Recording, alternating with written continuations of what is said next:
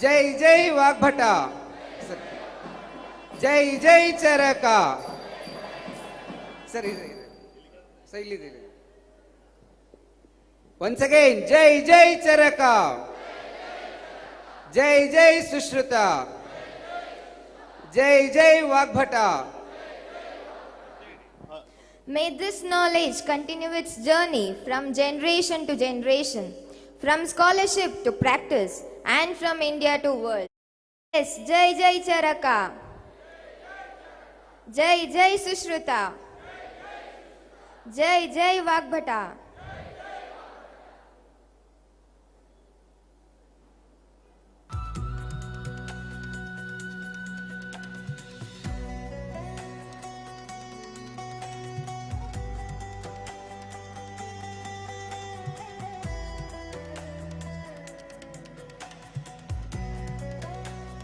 Welcome to Punarvasu 2.0 again. International Summit on Indriya.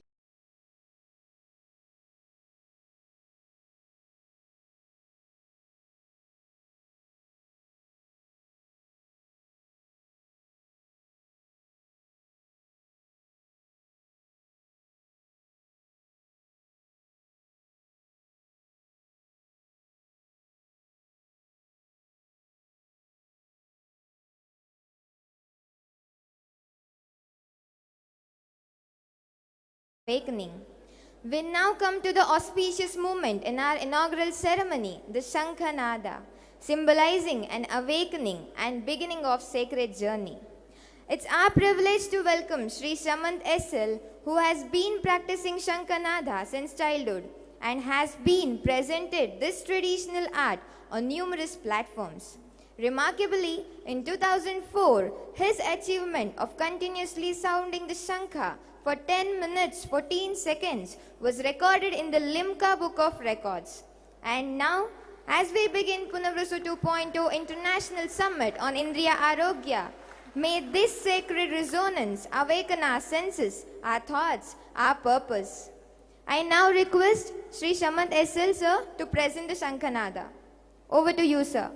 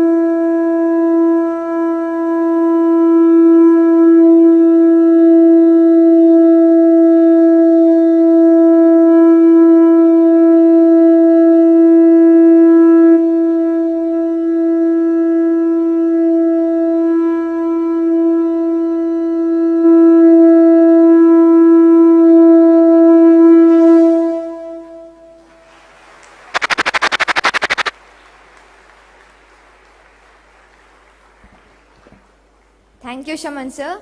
May the auspicious resonance mark the beautiful beginning of our journey today. Before knowledge speaks, let gratitude speak. Before intellect begins its work, let humility lead the way. And before we begin this journey of inquiry, let us seek blessings for the journey ahead. I now invite Dr. Anagha to lead us in the invocation.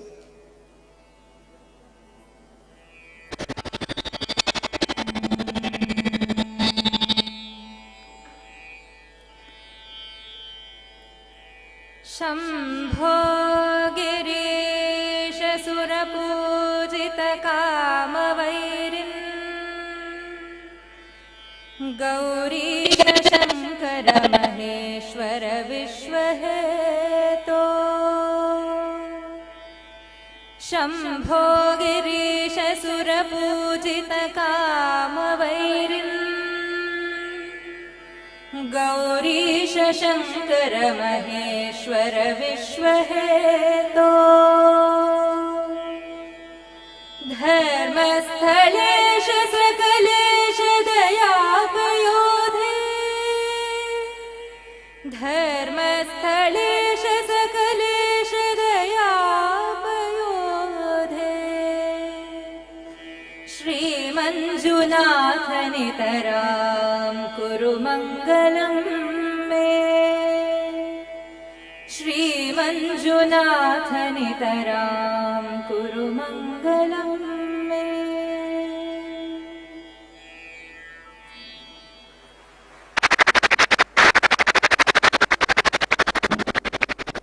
Thank you, Anaga. May the blessings invoked this morning guide our thoughts, strengthen our purpose, and keep every endeavor rooted in the service of humanity. A distinguished summit deserves a distinguished welcome. And to formally welcome this gathering and to set the context for the journey ahead, we are privileged to invite Dr. Prasanna Narasimha Rao sir, Director of STM Institute, for the welcome and book presentation. Over to you, sir.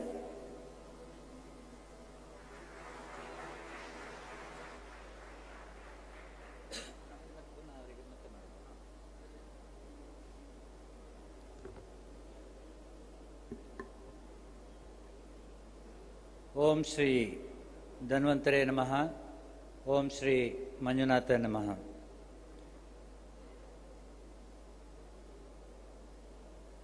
Respected Padma Vibhushan Dr. D. Virendra Hegde ji, Honorable Dharmadhikari of Sri Kshetra Dharmasthala,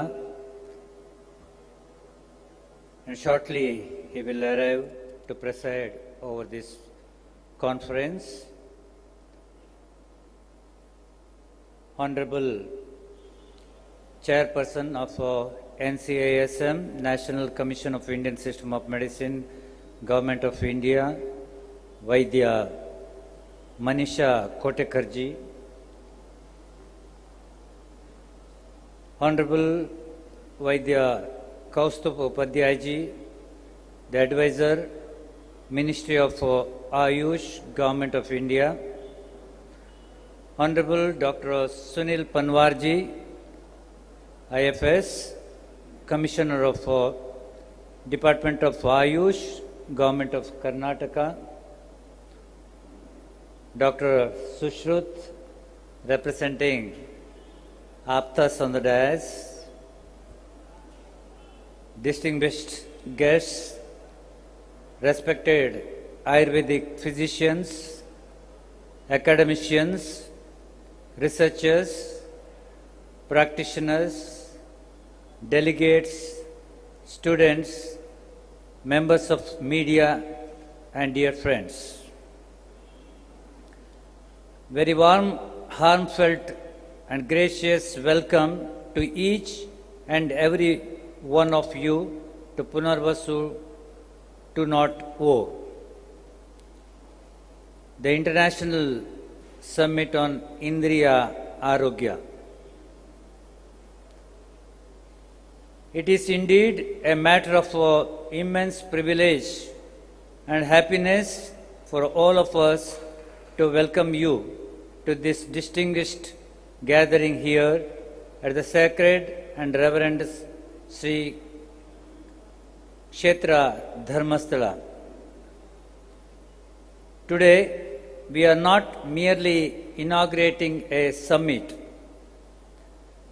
We are coming together to celebrate an essential dimension of human health, the health of our senses, our Indriyas.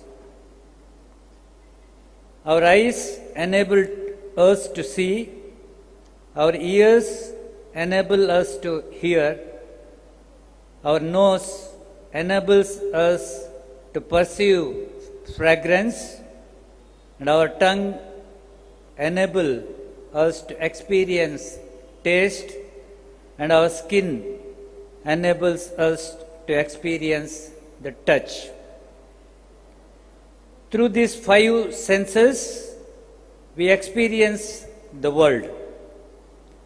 They connect us to the nature, to knowledge, and to relationships and untimely, and ultimately to the life itself. Yet in our rapidly changing modern lifestyle, sensory health often receives attention only after a problem appears. Punarvasu 2.0 seeks to change that perspective. The theme of this summit, Harsha, health advocacy for renascence of sensory health through Ayurveda, beautifully reminds us that Ayurveda is not merely a system of treating diseases. Ayurveda is a science of preserving health, promoting longevity, enhancing quality of life, and enabling human beings to live with balance, awareness, and joy. And this is precisely where the relevance of Indriya Arogya becomes profound. The very name Punarvasu evokes the idea of renewal, restoration, and rejuvenation. In that spirit, may Punarvasu 2.0 become a platform for renewing our understanding of Ayurveda, reconnecting ancient wisdom with the contemporary science, rediscovering the timeless relevance of Ayurveda in safeguarding sensory health. We are today to inaugurate this program. We have Honorable Dr. D. Virendra Hegde ji. Shortly he will join with us. We welcome him once again when he will be on the dais. It is our honor to have our guiding force, the chairperson of National Commission of Indian Medicine, Vaidya Manisha Kotekharji. She has, throughout her life, empowered the women of India, especially when she was leading as the national coordinator of Women's Cell of Rashtriya Swayamsevak Sangha. Today, being the chairperson of NCASM, she is guiding across 900 Ayush institutions, teaching institutions across India. She has, through NCASM, she has contributed a research product for empowering Ayush women doctors, the report was submitted to our Honorable President, Dr.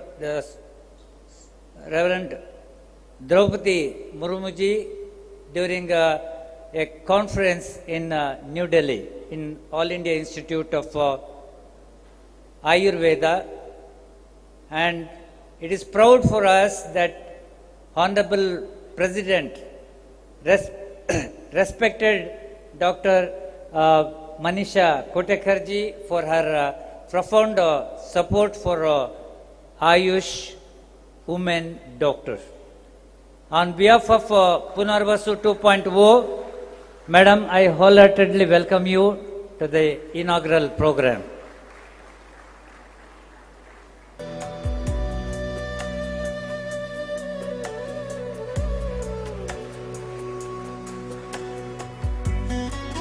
Thank you, Madam.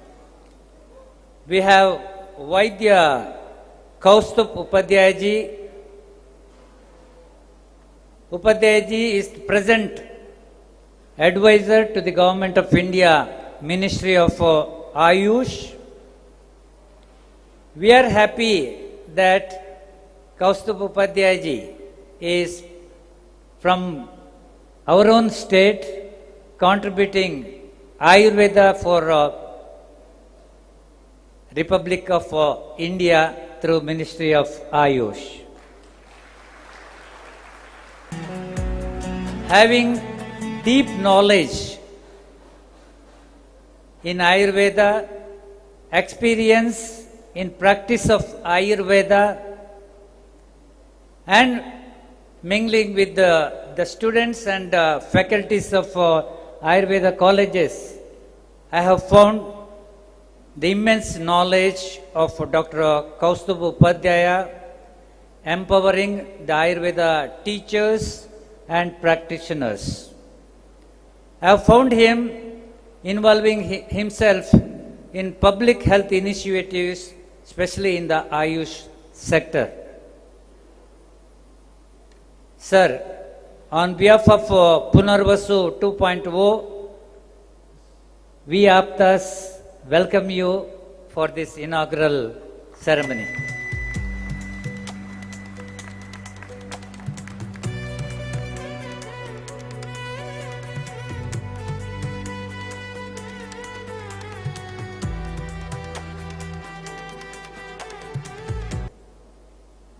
Dr. Sunil Panwarji, IFS, Honorable Commissioner of Ayush, Government of Karnataka. Today, he is the guiding force for over 1,000 plus Ayurveda dispensaries in Karnataka, 100 plus Ayush teaching institutions, and many Ayurveda Ayush pharmacies. He is also honorable member of syndicate for our FX University, Rajiv Gandhi University of Health Sciences.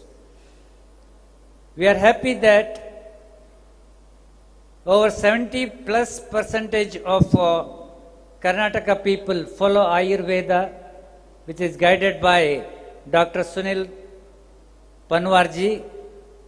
Sir, with the both knowledge from animal, the plant kingdom and Ayush, we are sure that you will continue in supporting and mentoring Ayurveda sector.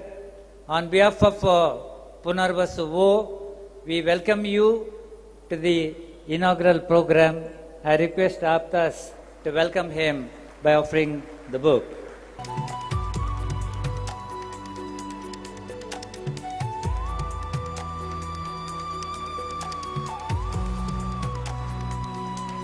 We have Vaidya Sushrut on the dais representing Aptas on the dais.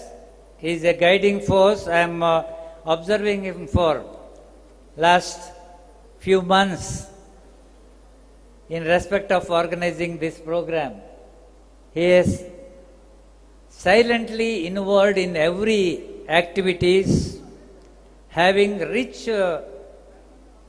background of Ayurveda through his family, who has contributed, Dr. Jivendar, who has contributed a lot for Ayurveda field.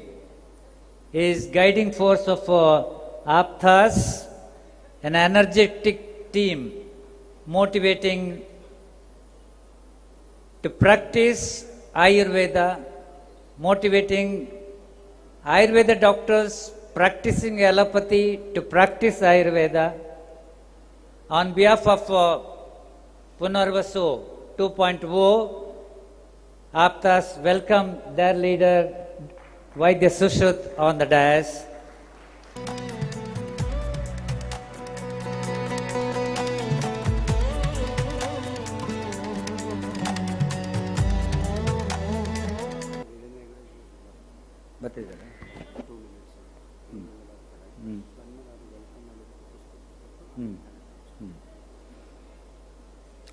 Shortly, our President, Pujya Shri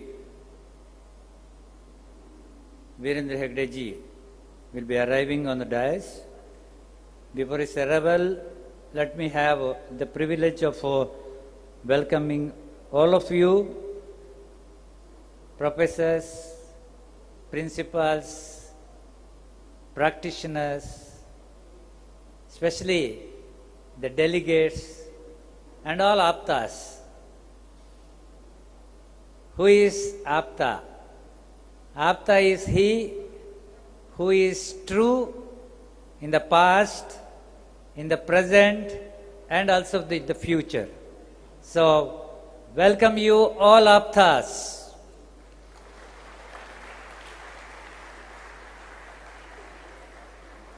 And welcome is due for the esteemed guests like Dr. Bal Subramaniam is here, as a former advisor to Ministry of Health, Government of India.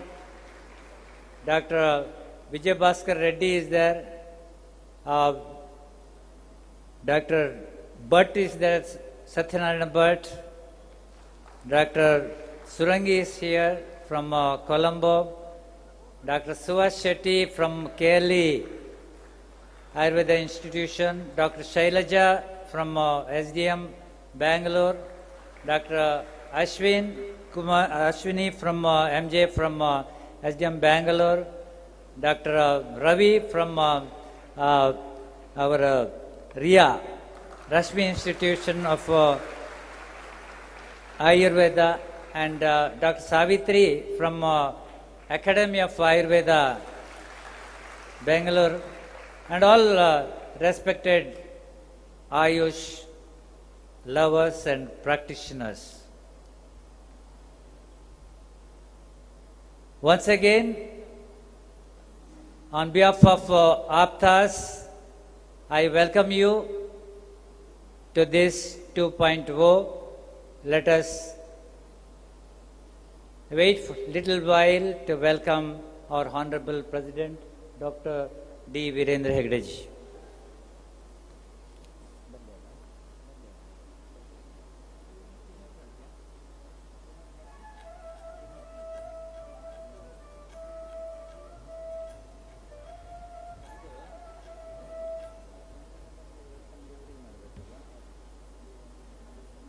Thank you, sir.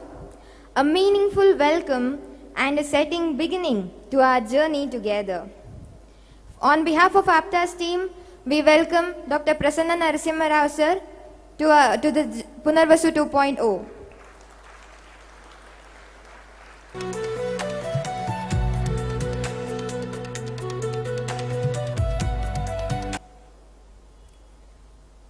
Padma Vibhushan Dr. D. Virendra Hegde ji is arriving. As he arrives to the gathering, I request everyone to stand up as a token of respect and welcome him for the gathering.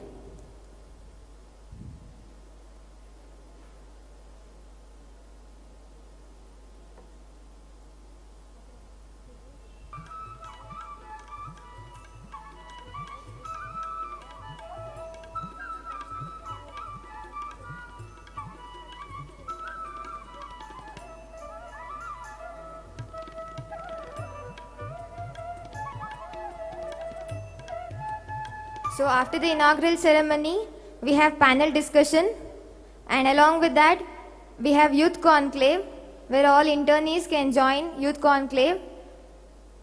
And tomorrow we are going to create a history, world record event on Indriya Arogya.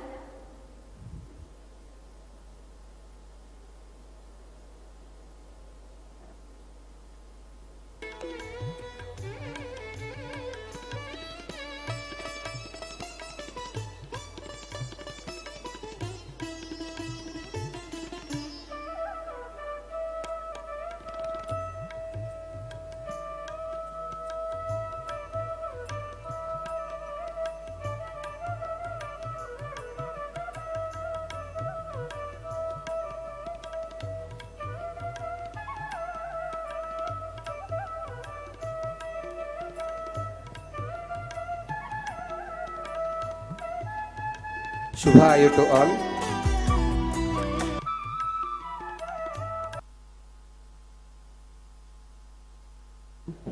Hello.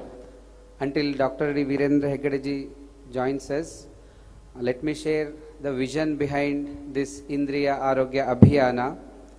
So we have so many things mentioned in our samhitas. Ayurveda has lot of potential, but knowledge is of no use without action. So many things are mentioned in Samhita, but we are not taking out of Samhita.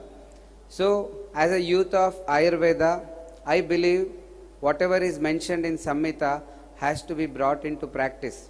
As you know the definition of Ayu. In Aptas Ayurveda, we have a trend of wishing everyone not as good morning, good afternoon. Most of the students are aware of this. We wish everyone as Shubha Ayu. Whenever we wish Shubha Ayu, that means from his birth till death, there should be Shubha. And Shubha is not just for the body. Ayu, you know. I think you all know the shloka of Ayu. Sharirendriya, can you recite with me? Sharirendriya Sattvatma Sanyogo Dhari Jivitam Nityagascha Anubandascha Paryayahi Ayuruchyate. So when we say Ayu, that includes Sharira, Indriya, Manas as well as Atma. And when we wish Shubha Ayu to someone, that is good for body, mind, sense organs as well as the soul. So with this motto, when we think, we prioritize Sharirika Arogya. These days we have also started prioritizing Manasika Arogya. And in this digital world, somewhere we have forgot about Indriya Arogya. So we have made a habit of doing Ati Yoga, Mithya Yoga of all the five senses. So this Indriya Arogya Abhiyana wants to address the issues related to the Indriya Arogya. So youngsters, if you see the screen time, so most of the times we are using mobile, and most of the times in social media we will be spending our time, and we neglect the health of our eyes. If I ask randomly anyone what you are doing for your eyes, then definitely the answer will be most of the times nothing. So through this Indriya Arogya Abhiyana, we want to create an awareness among everyone to take care of their sense organs. So not just eyes. And again, when we say Indriya Arogya, the all focus will be on the eyes majorly. But we have different angles in this Indriya Arogya. So in this 2 days event, we are going to develop a roadmap for the next 5 years that what should be done in this Indriya Arogya Abhiyana. And we are really happy that we are launching this from the Sri Kshetra Dharmasthala.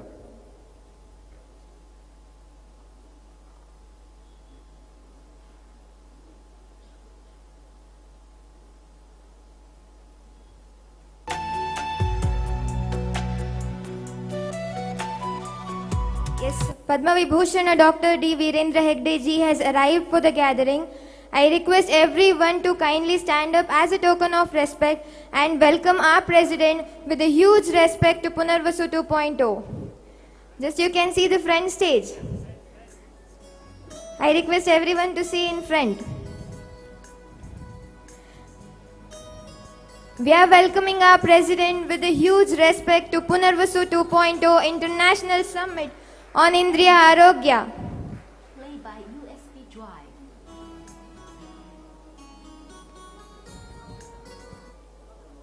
Please give a big round of applause and welcome our President.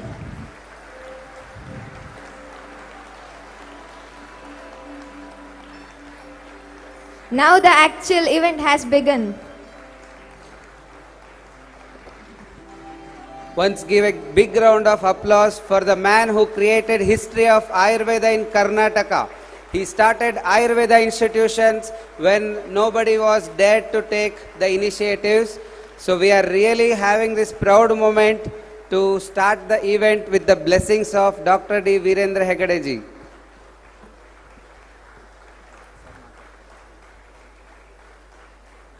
I hand over mic to Dr. Prasanna Narasimha Rao sir.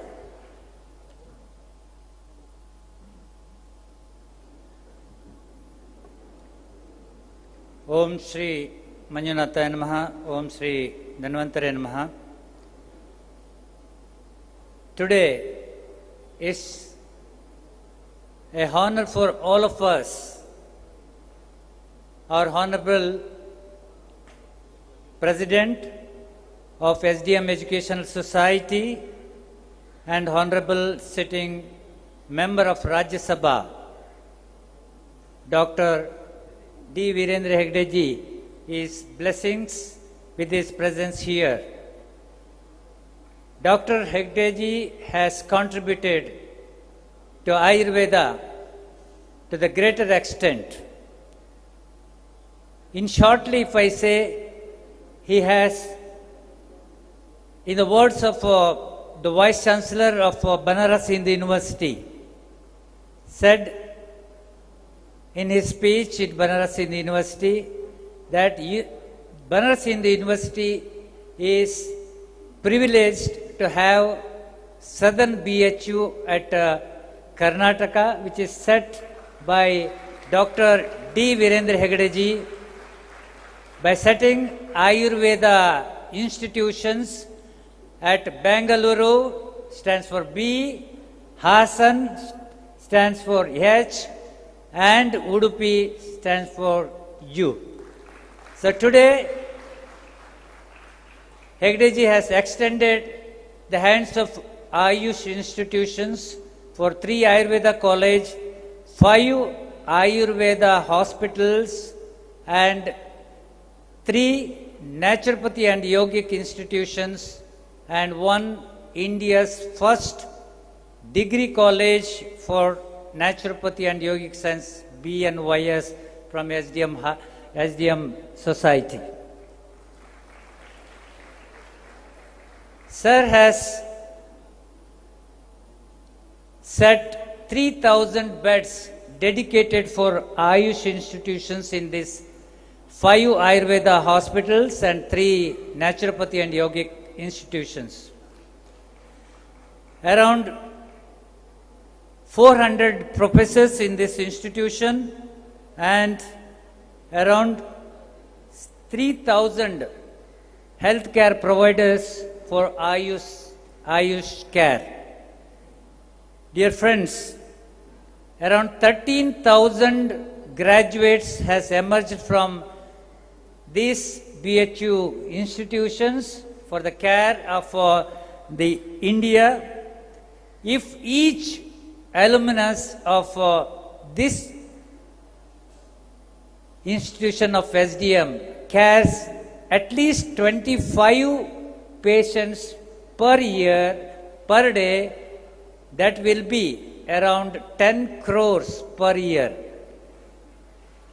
No SDM alumnus see only 25 patients. We have Dr. Ashwini here and Shailaja Madam, Savitri Madam. Many of doctors see minimum 100 patients per day. And if it is 100, for India's healthcare is a great contribution, tuning to around 45 crores in the population of 160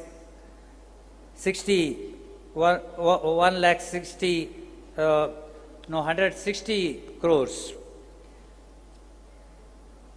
Dear friends, it's a great privilege for us.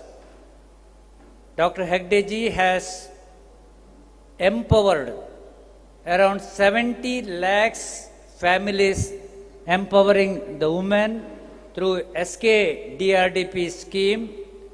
He has empowered over crore graduates for empowering them to the self-employment, and his contribution a great through Siri rural industry to this community. With only with these words, we thank Ayurveda graduates, students, to Dr. D. Virendra Hegde for supporting us and making us to have this Punarvasu 2.0 international conference at Dharmasthala.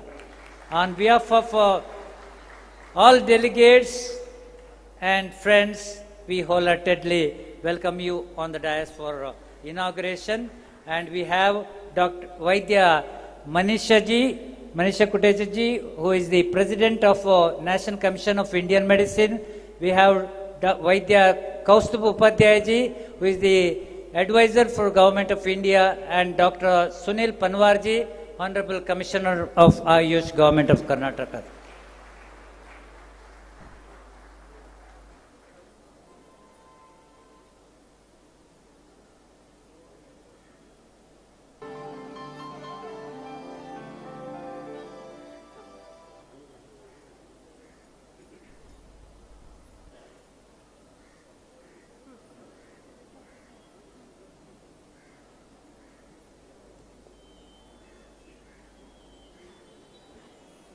So we have come to one of the most cherished tradition of an auspicious beginning, Deepa Prajvalana. A flame may be small, but its meaning is immense. It illuminates, it awakens, it guides, and knowledge is much the same. The more it is shared, the greater is its light. Now I request Vaidya Manisha Ma'am, Chairperson, NCISM New Delhi, to grace the ceremonial lighting of the lamp. May this light symbolize the wisdom that guides, science that illuminates, healing that restores, and service that transforms. I request everyone to stand up.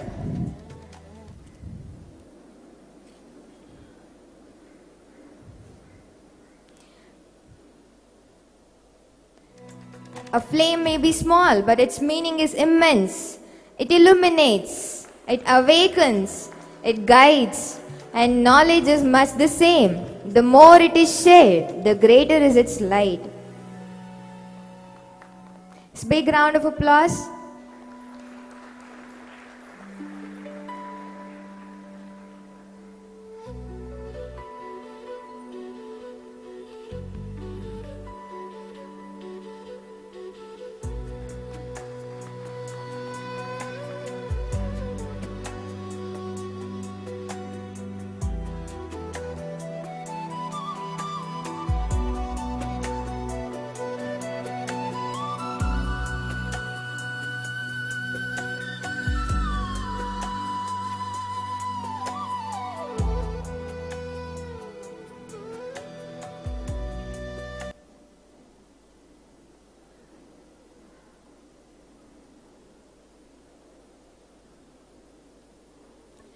Today on this occasion we have one more guest with us.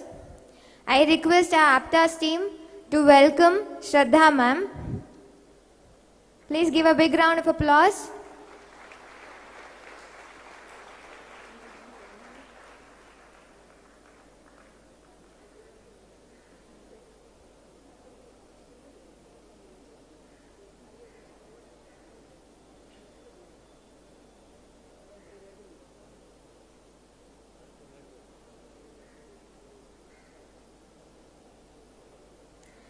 Thank you, ma'am. The ceremony has given our foundation. The lamp has given us light. And now we need a thought to give us a direction. Every significant summit begins with a significant question. And every significant question has the power to open a new pathway of thinking. To set this intellectual tone of Punarvasu 2.0, International Summit on Indriya Arogya, I invite Vaidya Sharad Kumar sir, founder of Aptas Ayurveda, to deliver the keynote address. Over to you, sir. Shubhayu to everyone. So this is a very great moment for me. In 2016, when I was doing my internship in SDM Ayurveda College, Udupi, we got a thought that we want to bring a change in the field of Ayurveda, and we started a group called Aptas Ayurveda. And the man who supported in our initial days is none other than our Parama Pujya Dr. D. Virendra Heggadeji. Because we made a book called Namma Ayurveda Paripurna Jivanakkagi, written by Dr. Arhant sir, and we took that first copy, which was done in a Xerox shop, and we gave it to Virendra Heggadeji. Then sir guided, you go to Manjushri printers, they will make it in a nice way. And then sir said that I will sponsor you also for publishing the books. And then we gave 1,000 Namma Ayurveda books in the school children's, and from there the journey of Aptas Ayurveda started, and we have reached 10 years, a decade of our journey, and we are celebrating 10th anniversary in a more mature and meaningful way. So every year we used to conduct events, and one of the popular one is Ayurgrama. So this year we are doing Ayurgrama 3.0. So in this Ayurgrama, 30 students from a college will be adopting a village, and for 7 days they will be staying there and promoting the concepts of Ayurveda among the villagers. And this year, with the theme Indriya Arogya, nearly 60 colleges have taken part with the support of National Commission of Indian System of Medicines, and they have promoted Indriya Arogya. And not just for the villagers, they have conducted 7 days Saptaha within the college with the motto, before preaching, we should also practice. And the audience is having more than 500 those volunteers who have participated in Ayurgrama. So all the vision behind Aptas is from Virendra Heggadeji, because the amount of dedication he has spent for developing rural India is commendable. We cannot even have such a big vision. So with the vision of Virendra Heggadeji, we create lot of events with Ayurveda to serve the people. We believe in the concept of Samhita to society. Many things are mentioned in Samhita which are not in the practice. So this year we have decided that for the next 5 years we are only working for the Indriya Arogya Abhiyana. So Indian government will launch lot of abhiyanas, but from Ayurveda side we don't have any abhiyanas. So we decided that from the place of Dharmasthala, whatever begins will reach a good end, and it will be serving to the society. With the motto, we have thought that if Indriya Arogya Abhiyana should launch, it should only launch by Dr. D. Virendra Heggadeji, then definitely it will reach to everyone. And Aptas Ayurveda works with the motto, reach Ayurveda to each. And in these 10 years, we have reached more than 10 lakh people with our activities. And I thank each one of you who has supported from the beginning till now, and those who are guiding us to work in a more better way. So for the next 5 years, we make sure that in 2031, when the Indriya Arogya Abhiyana will be successful, the credits will be for each one of you who have joined here. For the next 2 days, we will be discussing in a different pattern. We also had a thought that we should bring a new kind of event in Ayurveda, and it should be in the Ayurveda way. Everybody says that Ayurveda is not having evidence, but Ayurveda has evidence in the name of Pramanas. We have Aptopadesha, Pratyaksha, Anumana, Yukti, as well as so many such evidences mentioned in our Samhitas. So we decided that this event will be done in the Ayurvedic way. So we are doing today Sandhya Sambhashas. In total, 5 Sandhya Sambhashas has been planned in these 2 days. and each one of them will be having with the evidence of Ayurveda. It will start with Aptopadesha, which will create the foundation for Indriya Arogya as per the Shastras, and Pratyaksha, where our Shalakya practitioners will be discussing how the content mentioned in Samhitas will be taken to society in a practical way, and in the Anumana session, researchers will be guiding how the research should be done in this Indriya Arogya, and in Yukti we have strategists who will be guiding how the strategy should be for developing the roadmap, and in the fifth, the important session, that is Sankalpa. So in this Sankalpa we have policy makers from different fields of Ayurveda, and they will be taking this to the national level. And I hope that if we do this in a right way, definitely our Honorable Prime Minister Narendra Modi ji will lift this, and it will be definitely reaching everyone. So when we do such abhiyanas, it will be reaching the public. So this is all the vision behind Indriya Arogya Abhiyana, and the vision is given by none other than our motivator, Dr. Prasanna Narasimha Rao sir. Because one day he was telling me, our first year BAMS students will join, they will be wearing specs. And by the internship also, while they are leaving the college, they will be wearing specs. So when Ayurveda has such a potential, then why our own students are not utilizing it? This thought motivated me, and this leads to the development of Indriya Arogya Abhiyana with the motto, Swastha Indriya, Swastha India. So I will not take much time. We have to hear all the dignitaries. With this keynote address, I want to thank everyone once again for taking us to 10 years anniversary, and I thank Dr. D. Virendra Hegade ji for allowing us to conduct this event in the holy Shri Kshetra Dharmasthala. We will be always remembering, and we will be always working for the society in your Margadarshana. So the foundations what you have laid in SDM institutions is amazing, sir. Wherever we go, we get a different respect when we say we are from SDM. And the Aptas Ayurveda team is again full of SDM alumnus, volunteers, and even so many others. So today I promise to Dr. D. Virendra Hegade ji that the vision what you have started with the 3 Ayurveda institutions will be taking in the future in a beautiful and the best possible way to reach the last human on the earth, or the last man in the society, and we will cater Ayurveda to everyone. And if anybody asks who is the person behind you, and that will be none other than Dr. D. Virendra Hegade ji. Thank you so much. Thank you so much for everyone. Thank you, sir. That gives us a thought-provoking beginning to the conversation that lie ahead.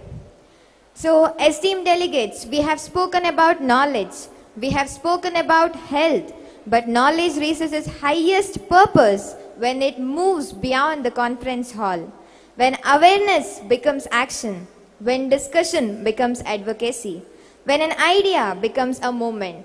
And now, Punarvasu 2.0 takes that step from conversation to commitment, from awareness to action, from Indriya Arogya as a concept to Indriya Arogya as a Abhiyana. That is therefore not simply a logo reveal, it's an unveiling of vision. And to lead this important movement, we profoundly privileged to have with us Padma Vibhushana Dr. D. Virendra Hegade ji, Dharmadhikari, Shri Kshetra Dharmasthala, a revered presence at a gathering devoted to knowledge, health and service. Sir, I respectfully invite you to launch Indriya Arogya Abhiyana and unveil its logo.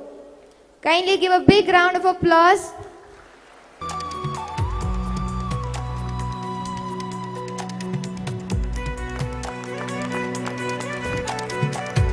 May that symbol become a movement for a greater awareness of sensory health.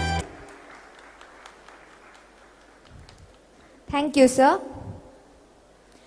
As Ayurveda continues to embrace the possibilities of technology, institutional management too is entering a new era, one that is more connected, efficient and transparent. And today, we are delighted to witness one such step forward, introducing BAMS ERP software, a comprehensive digital management solution designed to bring academics, administration, documentation, and institutional process one-to-one connected platform. This initiative brings together the Ayurveda, expertise of Drudabala, and the technology capabilities of Skillex. And now, for this significant launch, may I invite the representatives of Drudabala team and Skillex to join us on the stage. And to unveil this important step towards the digital transformation of Ayurveda education, it's our profound privilege to invite Vaidya Manisha Kotekar ma'am, Chairperson NCISM New Delhi, to launch BAMS ERP software. Kindly give a big round of applause.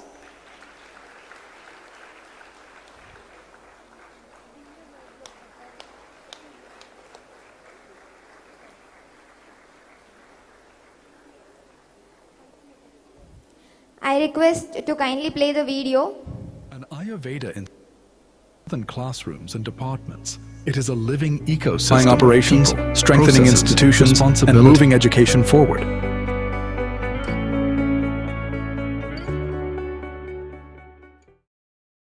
An Ayurveda institution is more than classrooms and departments. It is a living ecosystem of people, processes, responsibilities, and knowledge.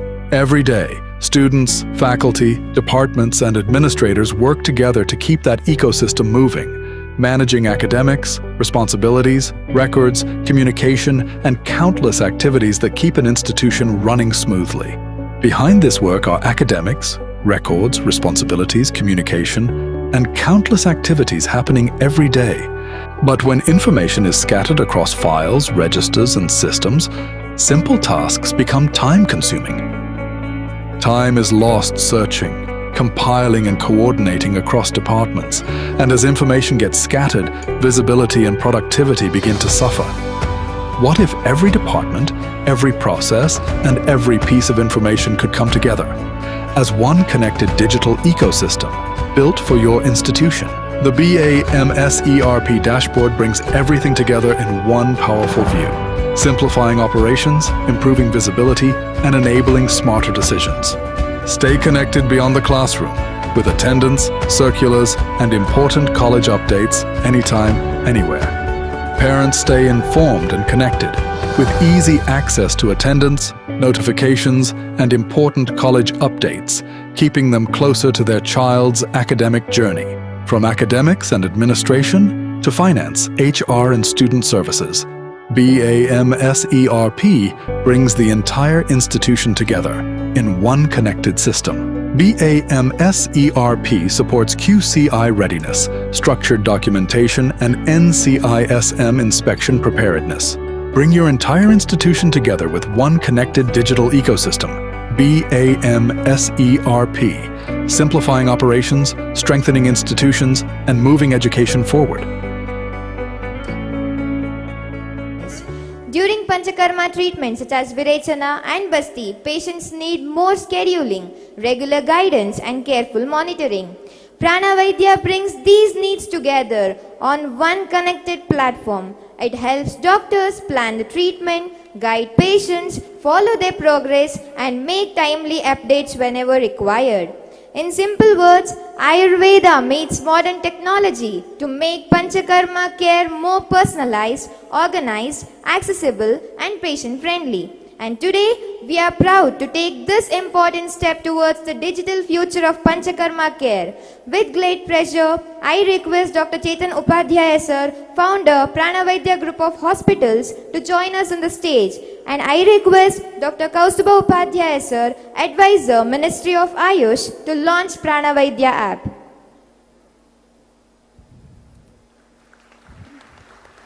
Pranavaidya, healing with heritage, advance with innovation.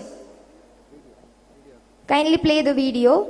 During Panchakarma treatments like Virechana and Basti, many patients had to stay admitted in the hospital for several days. Like Virechana and Basti, many patients had to stay admitted in the hospital for several days. Especially during Sneha Pana, patients would consume medicated ghee as per the treatment process but had to spend most of their time staying idle in the hospital. For working professionals, continuing Panchakarma along with their daily office routines became a major challenge. When patients wanted to continue treatment from home, another challenge appeared. How much ghee should I take today? What should be tomorrow's dose? When should I drink hot water? Without a proper monitoring system, patients depended on occasional phone calls and manual instructions. There was no real-time connection between the doctor, support team and patient. Pranavaidya app is designed to solve these challenges by bringing Panchakarma care into a structured digital system. Once a patient gets onboarded, a dedicated doctor guides the complete treatment journey. The doctor decides the daily treatment plan based on the patient's progress. The app provides step-by-step guidance throughout the procedure. Patients receive automatic notifications about when to take Sneha Pana, how much ghee to consume, and when to follow the next steps. Every instruction is personalized and monitored by the doctor. During the treatment journey, patient updates are connected with the doctor. If the patient experiences hunger, discomfort, or any changes, the information reaches the support team. This helps doctors monitor progress and provide timely guidance. Pranavaidya app also makes home therapies more convenient. Patients can book required therapies according to their convenience. They can track therapist schedules, arrival timing, and procedure details through the app. With Pranavaidya app, Panchakarma is no longer limited by hospital stays. Experience structured, doctor-guided treatment support while continuing your daily routine. Pranavaidya app, bringing personalized Panchakarma care closer to you. Pranavaidya goes beyond digital support by making your healthcare journey more convenient and accessible. With insurance support, no-cost EMI options, home therapies, 24/7 patient support, Sunday availability, inpatient services, app support, and video consultations, we ensure complete care throughout your wellness journey. To honor Dr. Chetan Upadhyaya, founder of Pranavaidya Group of Hospitals. Please give a big round of applause.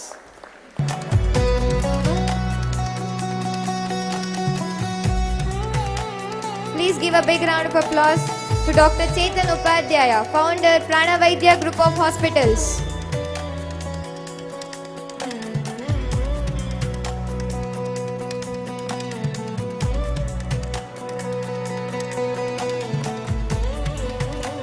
Thank you, sir. We now come to a particularly delightful presentation, one that takes the timeless wisdom of Ayurveda into the wonderful world of childhood, curiosity, and imagination. Because if we want a tradition to live into the future, we must inspire the next generation to discover it. And that is precisely the beautiful thought behind our next presentation. We are delighted to introduce Chota Charaka Pratidinam Ayurveda book, a unique initiative created to introduce children between 6 to 12 years to Ayurveda and Sanskrit in simple, engaging and enjoyable way. I request Dr. Anagha and team from SDMCH Hassan to come over the dais for the book release of Chota Charaka Pratidinam Ayurveda. And I now request our president, Dr. D. Virendra Hegde ji, to kindly release the book. Please give a big round of applause.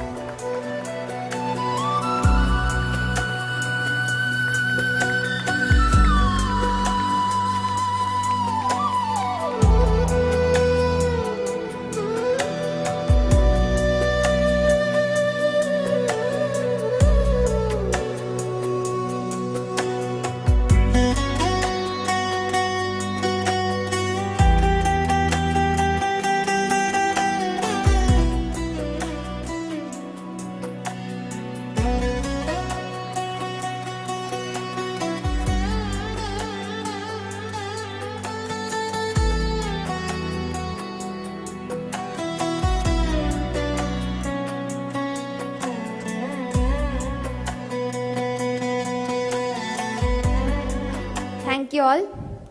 There is one principle that lies deep within every great knowledge and tradition. We never walk into the future alone. Someone trusted us to carry it forward. Someone taught us. Someone preserved knowledge for us. And someone showed us the path. And that is the spirit of Guru Shishya Parampara. And today we pause to express our reverence for the journey of knowledge. It's our privilege to offer Guru Vandana to Padma Vibhushan Dr. Virendra Hegde ji. I request all the Aptas team on the stage to perform Guru Vandana.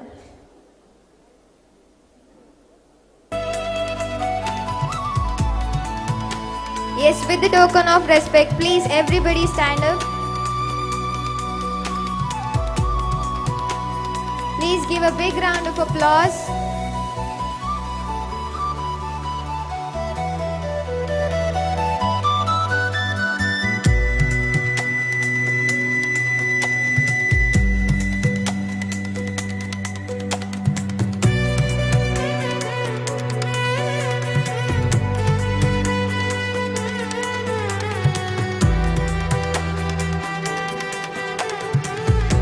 Yes, kindly give a big round of applause.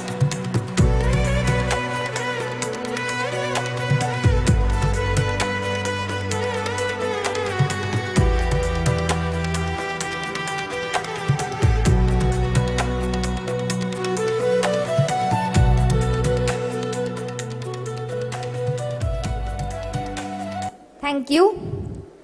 There are the moments in an occasion that become truly memorable because of the presence of a great soul.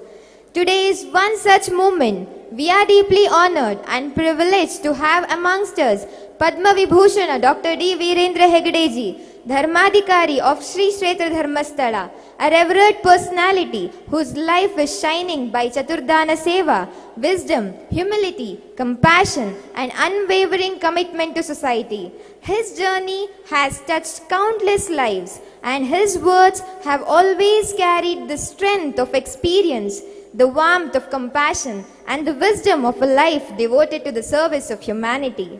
For us, his presence today is not merely an honor, it is a blessing. To hear him, to receive his guidance and to be inspired by his words, it's my privilege that we will cherish Dr. D. Virendra Hegde ji as we look forward to receiving his valuable thoughts and blessings with the deepest respect and utmost humility. I request Padma Vibhushan Dr. D. Virendra Hegde ji to kindly grace us with his presidential address.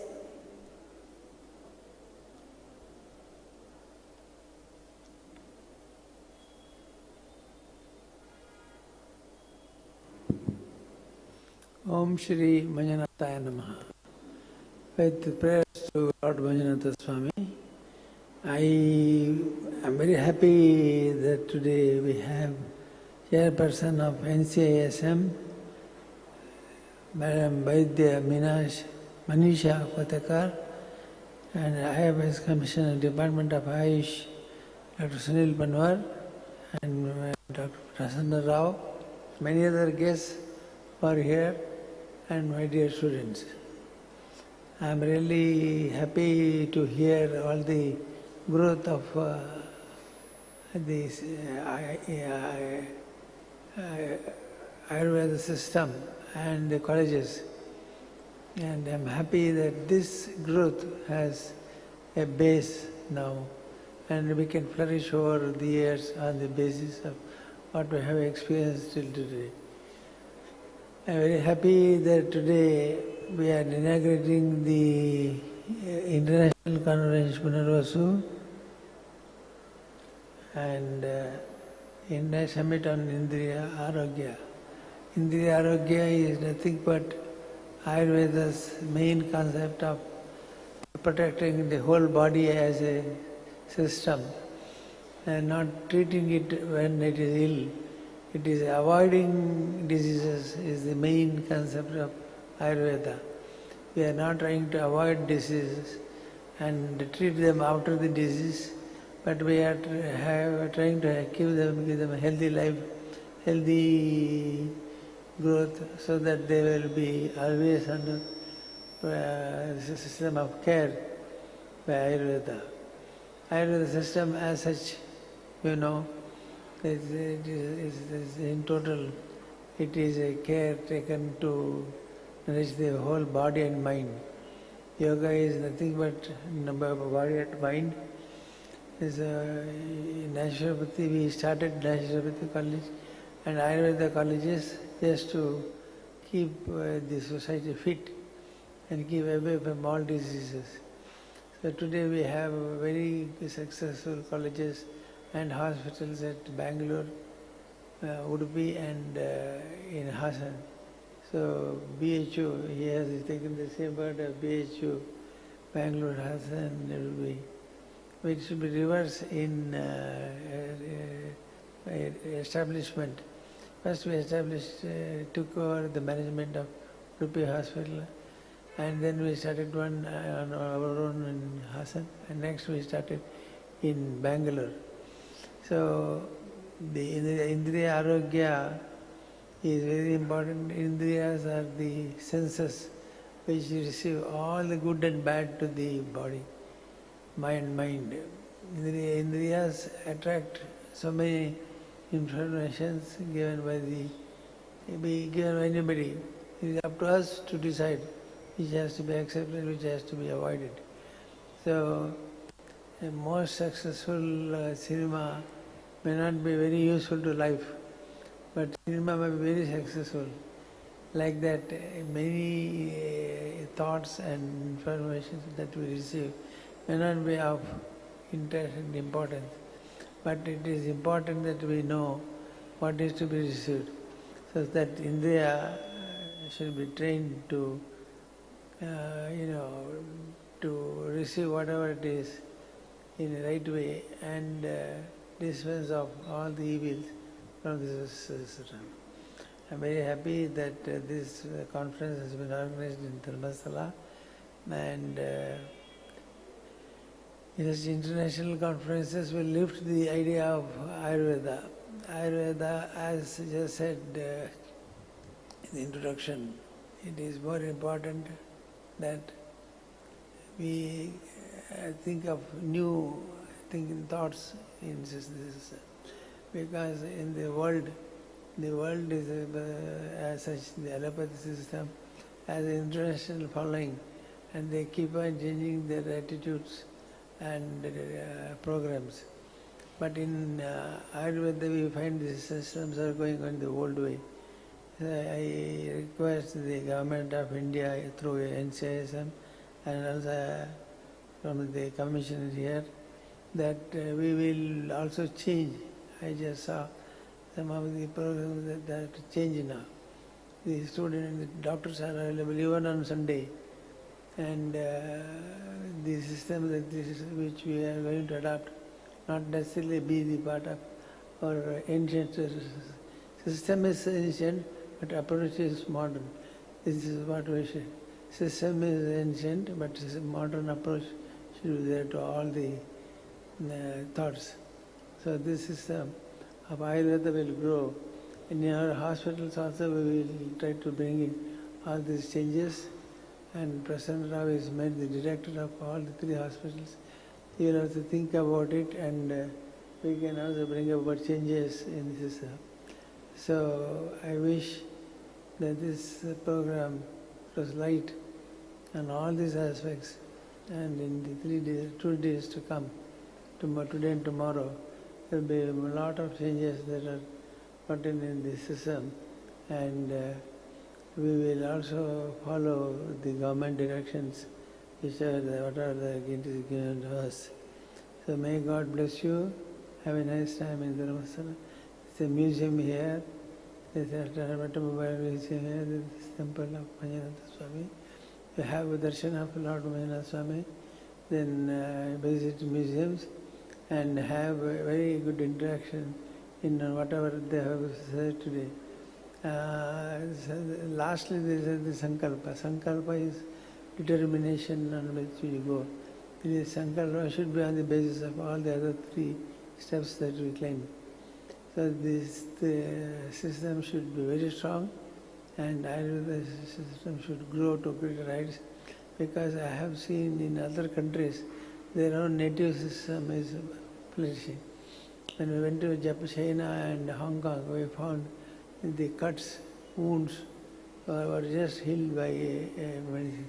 Whether it is fake or real, I don't know. But with one touch, they would heal the cuts and the wounds. So there are native medicines in every country, not only in Ayurveda in India. Like Ayurveda, all systems, but the modern system has entered very recently in the last 100 years. So we should also think of new methods to introduce Ayurveda in other walks of life and to have more patience with the system. May God bless you. With pleasure, I am inaugurating the International Summit on Indriya Arogya. May God bless you. Thank you, sir. Your inspiring words and above all for blessing the International Summit, Punarvasu 2.2 with a gracious presence and wisdom. Your blessings have added immense meaning and dignity to this summit. Your words have given this gathering not merely inspiration but direction. Thank you, sir. Now, I request Apta's team to honor Shraddha ma'am, CEO of Kshemavana and leader of Jnana Vikasa. Please give a big round of applause.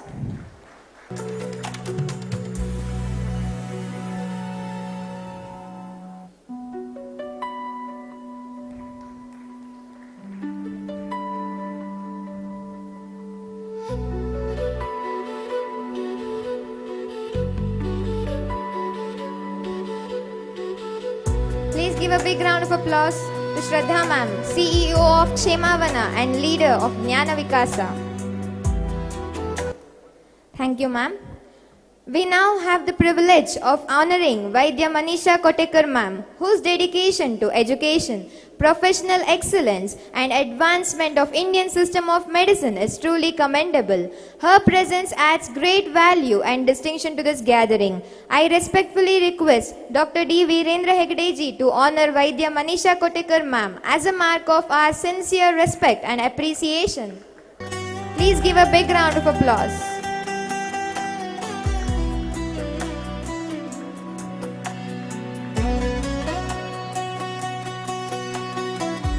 Thank you, ma'am.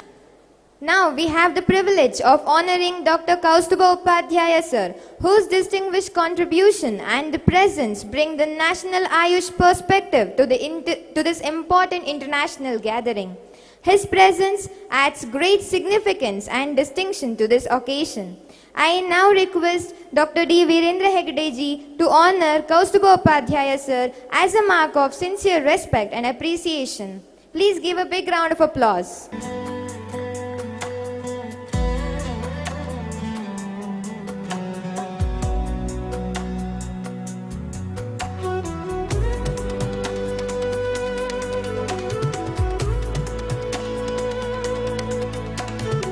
Thank you, sir. And we now have the privilege of honoring Dr. Sunil Panwar sir, IFS, whose distinguished service and responsibilities connect Ayush policy, effective implementation and public service. His valuable contribution to the field and his presence adds greater significance and dignity to the occasion.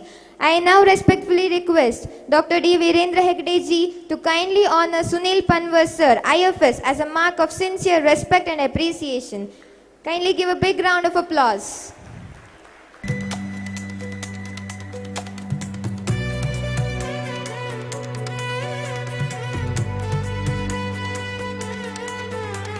Four distinguished personalities, 4 areas of responsibility, 1 shared purpose, better health, better knowledge and better service. A knowledge of tradition becomes stronger when its foundation are strong. Education, standards, research, professional excellence, these are essential for any medical system engaging with the future. To share her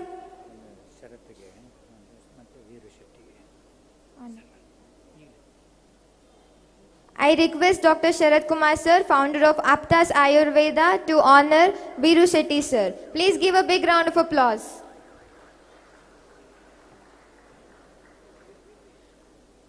Yes, please give a big round of applause to Viru Shetty sir.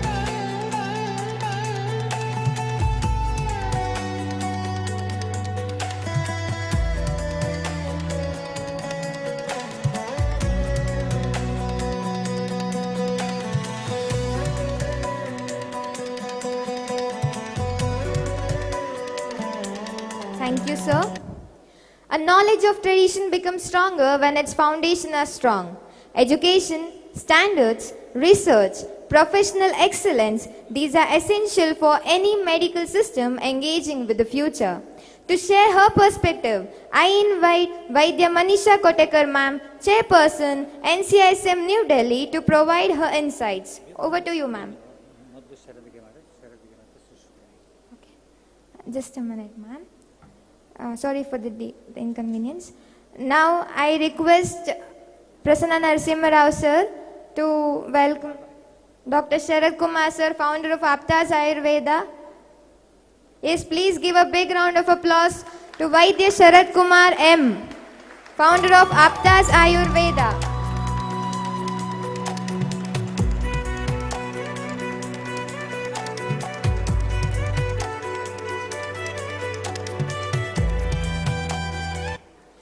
Now I request Dr. Prasanna Narasimha Rao sir to honor Dr. Sushruth sir, who is the leader of Aptas. Please give a big round of applause to Dr. Sushruth sir.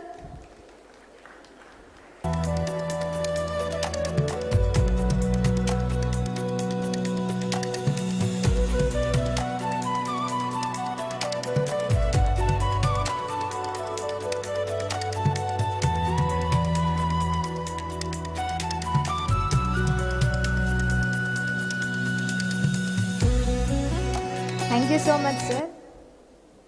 Now I request Vaidya Manisha Kotekar ma'am, Chairperson, National Commission of Indian System of Medicine, to provide her insights. Over to you, ma'am.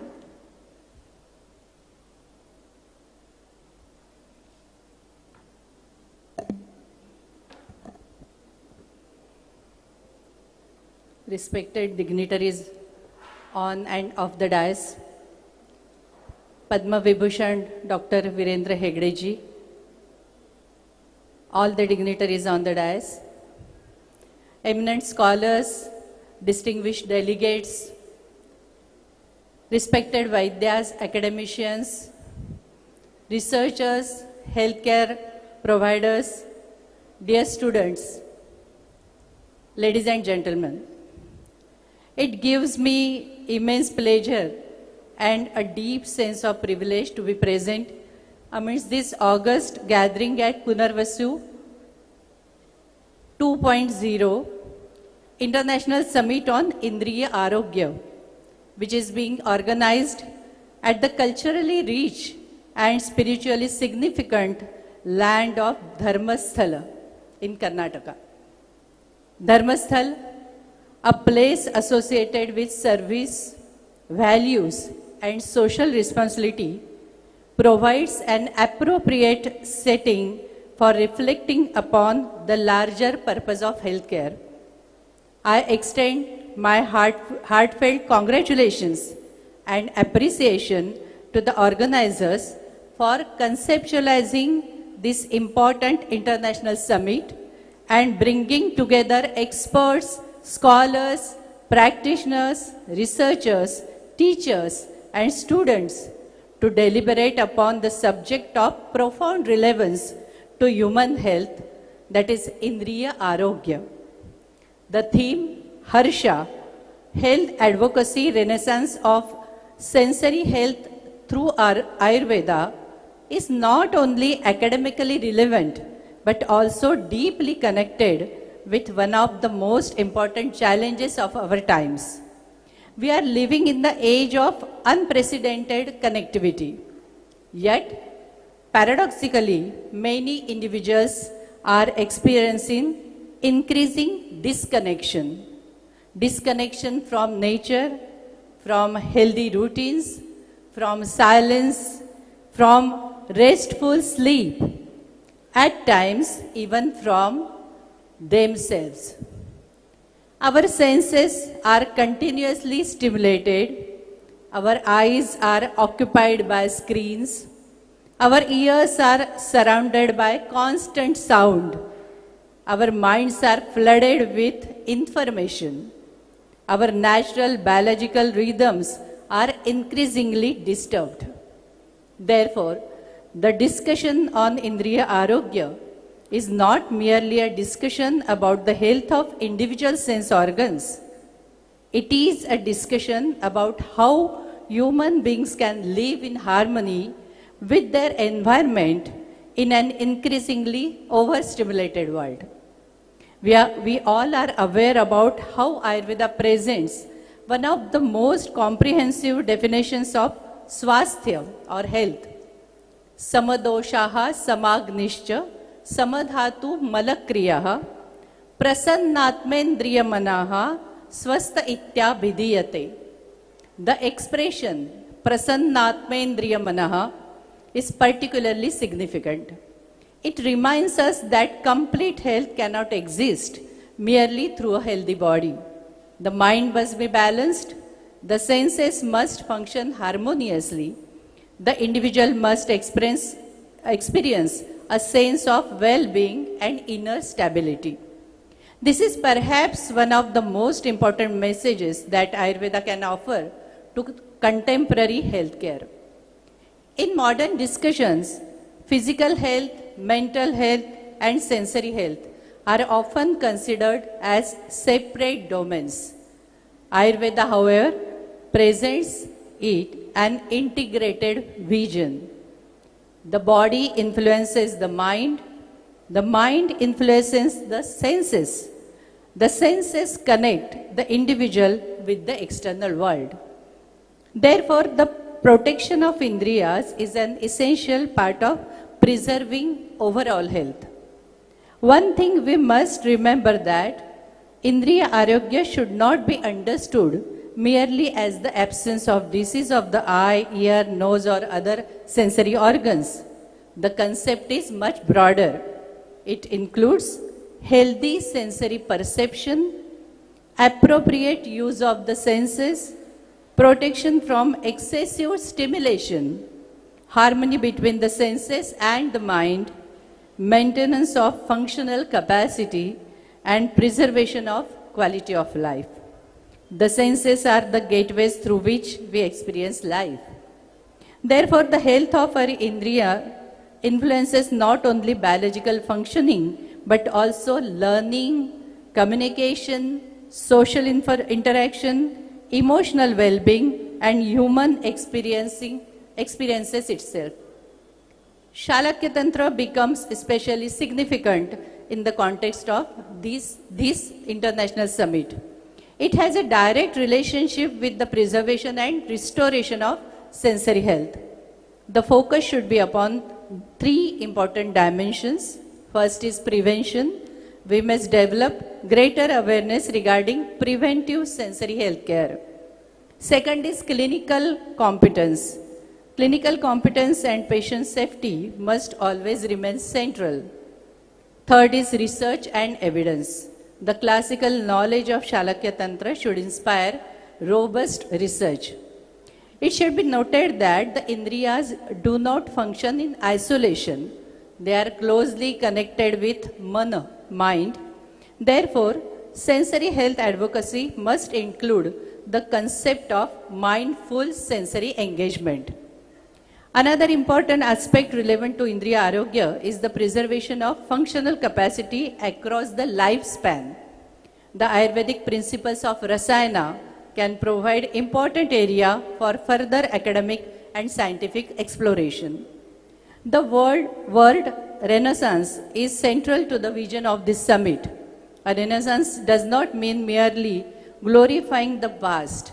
It means rediscovering knowledge, re-examining it, researching it, refining it, and applying it meaningfully to the challenges of the present and future.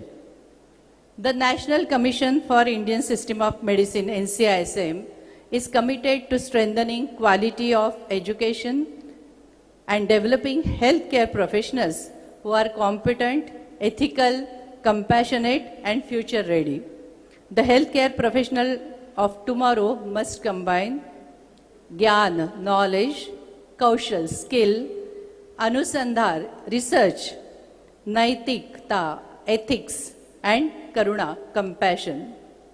Education must therefore move beyond the acquisition of information towards the development of competence. My dear students and young scholars, the world is changing rapidly. You have access to technology and knowledge resources that previous generations could not have imagined. But remember, information is not same as knowledge.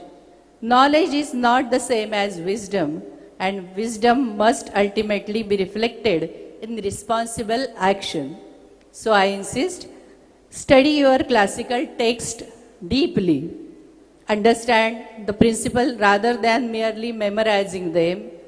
Develop clinical competence, learn research methodology, respect scientific inquiry, use technology as a tool, but do not allow technology to replace critical thinking. Most importantly, never compromise on ethics and patient welfare. At the end, I once again congratulate the organizers, APTAs, of Punarvasu 2.0 for this important initiative. I extend my best wishes to all the distinguished delegates, scholars, practitioners, researchers, faculty members, and students participating in this international summit. I am pretty confident that the deliberations held here will generate meaningful ideas, inspire research, strengthen collaboration, and open new pathways for advancing Indriya Arogya through Ayurveda. Thank you so much. Thank you, ma'am. Now I request Dr. D. Virendra Hegde ji to honor Dr. Prasanna Narasimha Rao sir, Director of SDM Institutes. Please give a big round of applause.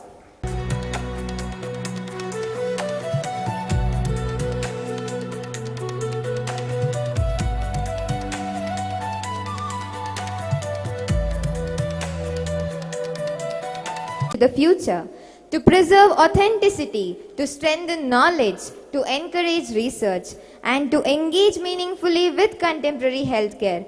To share the national Ayush perspective, I request Dr. Kaustuba Upadhyaya sir, Advisor, Ministry of Ayush, Government of India, to share his insights. Over to you, sir.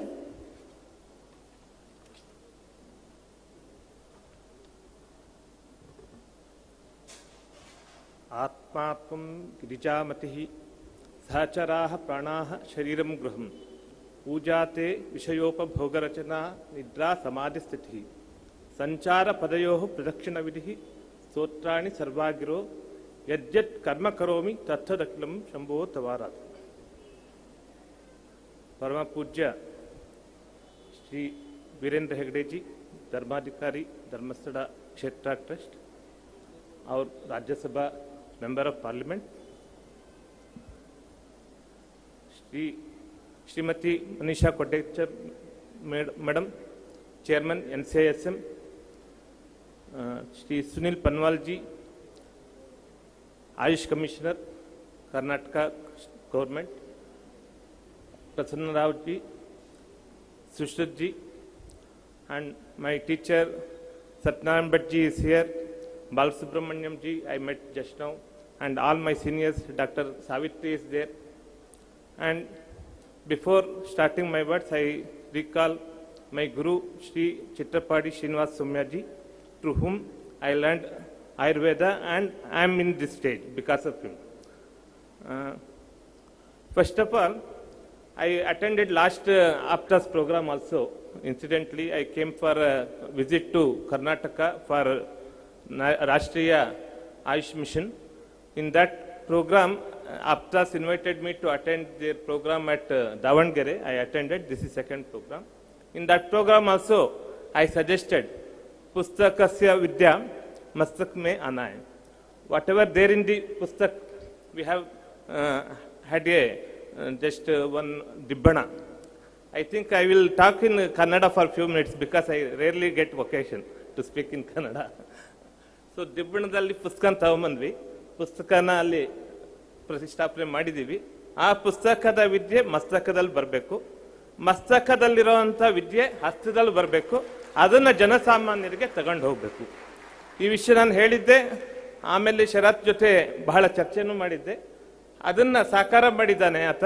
ಮತ್ತು ನೀವೆಲ್ಲ ಸೇರ್ಕೊಂಡು ಎಲ್ಲ ಸಾಮಾನ್ಯರ ಜೊತೆಗೆ ಈ ಇಂದ್ರಿಯ ಆರೋಗ್ಯದ ಒಂದು ವಿಷಯನ ತಗೊಂಡು, ಮೊದಲು ಆತ ನನ್ನ ಹತ್ರ ಪ್ರಸ್ತಾಪ ಮಾಡಿದಾಗ ಒಂದು PHI ಪ್ರಾಜೆಕ್ಟ್ ತಗೊಳ್ಬೇಕು ಅಂತ ಬಂದ. ನಾನು ಹೇಳಿದೆ, PHI ಪ್ರಾಜೆಕ್ಟ್ ಅಂದರೆ ನೀವು 1,000 ಜನನ ರೀಚ್ ಮಾಡ್ಬೋದು. ನಿಮ್ಮ ಹತ್ರ ಇಷ್ಟು ಜನ ವಿದ್ಯಾರ್ಥಿಗಳಿದ್ದಾರೆ, ಅಷ್ಟು ಕಾಲೇಜುಗಳ ಸಂಘಟನೆ ಇದೆ, ನೀವು ಎಲ್ಲ ಪ್ರದೇಶದಲ್ಲಿ ಎಲ್ಲೆಲ್ಲಿ ನೀವು ಮಾಡ್ಬೋದು, ಎಲ್ಲ ಕ್ಷೇತ್ರದಲ್ಲೂ ಕೂಡ ಈ ವಿದ್ಯೆಯನ್ನು ತಗೊಂಡೋಗಿ ಜನರಿಗೆ ಮುಟ್ಟಿಸಿ, ಇದನ್ನು ತಲುಪಿಸಿ ಅಂತ. ಈ ಕಾರ್ಯನ ಆಯುರ್ವೇದ ಅಕಾಡೆಮಿಯವರು 88ರಿಂದ ಮಾಡ್ತಾ ಇದ್ದಾರೆ. ನಾನು ಈ ವರ್ಷ ಇವನ್ ಸೆಪ್ಟೆಂಬರ್ 23 ರಾಷ್ಟ್ರೀಯ ಆಯುರ್ವೇದ ದಿನ ಬರ್ತಾ ಇದೆ. ನಾನು ಈ ಸಲ ಎಲ್ಲ ಇನ್ಸ್ಟಿಟ್ಯೂಷನ್ಸ್ಗೂ ರಿಕ್ವೆಸ್ಟ್ ಮಾಡಿದ್ದೀನಿ. 3 ಪ್ರೋಗ್ರಾಮ್ ಅವರು 88ರಿಂದ ಮಾಡ್ಕೊಂಡು ಬರ್ತಿದ್ದಾರೆ. ಒಂದು health education, health propagation, health care camps. ಇದನ್ನ ನಾವು ಜನಾಂದೋಲನವಾಗಿ ಇಡೀ ಭಾರತದಲ್ಲಿ ತಗೊಂಡು ಹೋಗ್ಬೇಕು ಅನ್ನೋದು ನನ್ನ ಕಲ್ಪನೆ. ಸರ್ಕಾರ ಕೂಡ ಒಪ್ಕೊಂಡಿದೆ. ಎಲ್ರಿಗೂ ನಾವು ರಿಕ್ವೆಸ್ಟ್ ಮಾಡ್ಕೋತಿದ್ದೀವಿ, ಎಲ್ಲ ಸಂಘ ಸಂಸ್ಥೆಗಳು ಆಯುರ್ವೇದದಲ್ಲಿ ಇರುವಂಥ ಪ್ರತಿಯೊಬ್ಬರು ವೈದ್ಯರು, ಇನ್ಸ್ಟಿಟ್ಯೂಷನ್ಸ್, ವಿದ್ಯಾರ್ಥಿಗಳು ಎಲ್ಲರೂ ಸೇರಿ ಈ ಕೆಲಸನ ಮಾಡಬೇಕು.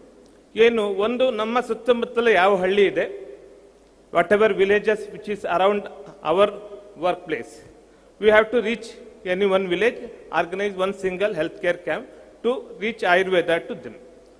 That is one thing. Second, health education. Whichever high schools in and around our institutions, our clinics, our contact, we have to go there, have basic teaching. Indriya Arogya, we have got a beautiful Chota Charak. बहुत खुशी हुआ उसको देखने के बाद. संस्कृत में है और इतना सिंपल. हम आयुष्मान भारत बोल, आयुष्मान डॉक्टर बोल के एक किया था भारत सरकार की तरफ से, उससे भी बढ़िया है. मैं अप्रिशिएट करूंगा इस टीम को.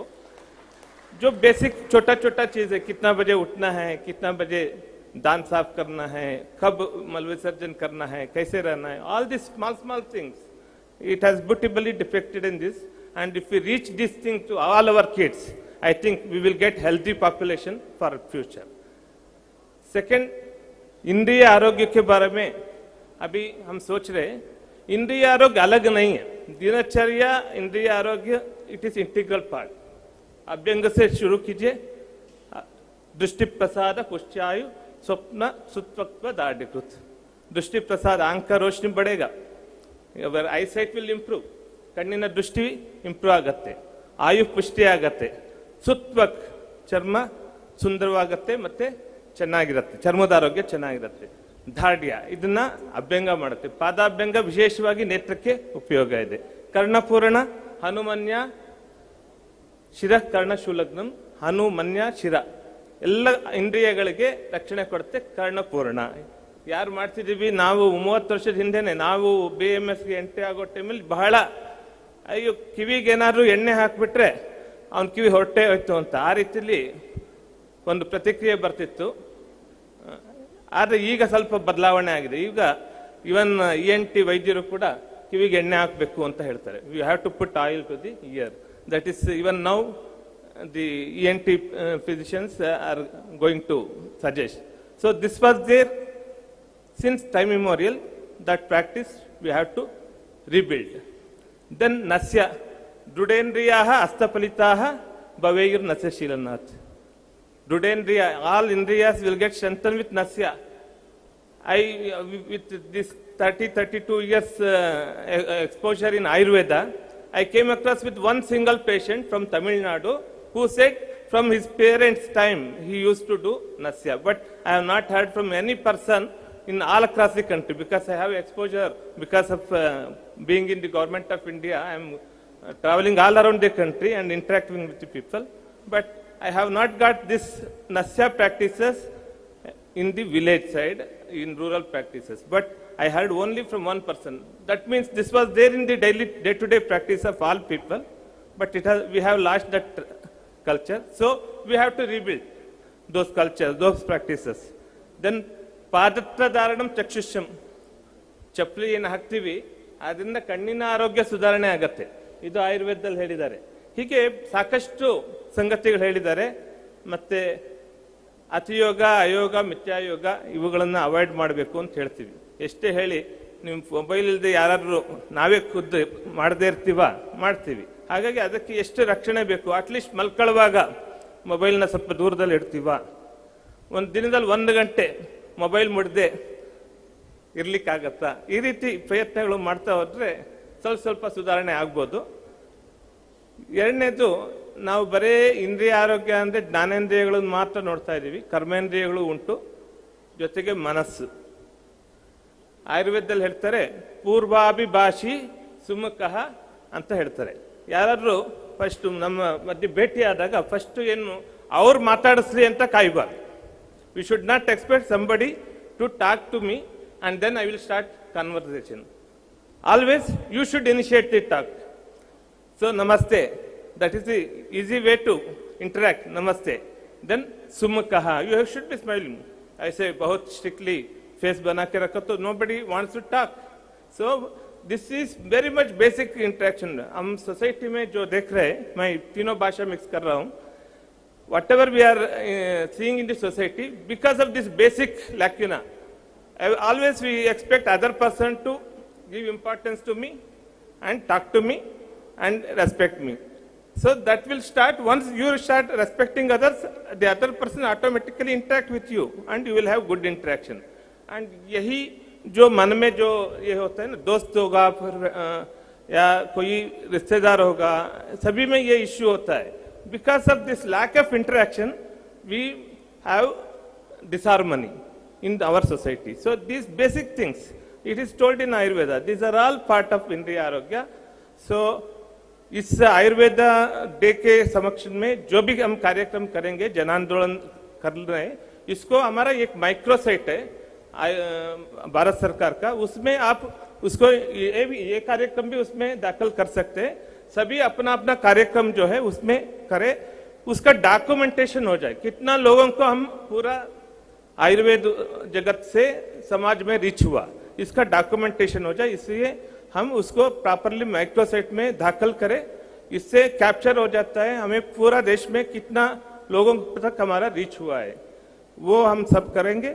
आई think all of us work together to take this Ayurveda principles, practices and bring help to the society and one and all. Thank you. नमस्ते.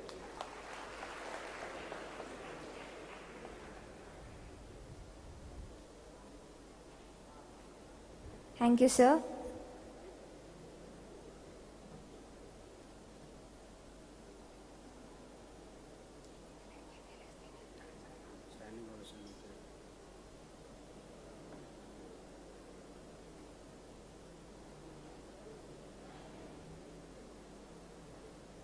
I request everyone for giving a standing ovation to the motivation of Ayurveda, Dr. D. Virendra Hegde ji.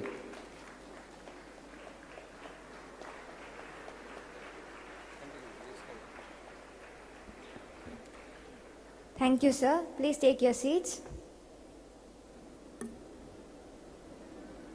A vision becomes meaningful when it reaches practice. A policy becomes powerful when it reaches people. And healthcare becomes transformative when the knowledge reaches communities. To bring us the Karnataka Ayush perspective, I invite Dr. Sunil Punarvasu, IFS Commissioner, Department of Ayush, Government of Karnataka, to share his thoughts. Over to you, sir. ವೇದಿಕೆ ಮೇಲೆ ಉಪಸ್ಥಿತರಾದ ವೈದ್ಯ doctor Manisha ಕೋತಕರ್ಜಿ, chairperson NCISM, Honorable Advisor to Government of India, Dr. Vaidya Kaustubji, Dr. Prasanna ji, Vaidya Sharad Kumar ji, all the dignitaries of the dais, dear students, teachers, and all the people who are in some way or other dedicating their lives to Ayurveda. Elrigu namaskara. Friends, I want to share one research study which I came across in 2007-8. It was conducted in Dandeli about the calcium content in the fruit of a ficus species. In one particular area, a lot of hornbill birds were found to be concentrating. And then when the researchers found out, they found that seasonally the calcium in that particular fruit increases during the breeding season of those birds. It means when they need more calcium for making of eggs, for fertilizing the eggs and laying fertile eggs, the calcium content automatically increases in that particular fruit tree species. Now this gives us a context that nature has done something even for a bird, for all the animals, and what not for the human beings. So every answer to the needs, be it health needs, nutritional needs, lies in nature. It has taken care of us all. This is the knowledge which our ancestors were having, and this is the foundation on which you are standing today, and we all are standing today. So this is the thousands of years of combined knowledge which is there in these granthas, which is there in oral traditions, which is there in practices all over the world, not only in India, all over the world. Traditional system of medicines are there because they have saved humankind for thousands of years. The modern medicine, to say, is 300 to 400 years max. The modern practices, though it is also deriving the main ingredients from that traditional knowledge only. But the traditional knowledge all over the world has been there for thousands of years. Now, since it has already proven itself, there is nothing to prove. So you are there on a very strong foundation as protectors of the human health. You are the torch bearers of that tradition which has saved mankind for thousands of years. Now, then where are we lacking? Why is it that people are choosing other system of medicine and neglecting, if that is the word? Are they neglecting really? Dear friends, if you are a dedicated traditional system practitioner, be it Ayurveda, be it Siddha, be it Unani, or any other traditional system of the world, there are immense opportunities because humans by nature seek the best treatment, the best doctor who is available, they will flock to you. I am talking of 1925 about Hakim Ajmal Khan. If you happen to Google it and ask what was his fee in 1925, dear friends, it was 1,000 rupees. He was, in 1925, the monetary terms today may be in lakhs. So one home visit, he used to charge 1,000 rupees. Hakim Ajmal Khan, who had been a Congress leader also during that time. It means that if you are skilled, if you have knowledge, if you are dedicated, all other things follow. They will follow. That is the premise on which today, as we gather here, this young crowd, the young volunteers who are organizing this program, I am sure they are all working very hard in that direction to make Ayurveda a cool thing again, a in thing again, a buzzing thing again. This is in your hands, the youngsters, to see that you do justice to what you are studying. There is huge demand for the system, and there will be huge demand for the system. I am running from the government of Karnataka side few very basic dispensaries, around 1,100 dispensaries, and we are catering to around 60 to 65 lakh footfalls per annum. Now imagine, with very basic facilities, limited medicines, and only 60 to 70% of working staff, we are catering, so many people are visiting us. It means people want Ayurveda. It is you who have to stand up and deliver. Wishing you all the best. Jai Hind, Jai Karnataka.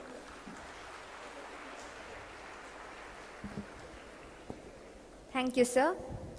As we approach the conclusion of this inaugural ceremony, let us pause for a moment. An event of this stature does not happen because of one person. It happens because of a shared vision, institutional commitment, dedicated teams, and many unseen hands, and people who believe that knowledge can make a difference. To formally express our gratitude, I invite Dr. Kiran Kesar to deliver vote of thanks. Esteemed dignitaries on and off the dais, distinguished guests, members of the audience, delegates, faculty, members of press and media, and my dear friends. It is my privilege and honor to propose the vote of thanks on this auspicious occasion, marking the inauguration of Punarvasu 2.0 International Summit on Indriya Arogya. At the outset, on behalf of the entire organizing team, I offer our deepest gratitude to Paramapuja Padma Vibhushan Dr. D. Virendra Hegde ji, Dharmadhikari of Sri Kshetra Dharmasthala. Sir, your gracious presence has added immense dignity, grace, and inspiration to the gathering. His continued commitment to Ayurveda, education, healthcare, and social welfare remains a source of inspiration to all of us. We are truly privileged to have him with us today. Thank you, sir. Our heartfelt thanks to Vaidya Manisha Kotekar, Chairperson, National Commission for Indian System of Medicine, New Delhi, for her gracious presence and for her valuable guidance in strengthening and advancing the Indian system of medicine. Thank you, ma'am. We are deeply grateful to Vaidya Kaustuba Upadhyaya sir, Advisor, Ministry of Ayush, New Delhi, for being with us today and for his valuable encouragement towards this initiative dedicated to Indriya Arogya. Thank you, sir. Our sincere appreciation to Dr. Sunil Panwar, IFS, Commissioner, Department of Ayush, Government of Karnataka, for his gracious presence and continued encouragement in promoting Ayurveda and its integration into contemporary healthcare. Thank you, sir. I also express my special thanks to Shraddha Madam, CEO, Kshemavana, and leader of Jnana Vikasa for her gracious presence. Thank you. Thank you, ma'am. We also place on record our sincere thanks to Vaidya Prasanna Narasimha Rao sir, Director, SDM Ayurveda Institutions, for his gracious presence, guidance, support to this initiative. Thank you so much, sir. A special word of appreciation to Shri Shamant SL, who commenced this program with the auspicious Shankanada, setting a spiritually resonant beginning to the today's proceeding. Thank you.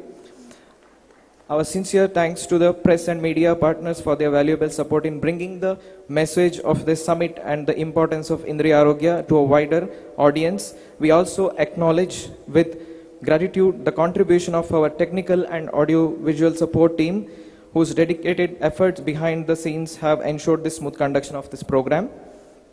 I would like to place on record our appreciation for all esteemed guests, delegates, practitioners, academicians, students, and well-wishers who have gathered over here. Thank you for being a part of Punarvasu 2.0. Your presence gives meaning and strength to this collective effort to bring greater attention to the preservation and promotion of Indriya Arogya. Thank you all. With this, I conclude the inaugural ceremony with a sense of gratitude to everyone who has contributed to its success. Thank you all. So delegates, kindly note, the program will be continuing, and interns, practitioners, and PG scholars who can also participate for the workshop on marketing is everything, which is happening in a parallel session at Vasant Mahal, which is beside the main hall. So total 100 participants can participate in that. So kindly note. So thank you so much. Over to Dr. Anupama to continue with the session. Thank you. Thank you, sir.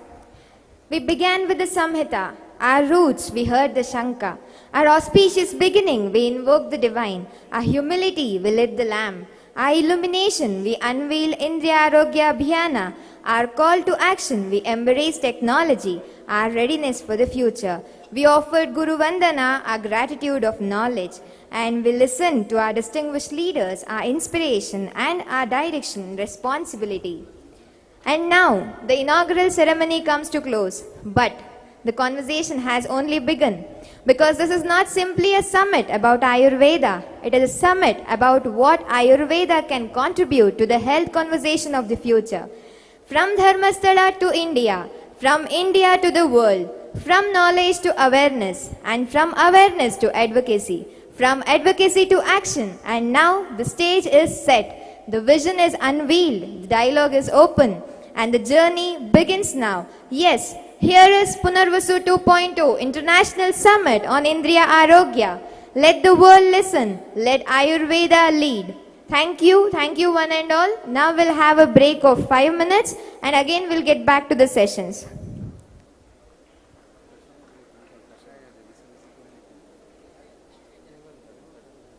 So Kashaya is available, all can go and have the Kashaya. And please be back within 5 minutes, we'll begin the session.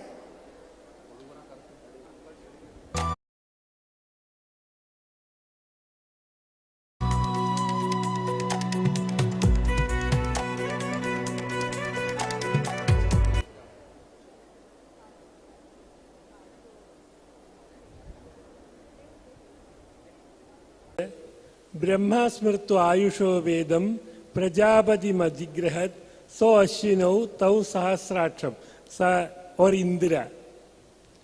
Indriya dattam Indriya justam. The soul or Atma has got windows to see the world. Indriyas or the sense organs are the windows for the Atma to see the world and know the world. So every disorder should certainly originate from the Indriyas, how Atma perceives it, how it affects our soul, mind and also body. So this is the link between Sharira, Indriya, Sattva, Atma Samyoga. Sharira disorders, they are very much gross, and Indriya is subtle, and next subtle is Manas, and the subtlest thing is Atma. So this continuation of the process of Atma Manasa samyujyate, mana indriyena, indriyamarthena, tata pratyaksham. So, this is very much important that the sense organs or indriya should be perfect if we want to have health. The indriya should perceive in the right way in order to get health, and when indriyas are afflicted or vitiated, the process of knowledge will be also vitiated and we get disease. So that is why Indra Prakashe illumines. Indra word means illumination. What illumines? The Atma illumines through the Indriyas, through the sense organs, and every disorder, there is a vitiation of Indriya in there, and we have to perfectly know the Indriyas, how to have the healthy Indriyas. We should have routine exercises, everything. All the things we will be coming into. Okay. Thank you, sir. So I would like to take opinion from Dr. Savitri. Shri Gurubhyo Namaha. We being Ayurveda Vaidyas, our job is to ensure that there is Dhatu Samya. May it be in the Brahmanda or in the Pindanda. That is our job. So, in Brahmanda, what is happening in our world? When we look around, we are seeing a lot of opportunities, distractions for Asatmendriyartha Samyoga. And people are falling prey to it. That is the need of the day. To save people from falling prey to the situations, to the gadgets, to the entire environment in the name of development, in the name of being more civilized, in the name of, being tech savvy. All wonderful things. But what are we losing? We are losing ourselves, including us, Vaidyas. We are not an exception to the entire thing. We are also human beings. So, all of us are forgetting that the journey of life is not to become a prey to the external world. Instead, it is a journey from outside to inside. And for that journey from outside to inside, we need to keep our karanas or indriyas healthy, because they are the ones which take the Atma's journey from outside to inside. So if not anything, the minimal thing what we can do is to ensure that people know what they are doing. You know, what will happen if you are doing Asatma Indriyartha Samyoga? What will happen? How to ensure that you can protect your Indriyas? This is a very vital duty of ours, and I really congratulate Aptas for having taken up such a huge project. We are with you. It's a wonderful thing and the need of the day. It's a very happy thing to be here for this noble cause here. Thank you. Thank you, ma'am. Very good, beautiful opening remarks by both of the resource persons. Of course, it's as if I have to put it in a word, Indriyas are nothing but the Jnana Karma Sadhanam. So whether you use your Indriyas to enjoy pleasure, enjoy your life, or whether you choose to see that Paramartha, you go to Paramartha, the door is the same, that is Indriya, then it is our choice, whichever path we go. Yes, thank you, ma'am. Thank you. In the context of Indriya, the first doubt that we come across, Indriya Rakshana. Actually, what is the meaning by the word Indriya Rakshana? Is it Indriyartha, Indriya Adhisthana Rakshana, Indriya itself Rakshana? Because always you do Nasya, you do Karnapurana, or you put some Anjana, or do Abhyangam. That is the Indriya Rakshana Vidhana that we know. But does that mean, is it for Indriya Adhisthana, or is it for Indriya in itself? So what actually the word meaning of Indriya protection here? Indriya Arogya means what? Sir? See, Charaga is explaining about the life itself. He says, we have got a body that is car or chariot. If we are utilizing the chariot or car in the wrong method, it will get ruined. If we use the correct way, a car, it can run for 20 or 30 years without any problem. But if you are not using it in the correct mode, it will, within 1 year, it will be ruined. So like that, Indriya should be utilized. It should be utilized in the correct methodology. That is what Ayurveda is a guideline for health. Ayurveda is a guideline, a book. You will get a guide when you buy a car, how to use the car. So Ayurveda is the book that is given to you how you have to use your body, sense organs, mind, and also Atma. Sharirendriya, Sattva, Atma, Samyogo, Dhari Jividam, Nityagascha, Anubandhascha, Paryayaira Ayurveda. So Ayurveda is the knowledge of all these four things, how to utilize and keep your health perfect. So this is what Indriya means. Indriya, how we have to use these Indriyas for well-being of the society, well-being of our body, well-being of our mind, well-being of our Atma. So this is very much important. Sharira and Indriya and Manas and Atma, they are very much interconnected, and we are finding out when there is a disease, where it has originated. Is it there in Atma? Is it there in mind, or is it in the Indriyas or Sharira? So this is the well-being. These four areas we have to find out and treat accordingly in the disorders person. A very beautiful message that our Indriya Rakshana is not only for ourselves, it is for the society also. Yes, ma'am, please. The question that you asked was whether it is Indriya or Indriya Adhisthana. Yes.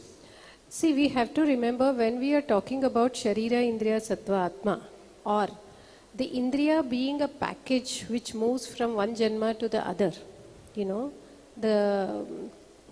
then we are talking about the Sukshma Indriya. But right now we are talking about Indriya Rakshana. So, or the protection of the Indriyas. Here specifically we are talking about the Indriya Adhishtanas. Because, as Sushruta puts it, Bhutebhyo hi paramyasmat nasti chinta chikitsite. So, we do agree that concept of Atma, Manas and the Sukshma Indriya with the Sukshma Bhuta which can carry karma with it. So that means to say even Indriyajanya Vyadhis can be karmaja.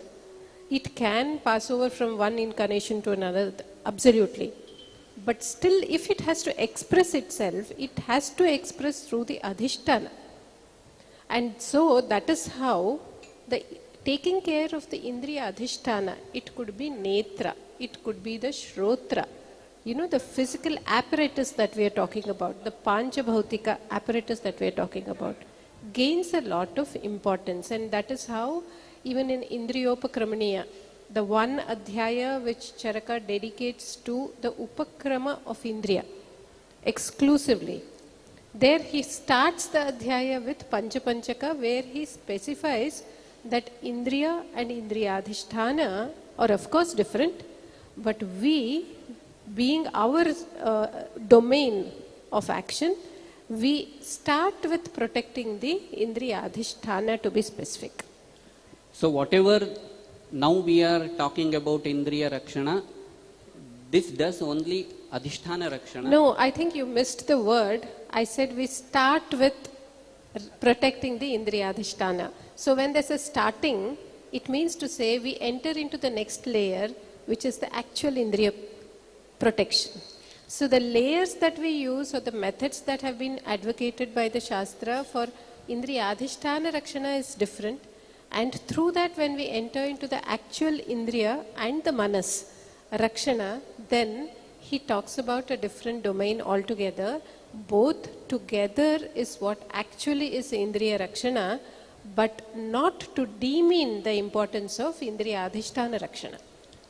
So you mean to say that start working on your Indriya Adhisthana first, start protecting this, that will gradually lead to the health of the Indriyas also. Also, so start somewhere, and the grossest is the best to start, because you know we people are so used to looking outside.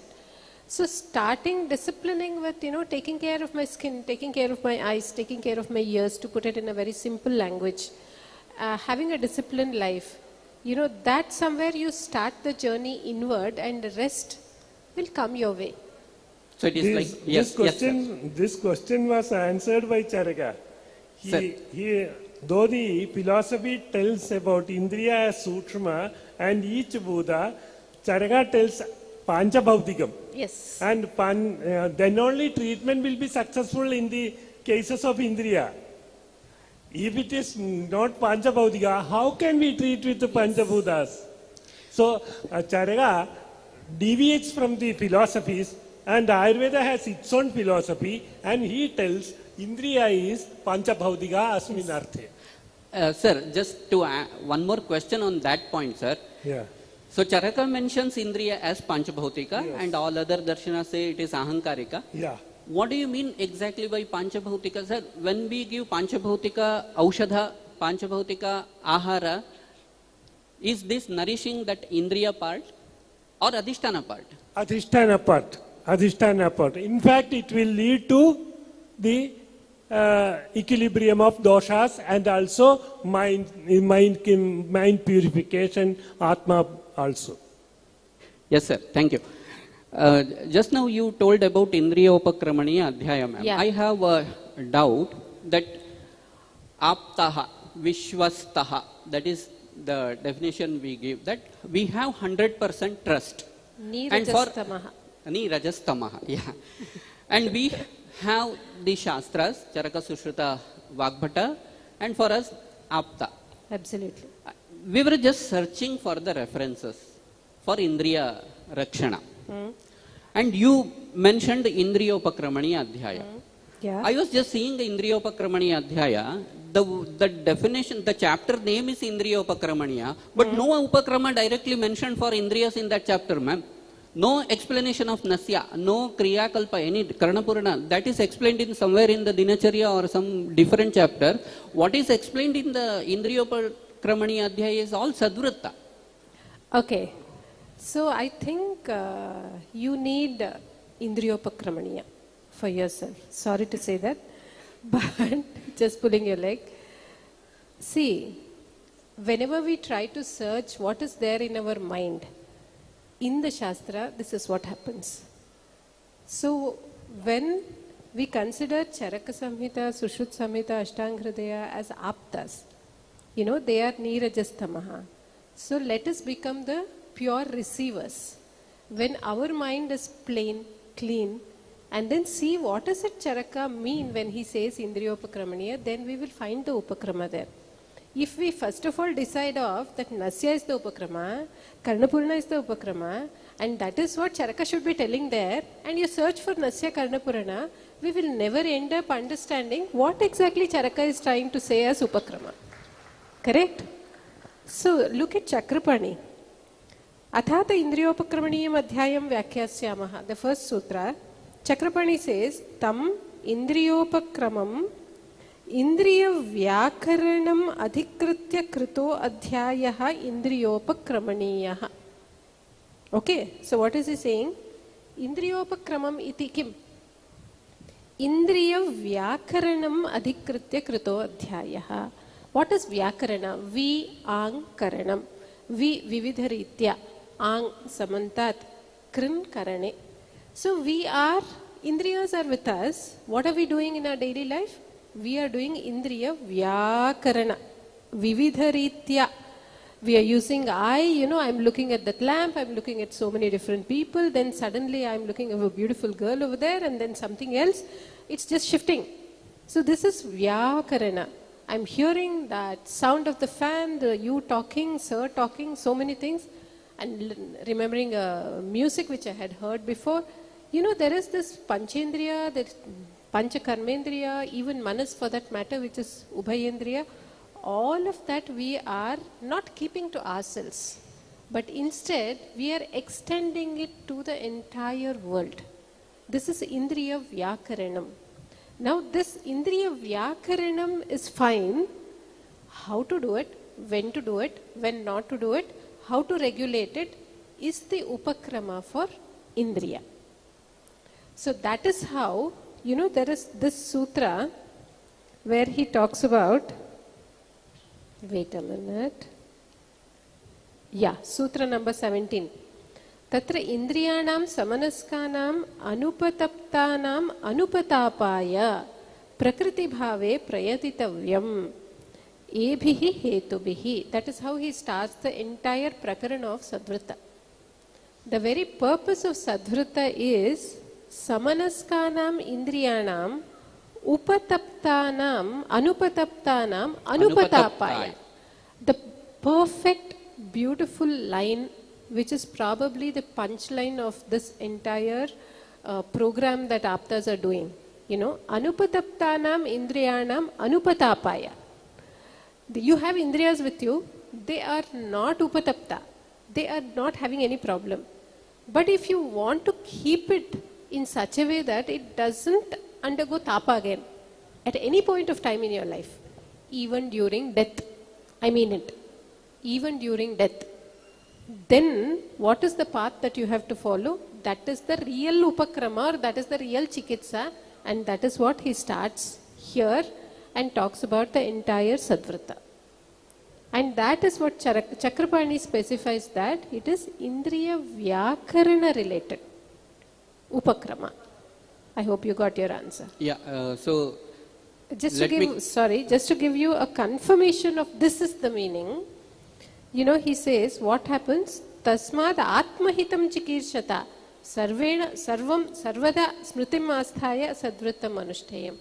This Indriyopakrama that they are talking about here is not for one specific person at one particular point of time. It is for everyone from South Pole to North Pole, from all continents, of all ages, just everyone on this earth. If there is anything which is the real chikitsa of Indriya, then it is that which Charaka has dedicated an entire adhyaya of Sutrasthana to it as Indriyopakramaniyam. So I think we should widen our perspective of protecting the Indriya, not limiting it only to what we presume as Indriya Rakshana. Putting 2 drops into the nostrils or 2, of course they do help, that's a different thing.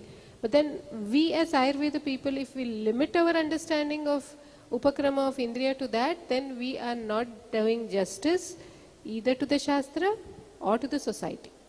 So in other words, sir, please. Am I audible? Yeah. Okay. Not only that, what is told in this Advaita, Charaka once more he tells, according to the age, according to the conditions, you can also select some, he says, Echanyadabi kinchit syar, anuktam api pujitam, which are not told here, you can select according to the age.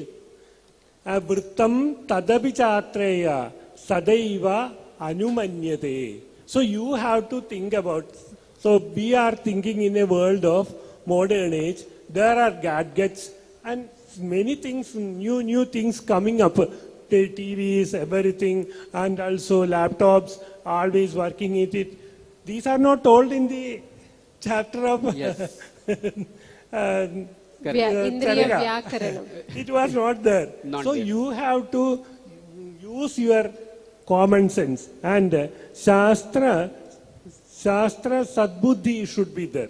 Shastra Sadbhava should be there, Shastra by Sadbhava. which you have to understand. That is very important. Yes. Not the words which are told in the text. You have to get the Sadbhava, why it is told, you have to apply in the modern age. Okay. Ajnata Shastra Sadbhavam. Yes. So I think even for the clinicians that whenever the Indriya related disease comes, we go in search for Ati Yoga, Mithya Yoga, Hina Yoga, etc., where there is a chance of forgetting this aspect that indirectly all this also can harm the Indriyas, and that we should keep in our mind. Yes, ma'am, thank you. So one more question that we come now, so say for example, we are preparing for Ayurgramam, then I have to tell the general public that these are all the things you have to do, you should not do. This is the thing that protects your Indriyas. For that, what we need is from the Shastra reference. From which are all the corners in the Shastra that we can find so that our Indriyas, in all 3 aspects, Nidana aspects, Lakshana aspect, Upakrama aspects that we get, which is that important chapters or the parts of the Shastra we should compile? See, Arogya and Roga are very much related. One is when the body reacts to the good things is health. And body or mind reacting to a bad things is called disease. That's all. If we are doing in the good things, it will react as health, and if you do bad things, it reacts as disease. So, ease and disease, that's all. So, I think there are 2 things which are very much to be stressed. That is one, Dinacharya, and next one, Ruducharya. See, 5 Indriya, sense organs, how the Shastra tells how to make it healthy. It starts from the early morning, getting up. So we have to think in this age, when anybody gets up in the Brahma Muhurta, we have to change the lifestyle.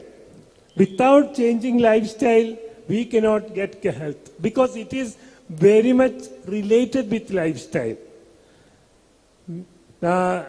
Dinacharya starts with this lifestyle only. 5 sense organs are taken into account in the morning itself. You can see. Mangala Ashtashatam Shubham Shunnan Kanjana Vinyastam Sarpi Pashyed Anandaram. See, visual sensation and auditory sensation, how it can result in health. He says, when you hear a good song in the Mangala Ashtashatam, when you hear a good song, maybe something else which are good, another also you can select. So that really, that sound will create healthy atmosphere in your body. And next, Mangala Sunnan Kanjana Vinyastam Sarpi. In the gold, need not be gold. You see a good thing in early morning itself. And Darshanendriya, it is taken into account. And also Anjana should be done. So we have every Indriya is taken into account, and we have good smells, sandal smell, etc. That is so, and Anutailam, Nasya can be done to keep the Granendriya perfect. Everything starts with the all sensations, that auditory, visual, and also olfactory. All sensations are taken into account when you get up. When you get up, father tells you a bad word for you. Why you are not getting up? You are a lazy person. It has effect in your brain. Appreciate him, love him, and ask him to get. He will certainly get up. So the way starts from the early morning up to the night. And night, the Acharya tells, you have to think about what you have done good things in this day. So this is a 24 hours perfection that is attained to the Indriyas. So keeping Indriyas Dinacharya is the first thing we have to, that is routine exercises, everything it covers. And Atmavat Satatam Pashyed Abhi Kida Pipiligam. You have to love every being as our own self. What is more beautiful than all these words, which can be made into practical? Certainly, Indriyas will be in the perfect condition. So getting up at 10 o'clock in the morning and sleeping at 2 o'clock in the night, and daily doing Anjana, or daily listening to the music with the earphone continuously for 6 and 7 hours, but using daily Karnapurana, it is not going to help that for Indriya protection. It will be helping, but not the perfect thing.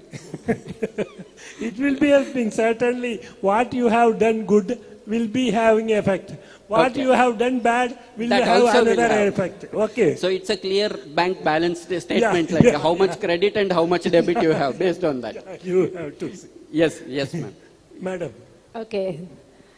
See, you were asking about what we need to consider. Yeah. Right? For Indriya Rakshana, the reference is from Samhita.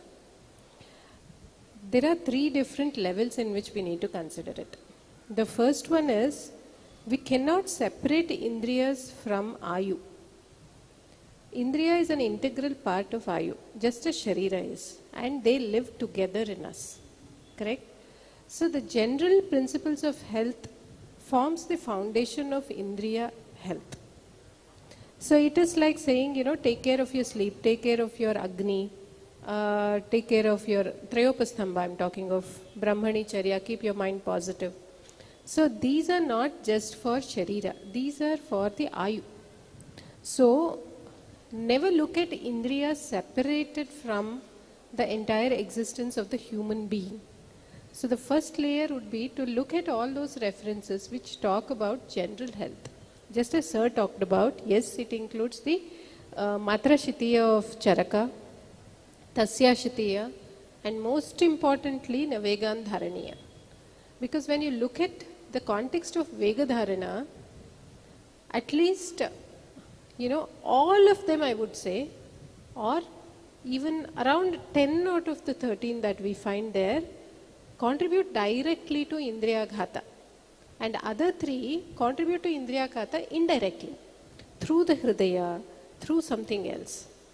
So when you look at that, we understand that Indriya health is, of course, we all know Asatma Indriyartha Samyoga has a direct impact on that. But where we miss out on the indirect impact of the other things which can have on the Indriya, of which Vegadharana is one very, very important thing. So I think when we are developing a protocol for Indriya health, we need to, as Ayurveda Vaidyas, we need to have a comprehensive, wholesome view on what are all the things which can have an impact on the Indriya health, not just the Asatma Indriyartha Samyoga. That anyway is there, that's the basic thing, agreed. But apart from that, there are so many things in our life which contribute to it without our knowledge. We can't let it go. Okay, you go to Grahani Adhyaya, and the second aspect is look at the Nidana Sthana, or the Nidana aspect of different Vyadhis in Chikitsa Sthana and Uttara Tantra. We see the involvement of Indriyas as a Nidana for different Vyadhis. When you look at Lakshana, we look at Lakshanas related to Indriyas as a Lakshana of different Vyadhis, but the Nidana would be either Ama or Vibandha or something else. Okay, so I think we need to do an extensive study of the text before we actually develop a protocol as such. So that studying, even I'll tell you, even Panchakarma Ati Yoga. For example, we are all Ayurveda Vaidyas who have our own practices, and Panchakarma these days has become a, very much to be in thing. Very nice thing, both for the patient and for the doctor.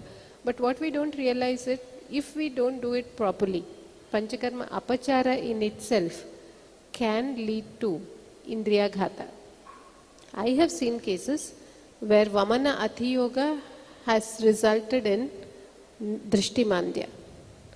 And improper treatment of Jwara has led to Badhirya. We do all come across different cases like that. So we cannot miss out on these. These angles are very, very specific and unique to Ayurveda, which we need to consider before we actually do a comprehensive protocol. Not have a pinhole vision of Indriya Rakshana, limiting it only to, the specific Indriya, Indriyadhisthana and nourishing it. But then have a, collect references, do an extensive compilation of all angles in which Indriyas can get impacted by our daily life. In a nutshell, I'll finish the third one. These are the 2 layers I told. The third layer where the Indriya Rakshana comes into play is very specifically what is dealt in Indriyopakramaniya, the person's behavior, the impact of mind on Indriya. See, Indriya somewhere in our entire existence comes in the middle. It is linked to Sharira on one side, it's linked to the Manas on the other side. Just as Sharira can have an impact on the Indriya, so also Manas can have an impact on the Indriya. We see maximum number of eyesight problems coming up once the stress starts from 10th standard to 12th standard. How come? It's not that they're studying too much. It's the Manas having an impact. So I think that is an area which most of the times is neglected. So we, before developing a protocol, need to consider all these 3 dimensions in total. The 3 dimensions we can enlist mainly and classify everything in it. One is Daiva Vyapashaya, Sattva and Yukti Vyapashaya. Daiva Vyapashaya will come in the ethical codes, etc. That will come in the Dana, all these things, Daiva Vyapashaya. Sattva also mind control, meditation, all these things will come in that. And in the Yukti Vyapashaya, we can have some 5 sense organs treatment, that preventive aspect. We have Anjana, Nasya, and also Gandusha, and Karnapurana, and Abhyanga. All these things, 5 sense organs, the Adhisthana can be treated. But it will not be enough. We have to have mind control also.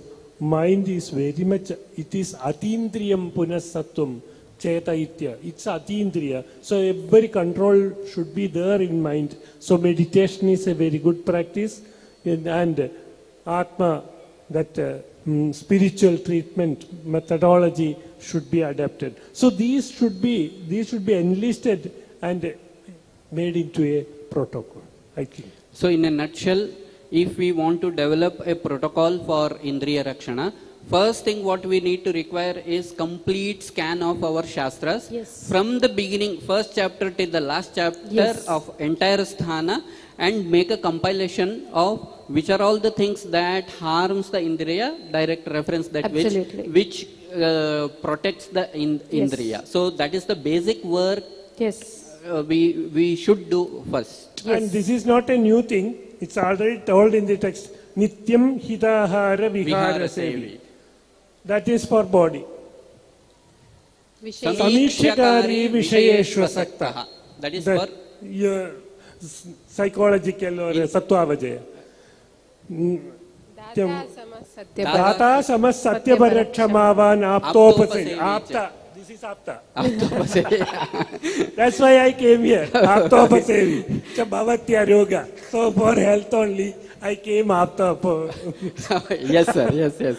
Okay. Sir, you were just telling about that Kanchana, that even that seeing a good auspicious things and listening to the good sound, that also matters for Indriya Arogya. And when we come into the context of Grahani Adhyaya, there is a reference that even by Gandhadibihi, Ishta Gandhadibihi.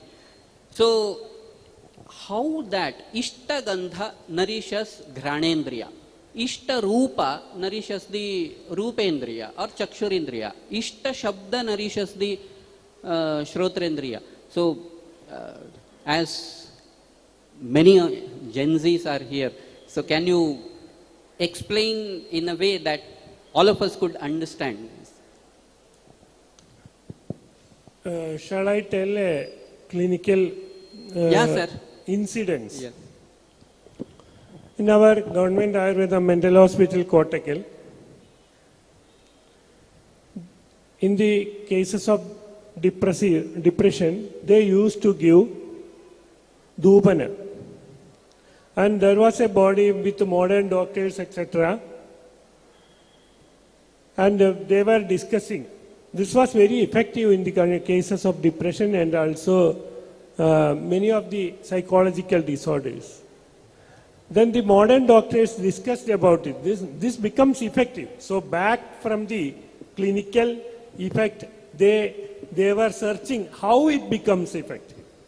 So they were telling that group of psychiatrists were having discussion about it, and they found out that some of the infective type of mental disorders, this dhupana becomes effective.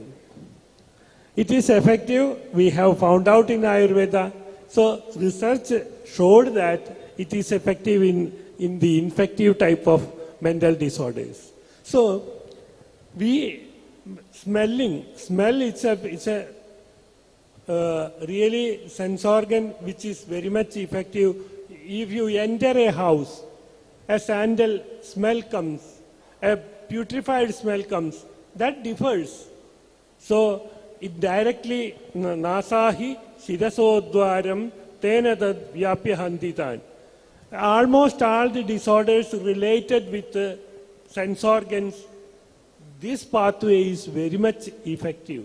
And I shall tell you one clinical condition where due to corona, one patient in St. John's Hospital, Bangalore, after they had treated him for 1 month, and he was not getting smell. And also he was not getting taste also, ageusia and anosmia. So he told them, can we treat by Ayurvedic medicines? I am not having this taste at all. If I put sugar in my tongue, it becomes like sand only. will I get corrected? So I, from the principles of Ayurveda, I advised them to Nasya, that is Narayana Taila Nasya.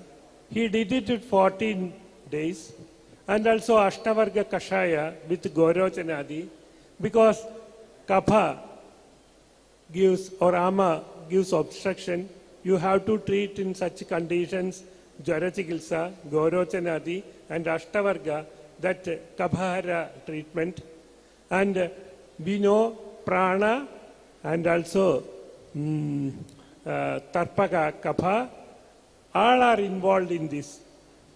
And it was successful, and after 14 days he could taste the food. So this is very much interesting part of it. Ma'am. Yeah, see, actually, I very well agree with what sir was saying. Annamishtam hyupahitam ishtai gandhadibhi pritak dehe preenati gandhadin granadin indriyanicha. So the word used there, Kriyapada, is preenati. So what is preenana? Anupranane. So that which fulfills. So the Shabda Sparsha Rupa Rasa Gandha, that is present in the food that we are taking. That nourishes the Indriya directly. And look at the prakarana in which it is giving. It is told just before talking about the Bhutagni. Bhaumyapyagneya vayavyah panchoshmana sanabhasaha panchahara gunan swan swan parthivadhin pachantihi. So the prakarana is just before the Bhutagni. So what are they talking about? They are talking about a mechanism of nourishment of indriyas that happen through food. So we are consuming food, so naturally Malakitta Prasadavata, the entire Jhatragni Paka is happening. But from the very moment you touch the food to your mouth, or rather even before that you see the food, there is a rupa in it, there's a color to it, then you touch it, there's a texture to it, there's an aroma to it. So from there your Indriya Preenana starts. So it is so subtle that that very aroma, that flavor, that texture, all of that starts its Indriya Preenana even before you start actually putting it into your mouth. And this goes on continuing until that dravya remains in the body, until the complete paka is over. So this is a very nice principle which we can use for bringing about preenana of indriyas when actually it is needed as a part of chikitsa. Okay. Yeah. So very nice point for all the clinicians. Yeah. Yes. So audience, if you have any doubts, you can also pass your questions to the stage. The volunteers will be there to receive your questions. You can pass on to the questions. Now, I would like to know that, okay, right now I have all the compilation with me. Okay. Indriya Rakshana. That's very nice. Then, now I am going to start implementing. Super. To the entire society of 140 crore plus. Amazing. Now the problem comes. Ayurveda tells, Purusham Purusham Veksha. Absolutely. The present day science tells, there should be a standard operational procedure, SOP. It's a protocol. We have different geographical distribution. But at the same time, we cannot go to the individual person and how your prakriti is this, for you this one. This is the approach. Then how to search for a Madhyama Marga so that the Aptopadesha, the Shastra Vakya, as well as the present day science where they go and meet and our target can be achieved. For example, just we had one opinion poll, audience poll. We asked one question. Suppose we incorporate for Nasyam, Anutaila and Madhuyashti Taila. Which one you prefer? 200 votes for Anutailam. Poor Madhuyashti Taila got 0 vote. Nitya Pratimarshanasya for Anutaila. So I think this needs to be clarified Absolutely. before we start implementing, right? May I? Yeah, sure. Yeah, thank you. See, I think very well agreed that the principles of Ayurveda has to be applied Purusham Vikshya, no doubt. But there are two aspects to the protocol. One is the principle-based protocol, the second is the Dravya-based protocol. No doubt Dravya is an important tool. If Nasya is a principle, you need a Dravya for Nasya. If Karnapurana is a principle, then you need another Dravya for Karnapurana. So what can be Sarvatrika, Sarvena Sarvam Sarvada, is the Tattvanishta Patya or the principle-based protocol is something which has to be meticulously done, which can be applied by everyone. You call it an SOP. You know, just as we have an SOP for every disease protocol, for Indriya Rakshana, develop an SOP which can be inclusive of every aspect and which can be made in a way, it is possible because it's Do you principle. really think, ma'am, is it possible? Absolutely for possible if it all is. geographical area, various prakritis, yeah. various professions. I'll tell you, I'll come to it. We can develop an SOP, principle-based SOP. Please never generalize Dravya-based SOP for everyone in all geographic thing. But a principle-based SOP can certainly be developed for everyone. This is one. Second thing is, then what to do with a Dravya-based SOP? For a Dravya-based SOP, a simple technique what we can use is, what the Shastra has actually advocated us to do is, see, Desha Kalochita is a word which is generally used. Now, divide the entire Desha in this world into Anupa, Sadharana and Jangala. Okay, you can have a Jangala in America, you can have a Jangala Desha in Australia, you can have a Jangala Desha in South America or the one in India. Doesn't matter. Shastra has divided all Deshas into three parts. So choose those Dravyas which are suitable for that Desha and make it as simple as possible. See, when the involved Dravyas are more in a yoga, then... Example, Anutaila. Yeah, of course, example Anutaila. I'll tell you why. I'll come to Anutaila in the end. See, more the Dravyas, more the processes involved, then more the variables. More the variables, then you will have to be more meticulous with choosing it for whom, when, why, how and all of that. And of course, more the result also. I agree with it. But it is beautiful when you are treating a case one-to-one. You take the responsibility, you know what the Dravya is doing and you do it. But when you are going into the society at large and you are advocating it for everyone to be used. So I think a simple technique would be make it as simple as possible with minimal process that is required, which the Kalpasthana advocates us to do. It gives, even in Kalpasthana, even in that, Shadvirechana Shitiya, everywhere they give us the freedom to do that. So choose a Taila which is Satmya to, I'll just give you an example. If you're talking of Anupadesha, don't go for Tila Taila, go for Narikela Taila. And don't choose a Dravya which is, Ushna, too much of, choose something which grows there, which can be made both economical, safe, and which can suit there. So I think a bit of work on this front will make use of Dravyas also we can include in the SOP. It is possible. This is about Desha. I'll tell you an example of the work that we did from Academy, how we can develop an SOP. I'll come to that. The second one is the Kala. One clear indication of a must to do for Nasya, for example, because we're talking of Nasya, is in Shita Rutu. So divide the entire Kala into Shita Ushna. So develop a Nasya in a simple Dravya, one for Shita Rutu, one for Ushna Rutu. So then the maximum problems that can arise by being indiscriminate in using a particular Dravya is minimized. And anyway we are going for Pratimarsha, we are not going for Marsha, so it is even better. And don't make the Dravya SOP independent. Make the Dravya SOP secondary to the principle-based SOP. So then the chances of it creating any problem in the society for anyone will be nearly zero. So I think this is something we can do. I'll just give you an example how we tried doing this for the food aspect.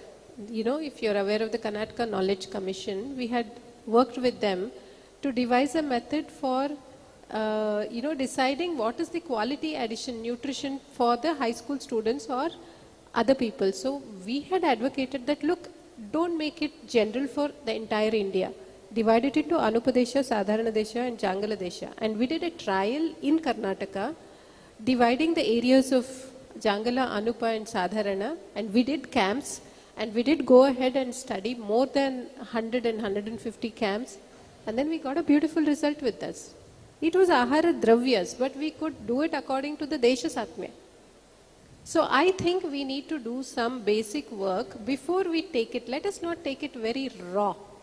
If we take it raw, what we get back can be damaging both to the science and to the very purpose for which we are doing.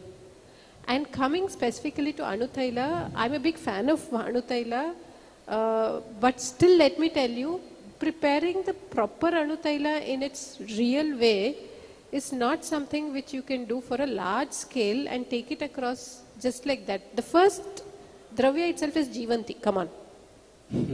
The first Dravya itself is Jivanti. If I had got so much of Jivanti, how much of real good Jivanti Adhigrita we would have prepared and used as Chikitsa. So, with all wonderful, awesome admiration of Anutaila, let us be careful. When we are taking it directly to the population, unseen population, and advocating a Dravya, let's be 100% sure of, are we doing the same thing that Vagbhata has told? And how much are we doing? And even Ashtanga Hridaya never says put it every day. There is just that one reference in Ashtanga Sangraha which talks about it. And of course, needless to say, he talks about the real Anutaila. Correct? With collecting the Divyodaka. And that Divyodaka without any pollution in the air. Now imagine. Right? So let us not allow a mismatch of Dravya to spoil the entire noble purpose that we are putting our foot into. That's it. Sir. In the protocol, you have to divide it two ways. That is preventive and curative. Preventive, you can use even Tilataila also. We had some doctors, modern doctors, they are trained in Ayurveda. They come in Kottakkal and we train them. So they were asking this daily routine, Dinacharya, how we can do. We told them, Tilataila just 2 drops, it's enough. Yes. It's enough for prevention, for clearing these srodasas. It is enough.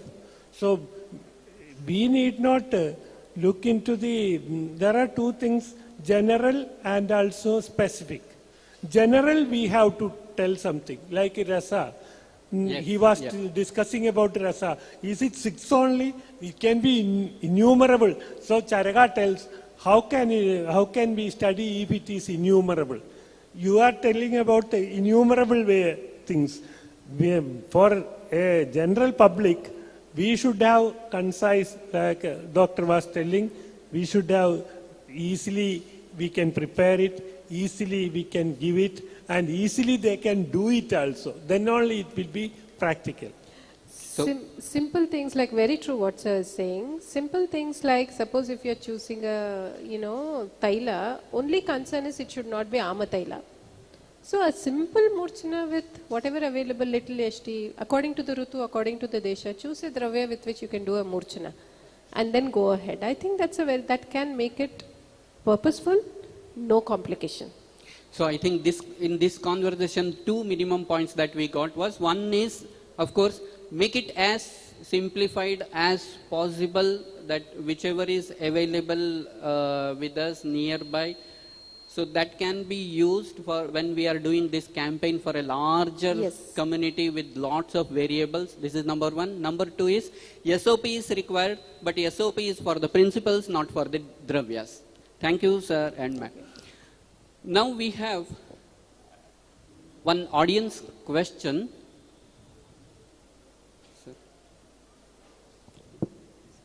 Yeah, sir, in the era of integrative medicine, how does this Indriya Arogya, that is protocols, be understood and treated for the same? Practical emergency in Indriya treatment.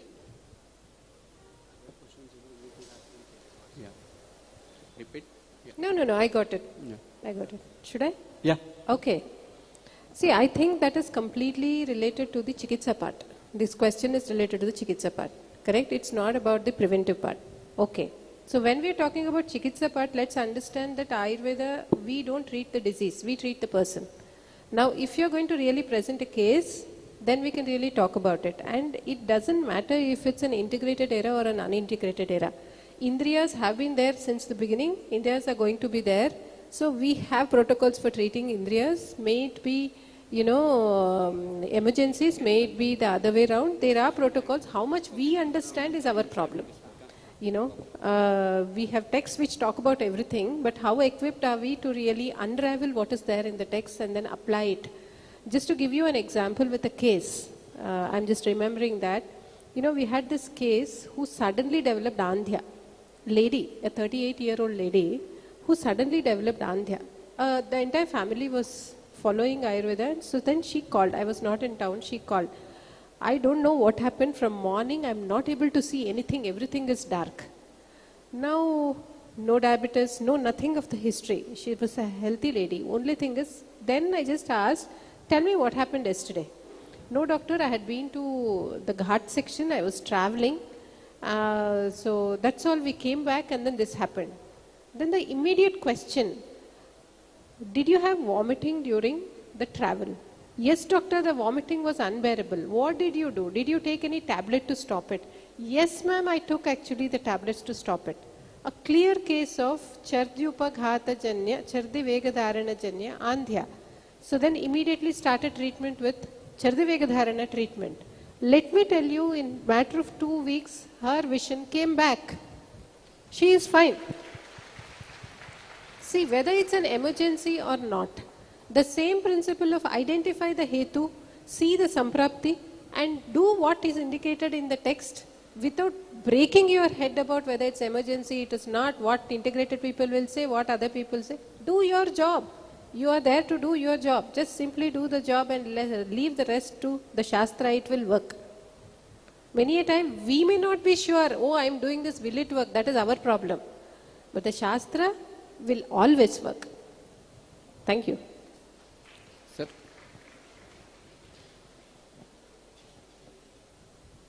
First thing we have to do is educate the people. That is very much important. In this era, everybody knows hypertension, dyslipidemia, all these words itself and what happens they know. But Ayurvedic terminology and what is happening according to the Ayurveda, people are not knowing. So that is why we should always educate about Ayurveda, how we are going to treat the case or why we are telling it. It should be given into the masses and they should know what is Ayurveda and what is the principle of Ayurveda. Modern people, they educate them and they know what is happening in several cases, even the terminologies. So first of all, Jnana Buddhi Pradipena Yona Vishadi Tattvavit Adurasya Andaratmanam Nasarogam Chikitsati. You have to educate what is Ayurveda to the public. Then we can treat successfully any patient, what is happening, what is the minutest cause for it, and you have to do. That is why Brahma Smritva Ayusho Vedam. Have you thought about it? Brahma, that is knowledge. Then Daksha is Samarthya.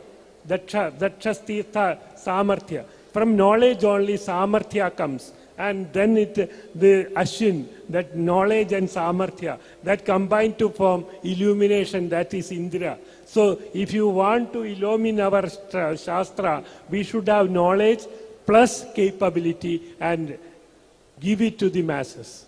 Yes. Sir, one more very tough question from the audience. And this question is so tough that I think following it is very difficult, not for the general public, even for who goes for teach them. How to control our Indriyas, especially from distractions, especially from the social media? Amazing question. Whoever has asked this question, hats off to you. Because I think that should be the core question that a person should be asking in this form. Yes. Yeah. The first answer is, study Indriyopakramaniyam. Do Padavibhaga, do Anvaya, understand. He has very clearly told how to do it. Very subtly, and he has also given a guarantee. If you follow this, you will gain Arogyam Indriya Vijayam Cheti. So the Indriya Vijayam is guaranteed there. Okay. This is one layer of, just as we have Aptopadesha Pratyaksha Anumana here, so this is Aptopadesha. Now coming to the practical application, Charaka gives a sutra in, I think, Sharira 3. A very beautiful meditation process for everyone, at least for the Vaidyas. I always, advocate this sutra for everyone who really want to be away from the gadgets or whatever. What is that? Indriyani cha sankhipya, manas sankhipya chanchalam.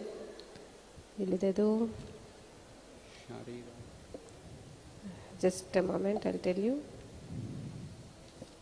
Yeah.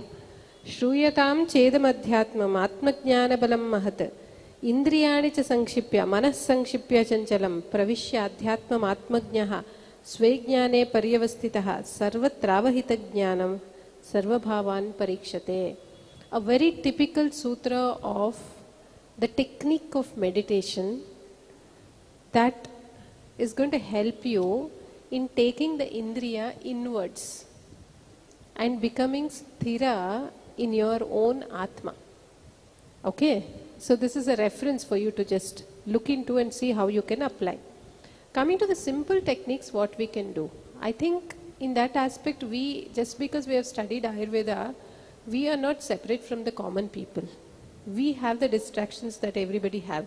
We have a mobile that everybody has. We have a laptop, an iPhone, that everybody has.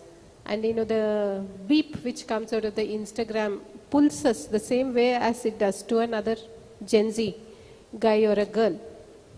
So what we are going to tell them, I think we should practice first. First, at least, whoever is there for Ayurgram here, whoever is there who are going to be in the forefront for Indriya Rakshana, let us start with simple things. After 7 o'clock in the night, no mobile. Till I finish my dinacharya things in the morning, until I finish my breakfast, no mobile. I am not checking Facebook, I am not checking Instagram. I think simple things matter. Do it for 21 days. See the amount of strength that you can get after 21 days. I'll tell you, it's going to be amazing.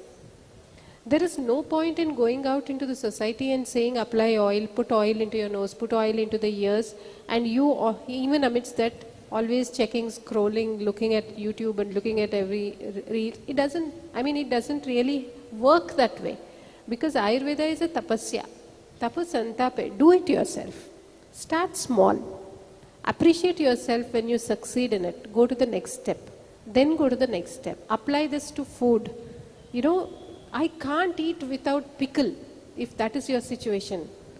Change from a normal mango pickle to an amalaki pickle first. And then change from an amalaki pickle which has lot of katu tikshna to only salt pickle. Then say every Monday I won't eat pickle. Then say Monday and Thursday I leave it.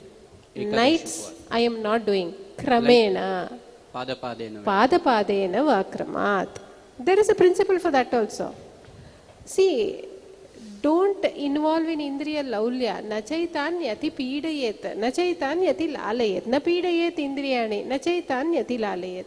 When they are your babies, come on. Your Indriyas are your own babies. How do you do to a baby? Always strict. No cake, no pastry, no chocolate. That baby will go and steal it from the friend and eat. Your Indriyas are also going to do that.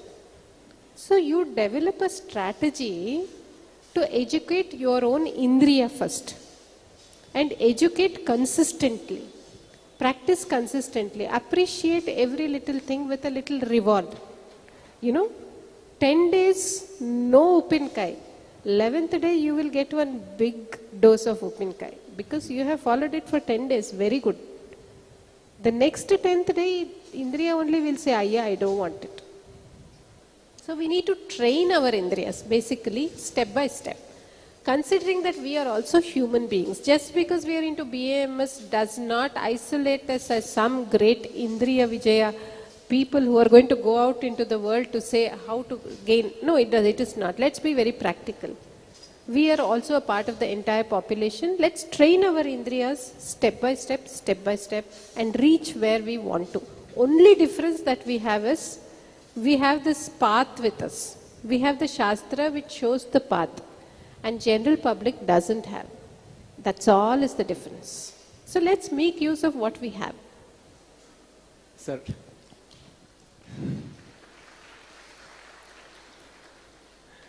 Can we travel without vehicle? No. We should have control on the vehicle. How to go, where to go, everything. That's why Acharya tells, Atmanam eva manyeta kartaram sukha dukkhayo tasmat shreyaskaram margam pradivadhyeta natrasir. So you have to control yourself. Nobody else can control you. So we cannot live without this mobile, internet, etc. in this age. There should be a control over it. And Charaka, very nicely he tells a type of treatment for that. Naishtiki chikilsa. Koshakaro yathayvamshu nupadatte vatapradan. Like the spider, it releases the saliva and makes a web, and in the web the spider is always roaming around. If you stop this, if the spider stops its saliva and keep mum, there will not be a web. And when you enter into the internet, what are your choices? Accordingly, unnecessary things will come and flood your mind. And you will be going in that. So, is there anybody? Your father cannot control you. Your mother cannot control you. Your relatives. We should have control over ourselves.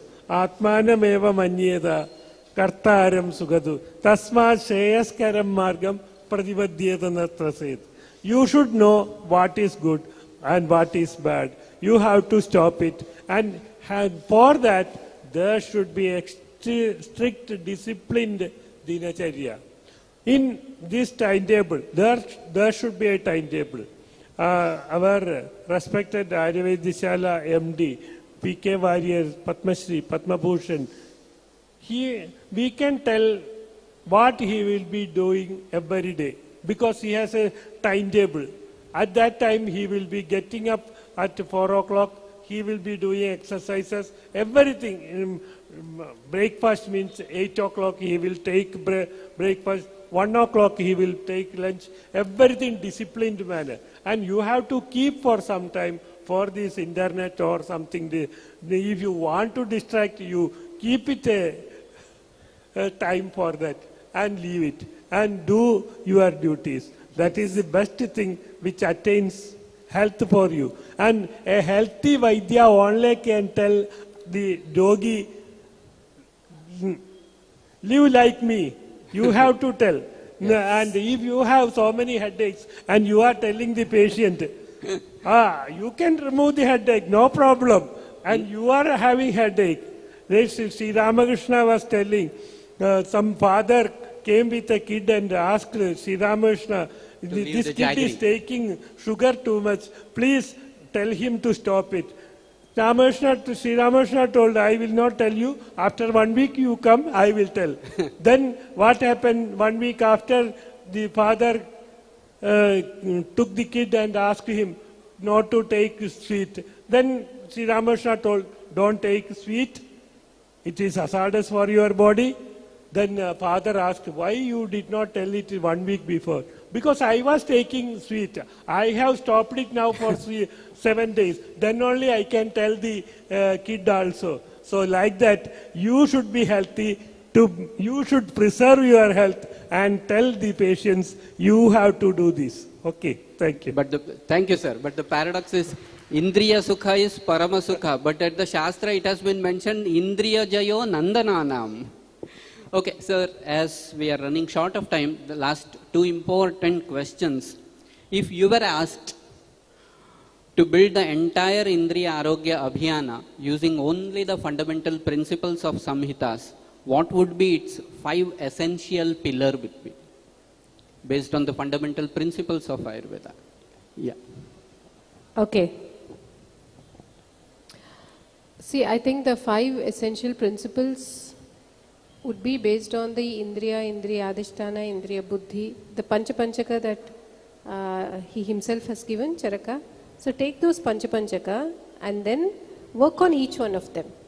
See, when we are working on Indriya Artha, we'll be working on Indriya Asatmendriya Samyoga, all of that.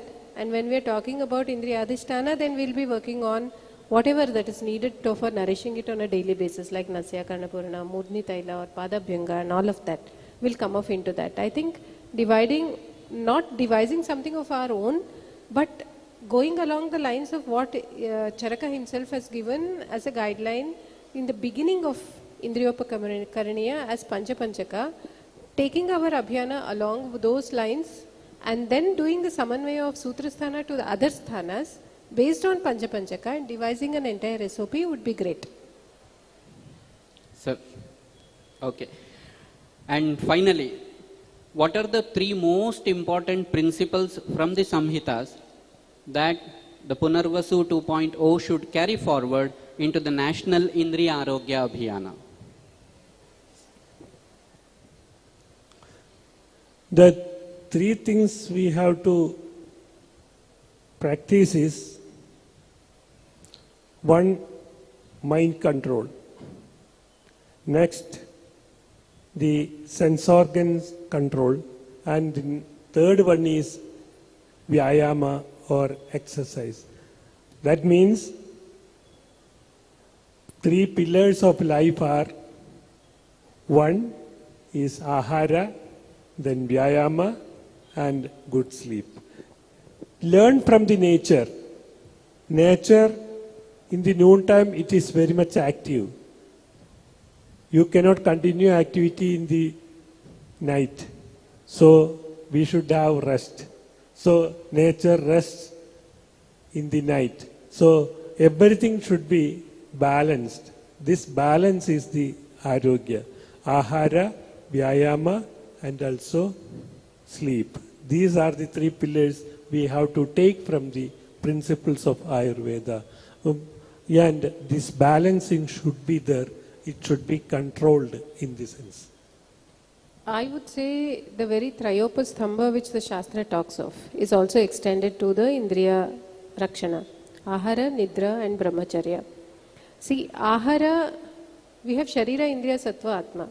Ahara takes care of the link between the Sharira and the Indriya. Nidra takes care of the link between the Indriya and Manas.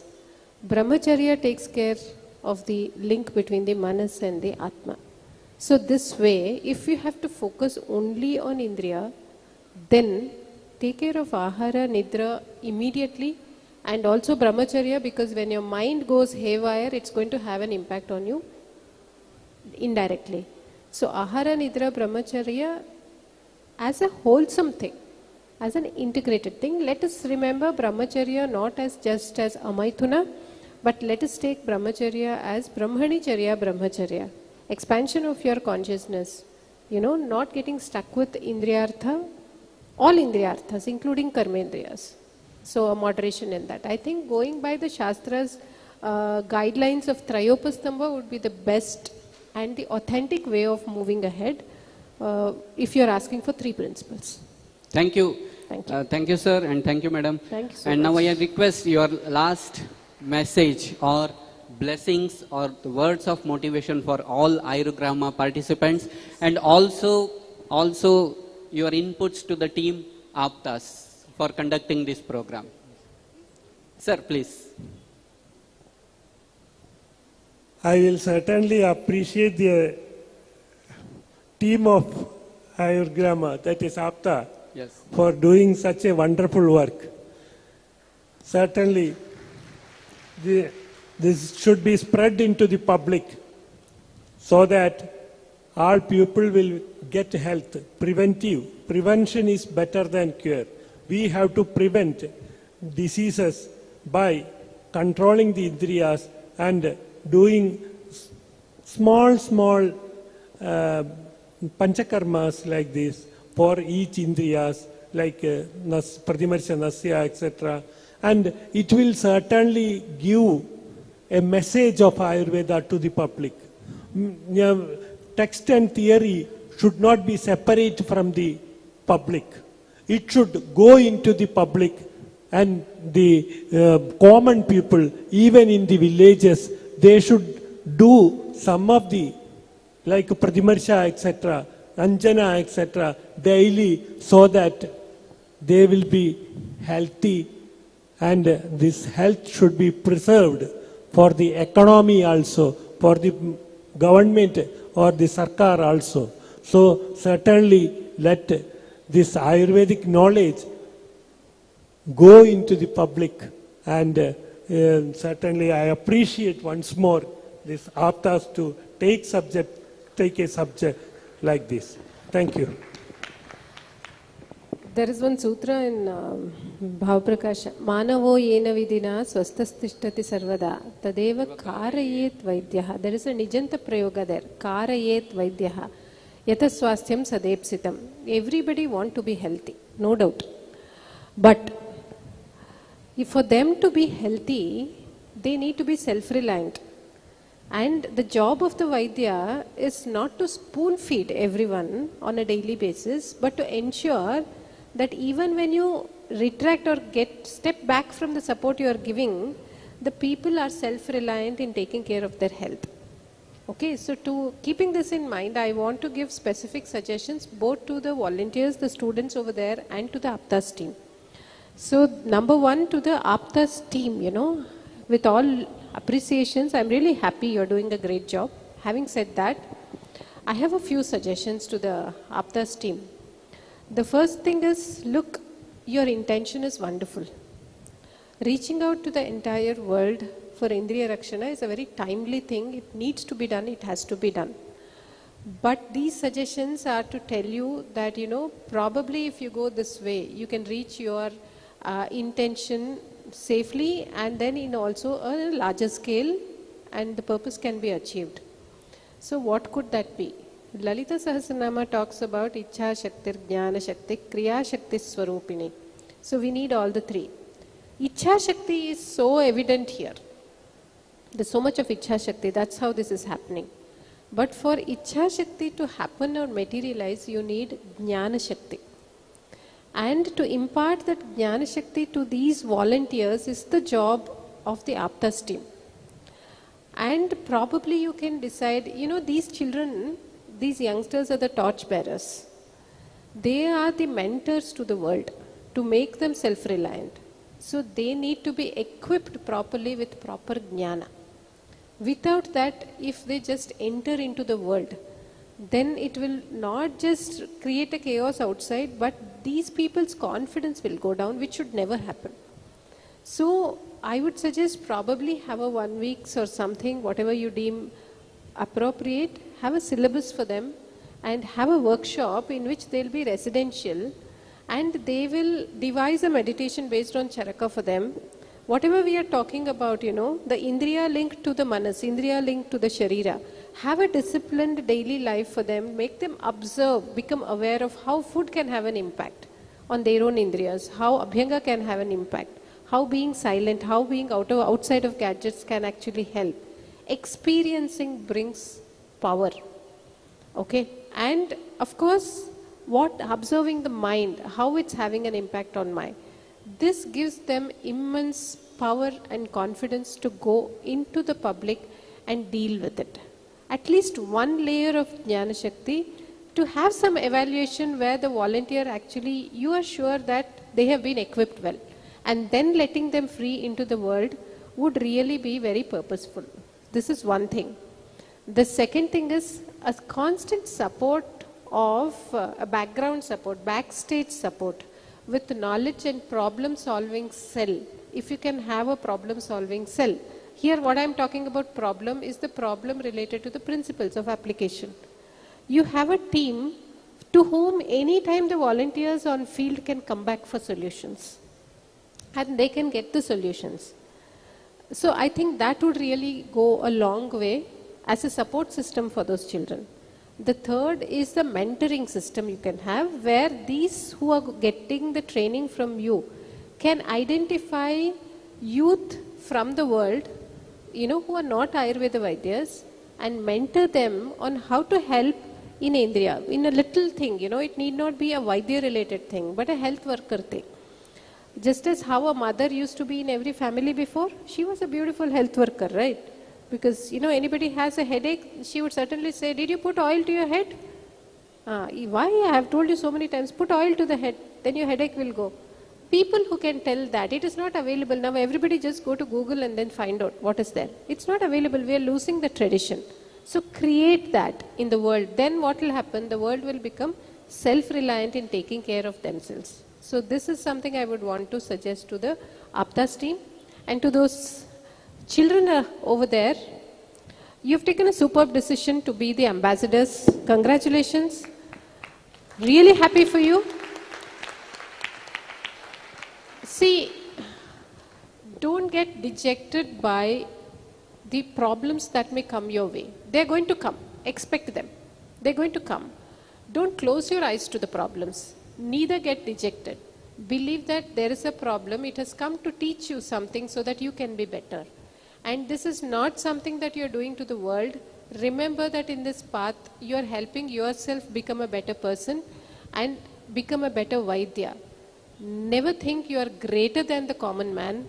Be as humble as possible, because you are just a means to take the Shastra to the world. And remember, social service is a path which is filled with thorns. Don't expect a rosy patch waiting for you. Happily walk in the path of thorns, because at the end of the path you are going to get the bliss which is a reward, a health which is a reward for you, the knowledge which comes with it which is a reward, and of course the good karma which comes with it. Wish you all the very best. Thank you. Thank you. Thank you, ma'am. Thank you, sir. Did you all enjoy? Did you learn something? Then give a big round of applause to the panelists. With this, we conclude the first session of Punarvasu 2.0. Thank you. Thank you, respected panelists and our moderator, Dr. Prashant sir, for conducting the session. It's our privilege to honor our panelists and the moderator. I request Dr. Chandrasekhar sir, Vice Principal, Sushruta College, Davangere, who has sponsored 25,000 for the event, to honor the dignitaries of the Aptopadesha. The discussion has beautifully reminded us that the foundations of Indriya Arogya are deeply rooted in our classical Ayurvedic wisdom, while continuing to hold the relevance in the context of preventive healthcare today.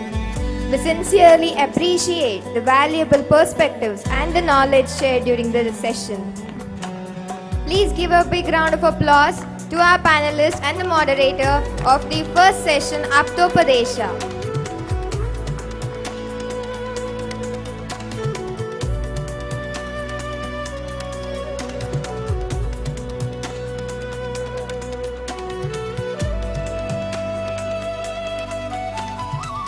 Yes, please give a big round of applause.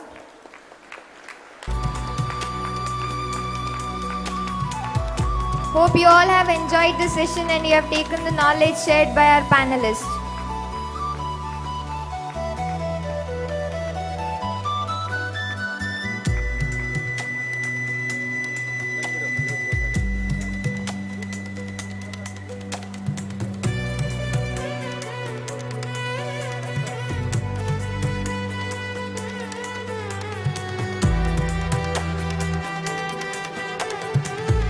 Please give a big round of applause for our moderator, Dr. Prashant Gokhale sir. It was an amazing session.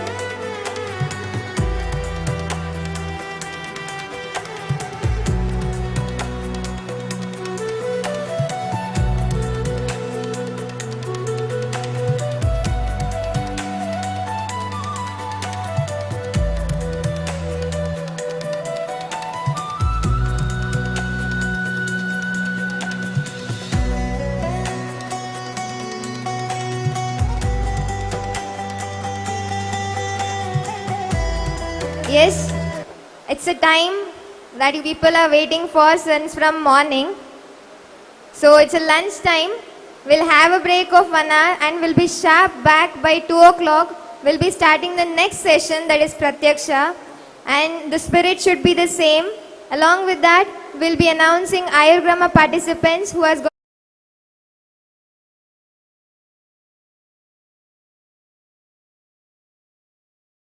Thank you one and all.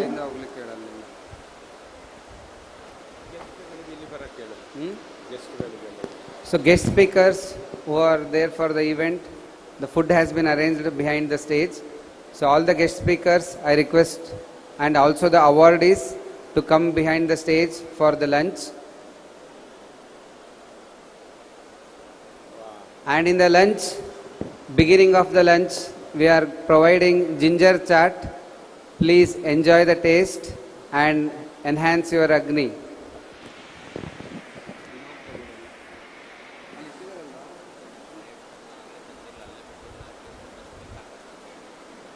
It's a humble request. Whoever had their lunch, please come to the hall. The next session is begun.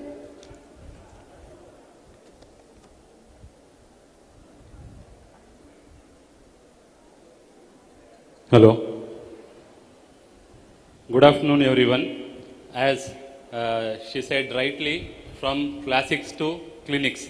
So this session, Pratyaksha, will be more oriented towards the clinical aspect of Indriya Swasthya. The clinicians will share their decades of clinical experience regarding Indriya Swasthya and preventive aspects of Indriya. So the data says there are around 2 to 5% of ocular conditions will reach the general practitioner, and 10 to 15% of the cases for a general practitioner will be of ENT conditions, and 5 to 10% of the cases to a general practitioner will be related to Tvakindriya, that is skin. And these Indriyas are not only meant for with respect of Indriya. As a clinician, we have to also think. For instance, Nasya. Nasya is gateway for Shiras, that is Nasahi Shirostadwaram, and Nasya is being used for various other treatment aspects also. But as Shalakis, we have to take care of nose. That will help in proper absorption of the medicine that is required for Kaya Chikitsa and Stri Roga Prasuti Tantra also. With this description, this particular session, Pratyaksha, has been framed, and we have guest for the panelist for this session, Dr. Narayan Nambudri sir from Sridhariyam Hospital, Kerala. Sir is Chief Medical Officer of Sridhariyam Eye Hospital, Kerala. I request Sharad sir to escort sir on the stage.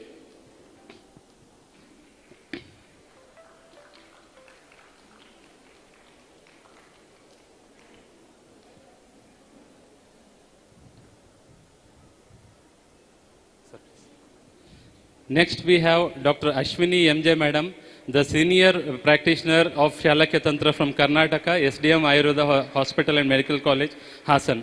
I request Sharad sir to escort Madam on the stage. Next we have an international speaker from Sri Lanka, Dr. Surangi Gamge Madam. She has travelled from Colombo to take part in this seminar. She has completed her PG from Yanai Jaipur and she is practicing Shalakya Tantra in Colombo. I request Aptas to escort Madam on the stage. And we have Dr. Ashwin Shastri sir, senior practitioner for Shalakya Tantra from Hariharapura, Karnataka. And I request Aptas team to escort sir on the stage.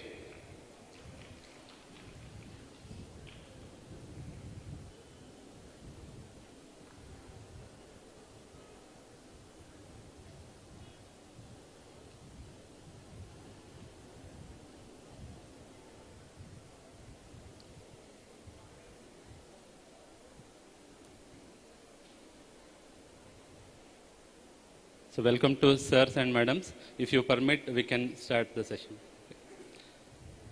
Yes, so classics to clinic, Aptopadesha to Pratyaksha. So the previous session we had a vast discussion on the concepts explained in Samhita related to Indriya Shastra, and now we have Shalakya experts on the stage who have practiced for all the Indriyas. and let us hear from them regarding Indriya Swasthya. As I mentioned earlier, nose is root for Shiras, where we administer Nasya. Nasa Indriya Swasthya is essential for functions of nose as well as medicine that has to be administered through nose. Skin health is also important because skin has its own function of protection and the look, beauty, but apart from that, we administer many procedures like Abhyanga, Lepa, where we have to, the medicine should absorb through that skin. So need of skin health is also important. Likewise, eye and ear, along with their function of perception of knowledge and communication, it is also root of administration. And lastly, tongue, which is required for communication as well as digestion. So all these indriyas need to be protected and they have to be taken care of. So the session is divided into 3 parts. The first, opening remark from all the panelists.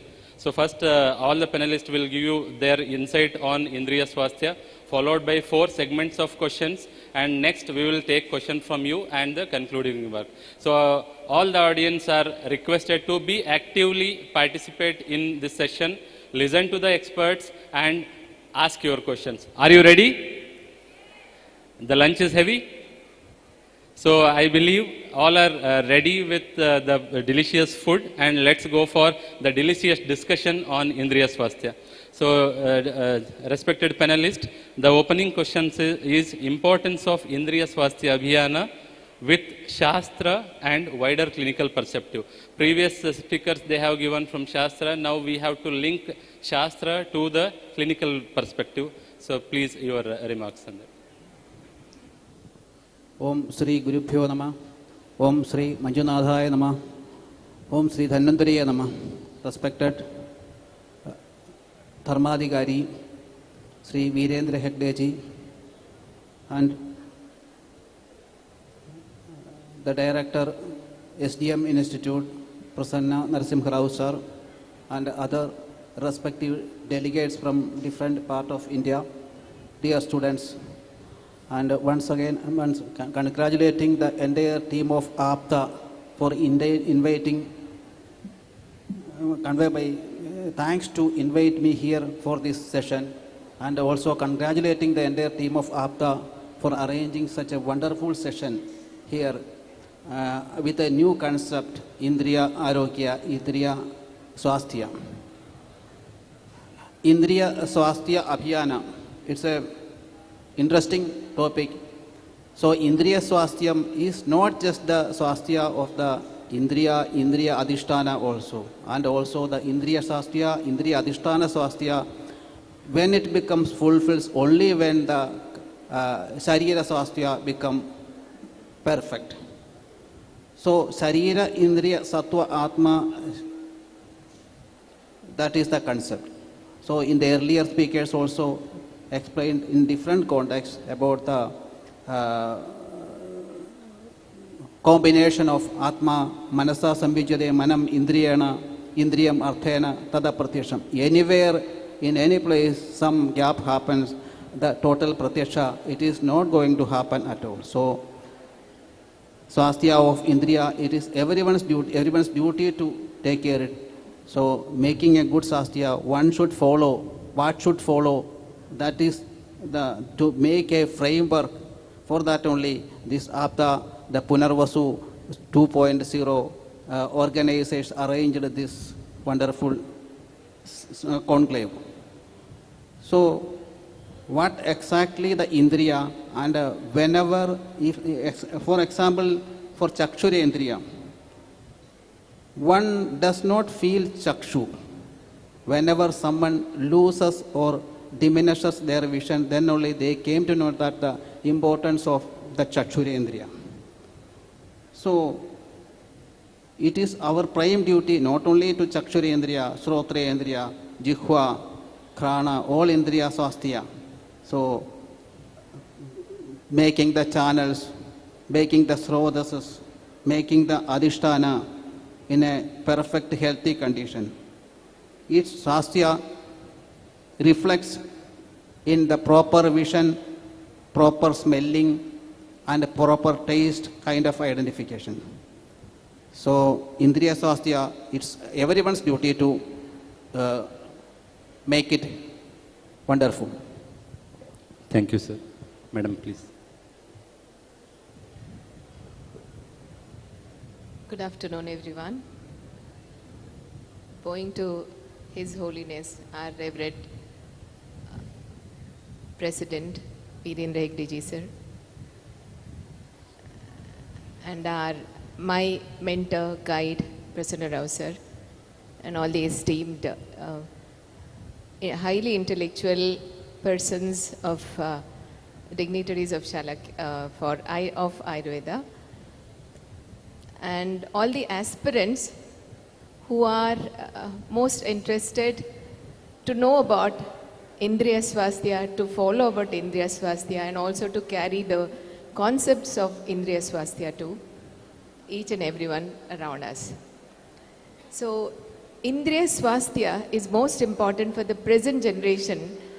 I feel, as we are observing most of the threats which are affecting the sense organs, and because of that we are becoming the victims of lifestyle based disorders. Rather, we hardly come across senile or age related disorders nowadays. We see most of pre-senile or lifestyle based disorders, and the lifestyle correction is the best answer is in Ayurveda, and how it has to be done, and what are the concepts, as it is well explained, Hina Yoga, Mithya Yoga, Ati Yoga, and all the Nidanas. As we come across the Nidanas, what are explained in our science, be it Netra Roga Nidana, Nasa Roga Nidana, Mukha Roga Nidana, and Danta Roga Nidana.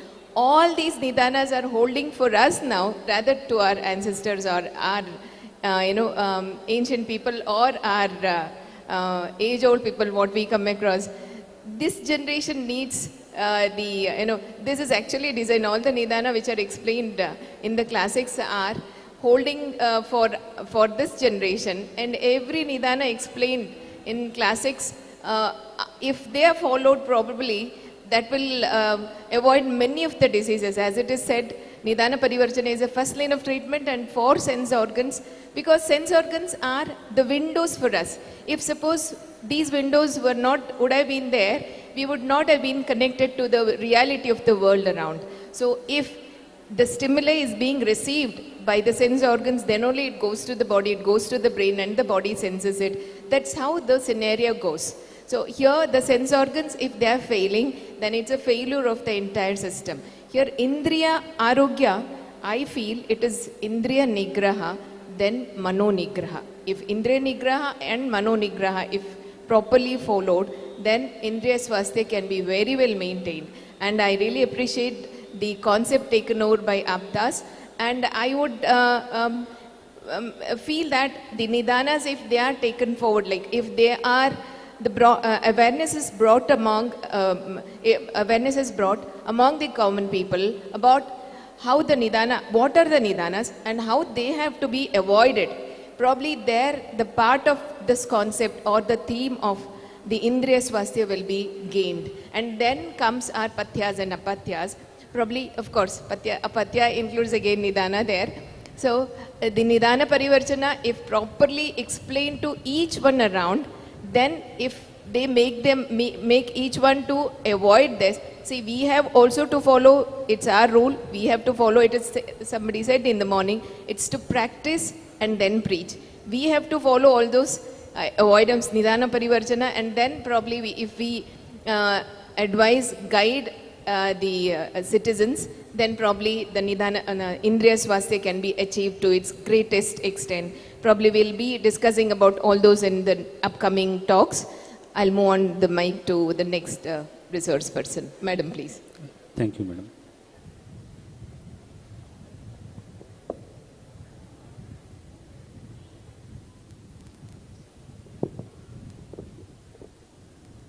Very good afternoon to all of you, and namaste, distinguished panelists, experts, and respected delegates.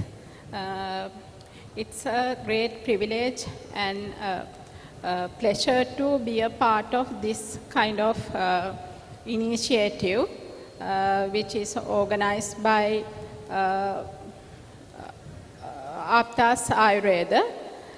It is a great, I think it's a very great initiative because nowadays most people are focused on cure of diseases but not the prevention. But without doing expenses, we can cure diseases. When we know there's a saying, prevention is better than cure. It is very famous. When coming to the Ayurveda has two main objectives. One is swasthasya sanrakshanam. Second one is the aturasya roganut. So first we have to keep our health and maintain health well. Then thereafter we have to go to the cure of disease. If we prevent diseases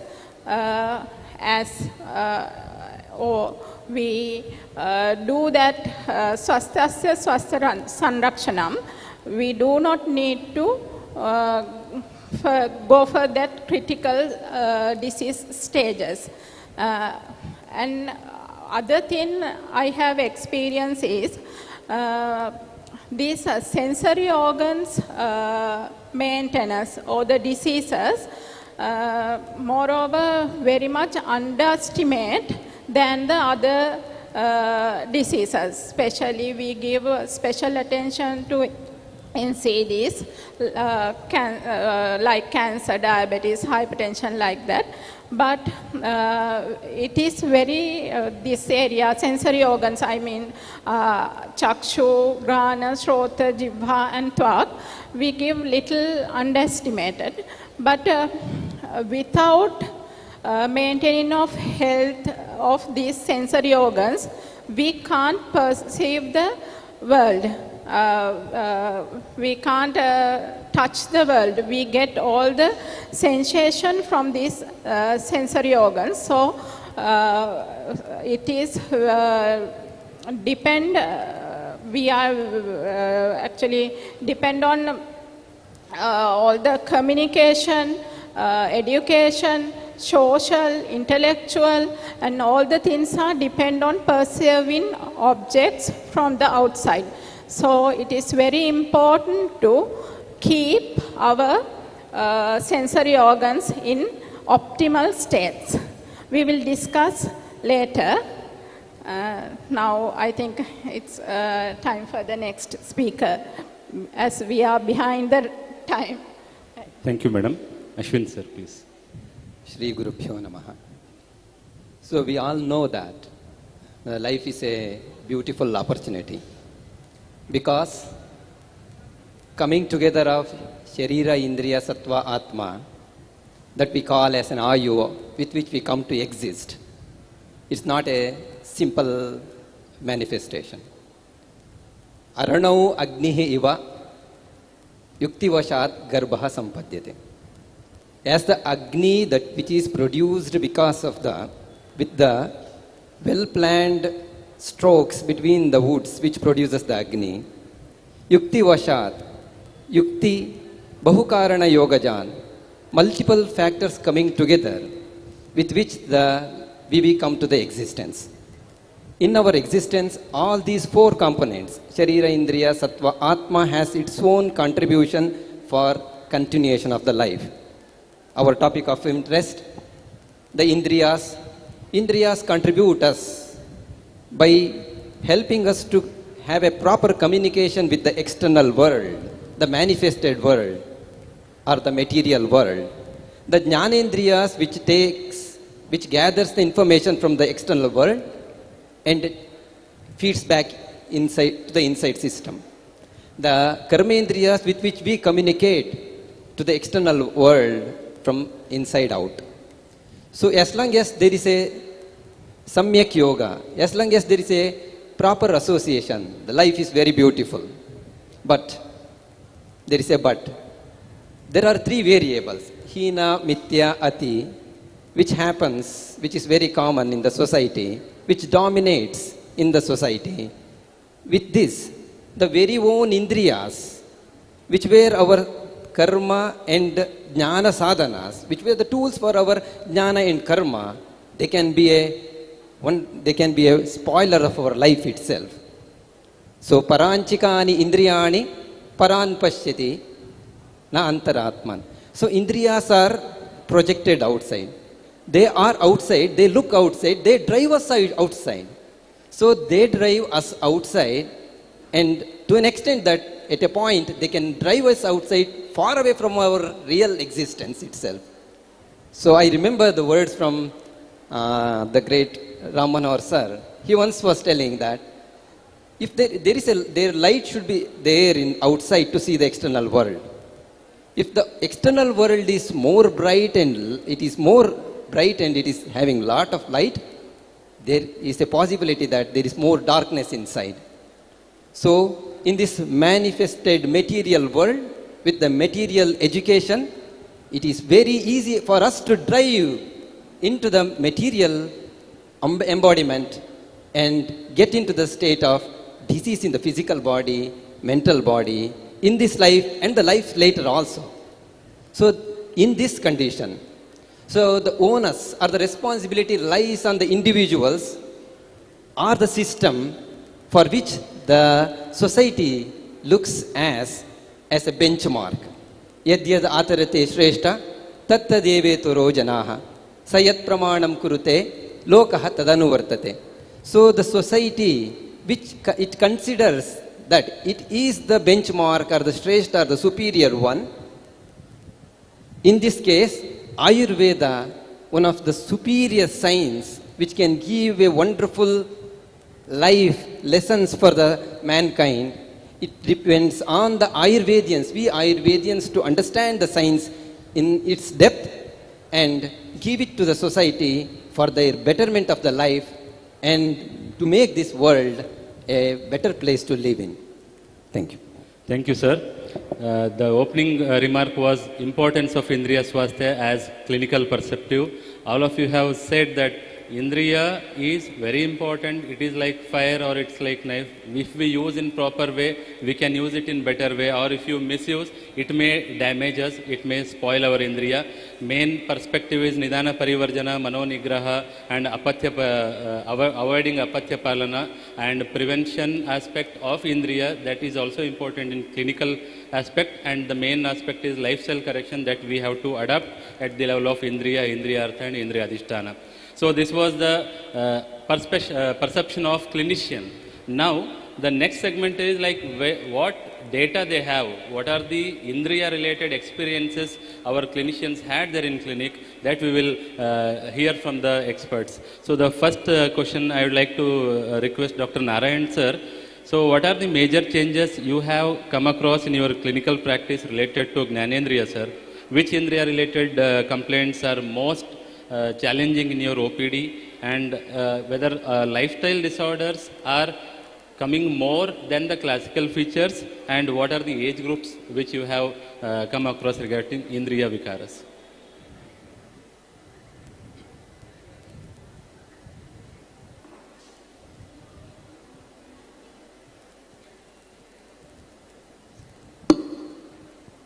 Regarding the health pattern of Jnanendriyas has changed considerably with modernization, urbanization and digitalization and changing the lifestyle habits. That which we are observing in our day-to-day life. The most prominent changes happened in the Chakshurendriya than other Indriyas. In other Indriyas also it happened. The more digitalization, more Asatmendriya Artha Samyoga, already it is explained here. Very commonly, even the previous speakers at the morning time also they said, and the madam also clearly explained its avoidance and its importance of avoidance, restrict sometimes in the morning time, sometimes in the evening time. These are all good suggestions. But it is not something not avoidable. In day-to-day life, in this era, it is very much essential. So minimize its use and understand the importance of Chakshurendriya and how to maintain its health through Dinacharya, Rutucharya, all those things. And in the earlier period, before 15 years, and the cases used to come with either with a cataract problem or minimal eye pain or little redness of the eyes or little pain in the eyes and vision loss, obviously, with one or other reasons. But now in this period, recent past, the mode of presentation of the cases, it is entirely changed with a lot of inflammation, anterior inflammation, posterior inflammation, iris inflammation, and the scleritis, many other conditions, the Vatmagadam, Sandhigadam, Krishnagadam, everything in different form of manifestations we are observing in our day-to-day practice. So everything, it is probably due to the lifestyle and other thing. It is their habits and the unwanted substances abuses, too much of intake of alcohol, which increases the pitta in our system. Later on, eyes becoming dry, and that gives erosion, that gives some luster, it is losing from the eyes. From starting from one point and it is ending in the total loss of the vision or the increase of the intraocular pressure. So thereby, the day-to-day, the presentation of the different condition, it is changing from one to the other. So if the Apta's idea of Jnanendriya Sattva maintenance practice, if it really work out, it will be good to the upcoming generation.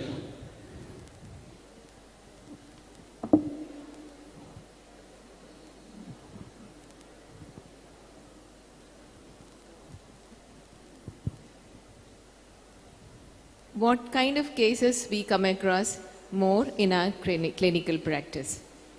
So as I said before, the pre-senile, Charlie's, there is one condition after 40 years of age, the near vision drops, patient will be receding, the person will be holding the book or any object from the nearer point to the farther point. That is called presbyopia or Charlie's, which we correlate to Prathama Patalagatimira.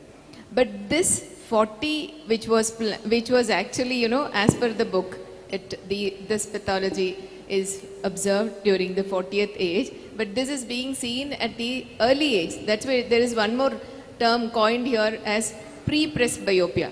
So this such early, than their age, the degeneration is getting more and more observed in their early phase of life, and such early degeneration is being observed. Cataract, those days it was more commonly seen at 60s, 50 above, but now at 30, 28, even 25 and all we are finding, because that lens hardening is happening more faster because of the external hazards or lifestyle based the problems or the faults what we are following, what we are into. And there's one term called Kamalakshaya.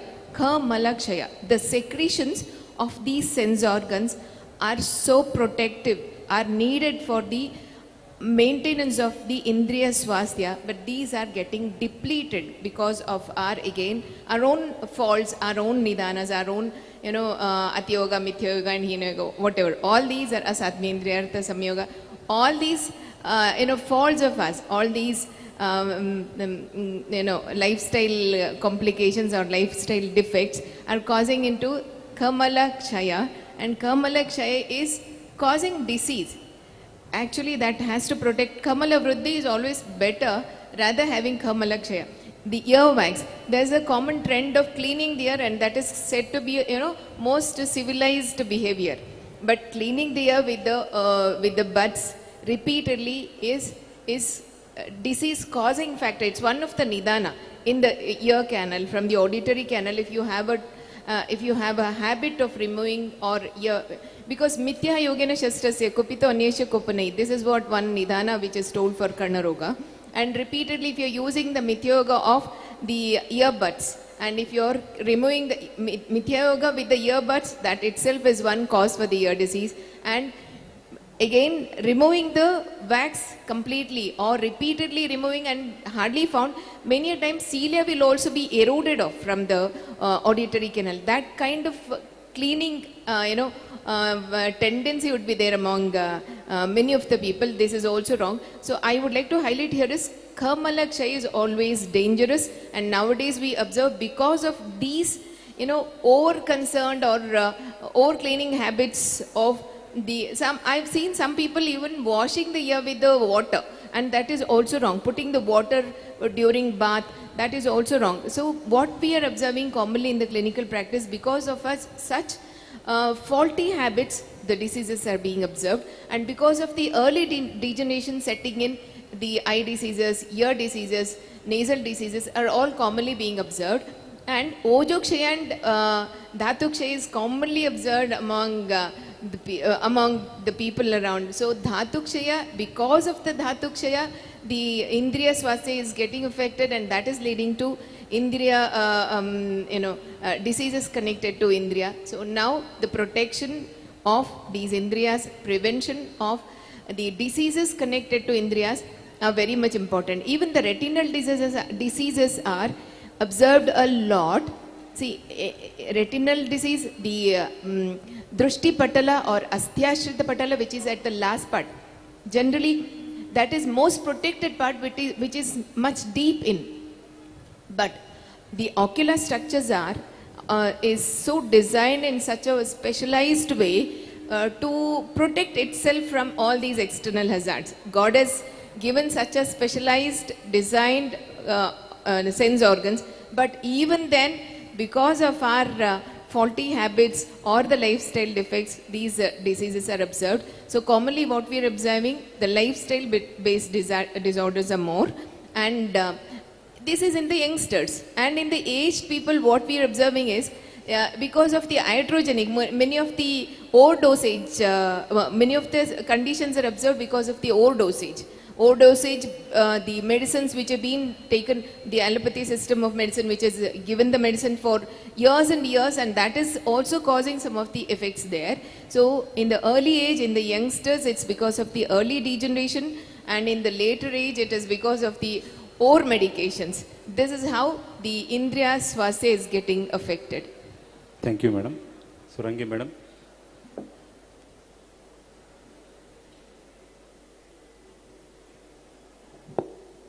Yes. As a clinician, I practice in National Ayurveda Hospital, Colombo. Normally, I receive around 100 patients to my clinic. That is conducted as a Chalakya clinic hall, not separated as a ENT, eye or dental. So my experience is most of the cases, more than 60% of the cases represent ocular diseases. Among those, most of the cases, as Ashwini Madam said, related to the senile or geriatric diseases, mainly cataract. And nowadays, not only the cataract, actually I think before 10 years it is mainly cataract, but now there are a lot of cases related to diabetic retinopathy, glaucoma, as well as computer vision syndrome. That is not a geriatric disease, but computer vision syndrome also very much repeatedly present. Then coming to the ENT side, most of the cases are related to the Kapaja Shirakshula or chronic sinusitis. I think that is because of this lifestyle changes in nowadays. And other one is the PNSA or allergic rhinitis. That is also because of this industrialization and chemicals, dust and things, that PNSA or allergic rhinitis is very much common. And before, actually I transferred to the Colombo Hospital last year. Before that, I was practicing Bandaranaike Memorial Ayurveda Research Institute. It is quite away from Colombo. In the, I think 20-25 kilometers away from Colombo. In there, that penis cases are less than in Colombo. It means the pollution is more in industrialized areas. So I get more patients than that my previous workplace in Colombo, allergic rhinitis cases. Then coming to the ENT or the ear cases, mainly I get sensorineural hearing loss or bardiria due to senile cause. Then earwax problem, as you said, ma'am.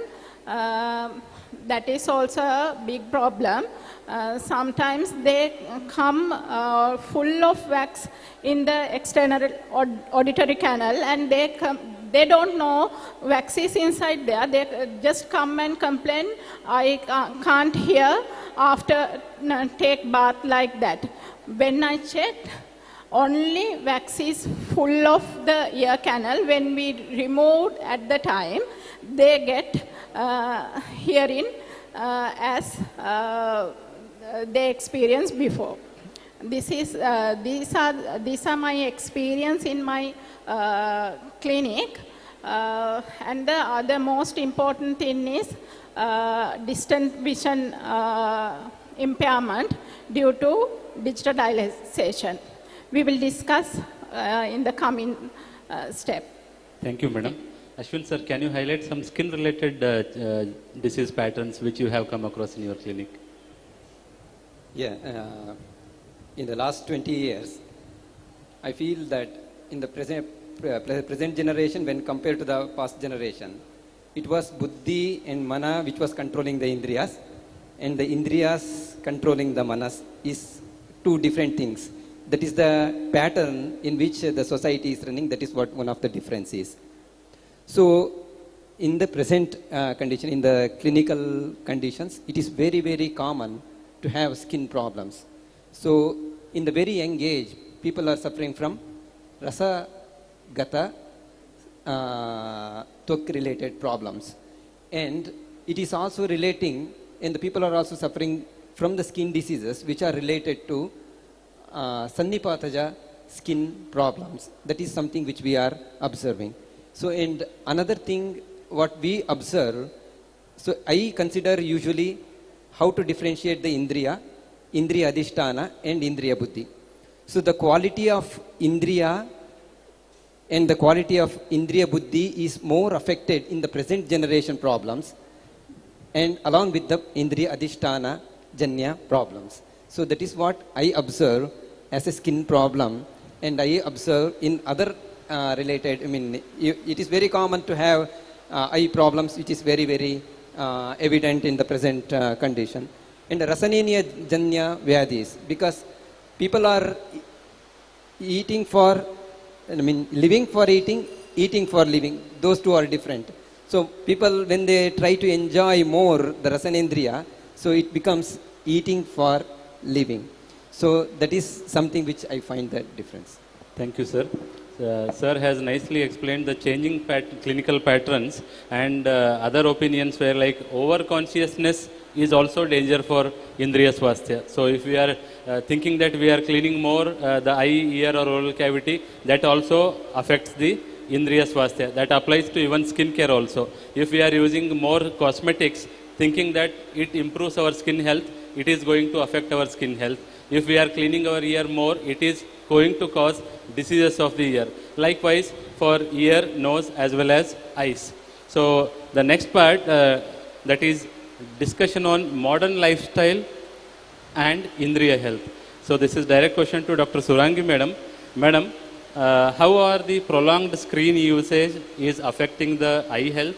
Usage of earphones and gadgets is affecting ear health, as well as usage of cosmetics and other oral hygiene products are affecting the other Indriya health.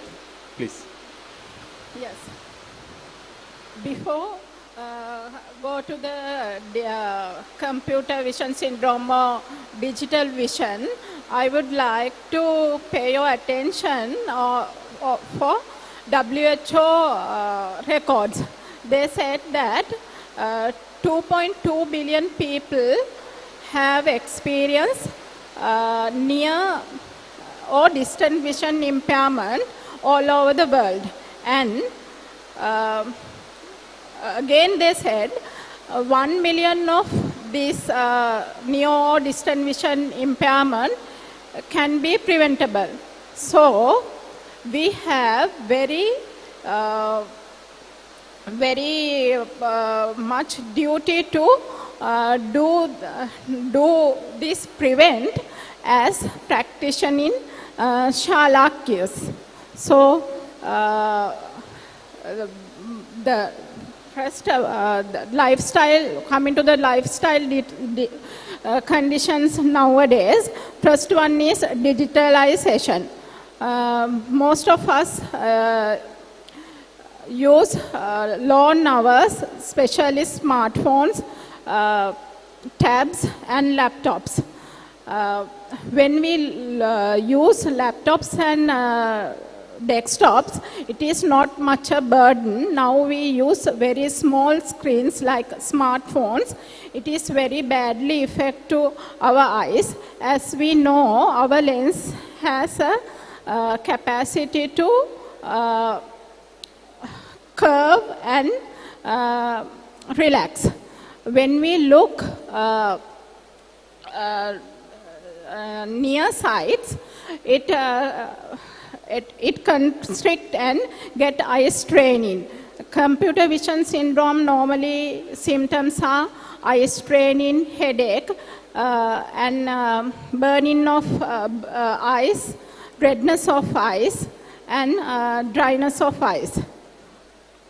This is mainly due to that tiredness of eyes. If we, as I said, when we look near, lens get constrict and give pressure to eye, and it results headache and eye ache. This can be mislead with the glaucoma conditions as well.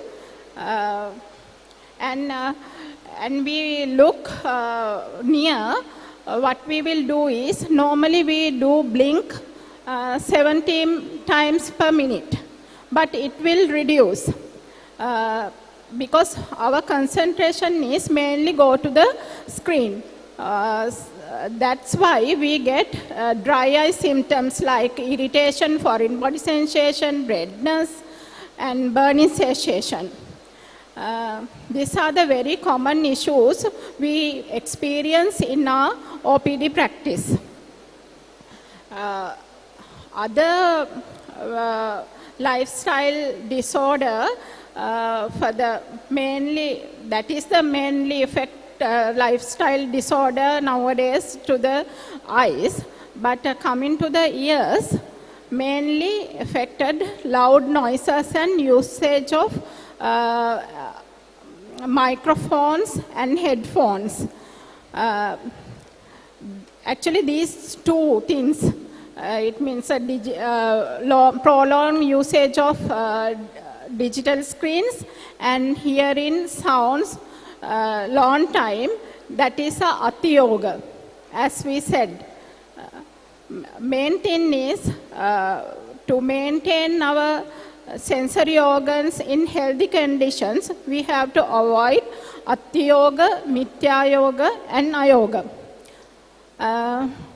I would like to discuss about ayoga of sensory organs. Because of digitalization, we don't use our mind. That is the, I think that is the ayoga of our this jnanendriya, sensory organs. Because Charaka very well said, mind or the manas is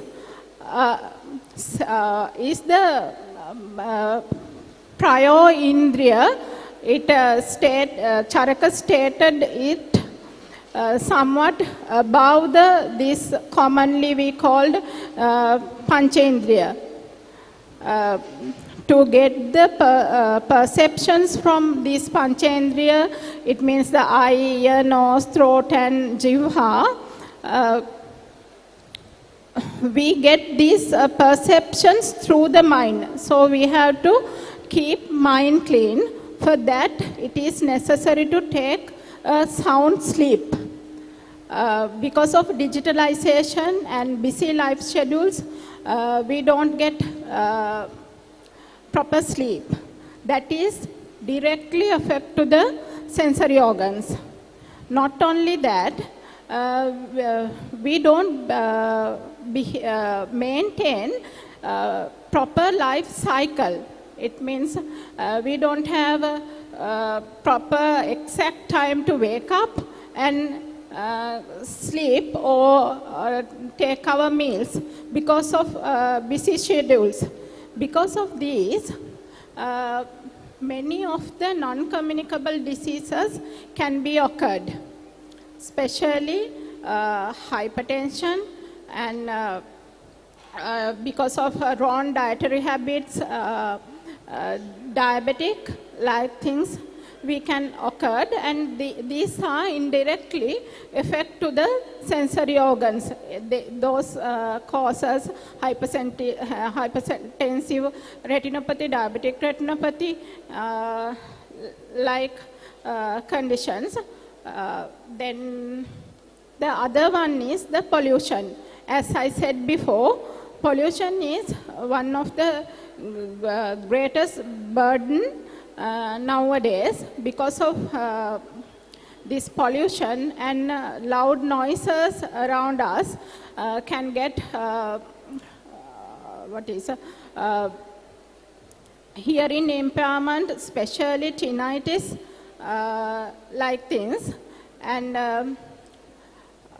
finally, when we don't get proper sleep, it can affect directly to the pure state of mind. Again, it affect to the sensory organs. I think, and the other one is the dietary habits. If we, most of us nowadays take junk food, fast food like things, and lot of sweetened things. These are directly affect, and those foods don't contain that micronutrients which are very much essential for the healthy maintenance of sensory organs, especially nervous system. It means the minerals and vitamins are very lack of these junk and fast foods. So we have to avoid these. I think these are the main problems according to the new lifestyle changes. Other panelists also will discuss about this. Thank you, madam. Ashwin sir, can you highlight the role of stress in Indriya related issues? Yes. Our text begins with Ragadi Rogan, Satatana Shaktan. So what are these ragadis? Raga, Dvesha, Lobha, Mata, Matsaryam. So these are the root cause of every disease in all possible of our existence. So if you take all the ragadis, Ari Shad Vargas, Ari means our enemy, Shad Vargas. Ari Shad Varga is put in a bracket, it is put in a container, that container is stress. In the modern world, stress contains Raga, Dvesha, Lobha, Mata, Matsarya. So stress in the life is the most important element in causing all the diseases in the manifested world. So in this present world, the modern lifestyle, what we say the modern lifestyle, whether it is this lifestyle which is producing, it is a lifestyle which is going towards, we have to do something opposite to the something which is there in the nature. It looks like that. People work at night, We invented the electricity, we work at night, and we go to bed late, and we are more ambitious. Ambitious is good, but it puts a lot of stress on the individuals. So, in the encouragement of Indriya Lalatva, people are suffering in the physical body and in the mental body. In the present world, the dharma, artha, and kama and moksha. Dharma should be first, artha next, then the kama. Here, kama comes first, artha next, and the dharma. Moksha goes later on. You cannot think about the moksha. So, in the context of present lifestyle, people are suffering in the physical body and in the mental body. That it is because of the Indriya Lalatva, which is evident in the present condition. Ashwini madam, please.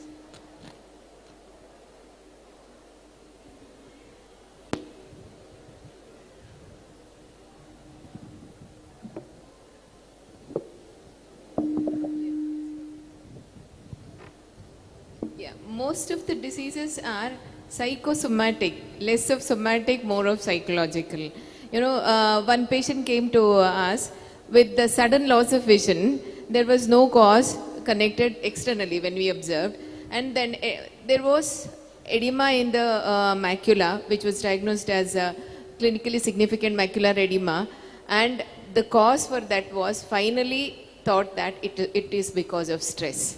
And as Dr. Ashwin said, rightly pointed out, we work in the night with the bright lights where our cones has to work in the night time, but cones has to rest at the night time and the rods has to take its work at the night, but cones are made to forcefully act upon during the night time, and it is again, there the degeneration starts. You are making those cells not to work, and the cells which has to take rest, those cells are hyperactivated, and such a state of ambiguousness or a state of forcefully making the cells to reduce its capacity, or that is nothing but degeneration that is happening. And another thing what we are observing more is autoimmune disorder. Our own cell is acting wrongly to us, and that is adding on to many of those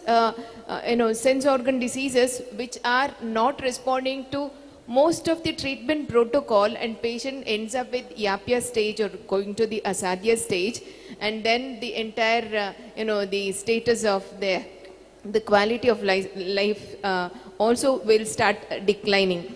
And a patient generally come with, there's one more kind of sector of people where the overthinking how that would affect. Simple, like floaters, small mosquito kind of moving in front of the eye, or hairy objects moving in front of the eye. When they Google about it, they would think that it may be a retinal tear.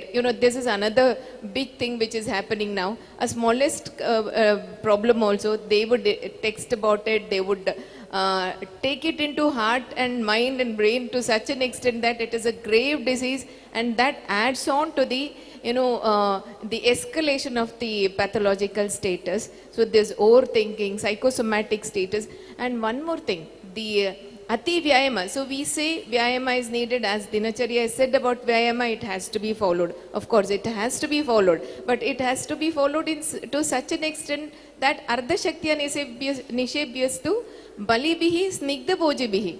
For the Snigdha Bhoji, it is Ardha Shakti. And that too in Shitakala Vasantecha Mandameva Tato Anyada. Only during the Shitakala and Vasanta it should be Ardha Shakti. Mandameva Tato Anyada. But we are not doing that. It has been followed to such an extent that the person would be, he will be so much wet as if he's taken a bath with a sweat. So that kind of Vyayama is being followed, Atiyoga of Vyayama, and because of that we are observing that sometimes the retina starts getting detached, or there may be a sudden bleed in the retina, and patient will end up with sudden loss of vision. So here such lifestyle based or overdoing of the Vyayama is also causing many of the eye disorders. And as madam said, zero nutrients, because the Netra Bhaga is made up of Prasada Bhaga of Pancha Mahabhutas. It is Mahabhuta, every structure is made up of Pancha Mahabhuta, but the Netra or the sense organs are made up of prasada bhaga of Panchamahabhuta.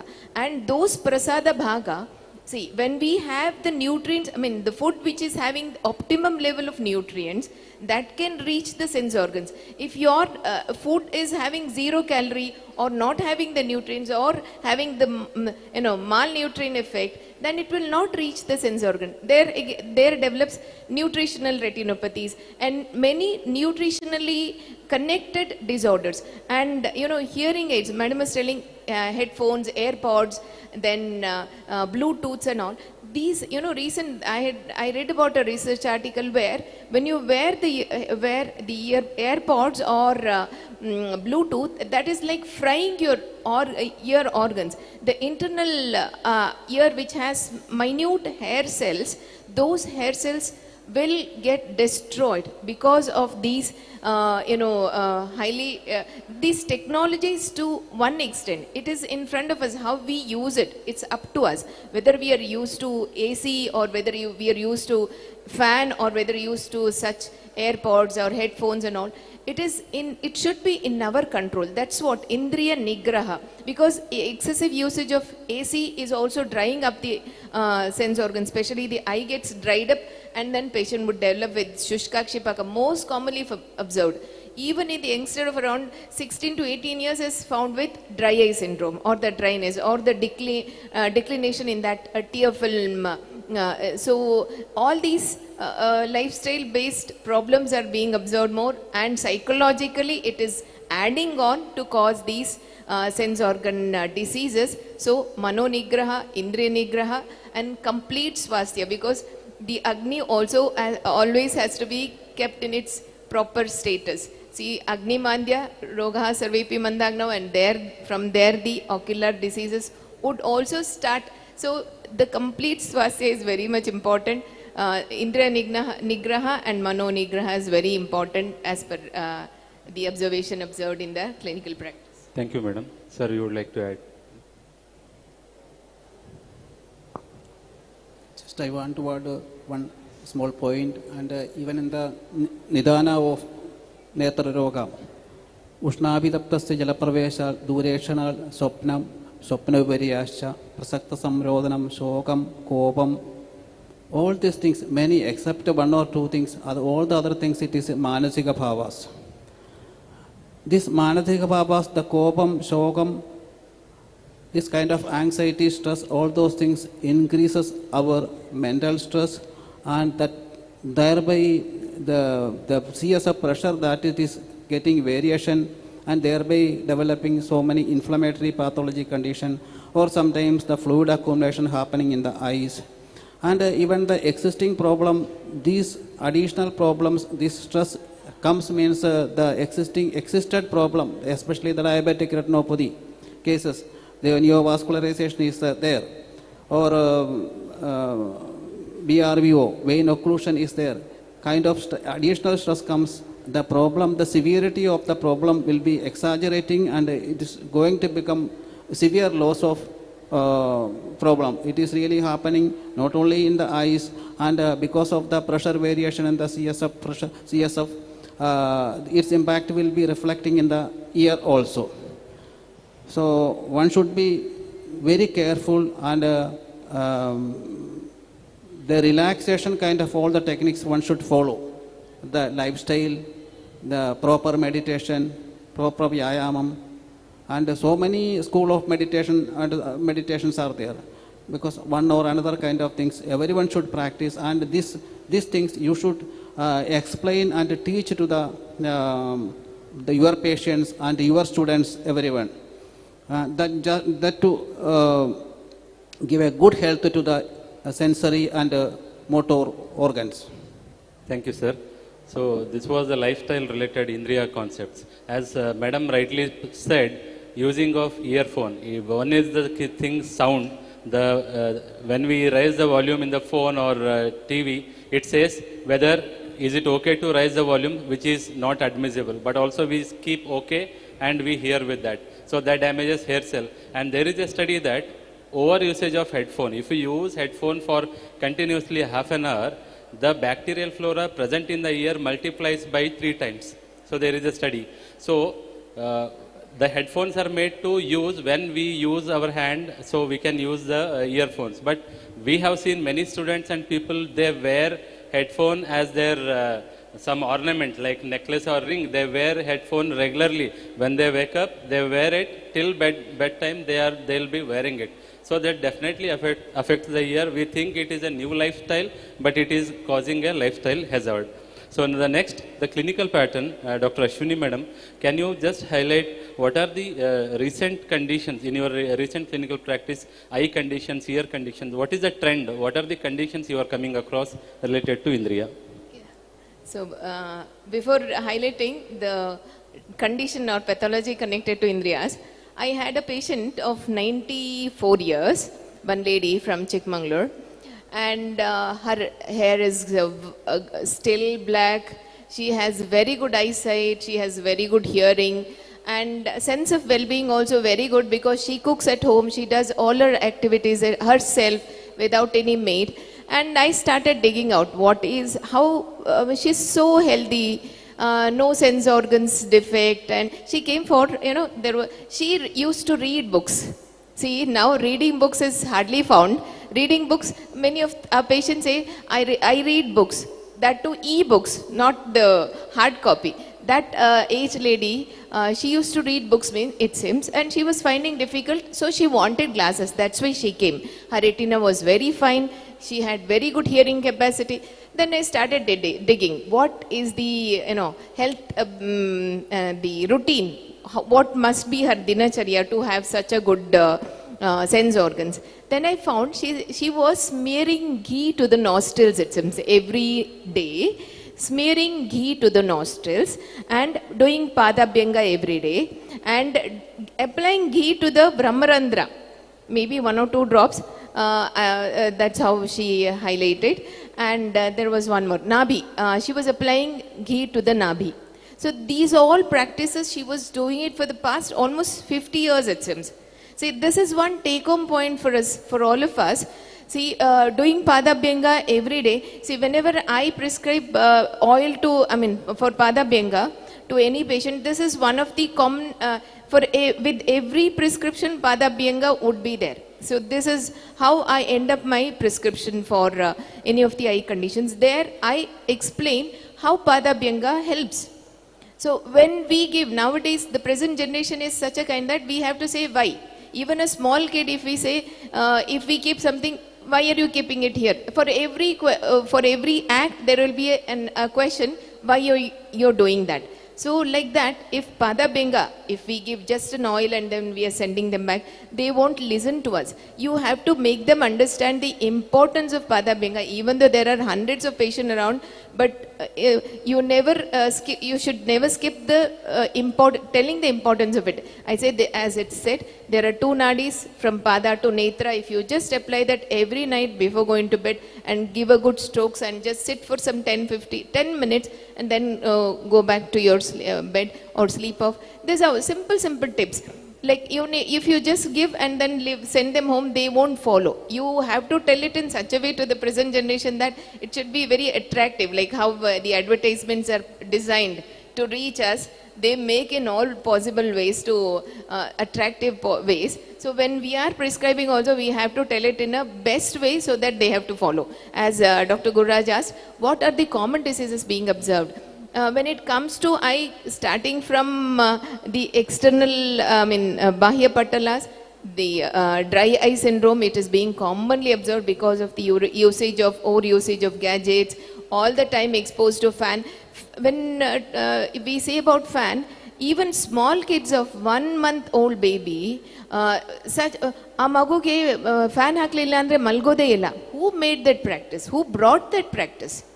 See, this again I say these all gadgets should be in our control, right? So like this exposure to all these technological inventions or facilities. See, because dry eye syndrome is being observed very commonly, and all the small kids are also with the spectacles, refractive errors, whether it is astigmatic or myopic, these all amblyopic, and these all refractive errors are commonly being observed, and even probably the age of the kid will be much smaller than the power of the glasses.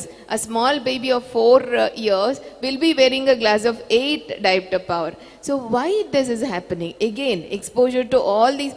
ಆ ಎಳೆ ಕಣ್ಣುಗಳಿಗೆ ನಾವು ಅಷ್ಟು light exposure ಕೊಡ್ತಾ ಇದ್ದೀವಲ್ಲ, probably ಅದು ಕೂಡ effect ಆಗ್ತಾ ಇದೆ. And near works, those olden days, ಹಿಂದೆ ಇಲ್ಲಿ ಏನಾಗ್ತಿತ್ತು, ಬೇಟೆ ಆಡ್ತಾ ಇದ್ರು, ದೂರದೃಷ್ಟಿ ಚೆನ್ನಾಗಿರ್ತಿತ್ತು ಅವ್ರಿಗೆ, ಹತ್ರದ್ದೇನು ಅಷ್ಟು ಇರಲಿಲ್ಲ, close work was hardly done those days. Later on as man started practising writing, reading ಎಲ್ಲ ಮಾಡ್ತಾ ಮಾಡ್ತಾ ನಿಯರ್ ವರ್ಕ್ ಜಾಸ್ತಿ ಆಗ್ತಾ ಬಂತು. ಬಟ್ ಅಲ್ಲಿ ನಿಯರ್ ವರ್ಕ್ ನಿಮಗೆ ನೆನಪಿದ್ರೆ, ಹಿಂದೆ ಎಲ್ಲ teachers they use to write in the board big letters ಅಲ್ಲಿ, ಎ ಅಂತ ಬರೆದ್ರೆ ದೊಡ್ಡದಾಗಿ ಬರಿತಾ ಇದ್ರು. ಆ ಆಲ್ಫಾಬೆಟ್ಸ್ ಎಲ್ಲ ಬರೆಯುವಾಗ they use to write it so big. ಅದು ಯಾಕೆ ಅಂತ ಹೇಳಿದ್ರೆ, ಆ ಎಳೆ ಕಣ್ಣಿಗೆ ಪ್ರೆಷರ್ ಕೊಡಬಾರ್ದು ನಾವು.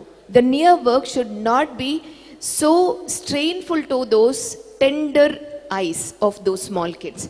ಬಟ್ ಈಗ ಎಷ್ಟಿದೆ ಹೋಮ್ವರ್ಕ್. ಒಂದು ಮಗುಗೆ ಮೊನ್ನೆ ಕರ್ಕೊಂಡು ಬಂದಿದ್ರು, ಮೇಡಮ್ ತುಂಬ ಹೋಮ್ವರ್ಕ್ ಇದೆ. ಎಷ್ಟನೇ ಕ್ಲಾಸು ಅಂದರೆ ಯು ಕೆ ಜಿಗೂ ಇಷ್ಟು ಹೋಮ್ವರ್ಕ್ ಕೊಡ್ತೀರಾ? It is so shocking. Here the point to ponder on is, ಅಷ್ಟು ವರ್ಕ್, ಅಷ್ಟು ಪ್ರೆಷರ್ ಕಣ್ಣಿಗೆ ಕೊಡ್ತಾ ಇದ್ದೀವ ನಾವು? ಅಷ್ಟು ನಿಯರ್ ವರ್ಕ್ ಬೇಡ. We have to give those, we have to make the kids to play out. External, the babies are, or the games around or playing around is hardly found. Sitting and playing with the mobile or in the screen alli aadta hogudu. No, that is not needed. Because of external ಏನು ಆಡಬೇಕಿತ್ತು ಆ ಟೈಮನ್ನು ಅವರು screen ಇಟ್ಕೊಂಡು ಆಟ ಆಡೋದು. ಮಕ್ಕಳಿಗೆ ಊಟ ಮಾಡುವಾಗ ಮೊಬೈಲ್ ಕೊಡಲೇಬೇಕು ಮೇಡಮ್, ಇಲ್ಲ ಅಂದರೆ ಊಟ ಮಾಡೋದಿಲ್ಲ. These are all wrong practices. Probably we are only encouraging. So ಈ ಥರದ್ದು ಫಾಲ್ಟಿ ಆಕ್ಟಿವಿಟೀಸ್ ಇಂದ ಮಕ್ಕಳಲ್ಲಿ, ಸಣ್ಣ ಮಕ್ಕಳಲ್ಲಿ ಕಣ್ಣಿನ ಪ್ರಾಬ್ಲಮ್ ಬರ್ತಾ ಇರುವಂಥದ್ದು. This is very commonly being observed, and that to it is escalating so fast that ಒಂದು ವಿಸಿಟ್ ಅಲ್ಲಿ if it is -2 diopters, in the second visit it would have gone for 4.5 or something like that. So like that, the near work is more, whether it is in the phone or whether it is with and there is, as I told to one parent, ತುಂಬ ಮೊಬೈಲಲ್ಲೆಲ್ಲ ಬೇಡ ಆಟ ಆಡೋದು, ಅವರನ್ನು ಬೇರೆ drawing ಅಂತದಕ್ಕೆಲ್ಲ ಹಾಕಿ ಅಂತ. So that parent had scent for drawing classes. ಅಲ್ಲಿ drawing ಕ್ಲಾಸಲ್ಲಿ ದೇವರ್ ಗಿವಿಂಗ್ ಫ್ರಮ್ ಸ್ಕ್ರೀನಲ್ಲಿ ಕೊಟ್ಟು ಡ್ರಾಯಿಂಗ್ ಮಾಡೋ ಕೂರಿಸ್ತಾ ಇದ್ರಂತೆ. That is again wrong. Looking at the screen and watching those lines and again putting the strokes or doing the drawing and all, that again increases the near work, the pressure for all the ocular muscles, intraocular muscles, extraocular muscles, both are getting overburdened. So all these refractive errors are being observed a lot, especially among kids. Bahusha navella oduvaga in our class very few used to wear glasses.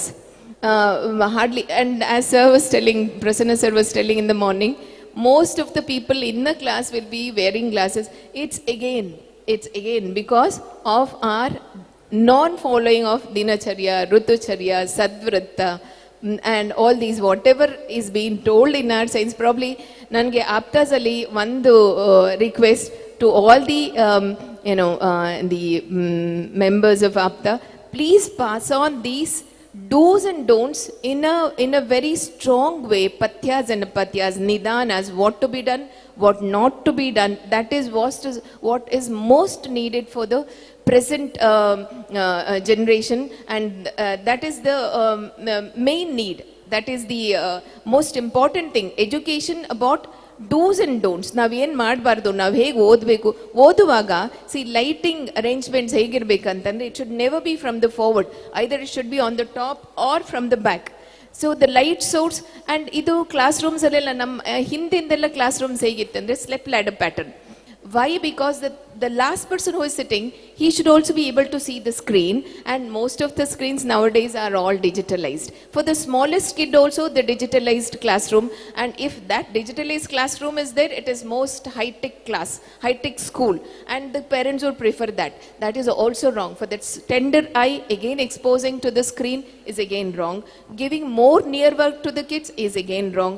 So because of this cumulative effect, the problems in the small kids are observed a lot, and that is causing the myopic astigmatism or high myopes are all being commonly observed. See, these high myopes, myopic astigmatism, wearing glasses, it finishes off. No. Later on, the effect of it on the retina, patient will, such kids will develop later on retinal cracks in the later age of around 30.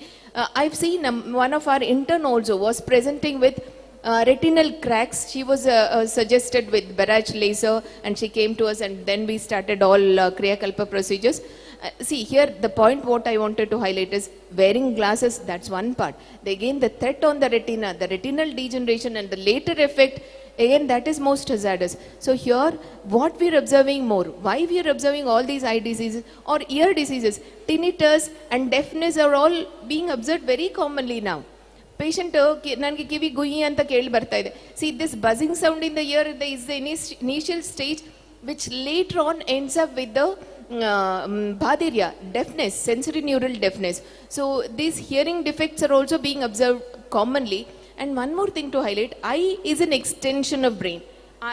Ear, when you're treating, if you treat the ear, we have to think of the whole brain. We have to improve the nerve functioning of the brain also when we are treating the sense organs. So the threat is on the sense organs as well as on the brain.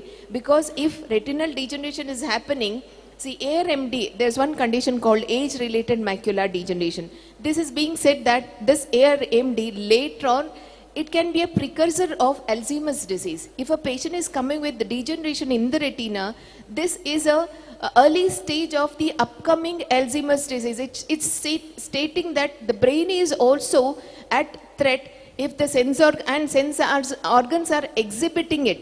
These structures are showing us the pathology, what is happening and what can happen in future, what dreadful thing can happen in future as well.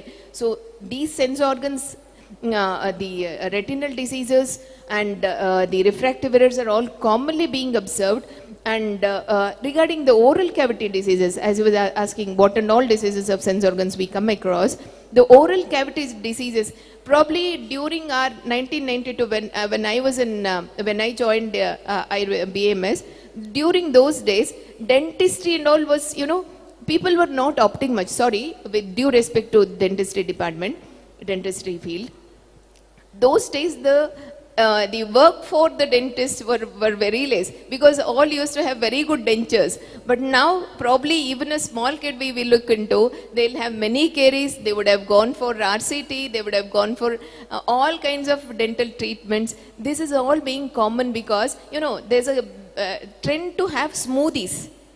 Rather having smoothies, you eat those fruits with fibers, you will chew so that the chewing and the fiber will also reach our gut. I mean that will improve our gut health also, and chewing effect will improve and the dentures will also be healthier. So we are not giving much work to our tooth. The dentures are given less work because most of the food are refined, and the dental health, oral health also is hardly observed. The Jihva Nirlekana is hardly followed by youngsters. Sorry, if at all you are following, we appreciate that. Jihva Nirlekana, Danta Davana, the pattern of Danta Davana, what has been explained in our science, and most of the pastes are sweet based, and of course that is contraindicated as per our science. So, and Kavala Gandosha later on, if these are followed, certainly dental health would have been better, oral health would have been better. But as people are not into this entire protocol of Danta, proper brushing, then Jihva Nirlekana, then Kavala and Gandosha, if this entire protocol, set of oral hygiene maintenance, if probably would have been followed, the oral health would have been better, but it is hardly being followed, and because of that the oral health, especially the denture health, are receding so much.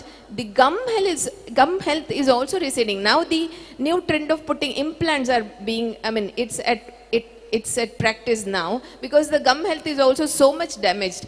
So there's nothing to even put an implant. Cap also is also not possible. So they have to go for the implants to the bone, up to the dentures, up to the lowest part of the mandibular bone. to that extent the implants are needed now. It's because of the declined dental and oral health and gum health. So these all are again because of our faulty food habits. Yeah.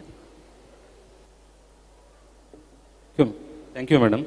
I got a question from the audience, I thought which is relevant for this time. So Shalakyatantra is becoming more modern diagnosis and Ayurveda treatment. Is this the right approach, or else we have scope to understand through Ayurveda lens, or else we are losing our strength?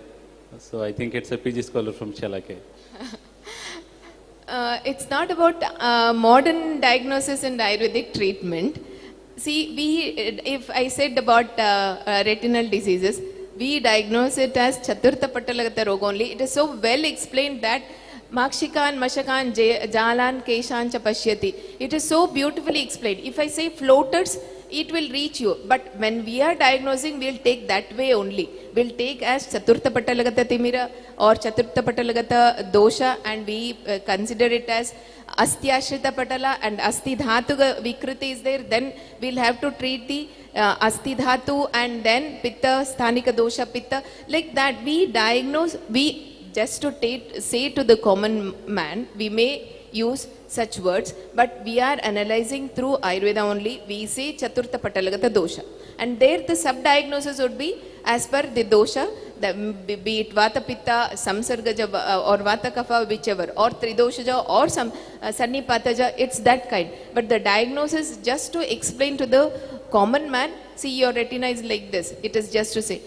The diagnosis is based on Ayurveda only, treatment is also based on Ayurveda only, but some terms we might be using there. This is my version, this is how I treat. When I take a fundal photography, I'll show to the patient, I'll explain, this is how the pathology is. See, your Raktanala illi odidide, illi Uta bandide, illi Kobbinamsha Shekarane agta ide. Like this we explain. We use those terms, but the analysis, treatment, Samprapti Ghatakas and Samprapti Vighatana Chikitsa will be always done only by Ayurveda. That's why we are getting such good results and patients are approaching us back. So they are Pratyaksha tools which improve our understanding, but our concept of diagnosis and treatment will remain same, that is the root of the Ayurveda. Sir, can you add any clinical conditions which are trending now? Just name few which are very common.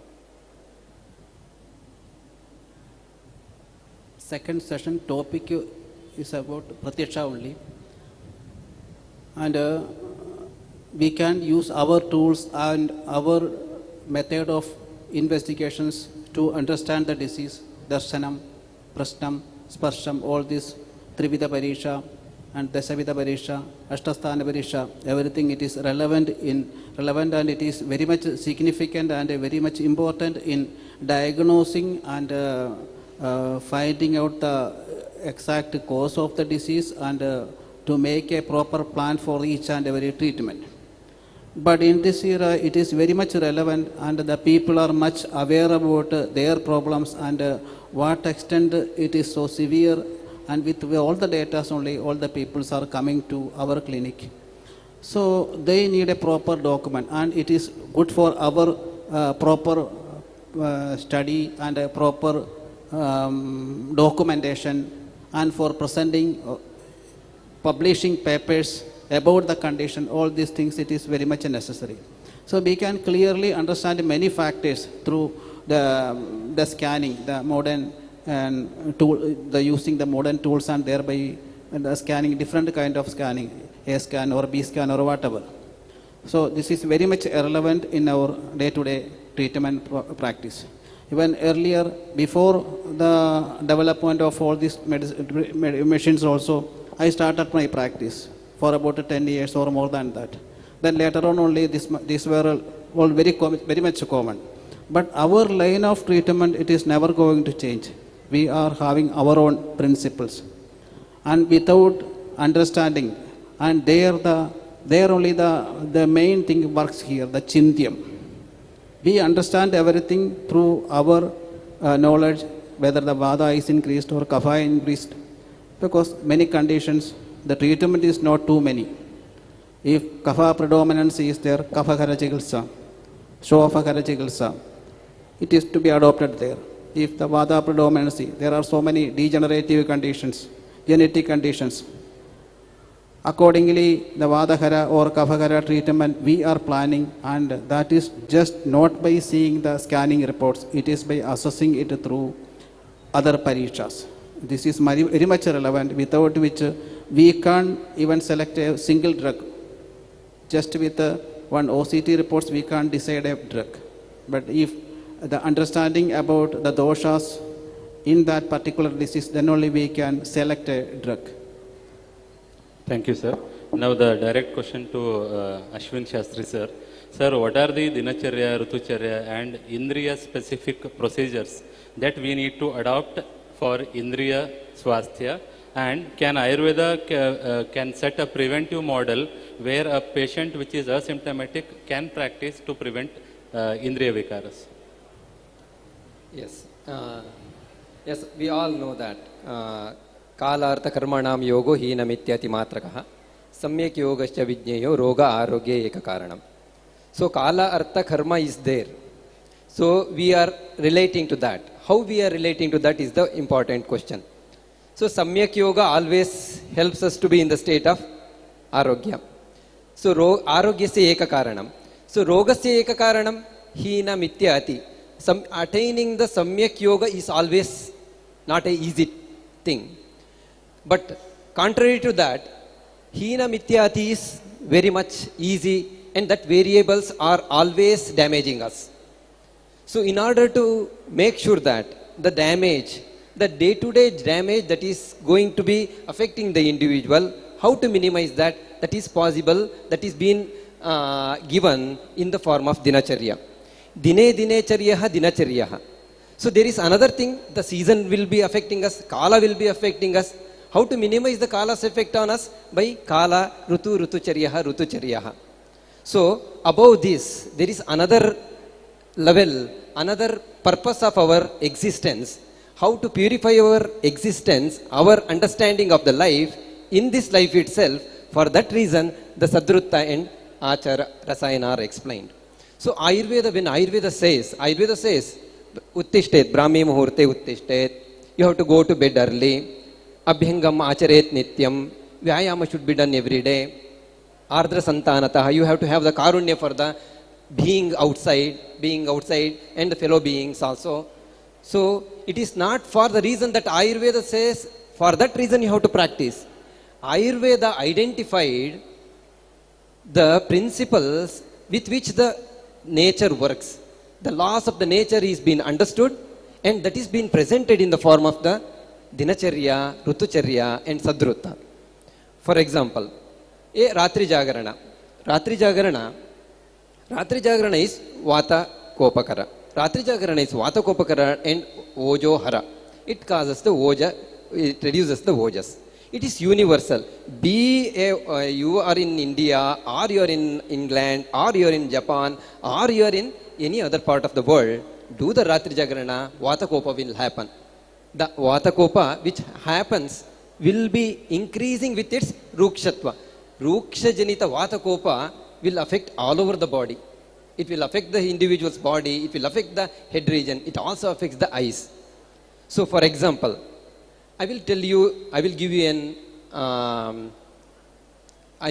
a clinical case which I come across a month ago. So there was a girl, she is a software engineer, she is around 23 years old. She got hit with a ball while playing, and it was a very forceful impact. Immediately she collapsed, and there was some external bleeding as well. And she lost consciousness for 2 minutes. Then they have taken the investigations, and all the investigations done. But the moment ball hit, she lost her vision. After that, they have taken a series of investigations and did all the treatments, but she could not regain her vision. So she could not regain her vision, and VEP done, some of the investigations done. So there was a clear cut. The retina is fine. The eyes, behind the eyes, the retina is good. But from the eye wall, there is a connection between the eye and the our brain that is being affected. So they try to stimulate that with the steroids. The lady, she came, and after 2 months of continuous medication, she was getting all other affections, other side effects of the medicine, and she came to the clinic. And she asked, she already lost her vision. There was no hope for getting the vision back. So then when I inquired about, then I come to know that she is a software engineer who works overnight. She go to bed only by 2 o'clock. Okay. Then all other nidana, it is been considered. She was also consuming the food from outside.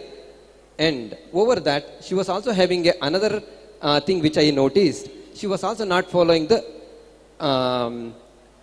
menstrual charya. So that Rutu charya was not followed. So in her condition, how can one ball hit can lead to a complete loss of vision? Can it be retrieved back or not? That is the question. So I assessed this condition. It is because of the Vata Kopa primarily set by the Ratri Jagarana, and the menstrual cycle, the charya which should have been followed, not followed in the proper way, and the ahara which was not good at the hostel, that led to the Rakta Dushti, and an impending Vata Rakta condition was there in her condition. An impending Vata Rakta was there in her condition. An Abhigata hit was good enough to cause the Anyonya Varana, and she got the situation of having the prana hani in the netra. Prana hani indra netra. So the effort here is to whether it is possible to retrieve back the prana capacity back to the visual area. So we did not give any of the hopes, but we started the treatment. Because of the Ratri Jagarana, Ruksha Janita and Rakta Dushti, we set a Snehapana. Set the Snehapana. On the third day, she was able to see a little bit. On the fourth day, we started the Nasyam. On the fifth day of the Nasya, she was able to see up to 20% of vision was recovered.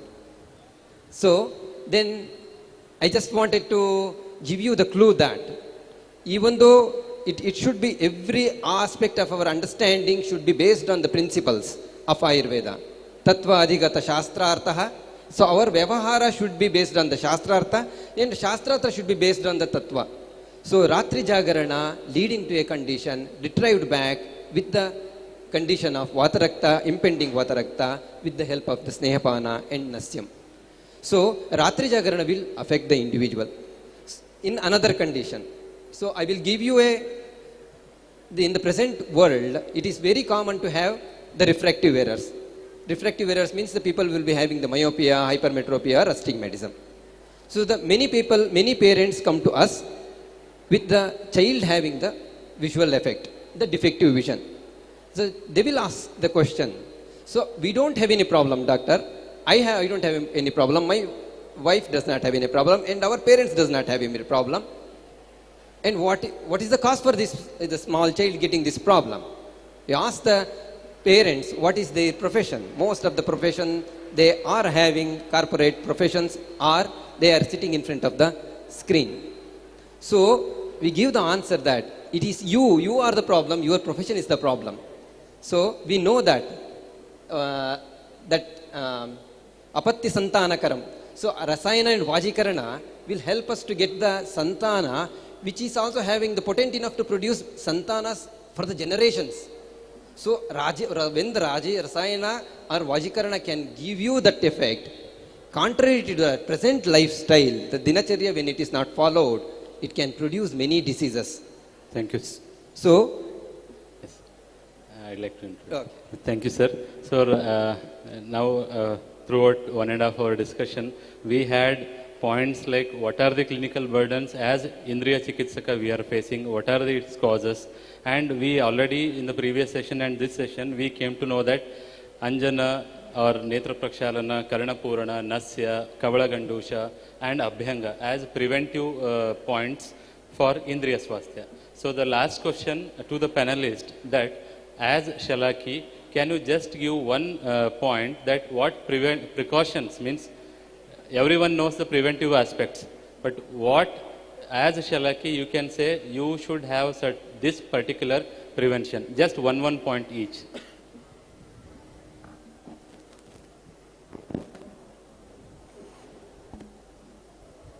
For instance, if we are taking Anjana as a regular Nitya Abhyasa, whether we should do or not.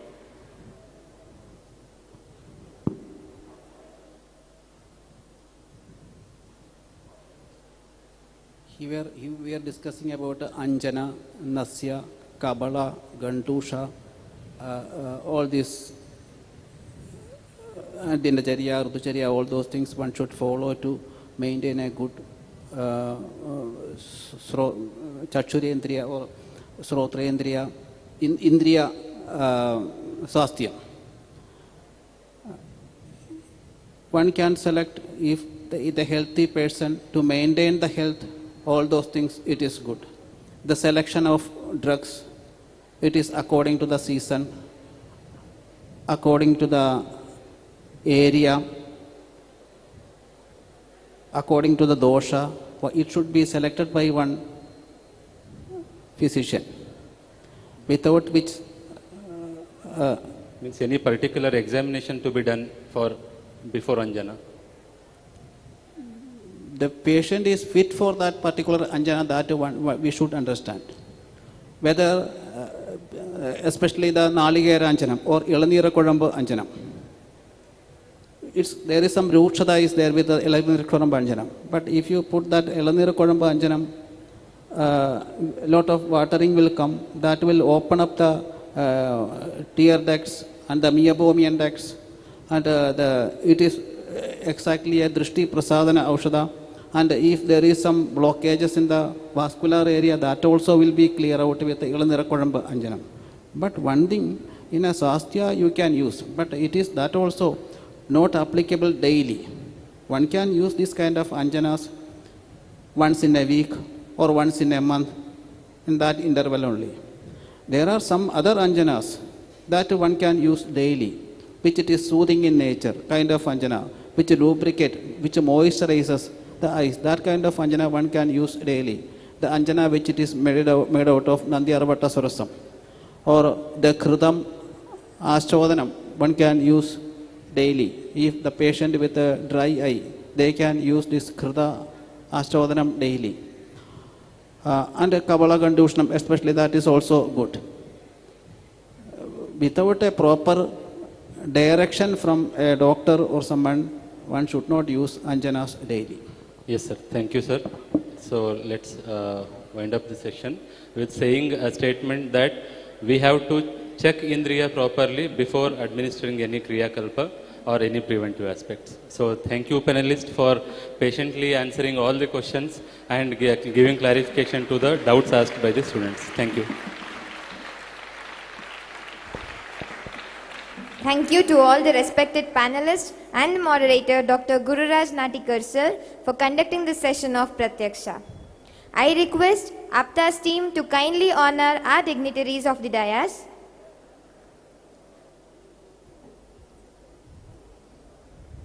The session has provided us with valuable insights into the present burden of sensory health disorders, clinical experiences, and the challenges faced in maintaining sensory well-being. The observations shared today remind us of the importance of moving beyond awareness towards meaningful preventive interventions. On behalf of our organizing team, we extend sincere gratitude to all the esteemed speakers and moderator for their valuable contributions. Please give a big round of applause to all the panelists and the moderator who conducted the session Pratyaksha.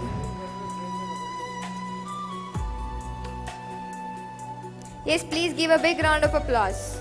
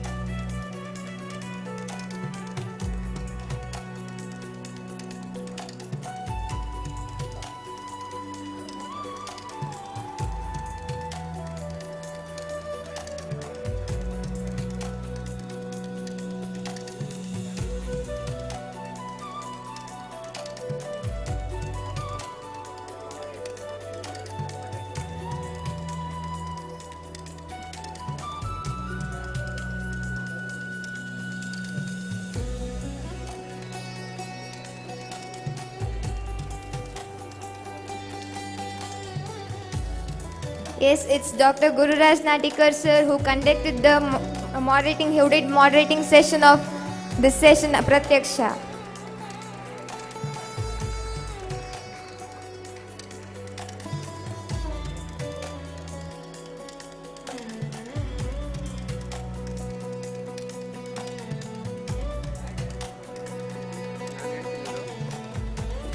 I request Mr. Vishwanand sir to come on the stage. So, sir is from marketing field, and for Ayurveda doctors, today in a parallel session, he has guided on marketing is everything, how to convince the patient and how to give the service in a better way and how to utilize AI, and so many such things has been guided by sir. So, he is really very much contributing for our field as well. Every year he conducts healthcare summit. He is from Hyderabad. So we want to honor you, sir. Please come on the stage. Yes.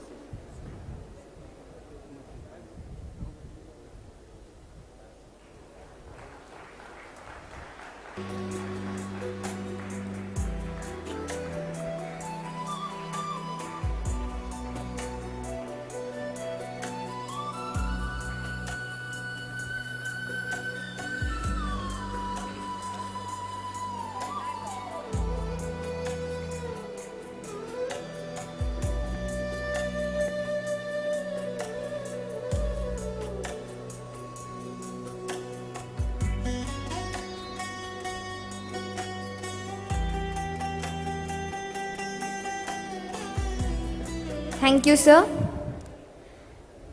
Distinguished delegates, we now return to the third Sandhya Sambhasha of the day.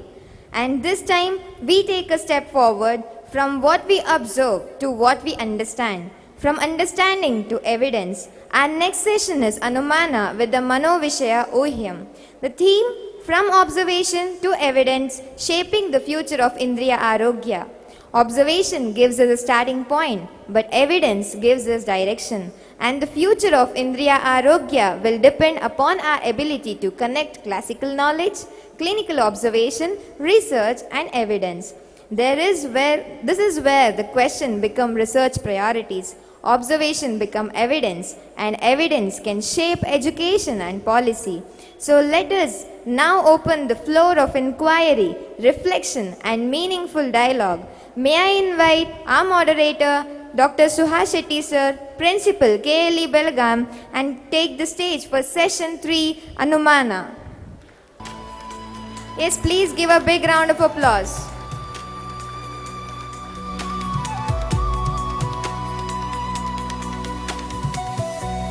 From the audience, there's no Josh. It's the third session, guys, third session.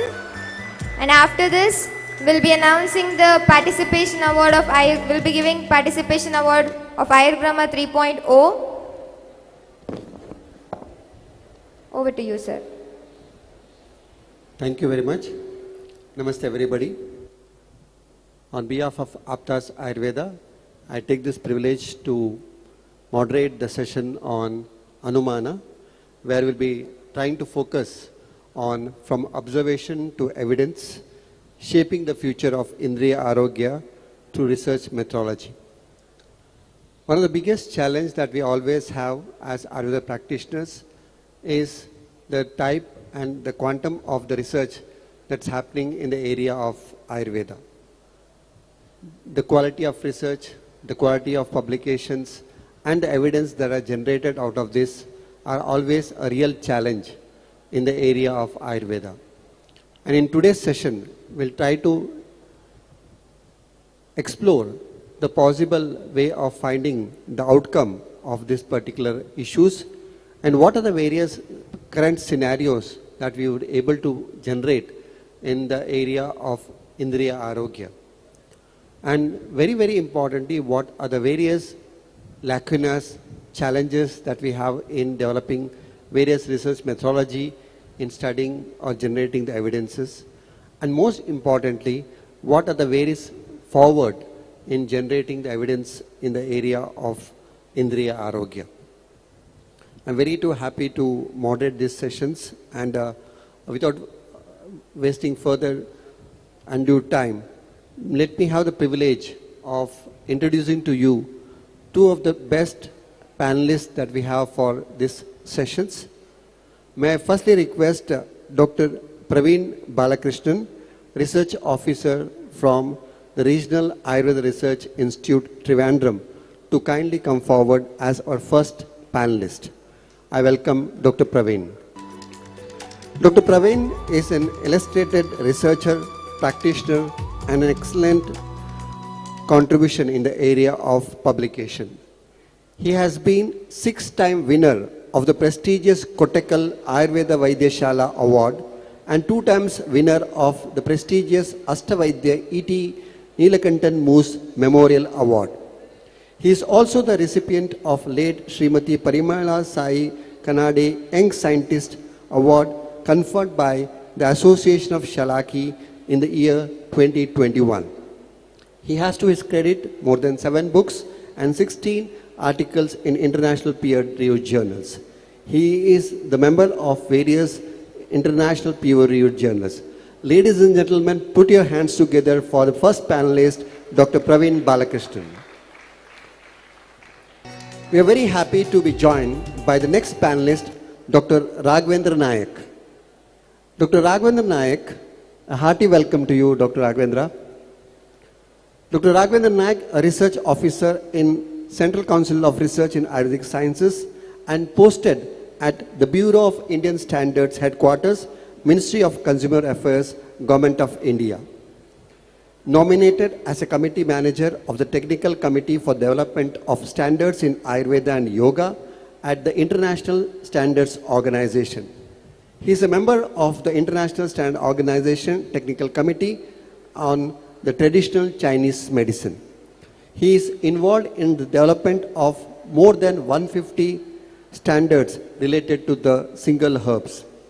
He is also the recipient of the Ayush Award by CCRS and the best paper in the literary research confirmed on him. So may I request you to kindly welcome the next panelist, Dr. Raghavendra Nayak.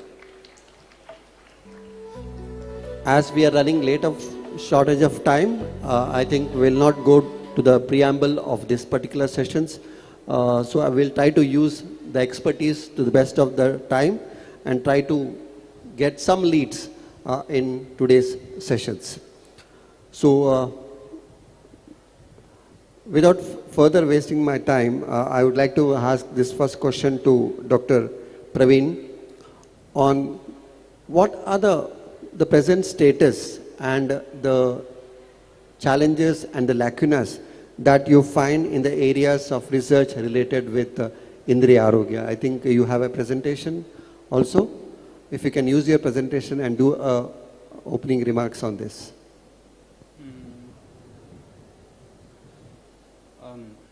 Very good afternoon to all the distinguished guests, all the audience, students, postgraduates, all who are being seated here.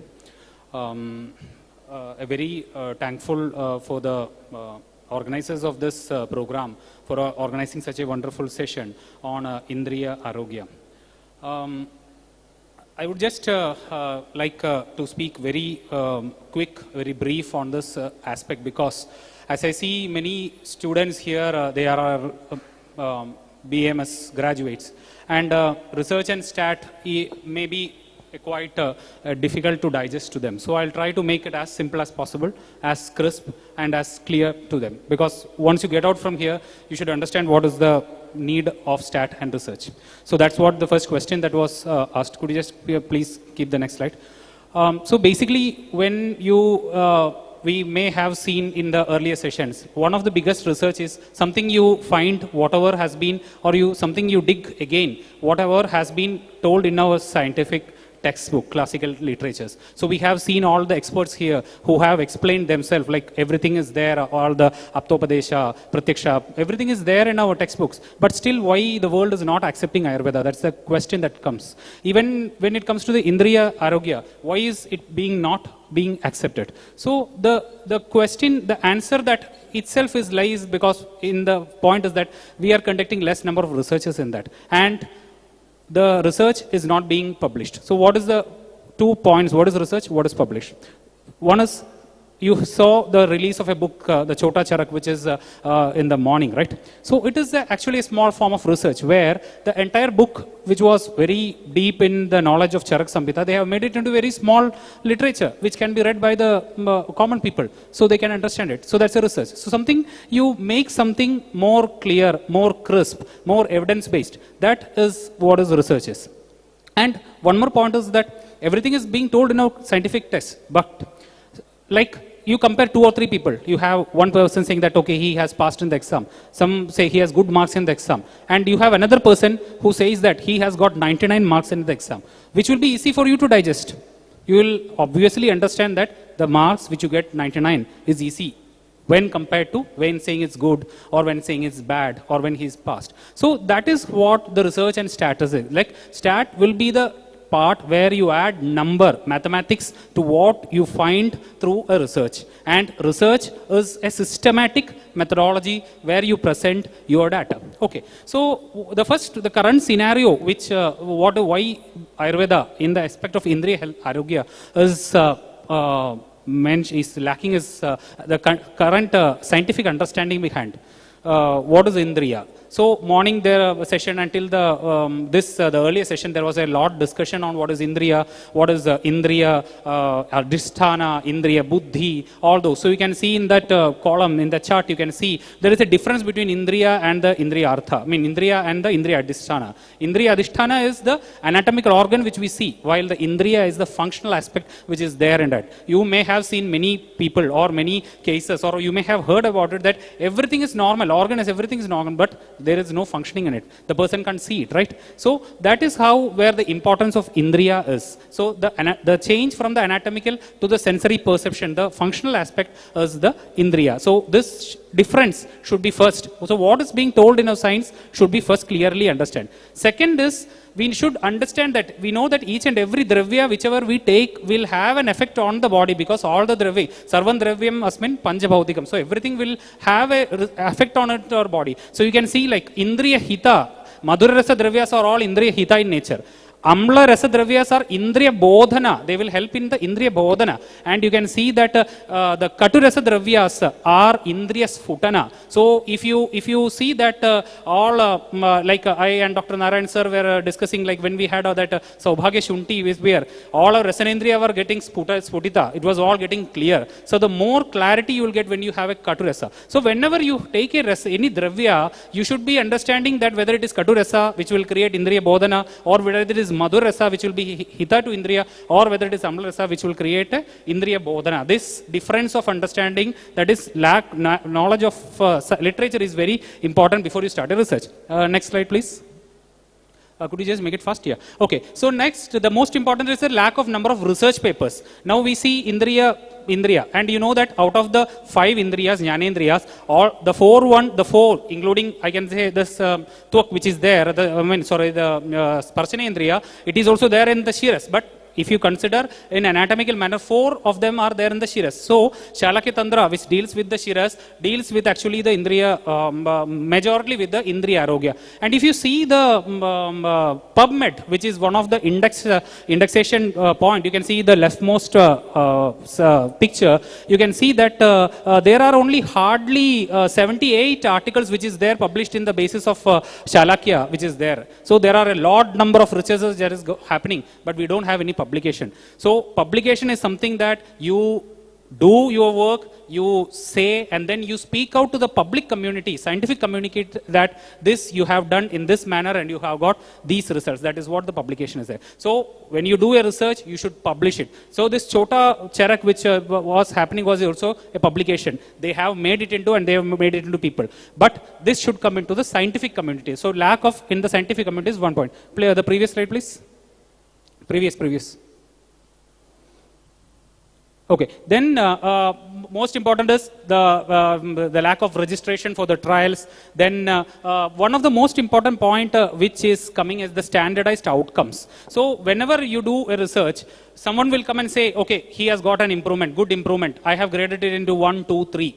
Someone will say that he has got very big improvement. I have graded it into 0 and 1, where 1 shows that there is good improvement, 0 says there is no improvement is there. So everyone can grade according to there, but you need to have a standardized criteria. Like someone has done a very good number of study, like you have a scale, you have a measurement, which is being accepted by everyone, and that scale should be used for measuring the data which you do. Suppose like you have a visual acuity, which is one of our outcome measures which we use to assess the Indriya functioning. Everyone, if you use a logmar chart, which is a standardized chart for assessing the visual acuity, that will be accepted instead of using only the Snell lens chart and saying that we have got this improvement. So that is one important. So you have to use a standardized scales, and lack of that standardized scale is one of the reasons why the research papers are being rejected and Ayurveda is not accepted. And lack of safety data. I believe that Vaidya Upadhyaya sir was saying that when you put oil into the ears, there is a saying that it will get the drum will get perforated, right? But we don't have any proof to show that. We say that we don't have, but we don't have proof. So you can do safety studies. You can put in hundreds, thousands of people. You can put in the ears, and you can say that there has nothing happened to the ears. Pre, post evaluation of the can be done, and then you can say. So all such kinds of data which you show that this is safe in doing such treatments is not present within Ayurveda, and that is why we are getting blamed that Ayurveda is not safe. Okay, and the most important is studies lack comparators. We do research, but the comparators are not used as standard one. Like whenever a standard therapy is there, always our treatment should be based with a standard comparator, where we know that the comparator will gain 10 points, and whether our treatment will gain 10 points, or it will gain only 9 points, or it will gain 20 points, more than that. So we should have a standard comparator. Based upon the standard comparator, we should do always a research. So such researchers are also lacking in Ayurveda, and that is why that is one of the biggest reasons why Indriya Arogya is left behind in the race. Okay, could you just go 2 slides, one more slide. These are some of the studies which is there. Okay, next. Then now this is the evidence pyramid which we call, that is the biggest point. Now everyone till date, even including myself, until we were into the research, we used to speak like we have the patients, we get the results. All these comes under the last point of evidence pyramid, where we say that it is an individualized approach. When I can show that in 5 people, like we have say here around 50-60 people, students who are gathered here, I take Saubhagya Shunti and give to each and every one. I give one person, he says that okay, it's too hot, I can't eat it. Will I say that the Saubhagya Shunti is too hot? Will I conclude? No, right? I will give to 5 more people, and I say that all the 5 people have said it is creating burning sensation or it is hot. Then I can say okay, somewhat it is happening. Now if I take say 20 or 30 from here, and then I give, and all the 20 and 30 says that there is hot, it is burning sensation, then I can conclude that it is hot, right? So similarly is the research. When you do on 1% or 2%, when you conclude that this treatment is effective, usually the scientific community will not accept. Once you increase the number, can you just take one slide back? One more slide back. Sorry, 2 slides forward, 2 slides forward. You can see the middle one, the IR64. This was a tablet which was being taken at the time of COVID, and I am not sure whether it is very clear to you. You can see that the study has been conducted on 64,000 participants. 64,000 participants, and this was accepted. So you need not, when the number is increased, when the sample size is increased, as I mentioned earlier, when you give a Saubhagya Shunti to more than 30, more than 40 people, and you say that this will create katu, this will create burning sensation in your mouth, the people will accept, rather than you are saying only giving 1% and saying that this will create an improvement. So such number of large scale studies is required, and which is not at present in Ayurveda, especially in the Indriya Arogya. That is why we are back. Okay. And one more last point, one more time. And I think this I'll take the last one. One more is there. One slide previous. one more slide previous. Okay, now this is the most important, which is stat. So as I told you, when the numerics, when you the research findings mix with the numerics, you get much more important outcomes. You can find it. So once our sample size is very less, what happens is that they will not get accepted. Second is that the statistical power, power I will give you an example is that when the sample size is less, you cannot say that, you cannot conclude that only with one person you cannot say that this will create an effect or this will not create an effect. And the most important point is the effect size. What happens is that whenever you give medicines or taking on an average, what happens is that the effect size will reduce. Effect size is something that when you give a medicine to a person, the pre and post, the change, how much percentage change is being there, that is the effect size. So the more percentage change, the more effect size will come to the person. So effect size should also get increased. Then only the stat per point of will be valid. So all these are the current issues that is being faced in the field of Indriya Arogya.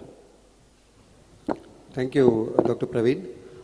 To summarize what Dr. Praveen has said was basically you need to look forward for a research which has two important components. One is validity, another one is reliability. Validity is getting what you want, what you're expecting out of a particular research. And reliability is your ability to reproduce this study again and again. So whenever you're able to focus on these two important aspects, I think you can always work on designing your studies. So thank you, Dr. Praveen. Now we take up the next question. I will put this question to Dr. Raghavendra Nayak. The transition from the local observation to the international validation relies heavily on standards, with Bureau of Indian Standards setting global benchmark for Ayush. What are the biggest methodological challenge that you see is focused in standardizing the sensory therapeutics? Because we have the products ranging from complex herbal extraction to the physical procedures like Tarpana. Your inputs, please. Okay. If it's okay, I will start with a brief introduction regarding the Bureau of Indian Standards, because many participants, I think, they don't know about what exactly the BIS and what we are doing exactly in standardization related to Ayush and particularly in Ayurveda. The Bureau of Indian Standards, it's the national standards body of India, which is legally accepted national standards body, which was established in 1947 as an society and registered under Societies Act. Previously it was known as Indian Standards Institution, ISI mark, you might have seen on that. Subsequently in the 1980s and after 1990s, giving a legal status to that institutions was felt, and it led to the enactment of Bureau of Indian Standards Act, which gave the position of national standards body to that organization. As a national standards body, BIS publishes standards, implements the hallmarking scheme, and running laboratories and consumer awareness activities, etc. And most importantly, BIS represents the international standards body in the international standards body, that is International Organization for Standardization, ISO, which is again an NGO represented by all the national standards bodies of all the 170 countries, and which has around 800 technical committees and published more than 27,000 international standards, which are enforces product standards, services, etc., even test methods, etc. The standardization activity related to Ayush was initially started around 2012 in Bureau of Indian Standards. Previously, it was dispersed among many departments. For single herbs related standardization, Food and Agriculture Department was doing standards. For Yoga Sports Department, for Services, Service Sector Department, and the Ministry of Ayush requested BIS to have a dedicated Ayush vertical in Bureau of Indian Standards. In 2022, BIS established, till that there were 15 departments since last 75 years. After 75 years, one new department, that is Ayush department, was added in the Bureau of Indian Standards, and we have published, we have different sectional committees for each Ayush system, and more than 240 standards have already been published in different domains like single herbs, equipments used in Ayurveda, test methods, service sectors, etc. And the most important and widely asked question, why we need BIS standards? We have some CCR has published some standards, Pharmacopoeia Commission has published some standards, even every institution has their own standards, even ministry and all the other regulatory bodies, they have their own standards. The main important point is, in many of the countries, some of the countries, they accept the standard when it is published through the national standards body only. This was the experience during the COVID time when Ayush Kwatha was quite famous during that time. The many countries requested BIS for the standards of the ingredients used in Ayush Kwatha as well as the method of Ayush Kwatha preparation method as per BIS standards. When the BIS provided some monographs or other standards, they didn't accept that. They were asking for the standards published by the national standards body. Another thing is the international standardization. Most of the countries accept products or raw materials wherever they have the international standards for this raw material or product. Most of the since majority of the countries involved in ISO standardization process, they generally accept the ISO standards as standards. It was another to remove the technical or trade barrier was another important reason why we started the BIS and ISO standardization. Then coming to sir's question, what was the biggest challenge in standardization? Because a system like Ayurveda, the biggest challenge was what we need to standardize, where to start, because a system like Ayurveda where a single herbs are majorly used, we have a lot of variations, even geographical, even cultivation also affects that, even harvesting, storage, everything affects the quality of the raw materials. Then for equipments, though classics mentioned some standards, that those standards were based on the observations or technologies available at that time. Again, integration of the present day technology or the biomedical or other artificial intelligence, other sciences, that was another challenge.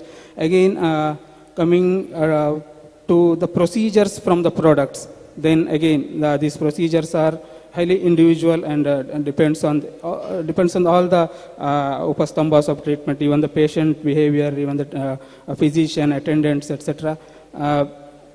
So we made a clear boundary that we will standardize the core principles of that implementation part of those protocols or treatment procedures, not the clinical application or clinical decision making. That was one of our approach. And another major challenge was standardizing without diluting the fundamental principles of the Ayurveda. If we standardize less, then they may not be acceptable for international community. If we standardize more, the entire the fundamental principle may dilute. That was again another challenge. But we made significant progress because the standardization ecosystem or standardization process followed by BIS is like that. It involves all the categories of stakeholders. If a committee has 30 organizations in their committee, then there should be representation from academia, R&D, practitioners, general public, NGOs, even state government or regulatory bodies, ministries, etc. With the help of all the categories of stakeholders, we developed standards, drafts, and the consultation mechanism is also robust in Bureau of Indian Standards. It will the document will be circulated to all the categories of stakeholders for a duration of 2 months before the publication for their comments. And once the standard is published, again, next day only, anybody, if there is any implementation related issue, he can give the comment, and if there is major changes, the standard will be revised, and if there are some minor changes, the standards will be amended. These are some challenges as per BIS perspective that we faced, and if you go the ISO activities, which is recently started, and we are also expecting some similar challenges because it involves the involvement of the international experts also. Thank you, Dr. Raghavendra. We just came across few of the important challenges that we have in terms of standardizations, especially when you look for the safety and the efficacy of any of the Ayurvedic products, procedures, etc. Ensuring that there are some international standards which has been laid out, and making some modifications and fitting into the size of Ayush, like following some good agricultural and medicinal cultivation practices, good manufacturing practices, good clinical practices, ensuring that all the clinical trials are registered under the Clinical Trial Registry of India. So with this, probably we can ensure that we come across with some basic evidences that could be generated and further strengthening of the evidences in the hierarchical manner. My next question would be to Dr. Praveen. We see a common hurdle in the research is that the students or the practitioners often view the modern research methodology and the traditional Anumana Pramana as two entirely different separate worlds. Now, how, as an upcoming researcher and one is involved in the CCRS, would try to ensure that the young scholars, the upcoming graduates, understand that the modern research and the biostatistics is just a logical extension of Ayurvedic literature. If you can put some comments on this. Yeah. I just spoke regarding the earlier my presentation that how this is being feasible. So here basically what you have to do is that for right from the age, right from the BMS time period, we should have an understanding like whatever there is in the text, you should try to prove, you should try to show evidence it in front of the public, scientific community, along with the with maths, that is statistics, that this is beneficial and this is safe. That's what the two things, safety and efficacy. So the research with the Anumana Pramana, whichever is being told in our science, they are correct. They need not be questioned back. That is correct. But unless, as I told you, you are saying that this is good, but another at one point you are saying that he has got 99. When you show with number, people will accept it more rather than when we are saying it's only through your voice. So that's what I gave you an example of Ayush 64 with your tablets, where instead of saying that if it was only told that Ayush 64 is effective, no one would have accepted it. But here you have done a study on such a large number of people, and then you have showing that Ayush 64 is effective, will give you much more importance, and the scientific community will believe that this is effective, provided you are using a standardized, as Sir said, a standardized, and which is standardized outcome assessments which are being used in your science. So every student should understand what are the research methods, and research methodologies is not something an alien, or it's not something too difficult. The only thing is that you should have a very systematic methodology for the data collection. You should ask the patient what all things should be asked, how it should be collected, how you should record it, so that you will not have any bias in your collection. That's what the point is. And once you learn that, it is very simple. Now think of the Chota Charak which you have done. What did you do? You entered the entire text, you took up the most precious things, you made it into a simpler language, and then you published it. So that's also a research, simple research, right? So similarly, you take it out, you do. I would like to give a suggestion based upon the Dr. Sharad, who had given his idea on morning. It's like a suggestion from my side. You were planning to do some Ayurgram, some projects. That's what I was playing. You can do a safety and efficacy study of all the communities that you are going. Before starting the treatment, before giving the intervention, after giving the intervention, what was the change in that? You will get a large data, you can publish it, you can show the safety. This is a research. So research is not something that is there in the textbooks. You should do it in your clinics, your practice, and then you should publish it. Only when it is published, the research will have its value. That is most important. So you do it, you publish it in any index journals, not in any other journal which you get in the web. In index journals you published it, peer-reviewed index journal published it, you get accepted it. The world will see your research as a much better one. That is what I would like to give as my advice to the students. Thank you, Dr. Praveen. There are a few important focus points that to be pondered upon.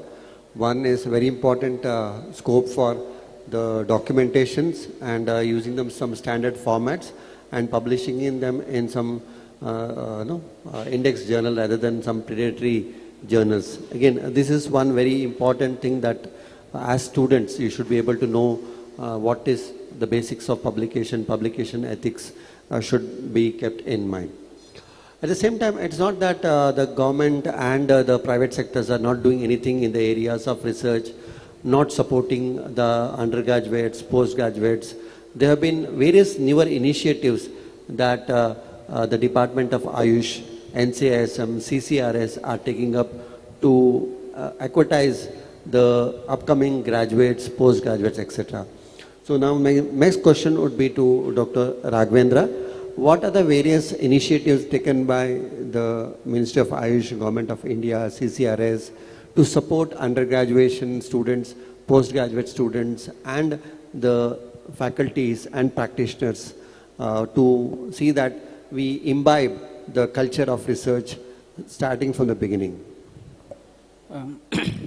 I'll answer it very briefly. As we all know, Ayurveda is not only a science based on the observations. It is based on observations, critical thinking, clinical application, all these aspects. Our ancient scholars, gurus observed the nature, observed the animals, observed the patient, observed the patterns, set some hypotheses and improve their knowledge over the centuries. The question now is, how do we ensure these classical concepts are taken forward by the younger generation of the clinicians by not only asking Ayurveda told this or Ayurveda explains this, but also by putting exact good research questions, setting some hypotheses and adding some evidences. To ensure this, NCSM made the research methodology subject very robust, wherein the students are not only learning, they are doing the research in their post-graduation also. As a apex body for research in the country, CCRS has taken some steps, like there is a scheme called Spark for undergraduate students, wherein students between the second and fourth year BAMS are getting 50,000 fellowship for doing research under identified mentor. Every year 300 some such scholarships are awarded by CCRS. Apart from that, in to have research orientation in post graduation, there is a PG Star scheme under which the CCRS is sponsoring around rupees 1 lakh rupees for conducting MD or MS research for PG scholars. Apart from that, there are some initiative by CCRS like Prayatna, ARMS, etc., wherein they are giving the research methodology or statistics training and even the scientific publication writing training from CCRS part also. Apart from these two, Bureau of Indian Standards as a national standards body also initiated some schemes, like we prepared a scheme to establish standards club in every educational institution. For implementation purpose, we started in some of the Ayurveda colleges. There were some issues and we are revising that scheme, and in the name of BIS student chapters in Ayurveda colleges, we are reinitiating that program with some financial implications for some competitions like standards rating competition, industry visit, standards bodies visits, etc. The ultimate purpose is not making every clinician as a researcher or a standard writer, but to have such a mindset that even the clinician looks in the clinic that what may be the purpose for this result, or what may be the reason behind this this clinical outcome, and have some evidences for each and every aspect. Thank you. Thank you, Dr. Raghavendra. My next question would be to Dr. Praveen. Generally, we feel that this research is especially for the scientists and for the people who are involved in very serious research. But this research is not important for a practitioner or is not important for a clinician. Why we should have the basic understanding of research or basic understanding of statistics, especially for a clinician perspective. So I think what will be your take on this, and how important do you feel that the basics of research and statistics are important even for a practitioner or a clinician? That's a very good question, which actually everyone should come to, especially when you are from the graduate, you should to know. The basic point difference that is there with the Ayush systems and the contemporary systems is that the contemporary systems has a specialized body, research associates, who do researches for them, the research, the pharmaceutics which do research for them. But while coming to the Ayurveda, the Ayush, not Ayurveda, the Ayush systems, we don't have any very much specialized bodies, like 1 or 2 bodies are there which do, but they are very few, and they, with a 1 or 2 people, you can't expect a great change to happen.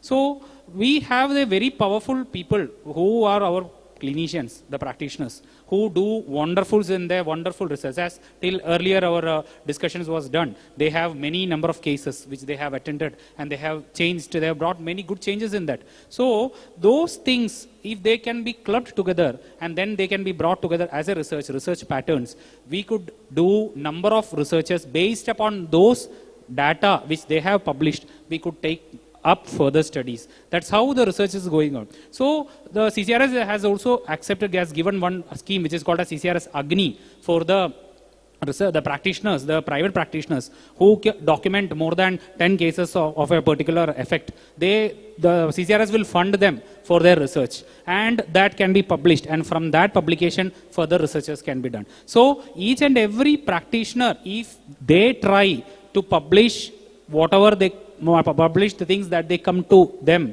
in a systematic manner, then the growth of Ayush will be in a rocket phase. Right now there is a growth, but if everyone supports it, that will be to the topmost level. So that is why we urge every people who are there, who are listening, who are coming to learn Ayurveda, to systematically document things in a scientific manner, in a standardized, using standardized forms, and then publish it so that we can get a baseline from where we can do the further researches can be taken up.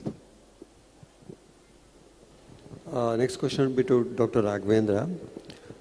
To scale the Indriya Arogya, especially when you're talking about the global acceptance, or when we're thinking to reach the global scenarios, our research data must be easily be readable by the international bodies. So from a combined policy and a standardization viewpoint, what steps have been taken to digitalize these Ayurveda clinical case records so that the data even from a local clinic can be seamlessly be integrated into global multi-center research database?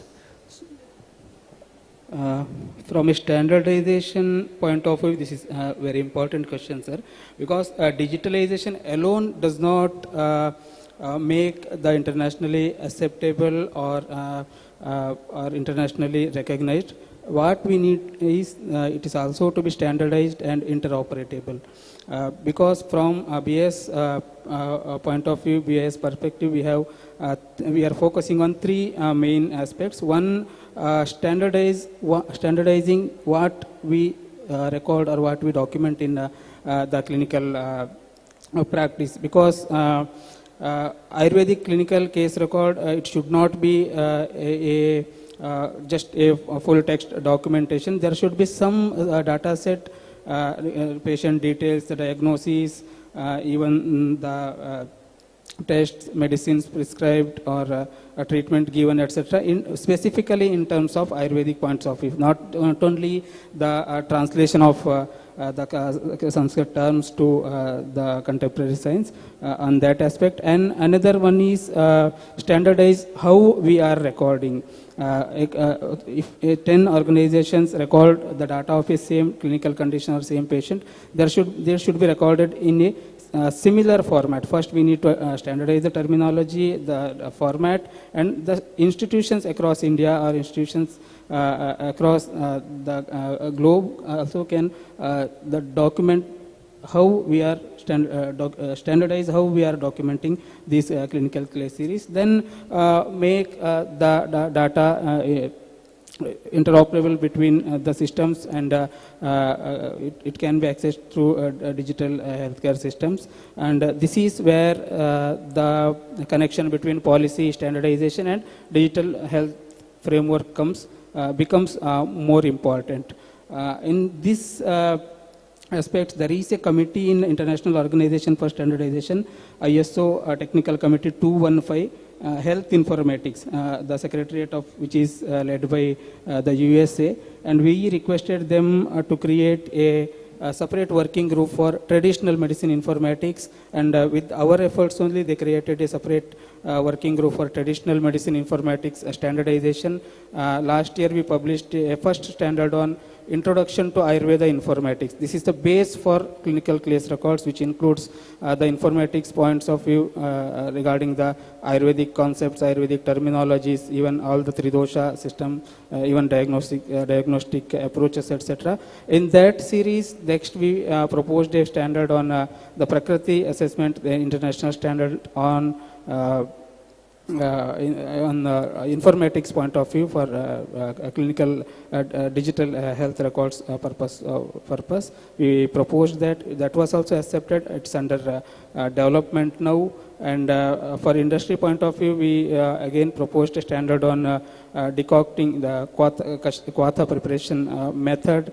That's also accepted. And after that, we are proposing clinical diagnostic terminologies, which is under scrutiny now. This is one aspect. We have liaising with their committee also, and we are exploring some more areas. Apart from that, now we are the participating member of traditional Chinese medicine. Previously it was traditional Chinese medicine.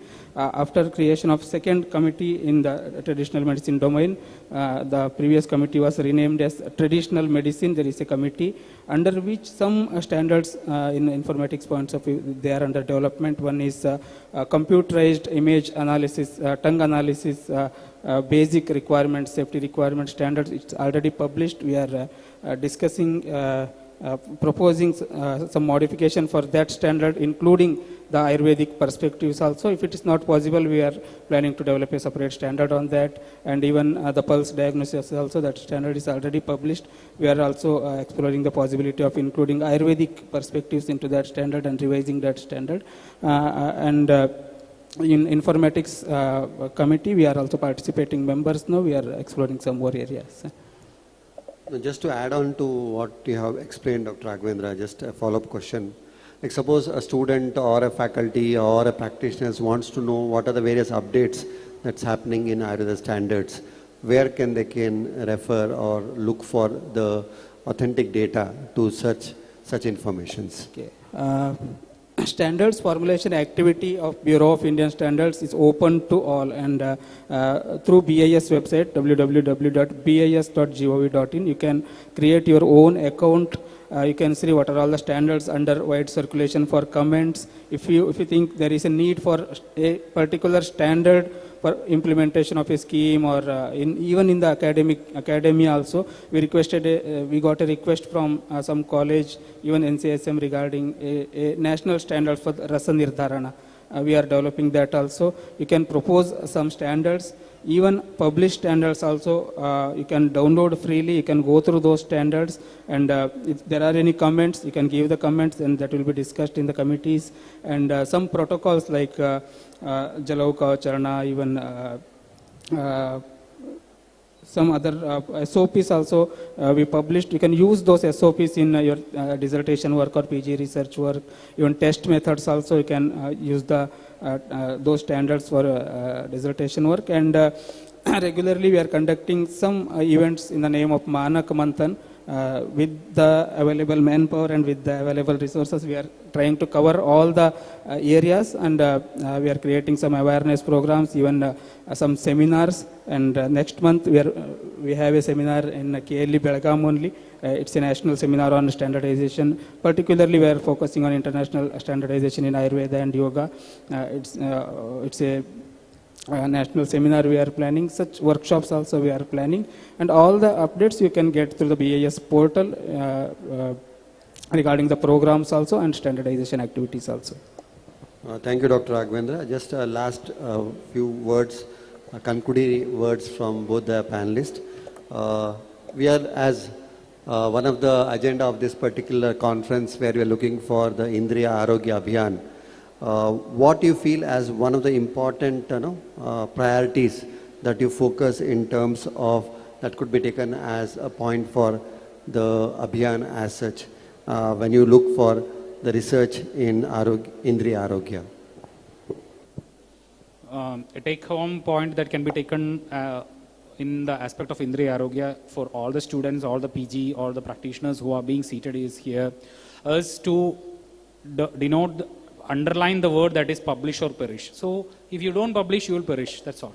So in this, you can say that it's a race. It's a race for making scientific, generating evidence, generating data, generating mathematical data. Unless you have it, whatever you say, no one will accept it. So publish, you do research, document in a systematic manner, use standardized scales, see how you get results in large number of people, publish it in peer-reviewed indexed journals and get yourself renowned, because once you publish it, you will get renowned in it. So you, along with the system, both will get renowned. So do that, make it a habit, and don't think that it's an extra burden.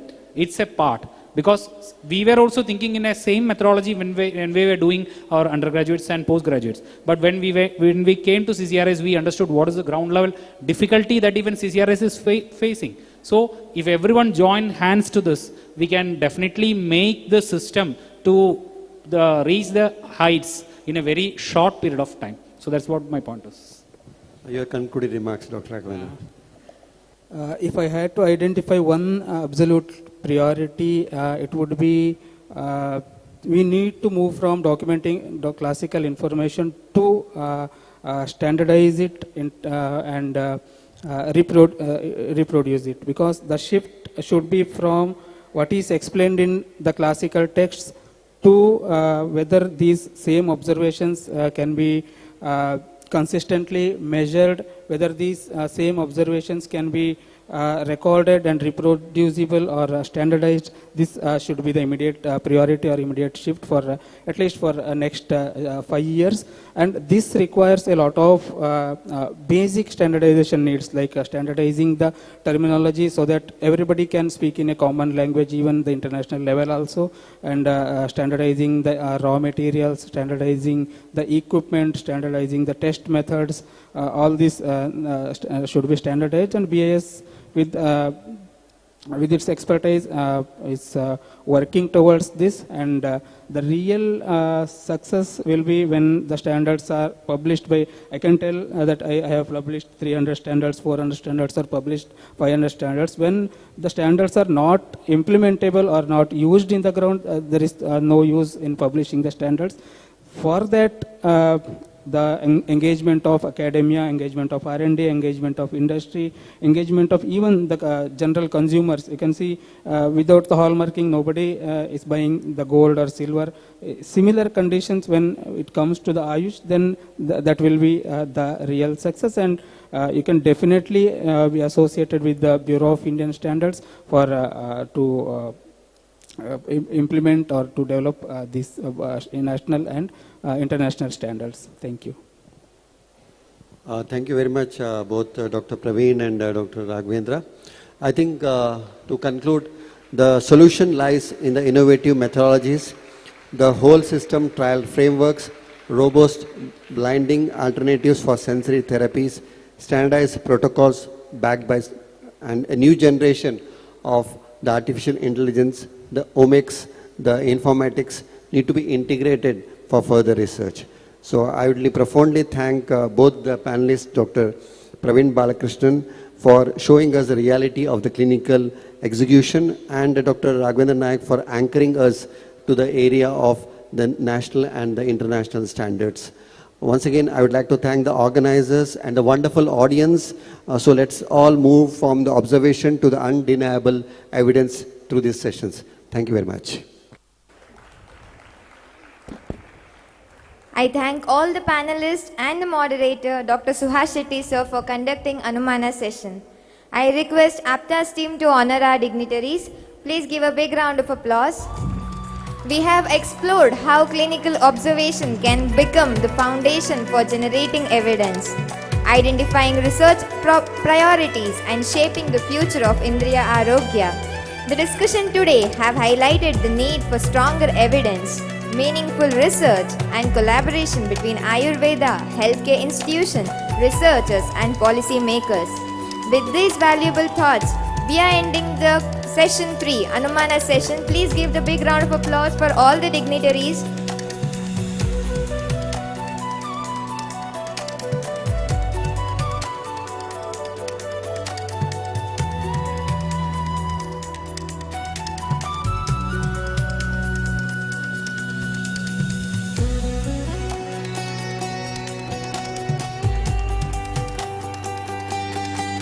Yes, now we are honoring our moderator for Anumana session, Dr. Suhas Shetty sir, Principal, KLE Belgaum. Please give a big round of applause.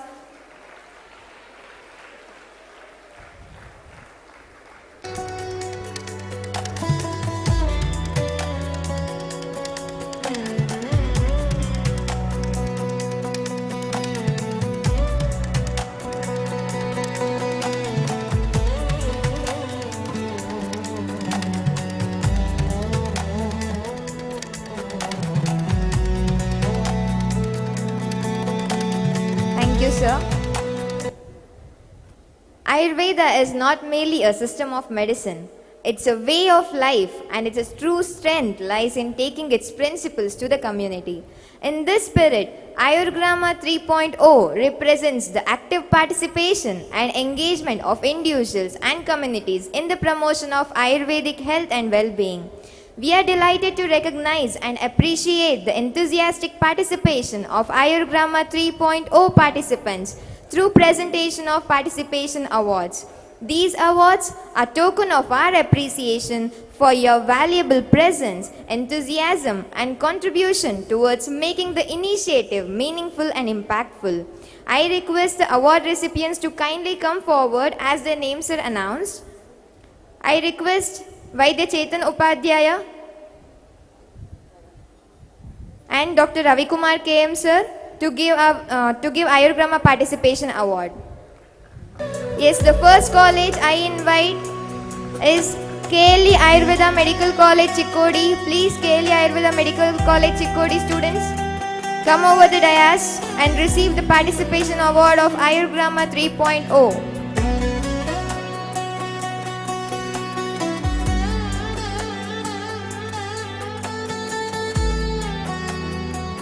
I request Sri Ranjit Puranik sir to come over the dais and give the Ayurgrama 3.0 Participation Awards. Yes, come fast. Yes, this is KLE Ayurveda Medical College Chikkodi. They are receiving the Participation Award of Ayurgrama 3.0. Yes, please give the big round of applause for their efforts.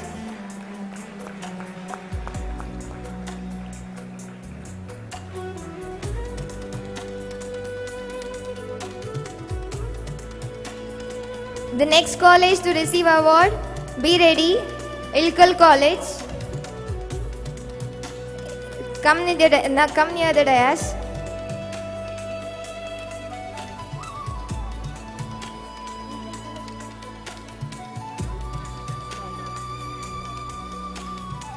The next college to receive the participation award is Sri Vijay Mahantesh Ayurveda Medical College, Ilkal. I request the students of Ilkal College to come and receive your award.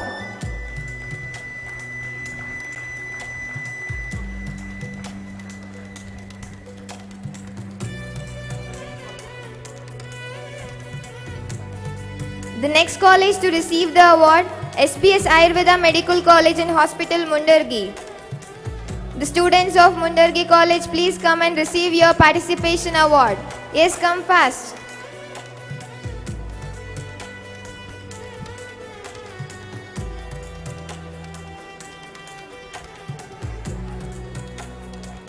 And the next college, be ready, VM Mehta Institute of Ayurveda, Anandpur, Gujarat.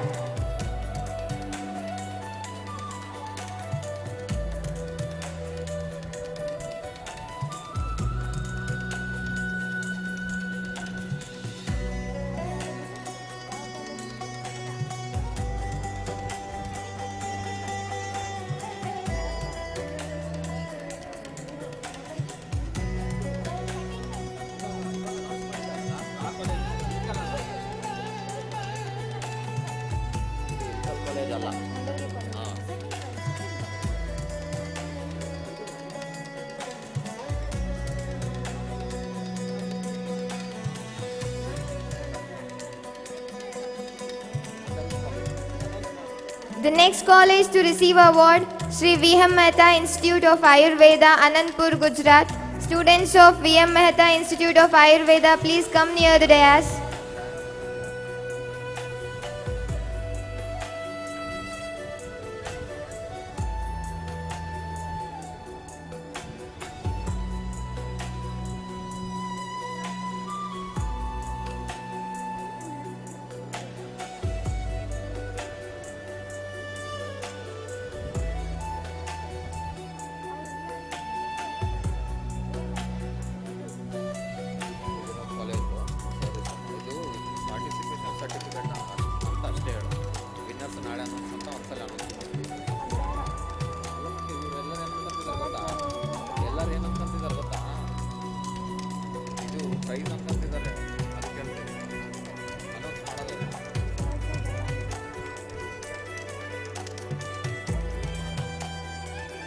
Is the next college, VM Mehta Institute of Ayurveda, Anandpur, Gujarat, to receive the participation award. Please give a big round of applause.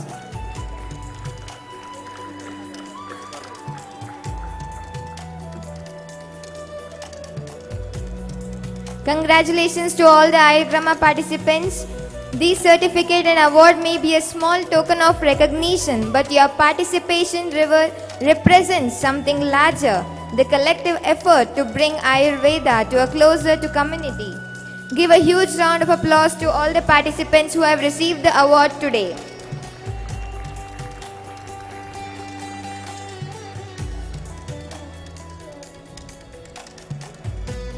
Thank you, sir.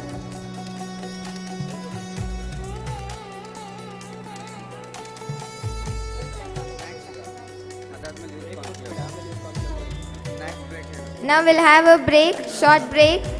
You can have snacks. It's a tea time, guys. Enjoy your snacks and come back within 5 minutes. You're going to have a next session, that is Youth Conclave, and you will be witnessing a different. So all of you listen here once. So after snacks, please don't go anywhere. We are having a powerful session called Youth Conclave, and youngsters who are achieving in Ayurveda will be addressing the issues of Ayurveda youths. This is a great opportunity to discuss our issues with them and get solution. So don't miss this. And after that, we are having a mega cultural event. That is nothing but Alva's Samskritika Vaibhava. More than 250 students will be performing nearly 10 to 12 different arts in front of you. So don't miss to witness this, and please come back again.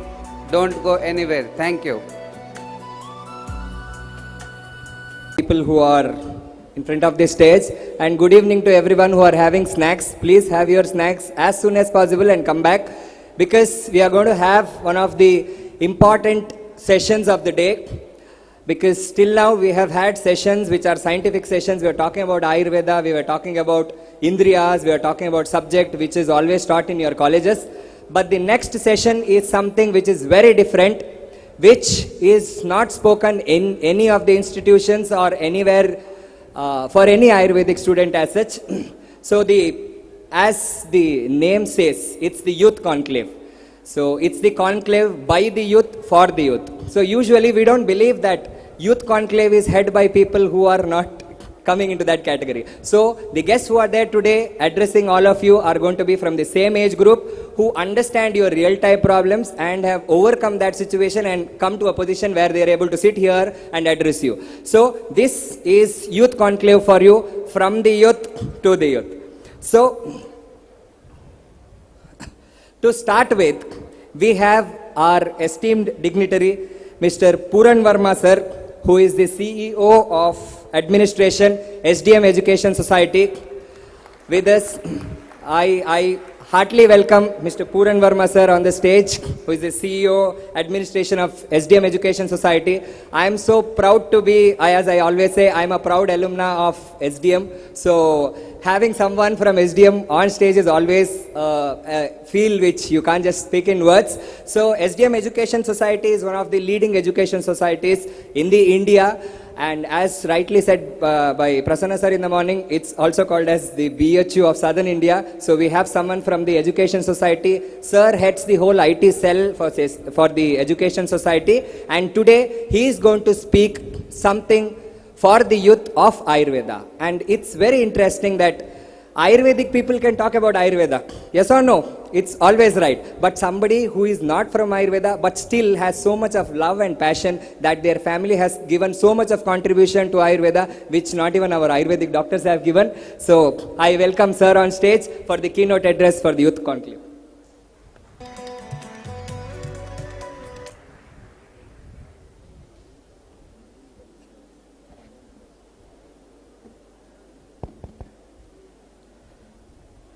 Om Shri Manjunataya Namaha, Om Shri Chandranataya Namaha, seeking blessings from Pujya Dr. D. Virendra Hegdeji, seeking blessings from Mata Shri Amma, respected dignitaries who have come here. I see a lot of great leaders of Ayurveda seated right in front of me. So greetings to all the leaders, greetings to all the staff, and all the students who have gathered here for the wonderful conference. Firstly, I would like to congratulate the entire team for organizing such an amazing conference in Dharmasthala. So big cheers to the entire team. They've organized a wonderful conference. I believe the arrangements have been wonderful. And I can definitely say the food is also wonderful because it is smelling so good. So the food has to be wonderful. So great job to the entire team. So I am standing here in front of you and speaking to you, not as an expert in Ayurveda, but I have personally experienced Ayurveda. And I definitely believe in Ayurveda. And I believe I am talking to all of you, that is, not as the students of Ayurveda, but definitely as the future doctors, future innovators, future leaders, and future researchers of Ayurveda. You will definitely agree that Ayurveda has got a great past. Everyone knows about it. It has a great past. Everyone has experienced it. But the future of Ayurveda definitely depends on all the people sitting right in front of me. So the future depends on you. If we try to understand Ayurveda, it is not just an alternative form of a treatment, but it is a philosophy of health. The reason being, it not just focuses on the cure for a specific case or an issue, but it also tries to analyze the lifestyle associated with it. Suppose if there is a patient who has approached an Ayurvedic doctor, then along with analyzing or figuring out the cure, they will also focus on his lifestyle. How is his lifestyle? And also it emphasizes on prevention before illness. What is the food and lifestyle that he is following? So it is not just treating, but also trying to understand the person. So, this approach, if you look at it, it is highly relevant today because you see all around people in cities, metro cities, Bangalore, all the people have health concerns mainly associated with poor diet, inadequate sleep, inactive lifestyle, not a healthy lifestyle. The food what they eat is not healthy. So Ayurveda becomes really relevant in today's world. Based on my personal experience, long back, couple of years back, I had severe acidity. So then I thought I'll consult an Ayurvedic doctor. We have an institution in Udupi and Hassan. So I called up a doctor in Udupi and I shared my issue with him. And he said, don't worry sir, we have a solution for it, and I started following it. Within a short duration of time, I was perfectly cured from this acidity and I was all right. This is when I started believing in Ayurveda. Even otherwise I was believing, but after the personal experience, I started believing it more. Every time when I visit Hassan and whenever I meet Prasanna Kumar sir, I see lot of people in Yogakshema, lot of foreigners, and sharing their experience, saying that we had such and such issue, but after joining here, after taking Ayurvedic treatment, I am completely cured now. So I have seen so many experiences sharing their story. So what I felt was, all such personal experiences will definitely create a belief in the system. For me, that personal experiences was something that created belief in this system. But suppose if we try to bring in a systematic research in Ayurveda, then this belief will get a wider acceptance. So at this point of time, I would like to say, creating a systematic research is very important for Ayurveda. So this is the responsibility of all the students who are studying. Along with Ayurveda, try to focus on the research as well. We hear about Gen Zs every day, that too, from the past 1 or 2 months, they've been in news all around. Today's generation, they are influenced by the Western culture. Now, there is absolutely no mistake with them being influenced with the Western culture, because they have so much information with them. They are overloaded with information. That is why naturally they get influenced with the Western system. Now, this is definitely not a mistake, but it becomes a problem when young Indians, they overlook their knowledge just because it is traditional. So the best part is, I believe everyone would be using Instagram. You'll be very active, and if we analyze the screen time, it would be definitely more than 1.5 hours or 2 hours per day. You would sit and scroll the Instagram. Now, whenever you are watching a video, not in your case, in the general perspective, suppose if there is a video on holistic wellness, then I'll definitely watch it. But if the video says Swasthavritta, am I right? Swasthavritta, then I'll not watch it, because it is an Indian traditional system. Holistic wellness is okay, Western, I'll accept. Suppose if there is a video on seasonal diet, then I'll watch it. I'll tell everyone that this is a new concept that is there, where you are following the diet based on the seasons. But the same concept is there in Ayurveda. Ritucharya, am I right, sir? Yes. So this is there in Ayurveda from such a long time, but we are not interested to look at it. So this is the challenge that we have today. Sometimes what happens is, we begin appreciating our own wisdom when it comes back to us with a Western name, Western packaging, and a good social media campaign. So this is the challenge that we have. I am not saying that we should give a modern name to Ayurveda, but definitely we should give a modern reach to Ayurveda. This is the need. And this is where you all come in, because you are the bridge between the current generation and Ayurveda. That is why you play a very important role in today's world. As a future leaders of Ayurveda, along with the Ayurveda, you should also try to speak the language of the current generation. What is the language of the current generation? Current generation is very active in social media. They want the information to be very simple and very clear. So whatever you want to convey, the messages of Ayurveda or the information of Ayurveda, that has to be very clear and simple, not very technical in terms of Ayurvedic language. It has to be short.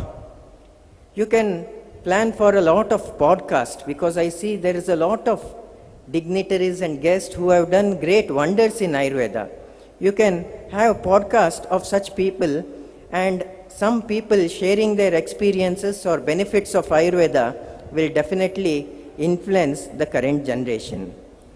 In today's world, if a misinformation can reach millions of people within a 30-second or 1 minute, then why not authentic Ayurveda knowledge can also be communicated effectively in this space.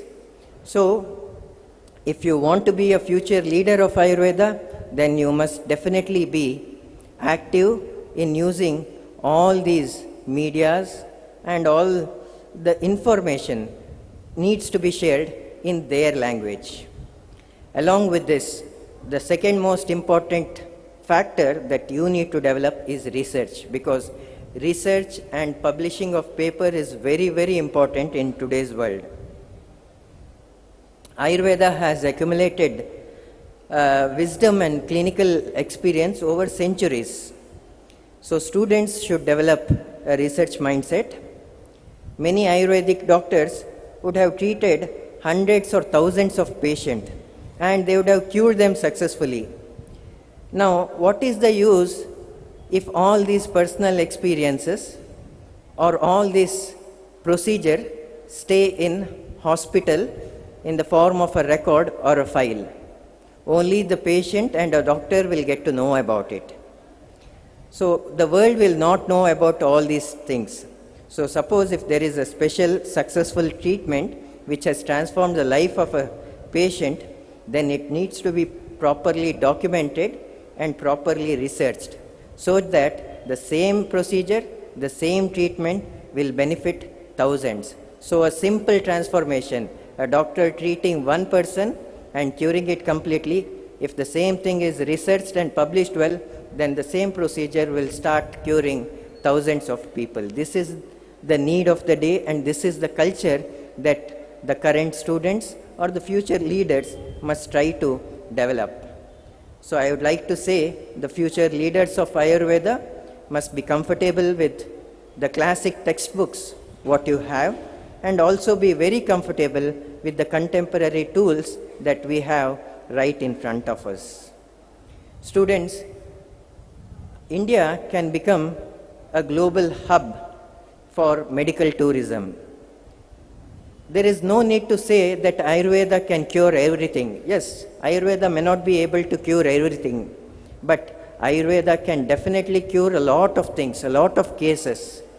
Let us try to strengthen those things, those cases, and try to show the world that we have the cure. But if you want to show the world that we have the cure, then research and publishing of paper is very important. So try to develop the research mindset, try to develop publications. Then with all this work, Ayurveda will get a global acceptance, and definitely in the next 10 or 15 years, India will be a global hub for a lot of cases, for a lot of treatment, not for Ayurveda, but for the specific treatment or for the specific cure.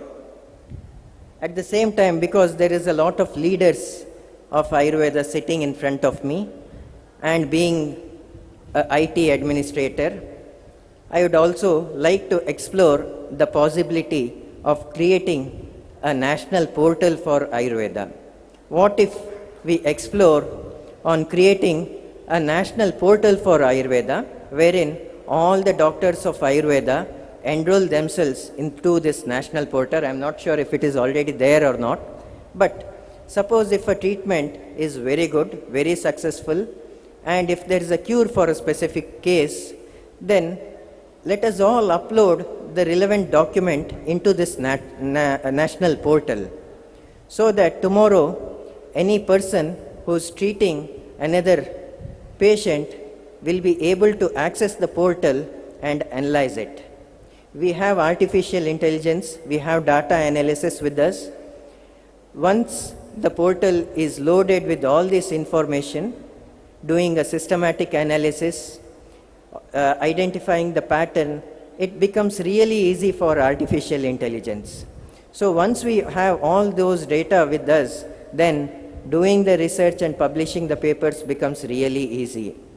So maybe this is the best place to talk about this concept. And at this conference, I'd like to request you all to plan for this national portal, wherein it will help all the future doctors as well as the doctors who are doing great wonders in Ayurveda. So with this, a successful treatment may transform a patient's life, but if it is properly documented and studied and published, then it will definitely cure thousands of lives. So with this, I would like to conclude my talk. Do not see yourselves as the future doctors of Ayurveda, but see yourself as the future researchers, future innovators, future institution builders. Our ancestors have given us the wisdom of Ayurveda.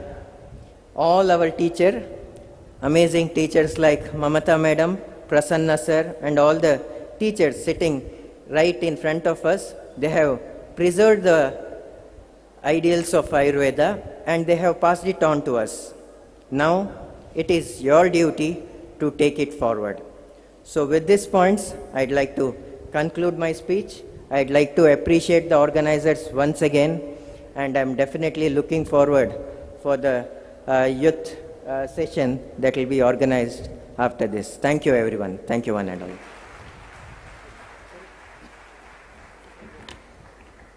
It's so wonderful to listen from a non-Ayurvedic person the love he has on Ayurveda, and that's definitely a thought-provoking idea that Sir is telling about the portal, and it would definitely set a different standard for the research in Ayurveda. So I call upon the Aptas Ayurveda team to felicitate Mr. Punarvasu Sir.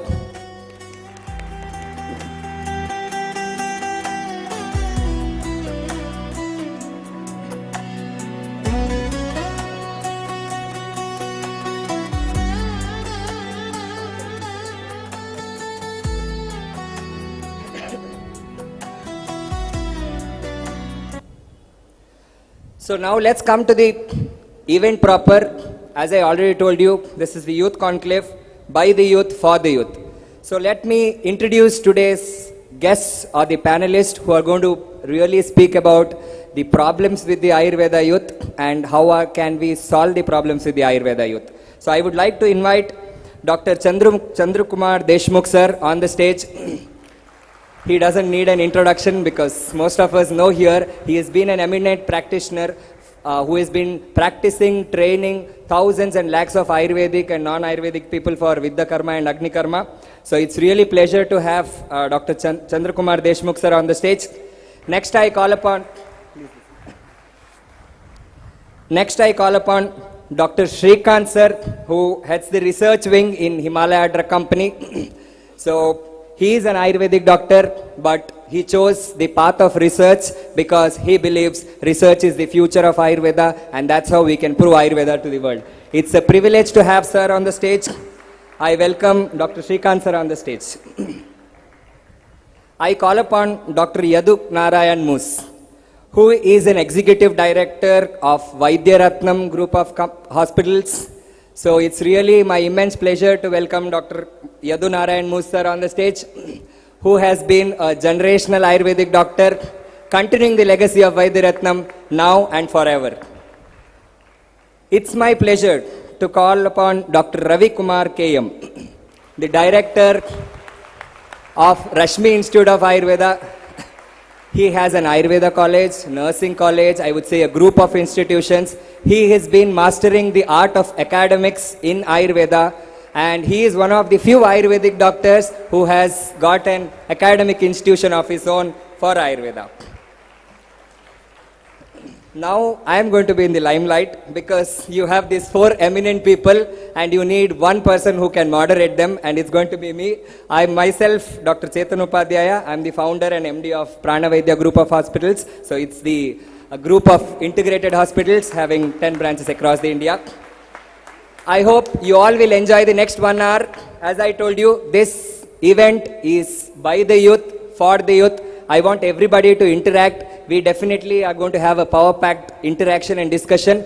The whole agenda of this event is going to be how can we understand what the youth of Ayurveda wants. Because all the Ayurvedic fraternity has been busy in telling what the Ayurvedic fraternity want. But usually, very hardly, few people are asking what the youth wants. Yes or no? So if you are on the wrong direction, you want to go to a destination, you should catch the right train. If you are in the wrong track, wrong platform and waiting for the right train, it's never going to happen. That is why Aptas Ayurveda had this thought process that we are going to engage the youth and understand the real problems of the youth. And that's how the concept of youth conclave has come. So I should sit there and talk. Yeah? I'm supposed to sit there and talk, no? Yeah.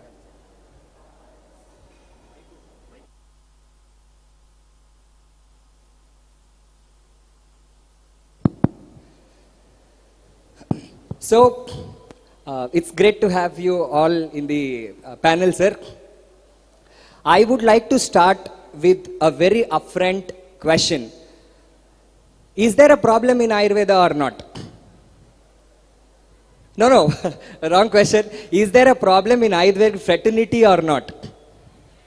Exactly. Thank you for correcting me. I am thankful that people are awake. So is there a problem with Ayurvedic fraternity? Yes. So let's understand where the problem in Ayurvedic fraternity is. Now everybody has their own problems. Allah. So now in the Ayurvedic fraternity, I believe all the segments of Ayurvedic fraternity have a problem. But today we are going to talk where is the problem in the youth of Ayurveda.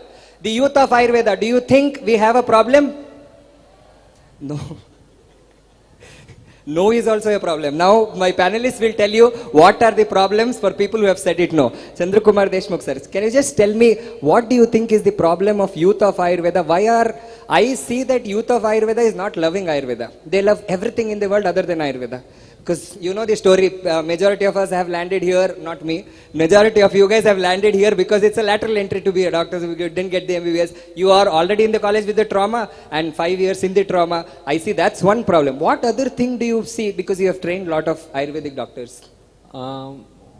By seeing all the students and the doctors through this 15 years, I think there is a one common problem that everybody needs Baap dikhao nahi to Shraddha kar. That is the one problem. They need result. They don't need typical paramparik, I would not say paramparik, but theoretical treatment. They need exact treatment. They need proofs also, and they need proper gurus to get learn from for different techniques of Ayurveda. And I think these are basic common problems. And being Gen Z, everybody want to learn exactly how this treatment works in how many different cases we can actually work and where authentic knowledge we can get from. Because in social media, in every different social media platform, there is a different opinion about the same disease, different treatment about the same disease. So I think learning and exact result-oriented treatment they want to know. That is the main problem, I think. So what sir wanted to say is, if I have to sum up, people are not okay to understand why this is happening. They just want to know. I mean, everybody is looking for something which is not told exactly in the colleges. They are looking for something which is never to be like explored, something like that. Yes, sir. Shrikant sir, what do you think is the real problem? What we should be addressing about? I think the no answer what we received from the youth, that's where we always do not visualize our own back. Namma bennu namma kanisalla. That's where we are as of now. Maybe I think what they should look into is their own strengths. What is the strength? Given the current market scenario, what exactly is their strength and how they are going to utilize this potential towards catering to a service which they are passionate about. Very important here is whether you are passionate about what you are doing. Are you really loving it? And is there sufficient market potential for it? This is where I think I will remember a Japanese word, ikigai. Ikigai is always highlighting the reason for you to wake up next morning. Right? Only then I think you will be able to contribute. That's where the huge lacuna is there. We do not know the market potential.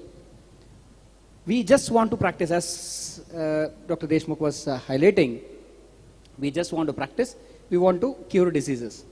That's the dream when we started after 12th, when we wanted to be in the mainstream. We did not get, or maybe I just wanted to get into Ayurveda faculty to ensure that the main dialogue, prevention is better than cure. I want to highlight that. However, to be on the winning edge, we have both. We can prevent certain disorders. We can cure many disorders. But that will not suffice. That's where each one of us have to have a SWOT analysis. Because SWOT, if you think, if it is a westernized methodology to put across, yes, how much you will earn or what will be your designation, that's fair enough. But is that your passion?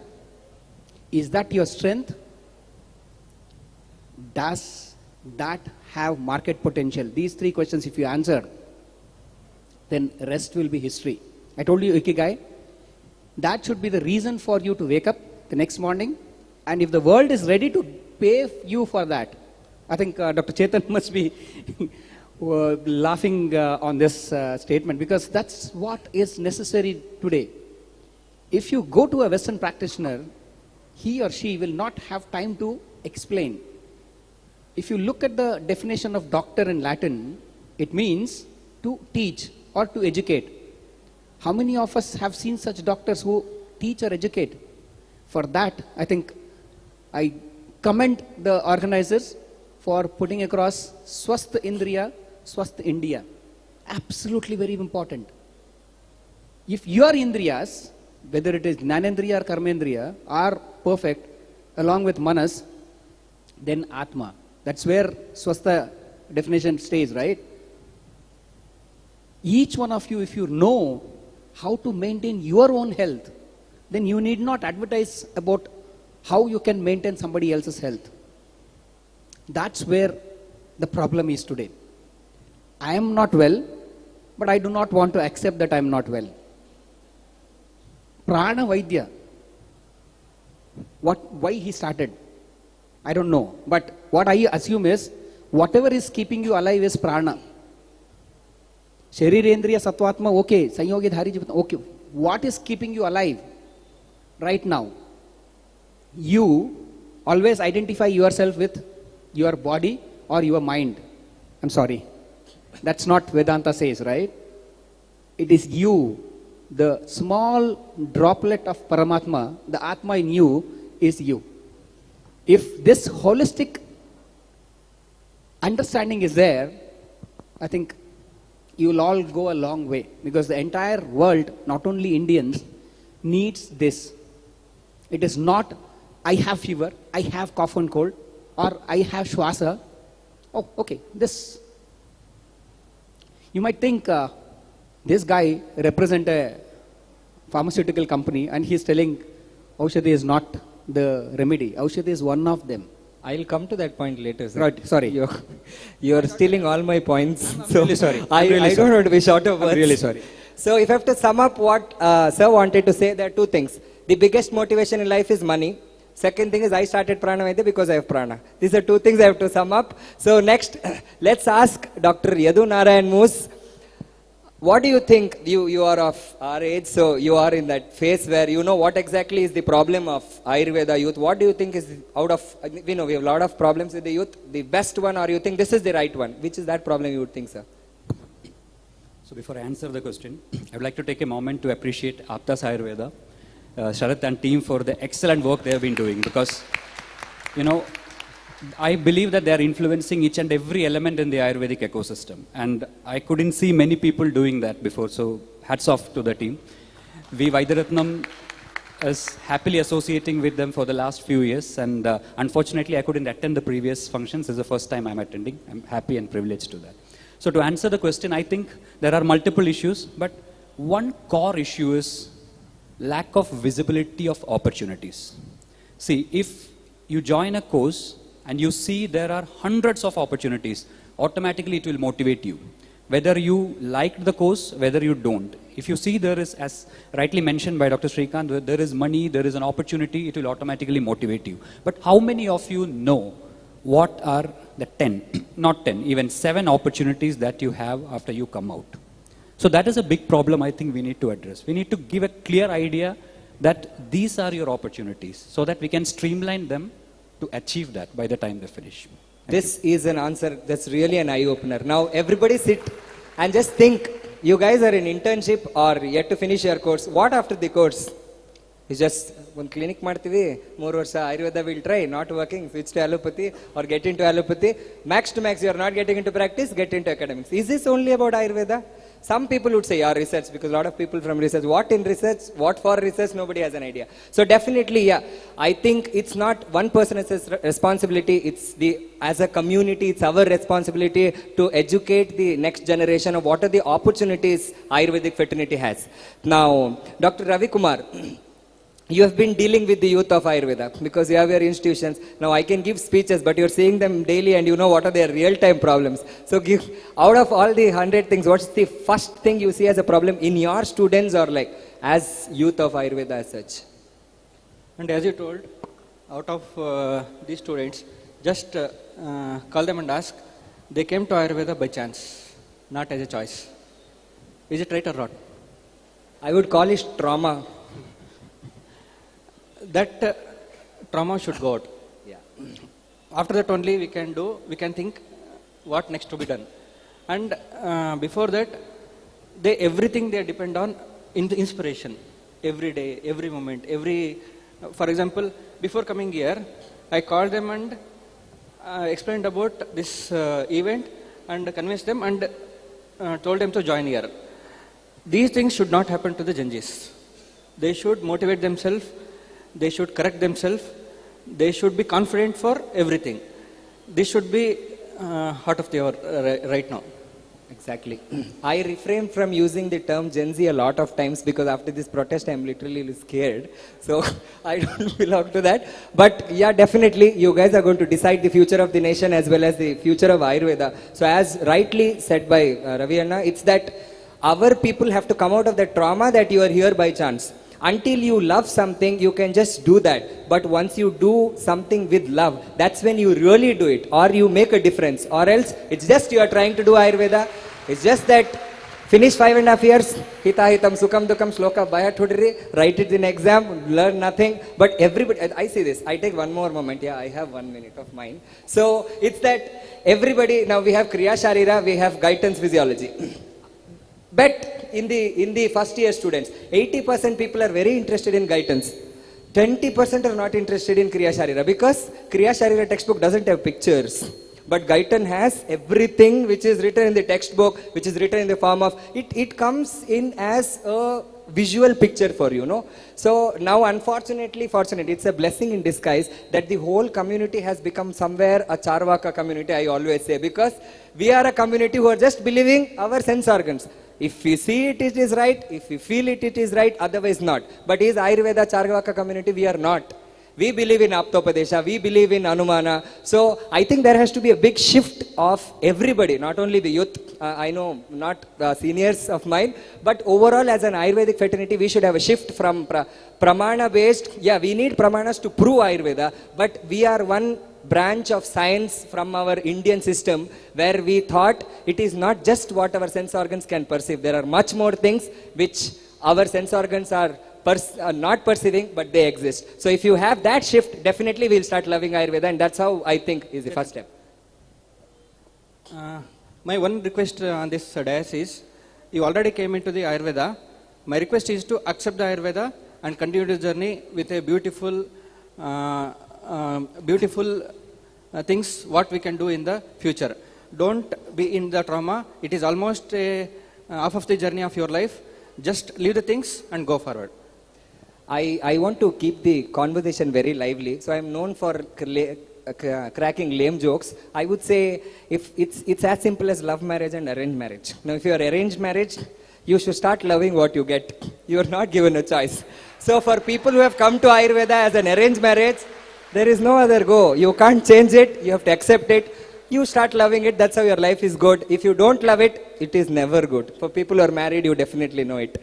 So next, I have one more question which is very practical, sir. Now, I see there are a lot of youth in Ayurveda. They say, sir, we have so much of interest on Ayurveda. We want to learn Ayurveda. But the problem is, I go to one guru. For example, I go to one doctor who is practicing Ayurveda. He has his own thought process. He has his own siddhantas. He has his own set of medicines. You learn from him. After 6 months, I go to another guru. He says, Adella tappappa, adu sarine illa. I will teach you something else. And I learn this. Now I go to 10 people. I am stuck. At the end of the day, I say allopathy is better. Fever, ke dolo, everybody gives. There's no other change. Yes or no? If you have pain abdomen, everybody gives cyclopam. But in Ayurveda, you see, there's so much of changes, no? This is where youth of Ayurveda is confused. Whom should I follow? I am Deshmukh sir's fan. I am Ravindra's fan. Someday, whose medicine will I follow? Isn't this a practical problem? Everybody has a different thought process in terms of Ayurveda. Don't you think there is a need for standardization in the treatment probably? I know now there is a counter that Ayurveda, Purusham Viksha, we have different treatment. I knew this, that would come. So, Purusham Viksha is fine. There is always deviation if there is a standard.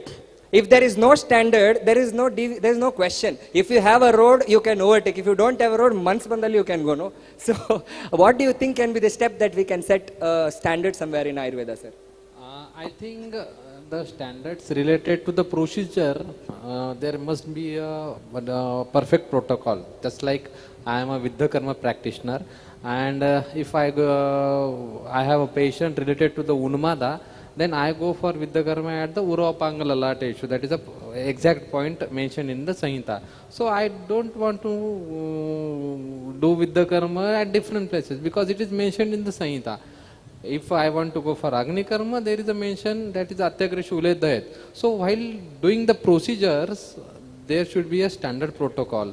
But for treating patients with medicine, then we have to see every patient, we have to analyze the Prakruti, Dosha, Dusha, Samurchana, and then what I learned from the Guru, I can apply that my knowledge and I can give the treatment to that patient. But when it comes to the different people, so every time our Guru used to give one example.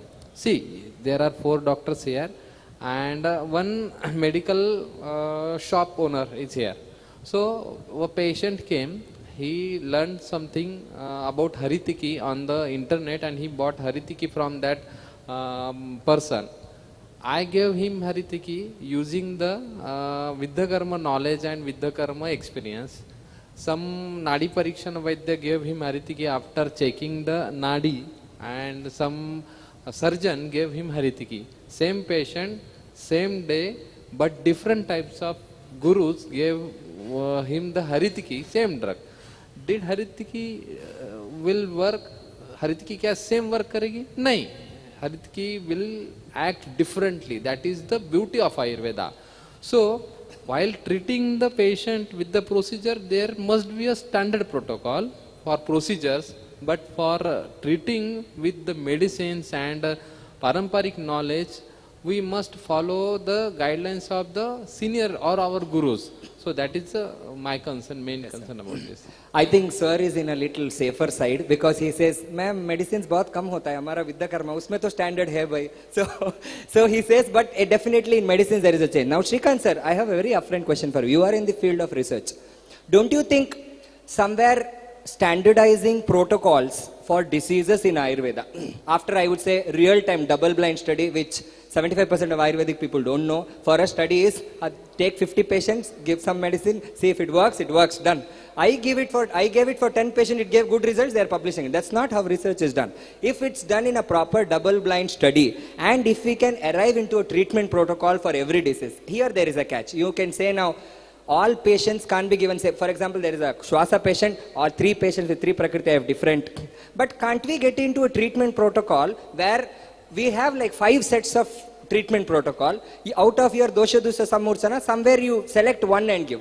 Isn't summing it up to a simplified way a better way? I would say because what Ayurveda was preached in the Samhitas are for Pravara Buddhi. I am a Manda Buddhi. You might be Pravara Buddhi. For a Manda Buddhi like me, isn't it better to simplify it and keep it not as one set, at least 5-6 sets in which a practitioner can select so that all across India some similarity in treatment might come?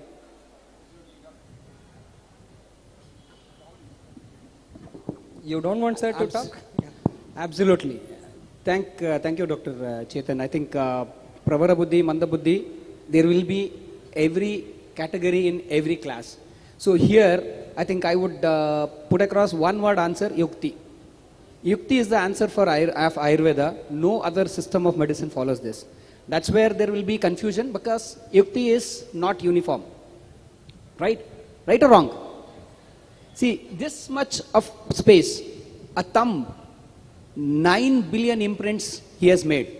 Does that mean that internally there will be no changes? There will be.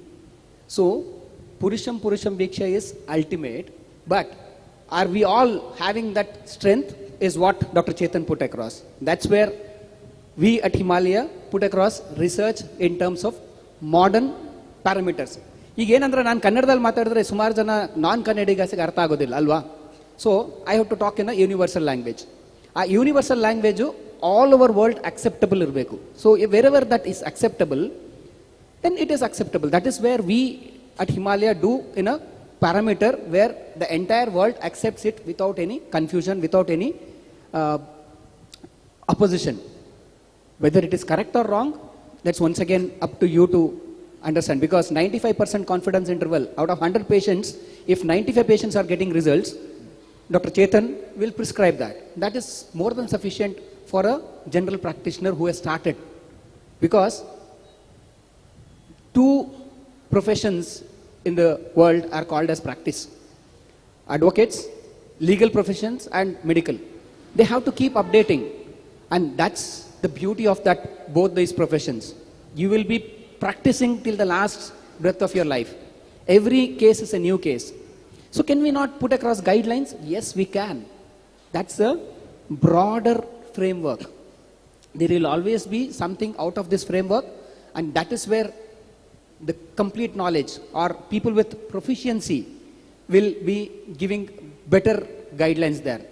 Whether it is a love marriage or arranged marriage, now you are tied with this partner lifetime. So why don't you love your profession? Only when you love, you start implementing within yourself, with your family, and that becomes a community practice. When that becomes a community, in the sense whatever you are doing in Ayur Grama, entire Grama, you are waking them up. They all knew this, but they have forgotten. Just like the current generation, you also have forgotten certain things. I really appreciate this whenever I go to a modern practitioner highlighting this is the way this product works. Those who have seen the benefits of herbs during their childhood, when they were suffering from common ailments and their dadi or nani has given some medicine and they've got results, they accept it. But those who have not seen results, like what Charvaka he said, if they're non-believers, you have to give them a evidence of the current methodology. Then they will accept. I will ask you a simple question now. How many of you seen hydrogen How many of you seen oxygen? Have you seen? H2O means what? Water. Then Vayu, Pitta, Kapha, if I ask, you feel, what is the proof? You are not seen hydrogen, you have not seen oxygen, but you believe H2O is water. That is why you love Guyton. Guyton, because that is what you have learned from primary education, high school. Yeah, this is how it works. Blood circulation. Who discovered? Not William Harvey, but that was published, right? It was Sushruta who put across. But we are not ready to agree because then it was not published, right? That is where don't shy away from marketing yourselves. Marketing is not claiming false results, but marketing is communicating whatever services you are giving. And that will definitely help in putting Ayurveda in the limelight. I'm sorry, just last 1 minute. Sanjeevani app, how many of you have seen? During COVID, Ministry of Ayush launched Sanjeevani app. How many of you have seen that? What it is? It is to understand how many of the Indian citizens are using Ayush as their one of the types of medicine. It's pretty good method, as I think I forgot his name, like your SDM.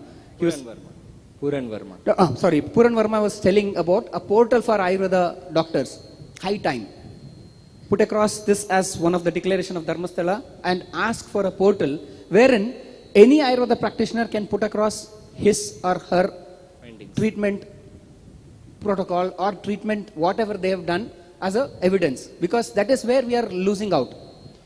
There are more Ayush practitioners than the conventional practitioners put together, but still more than 80% are using Ayush, but still it is called as alternative system of medicine. Very, very ironical, but I would say each one of you are a voice of Ayurveda.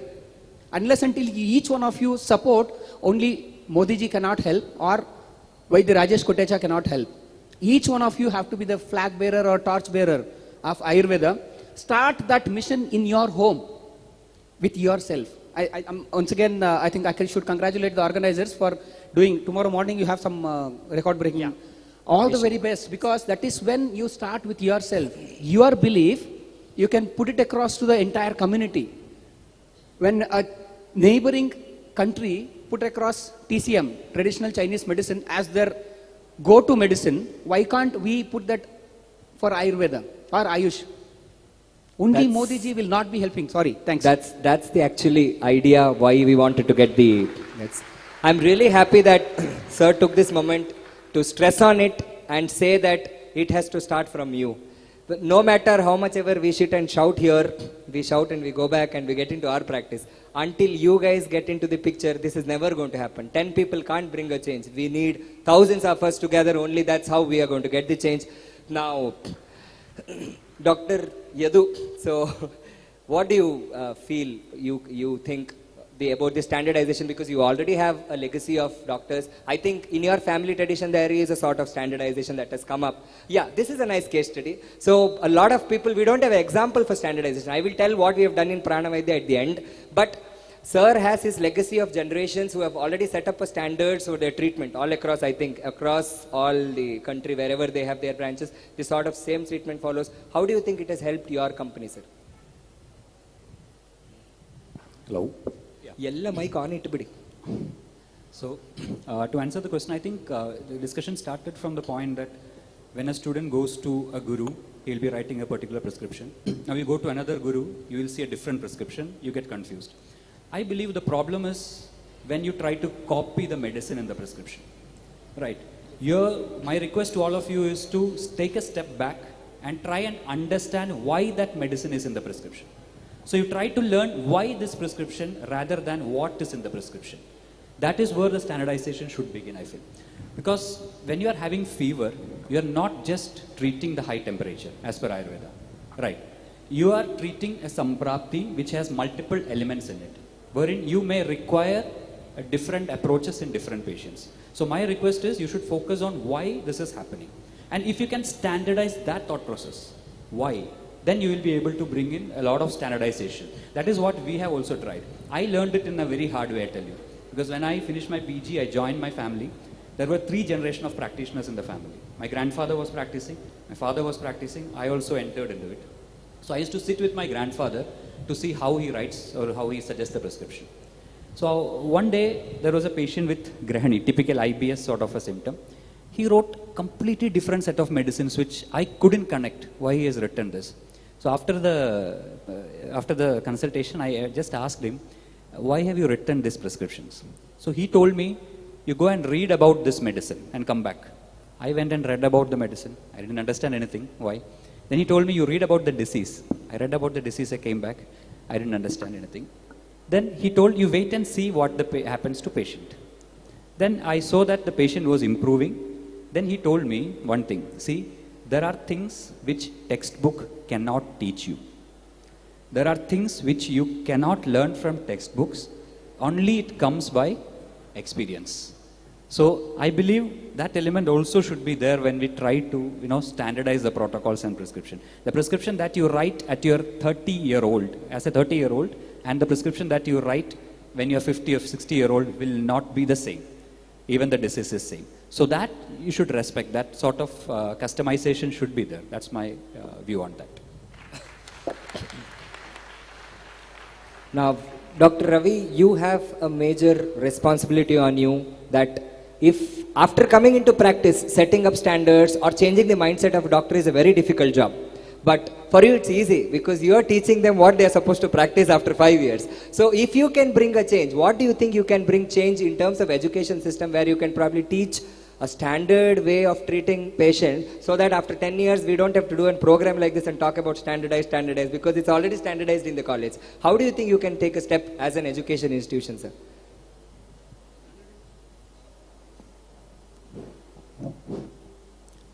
Standardizing treatment is very difficult in Ayurveda. And I'm not telling wrong to go to gurus and learn the knowledge from the gurus. It is also good. But learning basics is very important. Nowadays they are not learning basics, they are not sticking to the basics. They just finish Ayurveda with all the exams and just they go to gurus. As you told, they just write the treatment and just they go and copy. Where Guru pass, here Shishya fails. This is the thing it is happening. My one and only request with the students is stick to the basics. If they don't stick to the basics, if they go and learn with other gurus, different gurus, it will be like practicing Ayurveda as a quack. Just like how quackery is roaming around in a modern medicine, same way in Ayurveda also quackery is going to happen. So basics is very important, sticking to the basics is very important, and carry the basics with the Guru's treatment is also very important. This is what I can say. So as rightly said by Dr. Ravi, if I have to tell about Prana Vaidya, now when I started a company 3 years old, when we started from one branch, I was seeing patients, there were 2 doctors who were seeing patients, then we grew to 4 branches in Bangalore, then we came out of Bangalore, we went to other cities, we went to other states, now we are there across India. Always I have this one thought process. You enter into any branch of Prana Vaidya, the moment you enter, from the flooring, the idol I get, from the Panchkarma theatre, everywhere there is a music playing, that is standard across the country.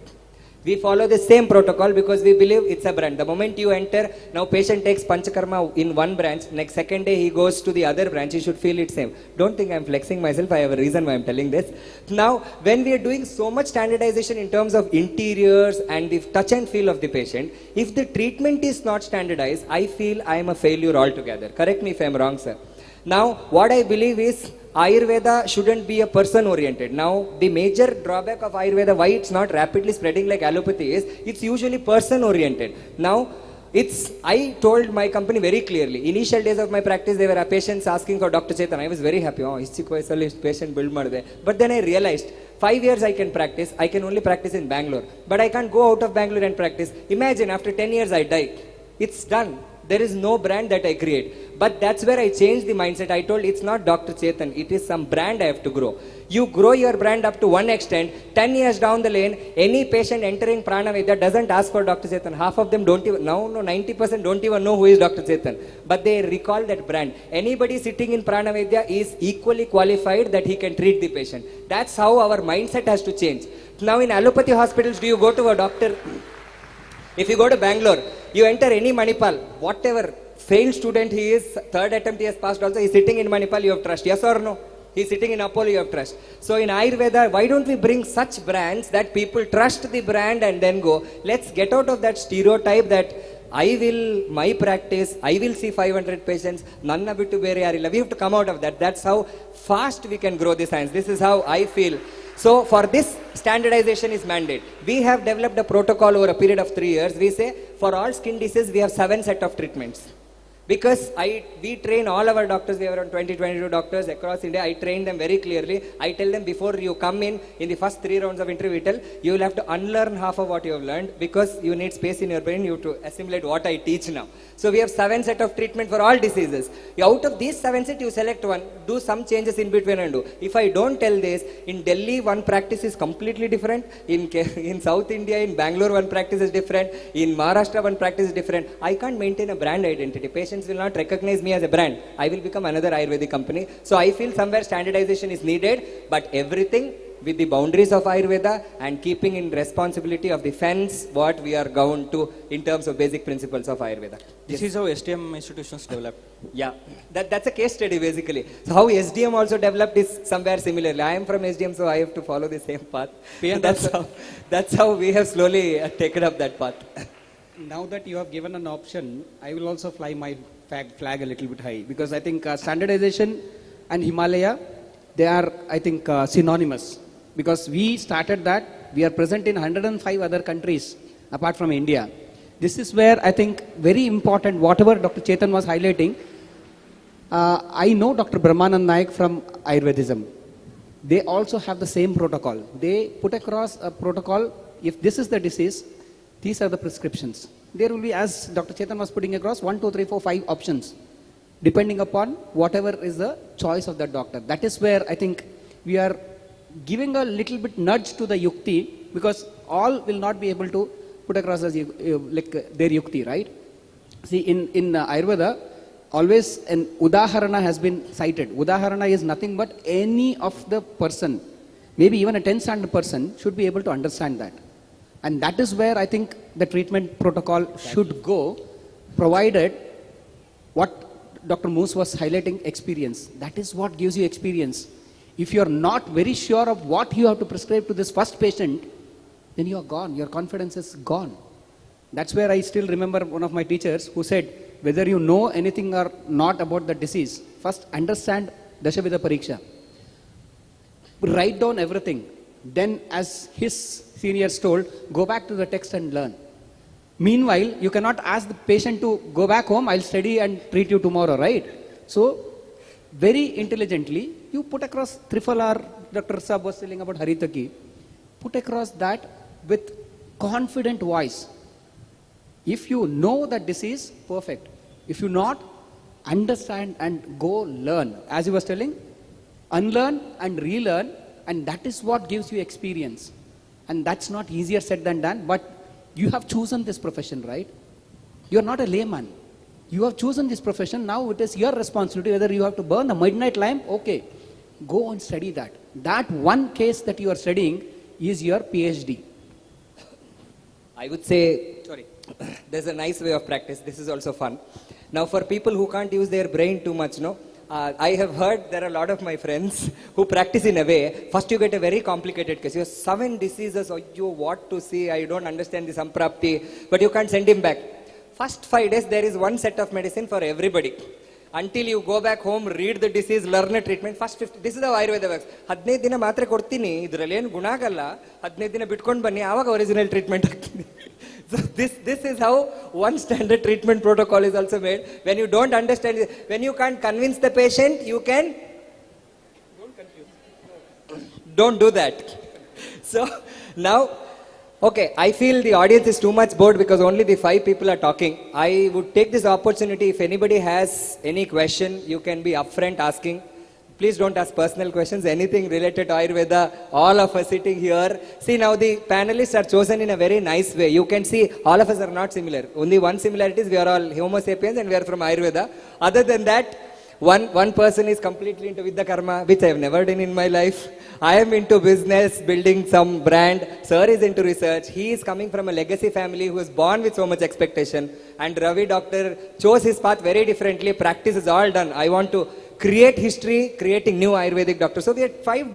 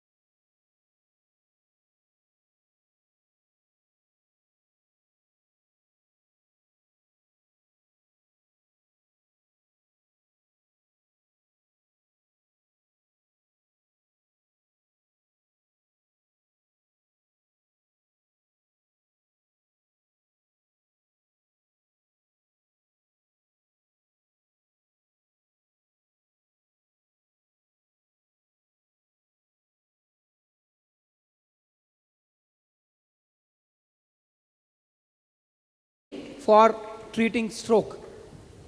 Or for that matter, one more researcher, Dr. Ram Manohar. He put across a Ayurveda treatment protocol and took funding from where? National Institute of Health, USA. And published in PubMed, Ayurveda protocol. So these are some of the tip of the iceberg examples. I would like to put across one more example is Professor Bhushan Patwardhan. He is not from Ayurveda. Just like your earlier speaker was not from Ayurveda, Professor Bhushan Patwardhan from Pune University, he has worked on Ayurveda so much, he has brought in genome. Prakriti, do you all have the same Prakriti? Similarly, he has brought in some scientific validation. I'm not telling that Prakriti is not scientific or unscientific. Validation in terms of universal acceptability is what he has worked. And look at his granddaughters.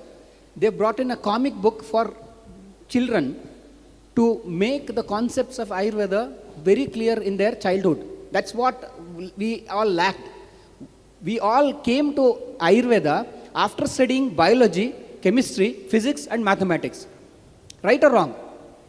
When we came and they started teaching Padartha Vignana, we were all, it was a googly. But I'll tell you, if you know Padartha Vignana, if you can understand Padartha Vignana, lot of your pain points will just go away. Shrikant sir, sorry I'm cutting in between. Being a moderator is such a bad job I know. to do. So last point what I would like to put across is, as Dr. Yadunandan Mose was highlighting, Chikitsa is not just medicine. Nidana Parivarjana is half the Chikitsa and Samprakti Vigatana. If you understand these two components, you can practice whether it is a prescription oriented or whether it is Samprakti Vigatana oriented, it's up to you. I'm really sorry. No sir, you don't have to be. It's just fun to listen with things with example. But the problem is when youth are asking questions, if I cut it, we are in loss, they are in loss. Somebody had a question, please. Like we are discussing about standardization and things and all. Why can't we do it in the classrooms and all, not outside of 5.5 years? Like we are doing about making brands and standardizing and all. Why can't we do it in the classroom itself? Like Chandrik Deshmukh sir, you want to answer this question? You can do it. Who said you understand the hidden meaning of this. Who stops you from doing? Yes. Who said? You can't That is why we are sitting here. Sir wanted to say, what are you asking for? Let's all do it together. You start. If you start, someone else will do. I feel Dr. Ravi can answer this question. So you have an educational institution. What do you think, sir, in educational institution you can do so that we can standardize things? Standardization is a reformity. It can be done by a number of institutions, not by one institution. But as of now, we are following STM institution. STM institutions are doing very good standardization in regarding with the protocols, what they are doing. We are following that and we are doing that standardization. Perfect. So if all institutions have this noble thought like what SDM is doing and Rashmi Institute is doing, I think these questions will never arise. Can we take the next question, please?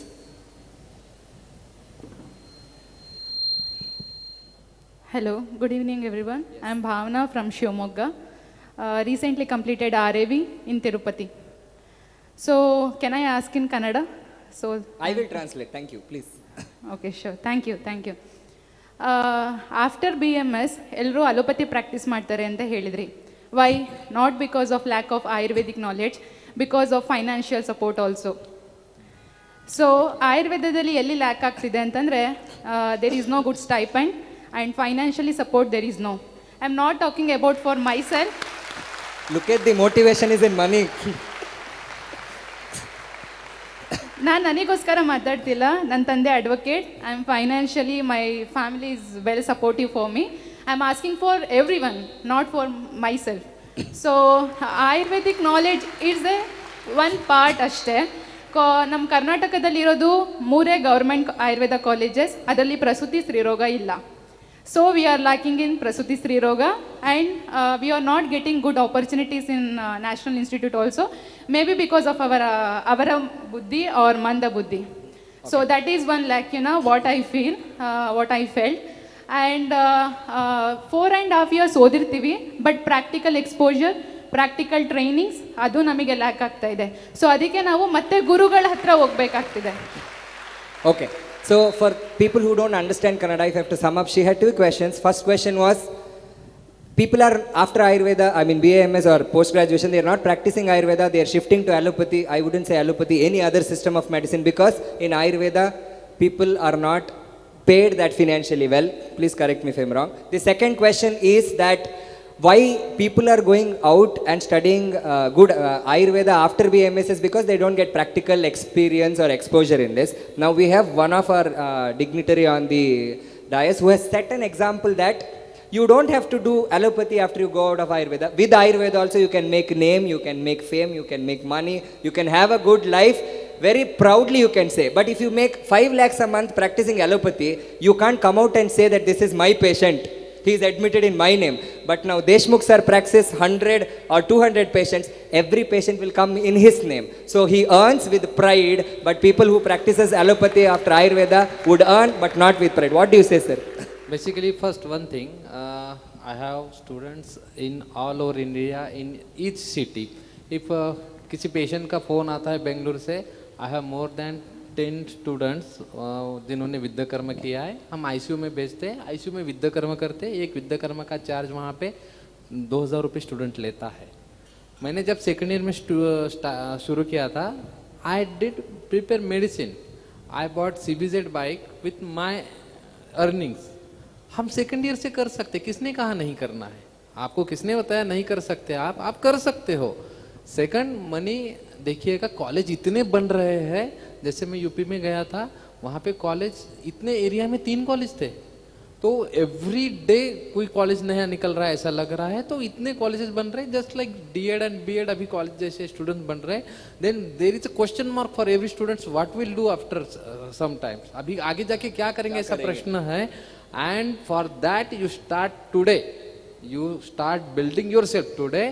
अभी झक मार के काम करो, इतना काम करो कि आपका नॉलेज इज द बेस्ट. आप कहीं पे भी जाइएगा. I go to Delhi, at the airport पे 40 पेशेंट आते हैं विद्याकर्म के लिए. मैं नेपाल में गया था, वहाँ पे एयरपोर्ट पे मैंने 30 पेशेंट चेक किए थे. अभी यहाँ पे आया हूँ, कल मुंबई पे मैं रात में कम से कम 16 पेशेंट मैंने चेक किए जो अंदर आए हैं. और मुख्यमंत्री का प्रोटोकॉल लेके मैं अंदर जाने के बाद वो आए हैं. तो मैं क्या कह रहा हूँ, स्किलफुल बनो आप.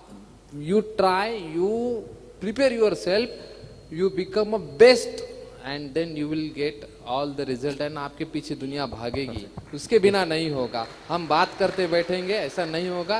पैसा झक मार के पीछे आता है. हमारे सर कहते थे, आई एम फ्रॉम गुरु शिष्य परंपरा where my guru used to treat more than 100 patients. My OPD is more than 600 patients per day, not 200, more than 600 patients. In the Chinswad and in the Gopte sir's clinic, I treat more than 200 patients. So daily 800 patients in my clinic, and I have more than 80 students. They help me doing Vidyakarma and Agni Karma. एक बार आइएगा, देखिएगा क्या वैभव होता है आयुर्वेद का. तो आने के बाद मैं ऐसे गुरु से सीखा हूँ.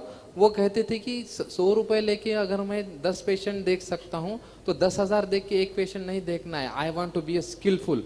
हम जब सीखते थे, once what happened, I did Vidyakarma on Angushta Moolavedhet, and at that time patient came with the 13 mm stone and said, sir आपने विद्याकर्म किया और ये स्टोन बाहर आ गया मेरा. अभी मैं इतना खुश हूँ. मैंने सर से कहा, सर मुझे पेशेंट ने 400 रुपये दिए and I am very happy. Sir ने कहा, नहीं तू सीख रहा है, तू पेशेंट को 100 रुपये देना चाहिए क्योंकि उसने तुझे बॉडी दी है. That's how we learn. अभी ऐसा होता है, छोटा बच्चा जन्म लेता है and if he has a problem of retina related problem, just like a retina of immaturity, call comes from the allopathic ophthalmologist and says, sir Ayurveda का आप विद्याकर्म करो, इस पेशेंट को आपकी जरूरत है. So that is what we learn from our gurus, and वही skill लेना है. दुनिया सब आपके पीछे आ जाएगी, ये हमने सीखा है. मुझे लगता है ये आप हर एक फील्ड में कर सकते हो. द्रव्य गुण के I have more than 4 to 5 students who built their Ayurvedic farm and they are selling Brahmi, and they built more than 50 lakhs per month income from the farm. from the second year. So we have many options. If you prepare medicine, authentic medicine, I will purchase. I purchase more than 50 lakh medicines per year. So I will purchase. More than thousands of doctors are ready to purchase if you build authentic medicine. So go for that, build your quality, and दुनिया आपके पीछे आएगी. Dr. Yadumus, आपको कुछ add करना है? Oh, sorry. Got into Hindi, So, like in Kerala, we have a very different situation. Like I can confidently say that around 99.9% of BMS doctors are practicing Ayurveda. The chance of an allopathic medicine in their prescription is almost nil. Why it happens? There are multiple reasons. One is, of course, there is a supportive ecosystem. There are more people aware about Ayurveda. And if you write a paracetamol in an Ayurvedic prescription, the patient will first scold you, because they know that. So there is a level of different awareness. Second, I think there is very strong regulatory framework. Right. When there is a very strong regulatory framework, even if I like to write an allopathic prescription, I'm afraid to write an allopathic medicine, because I know what happens if I write. So just imagine in a state where you can practice both as an Ayurvedic doctor, a strong rule comes with enforcement saying that you can write only Ayurvedic medicine. What do you think will happen? What do you think will happen? I believe you will start thinking out of the box. How can I survive in this situation? Rather than opting for an easier path, you will think, how can I survive? Right. Then comes the issue of demand and supply. Once the supply is more than what the actual demand is, certainly these things will come up, I believe. So you need to work on improving demand one side, giving right resources to ensure that, and probably a stronger, restricted environment to ensure that it happens rightly. That's my viewpoint. We are actually very tight in time. We would take the last question and then all other questions. Yeah, this is how Ayurvedic people are working. You waited for 15 minutes, you lost the opportunity. After we get down, you can ask the questions. Yeah, last question, please. Hello, I'm Kavna. I run a page called That Way Ethical. So I have a question related to social media. And most of the people are not aware of Ayurveda because we are not using the means of spreading the awareness. And I consider in this generation, social media is one such beautiful platform. But I have question is that most of the people today in this generation started showing the procedure, in a very deeper sense where they explain the proportions, where they explain the method of preparation of the treatment protocols or medicines. In a sense which motivated people to try it at home. For example, I have to say about Patrapinda Sveda. I've seen a reel where everything about Patrapinda Sveda was explained. Being a content creator myself, I somewhere feel this is not ethical because people may try it at home and maybe do it in a wrong way or not get result and eventually blame Ayurveda. So I feel Chandrakumar sir could give some insights on this, how we could enhance this platform in a better way and in an ethical way. And another question which I faced, most of the people started when we question that you should not show this, is that हम नहीं दिखाएंगे तो कोई और दिखाएगा. And we have certain pages where they're not even Ayurvedic practitioners. Believe me, they are advocating that Lekhana Basti you can have it at home for PCOD. That went literally, and all of them have 8 million views, 10 million views, and maybe people have tried all of that, and something would have happened. And such great things with complications also may happen. I would love to have your insights on how could we better use social media ethically and also to... I had one correction here. I think Chandrakumar sir का कोई घर में try नहीं करेगा. Firstly, secondly, if somebody is daring to do this, people did that with the karma, but एन प्रकारेण प्रसिद्धो भवति मानव. That is happening right now. So as Ayurvedic doctors, we must follow and we must use the social media in better way. But what happens, आपने जैसे कहा कि जो आयुर्वेदिक है भी नहीं, ऐसे लोग रील डालते हैं और उनका मिलियंस व्यूज जाते हैं. सो ऐसे समय में there should be a proper committee throughout the India to stop that, because quackers are spreading a lot.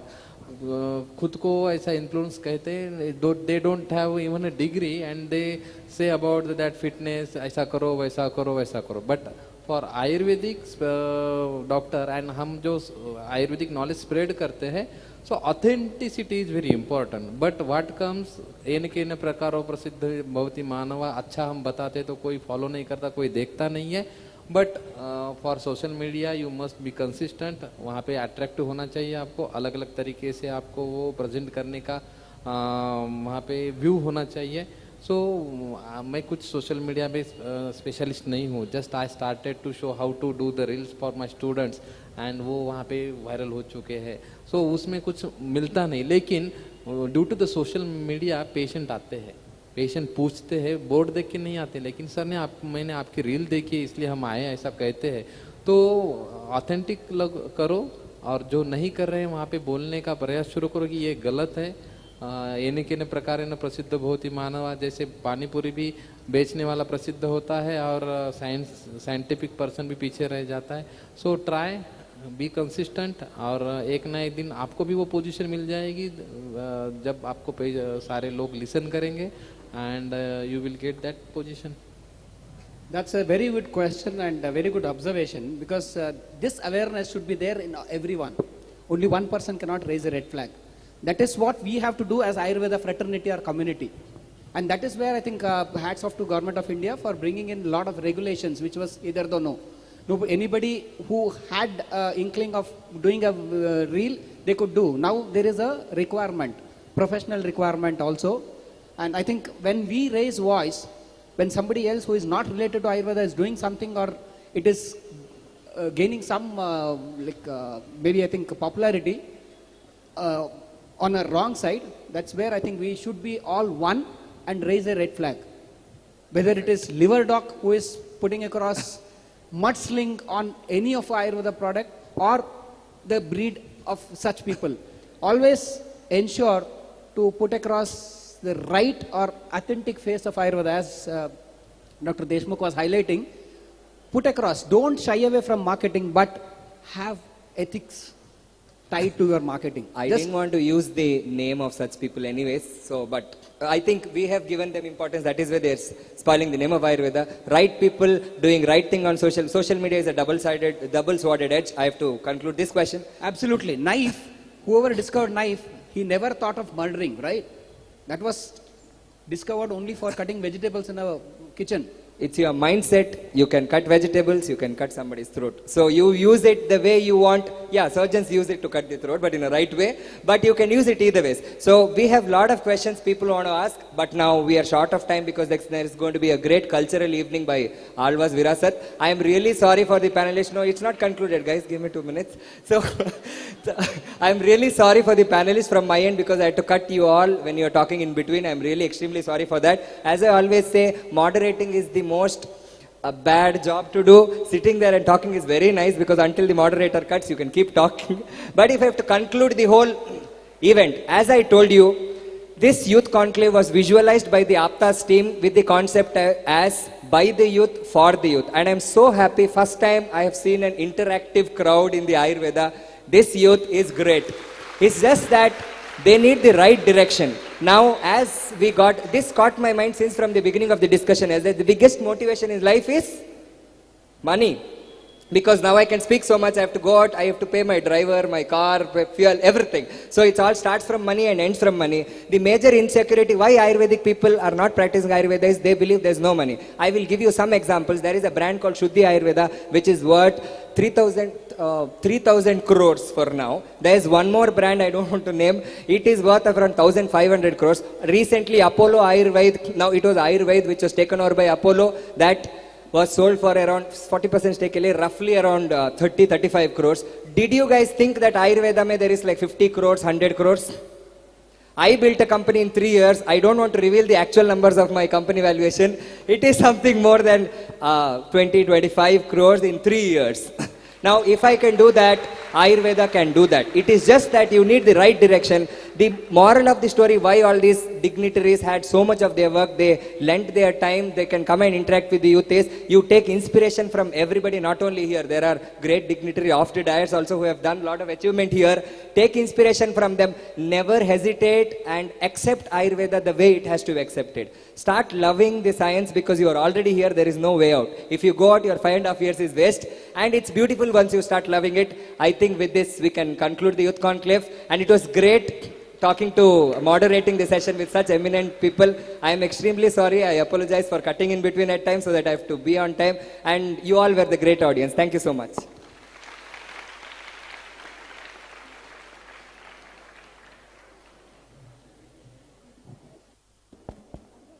Yes, all have enjoyed? Yes. So, the Ayurveda Youth Conclave has beautifully brought together the enthusiasm, aspirations, and ideas of the young generation of Ayurveda. I would like to express our sincere gratitude to all the speakers, participants, and everyone who made Youth Conclave a vibrant and meaningful experience. A special appreciation to Dr. Chetan sir for coordinating this session, and I request Apta's team to honor our dignitaries.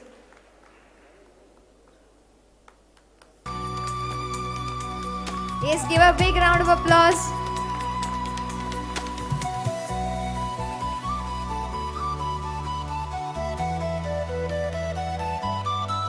The Ayurveda Youth Conclave team. Just give a big round of applause to all the speakers and the moderator, Dr. Chetan Upadhyaya sir.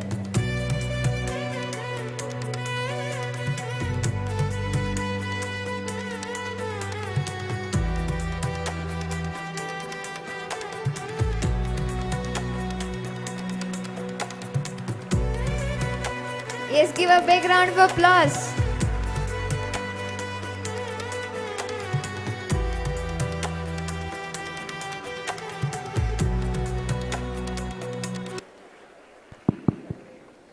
This is for the organizers, for wonderful organization who have done this. Huge round of applause for Aptas.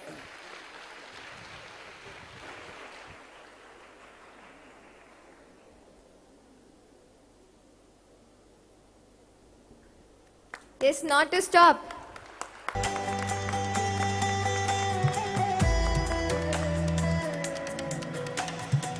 You have enjoyed this event and the spirit should be high to appreciate them.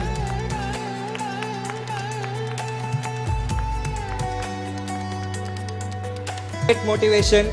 So at least now your claps have to be loud. I know it is going to deteriorate slowly. But today have so much of motivation. I've slit my throat like for an hour, guys. Please clap loudly.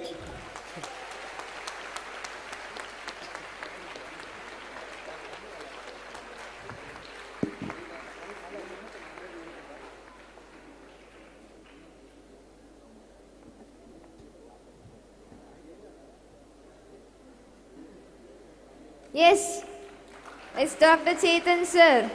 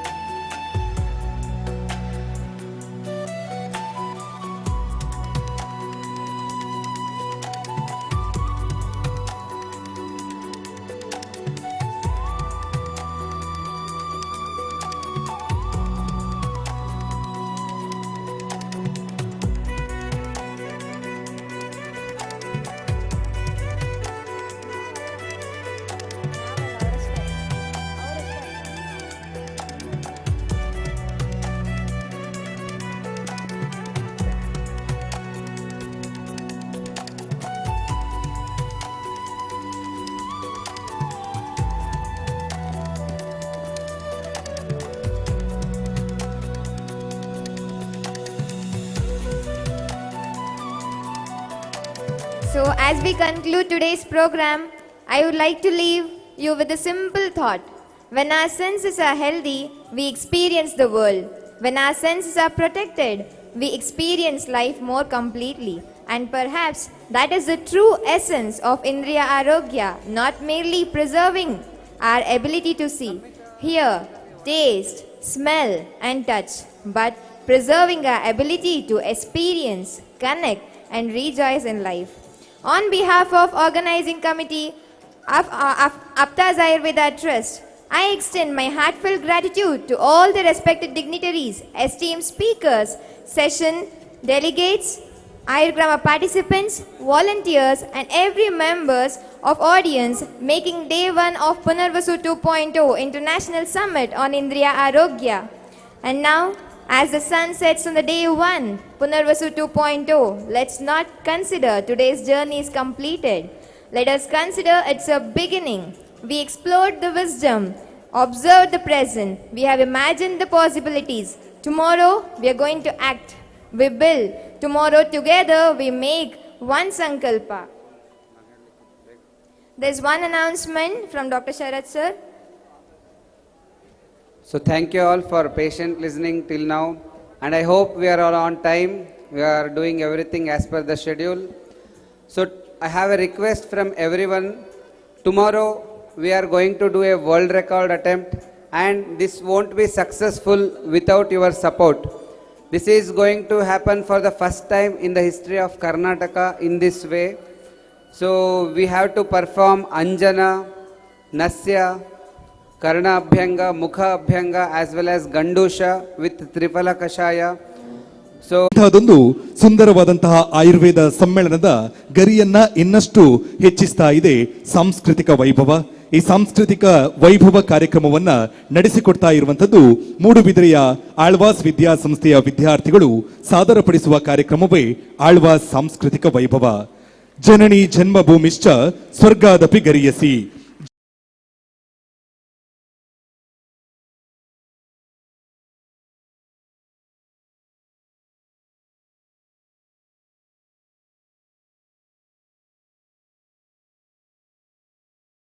ಹೆಮ್ಮೆಯ ಭಾರತ ದೇಶ. ಈ ನಮ್ಮ ದೇಶದ ನೆಲದ ಕಲೆಗಳನ್ನ ಸಂಸ್ಕೃತಿಗಳನ್ನ ಬಿಂಬಿಸುವಂತಹ ವಿಭಿನ್ನ ಕಾರ್ಯಕ್ರಮವೇ ಆಳ್ವಾಸ್ ಸಾಂಸ್ಕೃತಿಕ ವೈಭವ. ಈ ದಿನದ ಈ ಸಾಂಸ್ಕೃತಿಕ ವೈಭವ ಕಾರ್ಯಕ್ರಮಕ್ಕೆ ಸಾಕ್ಷಿಯಾಗಲಿಕ್ಕಿರುವಂತಹ ತಮ್ಮೆಲ್ಲರನ್ನೂ ಕೂಡ ಈ ಕಾರ್ಯಕ್ರಮಕ್ಕೆ ಅತ್ಯಂತ ಪ್ರೀತಿಪೂರ್ವಕವಾಗಿ ಬರಮಾಡ್ಕೊಳ್ತಾ ಇದ್ದೇವೆ. ಬಂಧುಗಳೇ, ತಮ್ಮೆಲ್ಲರಿಗೂ ಕೂಡ ರಾಮನ ಕತೆ ತಿಳಿದಿರಬಹುದು. ಮರ್ಯಾದ ಪುರುಷೋತ್ತಮ ಶ್ರೀರಾಮ ಪಟ್ಟಕ್ಕೇರಬೇಕಾದಂತಹ ಸಮಯದಲ್ಲಿ ಮಂಥರೆಯ ಕುತಂತ್ರದಿಂದಾಗಿ ವನವಾಸಕ್ಕೆ ತೆರಳುವಂತಾಗುತ್ತೆ. ಒಂದು ಕಡೆಯಲ್ಲಿ ಶ್ರೀರಾಮ ವನವಾಸದ ಜೀವನವನ್ನ ನಡೆಸ್ತಾ ಇದ್ರೆ, ಇನ್ನೊಂದು ಕಡೆಯಲ್ಲಿ ಅಯೋಧ್ಯೆಯಲ್ಲಿ ರಾಮನ ಸಹೋದರ ಭರತ ರಾಮನ ನೆನಪಿನಲ್ಲಿ ರಾಮನ ಪಾದುಕೆಗಳನ್ನ ಪೀಠದ ಮೇಲೆ ಇಟ್ಟು ರಾಜ್ಯಾಡಳಿತವನ್ನ ನಡೆಸ್ತಾ ಇದ್ದ. ವನವಾಸದಲ್ಲಿ ಇದ್ದಂತಹ ಶ್ರೀರಾಮ ರಾವಣನಂತಹ ಅದೆಷ್ಟೋ ಅಸುರರ ಸಂಹಾರವನ್ನ ಮಾಡಿ ತನ್ನ ವನವಾಸದ ಅವಧಿಯನ್ನ ಪೂರ್ಣಗೊಳಿಸಿ ಹಿಂದಿರುಗಿ ಅಯೋಧ್ಯೆಗೆ ಬರುವಂತ ಹೊತ್ತು. ಇಡೀ ಅಯೋಧ್ಯೆ ಶ್ರೀರಾಮನ ಬರುವಿಕೆಗಾಗಿ ಕಾಯ್ತಾ ಇತ್ತು. ಶ್ರೀರಾಮನ ಪಟ್ಟಾಭಿಷೇಕ ಆಗಿ ಅಣಿಯಾಗಿತ್ತು. ಇಂತಹ ಪಟ್ಟಾಭಿಷೇಕದ ಅದ್ಭುತ ಕ್ಷಣವನ್ನ ಯಕ್ಷ ಪ್ರಯೋಗದ ಮೂಲಕ ವೇದಿಕೆಯ ಮೇಲೆ ಕಣ್ತುಂಬಿಕೊಳ್ಳುವಂತಹ ಹೊತ್ತು ಮಂಟಪ ಪ್ರಭಾಕರ ಉಪಾಧ್ಯಾಯ ಇವರ ನಿರ್ದೇಶನದಲ್ಲಿ ಮೂಡಿಬಂದಂತಹ ಬಡಗುತಿಟ್ಟಿನ ಯಕ್ಷ ಪ್ರಯೋಗ ಶ್ರೀರಾಮ ಪಟ್ಟಾಭಿಷೇಕ.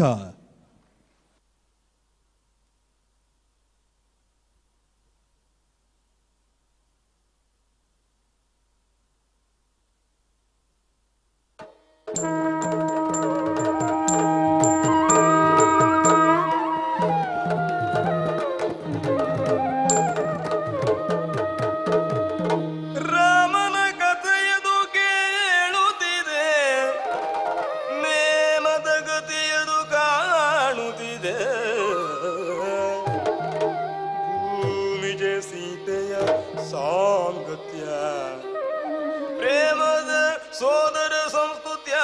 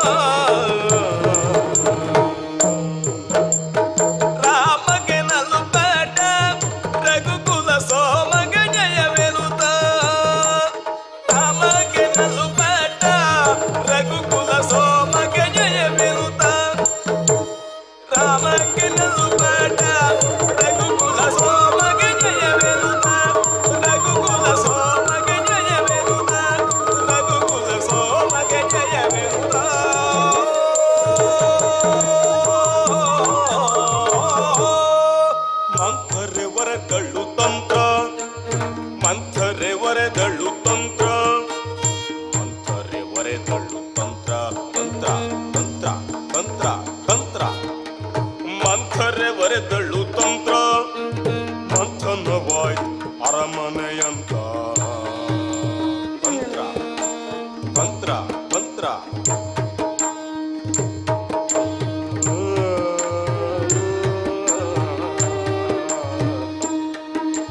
ಬಂಧವು ರಾಮಗೆ ವನವಾಸ ಪಂಥವು ರಾಮಗೆ ವನವಾಸ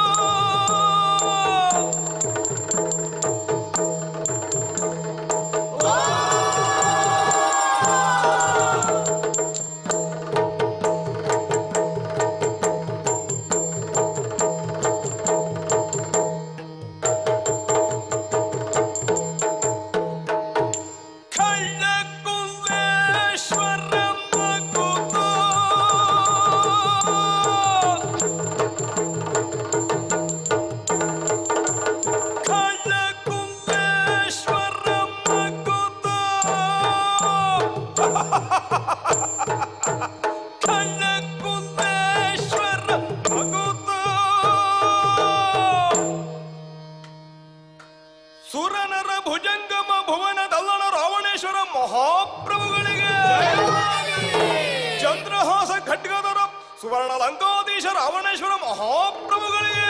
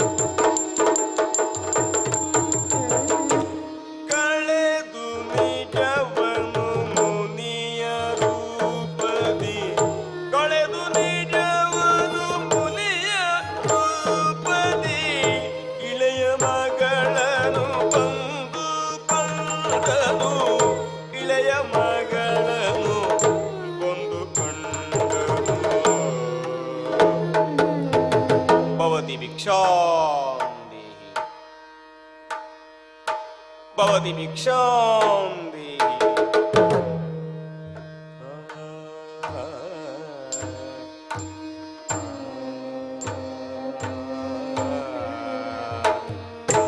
ಸರದ ಸೀತೆಯ ರಾಗ, ಸರದ ಸರದ ಸೀತೆಯ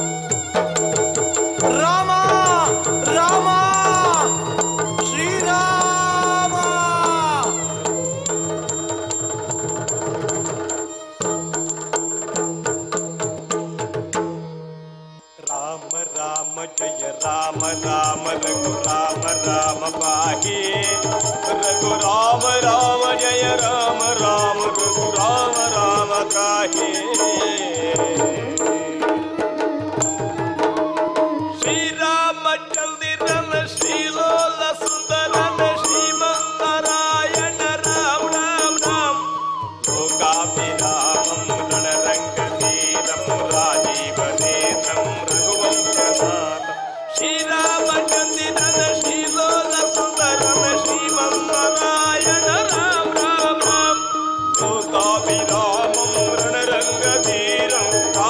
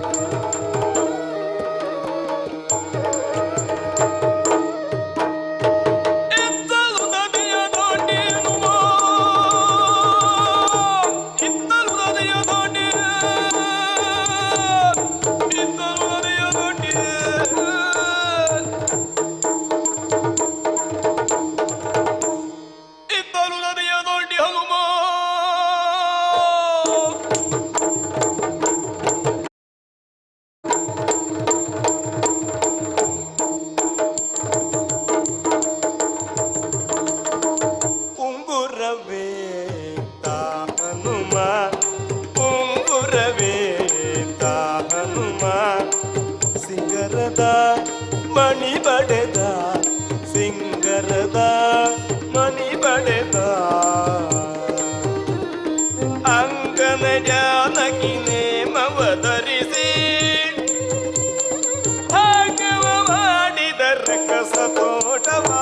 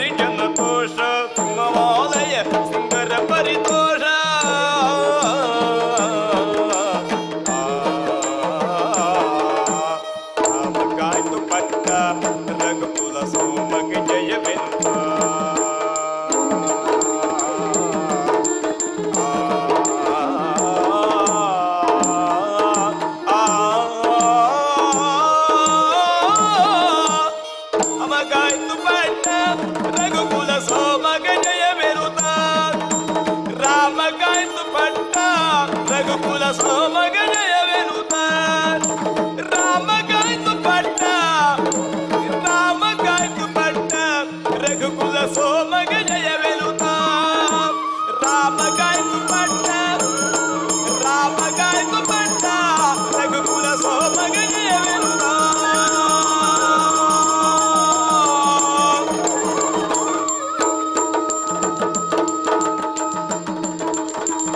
ರಾಮಾಯ ರಾಮಭದ್ರಾಯ ರಾಮಚಂದ್ರಾಯ ವೇದಸೆ ರಘುನಾಥಾಯ ನಾಥಾಯ ಸೀತಾಯ ಪತಯೇ ನಮಃ ಸೀತಾಯ ಪತಯೇ ನಮಃ ಸೀತಾಯ ಪತಯೇ ನಮಃ.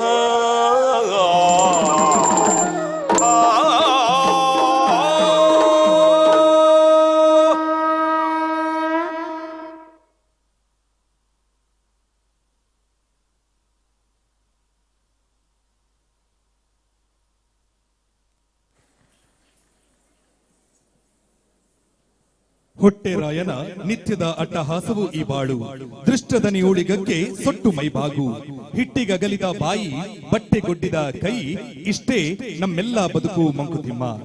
ಇಂತಹ ಚಿಕ್ಕದಾದ ಬದುಕಿನಲ್ಲಿ ಚೊಕ್ಕದಾಗಿ ಮೂಡಿಬಂದಂಥದ್ದು ಜನಪದ ಸಾಹಿತ್ಯ. ಜನಪದೀಯ ನೃತ್ಯವೊಂದನ್ನ ಈ ವೇದಿಕೆಯ ಮೇಲೆ ನಿಮಗಾಗಿ ಉಣಬಡಿಸ್ತಾ ಇದ್ದೇವೆ. ಕುರುಬ ಜನಾಂಗ, ಸ್ಥಿತಿ ಜನಾಂಗ, ಹೀಗೆ ಹಲವಾರು ಜನಾಂಗಗಳ ಹೆಸರನ್ನ ತಾವೆಲ್ಲರೂ ಕೂಡ ಕೇಳಿರಬಹುದು. ಇಂತಹ ಜನಾಂಗಗಳಲ್ಲಿ ಬಂಜಾರ ಜನಾಂಗದವರು ಕೂಡ ಒಂದು. ಈ ಜನಾಂಗದವರು ಮೂಲತಃ ಆಂಧ್ರ ಪ್ರದೇಶದವರಾಗಿದ್ರೂ ಕೂಡ ಅಲೆಮಾರಿಗಳಾಗಿರುವಂತಹ ಕಾರಣ ಬೇರೆ ಬೇರೆ ರಾಜ್ಯ ಪ್ರದೇಶಗಳಲ್ಲಿ ಹರಡ್ಕೊಂಡಿದ್ದಾರೆ. ಈ ಜನಾಂಗದವರು ತಮ್ಮ ತಲೆಯ ಮೇಲೆ ಒಂದರ ಮೇಲೊಂದರಂತೆ ಮಡಕೆಗಳನ್ನ ಇಟ್ಟು ಕೈಯಲ್ಲಿ ಕೋಲನ್ನ ಹಿಡಿದುಕೊಂಡು ನರ್ತಿಸುವ ಶುದ್ಧ ಜನಪದ ಸೊಗಡಿನ ನೃತ್ಯವೇ ಬಂಜಾರ ನೃತ್ಯ. ಇದೀಗ ನಿಮಗಾಗಿ.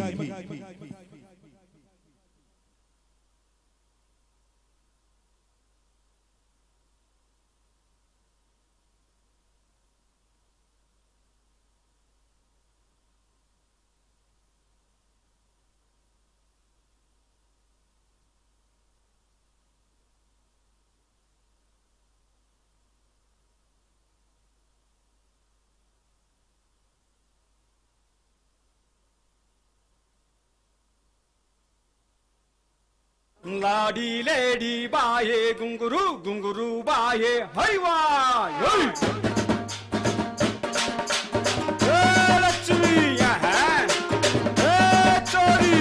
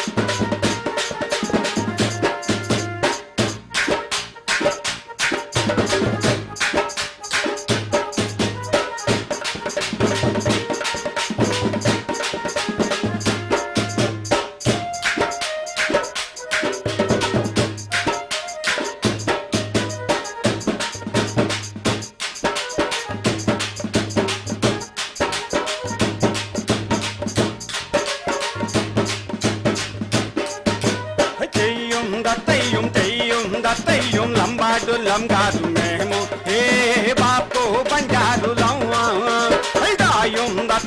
దాయం దత్తయ్యం లంబాడి వాడియా కోనేయం ఏ బాపు బంజారచ్చా ఏ గుంగిలి ఏ గౌలి ఇదే ఇదే ఇదే ఇదే ఏ సుగిని ఏ చాంది ఇదే ఇదే ఇదే ఇదే బాపు ఏ వరా వరా ఎవడి ఆయే బాపు ఏ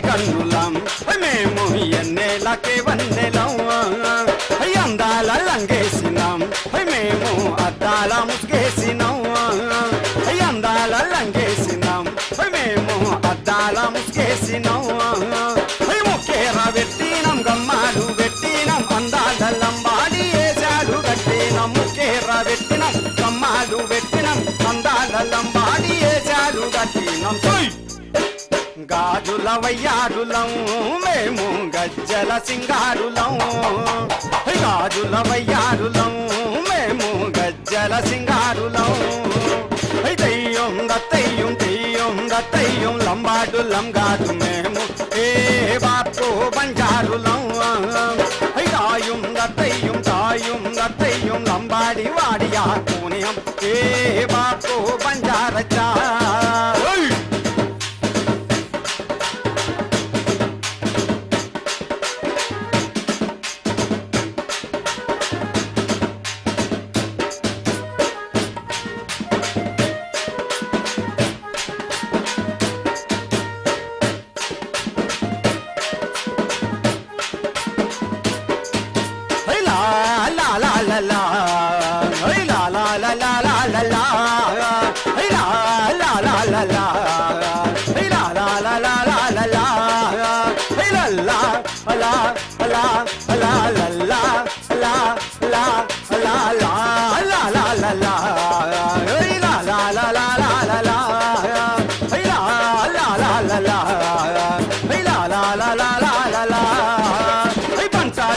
వేసుకుంటాం ఓరన్నా పసిడి రాసులు తీసుకుంటాం పంట చేను వేసుకుంటాం ఓరన్నా పసిడి రాసులు తీసుకుంటాం రంపుడు జొన్నాల తోటి ఓరన్నా జొన్న పువ్వా పండుకుంటాం రంపుడు జొన్నాల తోటి ఓరన్నా జొన్న పువ్వా పండుకుంటాం పుట్టాలనే తెచ్చి జొన్న రొట్టెలు తింటూ రోజు పసందుగా ఆటలాడుకుంటాం పుట్టాలనే తెచ్చి జొన్న రొట్టెలు తింటూ రోజు పసందుగా ఆటలాడుకుంటాం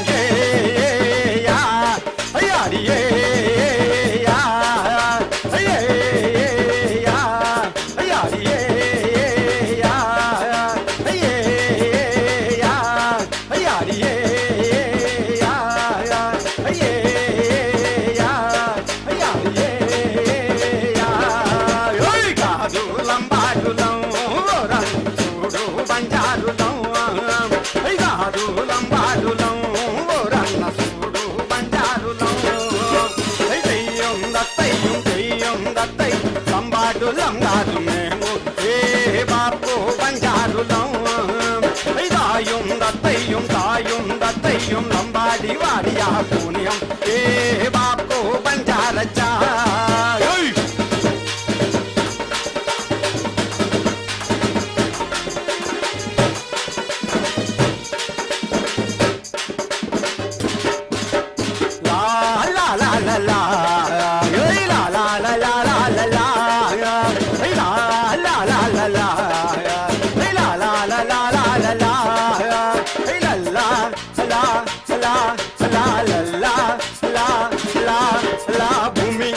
సల్లంగుండా మా మంచి తండాలే మాకు అండా భూమి తల్లి సల్లంగుండా మా మంచి తండాలే మాకు అండా పానాలైనా వదులుకుంటాం ఓరన్న మానాలుగా పాడుకుంటాం పానాలైనా వదులుకుంటాం ఓరన్న మానాలుగా పాడుకుంటాం వస్తువులైనా ఉంటాం పరువు నిలుపుకుంటాం మదములన్నీ కలిపి మదిలో నిలుపుకుంటాం వస్తువులైనా ఉంటాం పరువు నిలుపుకుంటాం మదములన్నీ కలిపి మదిలో నిలుపుకుంటాం కాదులం బాడులం ఓరన్న సూడు బంజారులం కాదులం బాడులం ఓరన్న సూడు బంజారులం దయ్యం దత్తయ్యం దయ్యం దత్తయ్యం లంబాడులం గారు మేము ఏ బాపు బంజారులం దాయం దత్తయ్యం దాయం దత్తయ్యం లంబాడి వాడియా పూనియం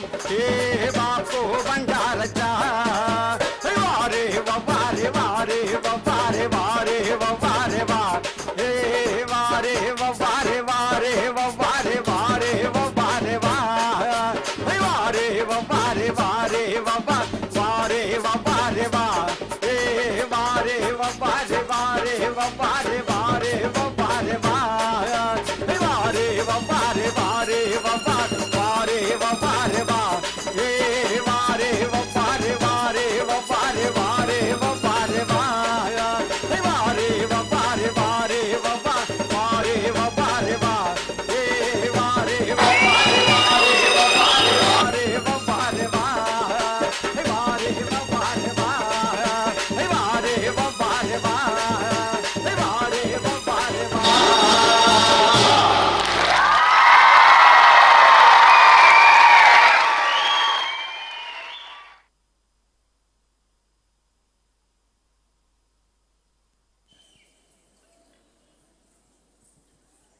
ಹಳೆ ಬೇರು ಹೊಸ ಚಿಗುರು ಕೂಡಿರಲು ಮರಸೊಬಗು, ಹಳೆ ತತ್ವ ಹೊಸ ಯುಕ್ತಿ ದೊಡಗೂಡೆ ಧರ್ಮ, ಋಷಿವಾಕ್ಯದೊಡನೆ ವಿಜ್ಞಾನ ಕಳೆ ಮೇಳವಿಸೆ, ಜಸವು ಜನ ಜೀವನಕ್ಕೆ ಮಂಕುತಿಮ್ಮ.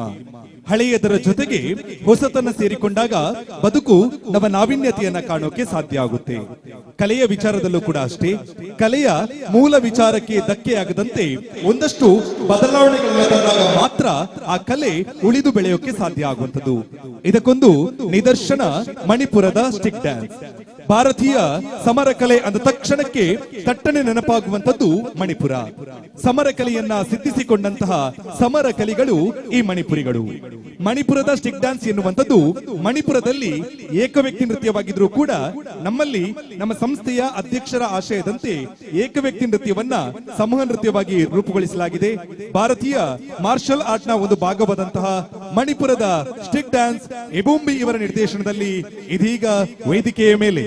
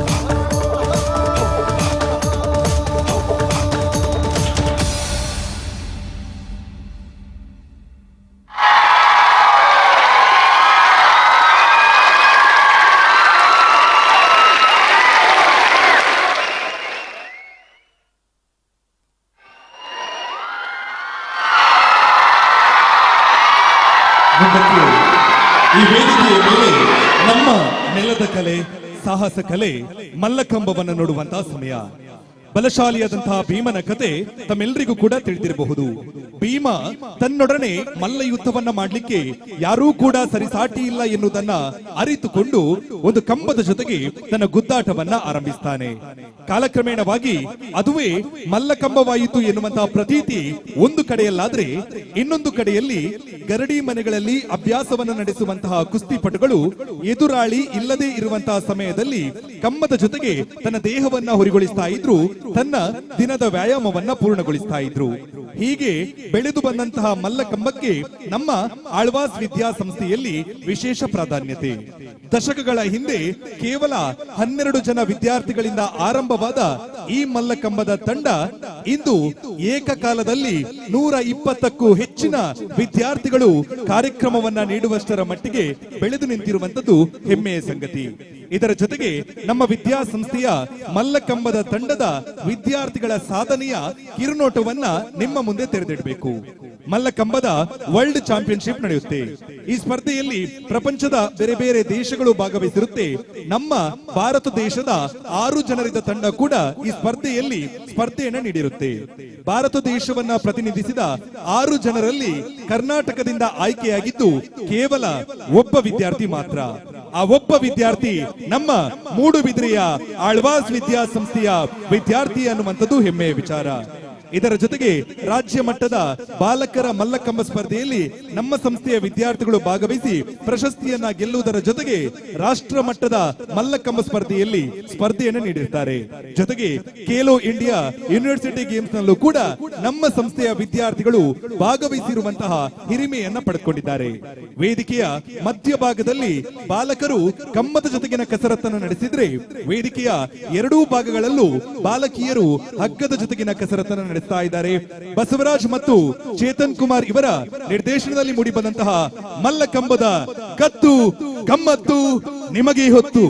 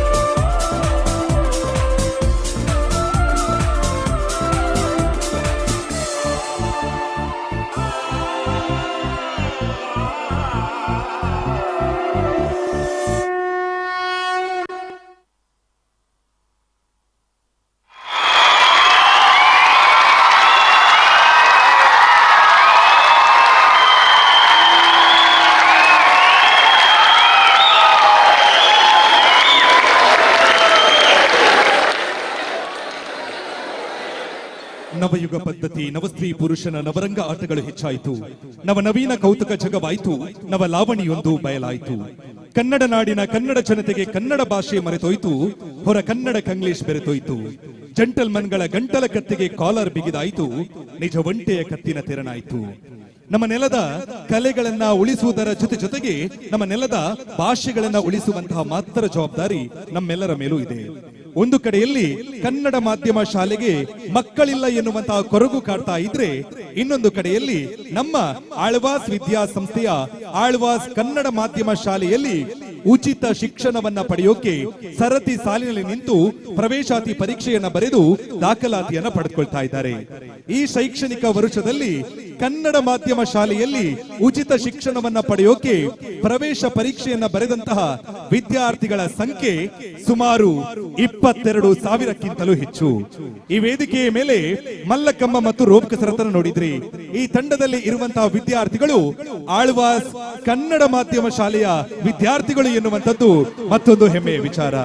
ಇಂತಹ ವಿದ್ಯಾರ್ಥಿಗಳು ಸಾದರಪಡಿಸುತ್ತಿರುವ ಕಾರ್ಯಕ್ರಮ ಇದು ಆಳ್ವಾಸ್ ಸಾಂಸ್ಕೃತಿಕ ವೈಭವ. ಮುಂದಕ್ಕೆ ನಿಮ್ಮೆಲ್ಲರನ್ನು ಕೂಡ ನೇರವಾಗಿ ಗುಜರಾತಿನ ಕಡೆಗೆ ಕರೆದುಕೊಂಡು ಹೋಗ್ತಾ ಇದ್ದೇವೆ. ಗರ್ಭಾ ಮತ್ತು ದಾಂಡಿಯ ನೃತ್ಯಗಳು ಗುಜರಾತಿನ ಸಾಂಪ್ರದಾಯಿಕ ನೃತ್ಯಗಳು. ಇಲ್ಲಿನ ಜನರು ನವರಾತ್ರಿಯ ಹಬ್ಬದ ಸಂದರ್ಭದಲ್ಲಿ ದಾಂಡಿಯ ನೃತ್ಯದ ಪ್ರಸ್ತುತಿಯನ್ನ ಮಾಡ್ತಾರೆ. ಈ ನೃತ್ಯದಲ್ಲಿ ನೃತ್ಯ ಪಟುಗಳು ಕೈಯಲ್ಲಿ ಹಿಡಿದುಕೊಳ್ಳುವಂತಹ ಕೋಲು ಆ ದುರ್ಗೆಯ ಕೈಯಲ್ಲಿರುವಂತಹ ಕತ್ತಿಯನ್ನ ಪ್ರತಿನಿಧಿಸುತ್ತೆ ಎನ್ನುವಂತಹ ನಂಬಿಕೆ ಕೂಡ ಇದೆ. ಬನ್ನಿ ನೋಡೋಣ ಗುಜರಾತಿನ ಗರ್ಭಾ ಮತ್ತು ದಾಂಡಿಯ ನೃತ್ಯ.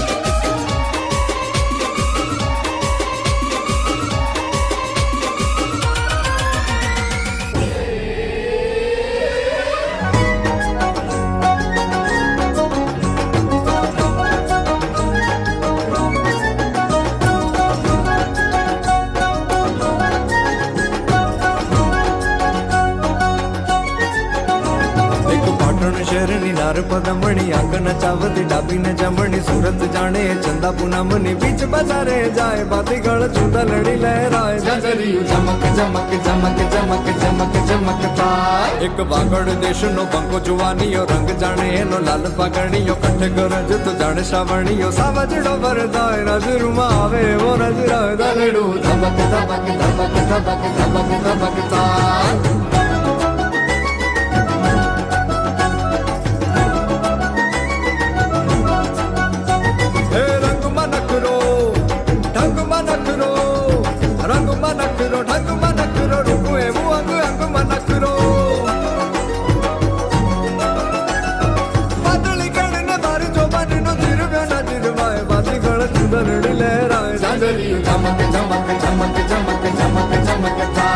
એક પાટણ શહેરની નાર પદમણી આંખ નચાવતી ડાબી ને જમણી સુરત જાણે ચંદા પૂનમની બીચ બજારે જાય બાતી ગળ ચૂંદા લડી લહેરાય જાજરિયું ચમક ચમક ચમક ચમક ચમક ચમકતા એક પાટણ શહેરની નાર પદમણી આંખ નચાવતી ડાબી ને જમણી સુરત જાણે ચંદા પૂનમની બીચ બજારે જાય બાતી ગળ ચૂંદા લડી લહેરાય જાજરિયું ચમક ચમક ચમક ચમક ચમક ચમકતા ગળું ધમક ધમક ધમક ધમક ધમક ધમકતા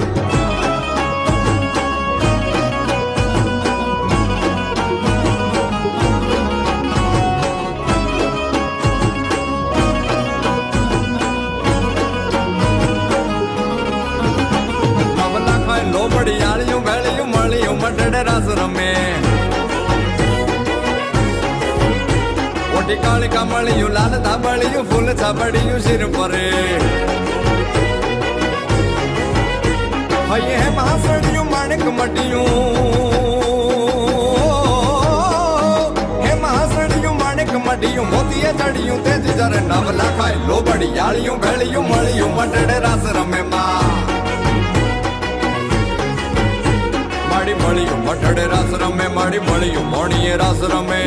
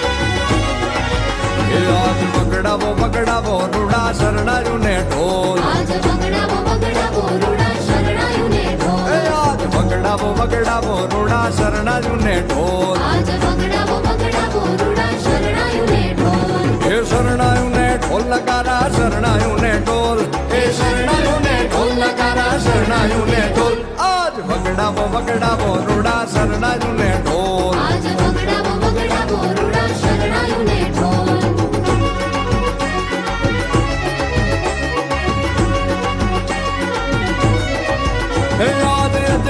અજવાળી રૂડી રાતડી રે લો સખી રડિયાળી કરું આતડી રે લો હે મારી આ ખડીએ દીધા ઓલા જન્મો ના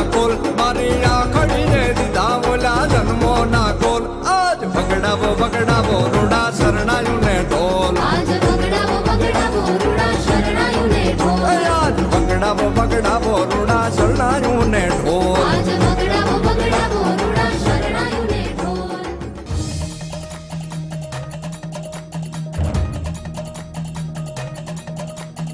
हर हर भोले शंभो हर हर महादेव हर हर बम बम भोले हर हर भोले शंभो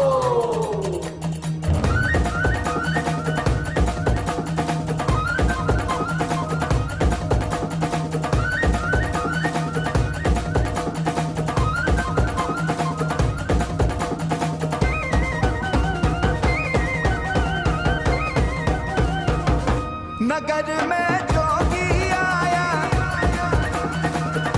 यशोदा के घर आया नगर में जोगी आया यशोदा के घर आया भेद कोई समझ न पाया के आके अलग जगाया ओ सबसे बड़ा है तेरा नाम तेरा नाम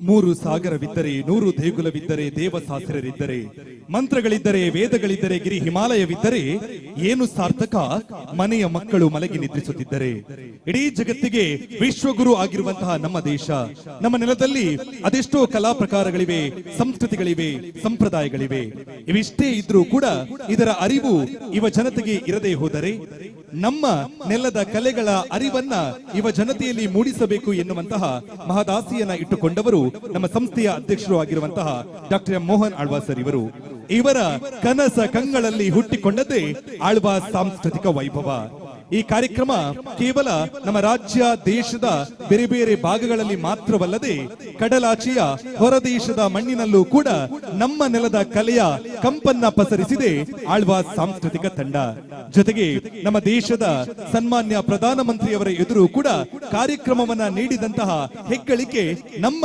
ಸಾಂಸ್ಕೃತಿಕ ತಂಡದ್ದು ಈ ದಿನ ಸುಂದರವಾದಂತಹ ಸಾಂಸ್ಕೃತಿಕ ಕಾರ್ಯಕ್ರಮಕ್ಕೆ ತಾವೆಲ್ಲರೂ ಕೂಡ ಸಾಕ್ಷಿ ಆಗ್ತಾ ಇದ್ದೀರಿ ಈ ಸಮಯದಲ್ಲಿ ನಿಮ್ಮ ಜೊತೆಗೆ ಇನ್ನೊಂದಷ್ಟು ವಿಚಾರಗಳನ್ನ ಹಂಚಿಕೊಳ್ಬೇಕು ಈ ವೇದಿಕೆಯ ಮೇಲೆ ಸಾಂಸ್ಕೃತಿಕ ಕಾರ್ಯಕ್ರಮವನ್ನ ನಡೆಸಿಕೊಡ್ತಾ ಇರುವಂತವರು ಇವ್ರು ಯಾರೂ ಕೂಡ ವೃತ್ತಿಪರ ಕಲಾವಿದರಲ್ಲ ವೃತ್ತಿಪರ ಕಲಾವಿದರ ರೀತಿಯಲ್ಲಿಯೇ ಪರಿಪೂರ್ಣತೆಯ ಪ್ರದರ್ಶನವನ್ನ ನೀಡ್ತಾ ಇರುವಂತವರು ಇವರೆಲ್ಲರೂ ಕೂಡ ಆಳ್ವಾಸ್ ವಿದ್ಯಾಸಂಸ್ಥೆಯ ವಿದ್ಯಾರ್ಥಿಗಳು ಎನ್ನುವಂಥದ್ದು ಒಂದು ಹೆಮ್ಮೆಯ ವಿಚಾರವಾದ್ರೆ ಇನ್ನೊಂದು ಈ ಕಲೆಗಳಿಗೆ ಬೇಕಾದಂತಹ ಎಲ್ಲ ರೀತಿಯ ಪೂರ್ವ ತಯಾರಿ ಅಂದ್ರೆ ಅದು ಮುಖದ ವರ್ಣಿಕೆ ಇರಬಹುದು ಕೇಶಾಲಂಕಾರ ಇರಬಹುದು ವಸ್ತ್ರ ವಿನ್ಯಾಸ ಇರಬಹುದು ಇವೆಲ್ಲವನ್ನೂ ಕೂಡ ಸ್ವತಃ ವಿದ್ಯಾರ್ಥಿಗಳೇ ಸಿದ್ಧಪಡಿಸಿಕೊಳ್ತಾರೆ ಎನ್ನುವಂಥದ್ದು ಮತ್ತೊಂದು ಹೆಮ್ಮೆಯ ವಿಚಾರ ಇಂತಹ ವಿದ್ಯಾರ್ಥಿಗಳು ಸಾದರಪಡಿಸುತ್ತಿರುವ ಕಾರ್ಯಕ್ರಮ ಇದು ಆಳ್ವಾಸ್ ಸಾಂಸ್ಕೃತಿಕ ವೈಭವ ಮುಂದುವರಿತಾ ಇದೆ ಸಾಂಸ್ಕೃತಿಕ ಪಯಣ ಸಾಗ್ತಾ ಇದೆ ಉತ್ತರ ಭಾರತದ ಕಡೆಗೆ ಉತ್ತರ ಭಾರತದ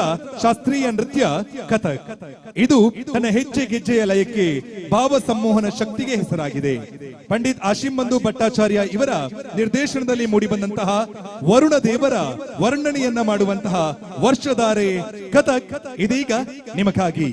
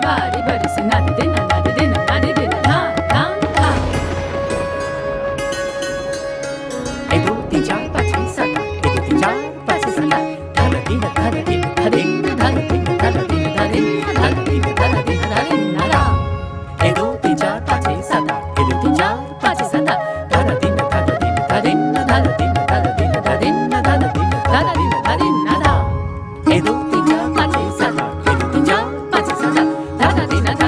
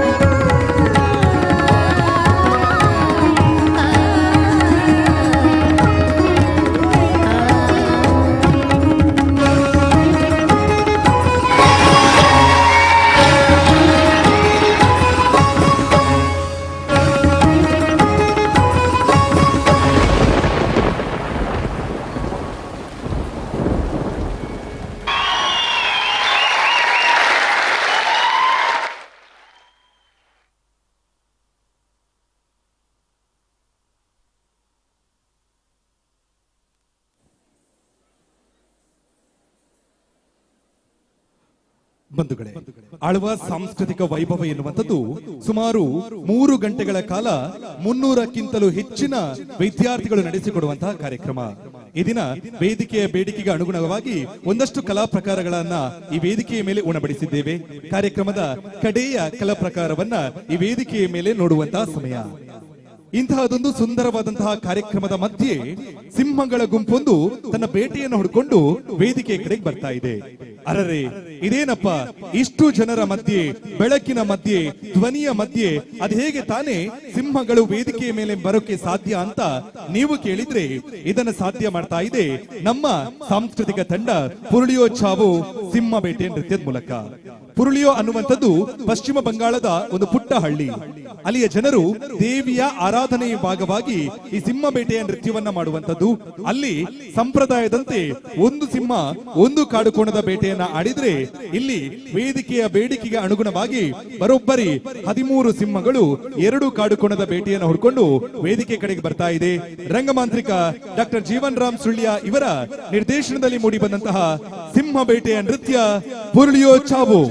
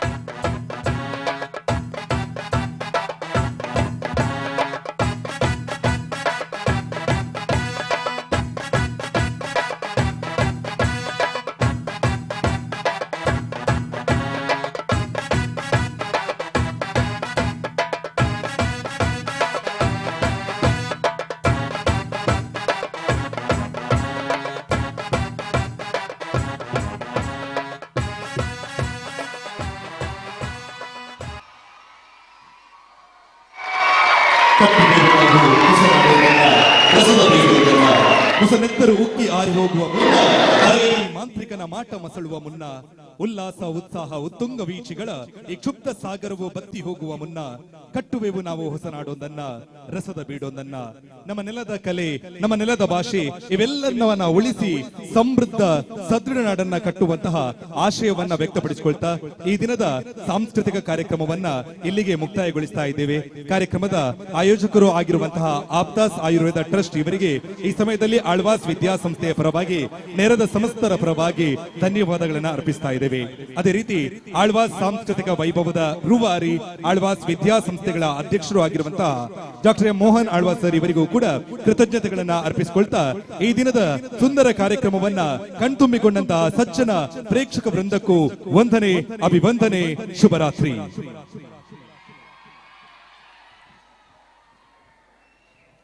How was the show?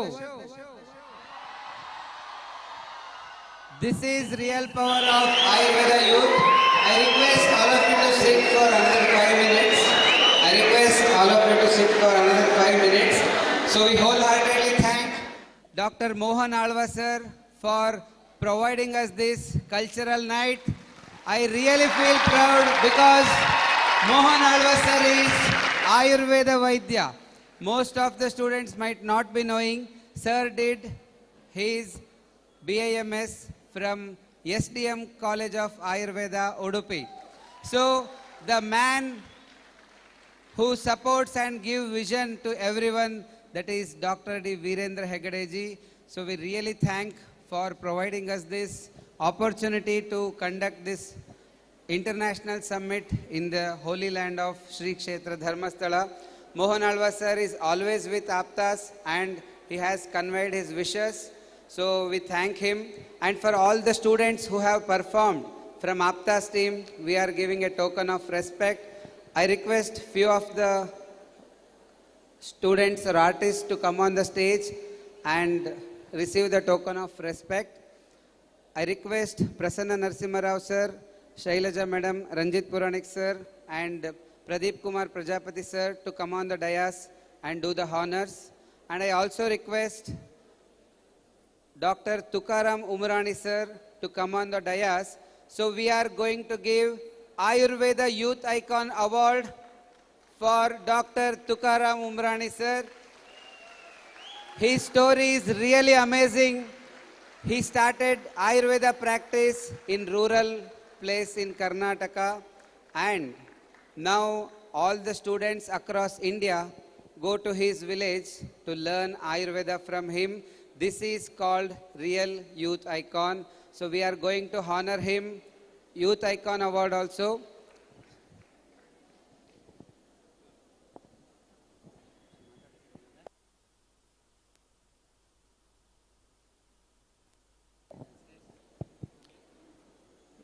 The show was absolutely spectacular, awesome in every way. And one cannot even imagine the choreographing or the designing or even the costumes that were made and the training. It's completely amazing. It's also a big physical feat of absolute fitness. Congratulations, sir. Congratulations. Oh my God.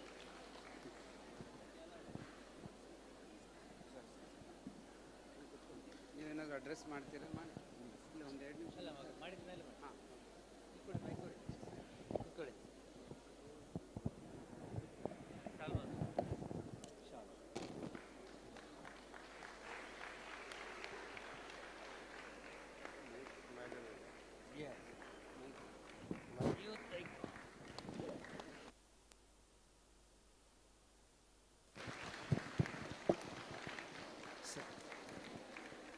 This award is named as Agnivesha Ayurveda Youth Icon Award. So I request all of you to give a standing ovation to Tukaram Umrani sir for the service he is doing in rural India for Karnataka.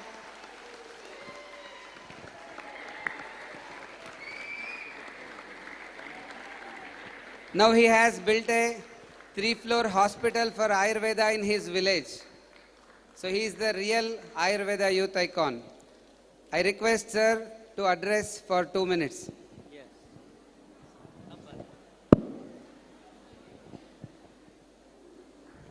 ಎಲ್ಲರಿಗೂ नमस्कार.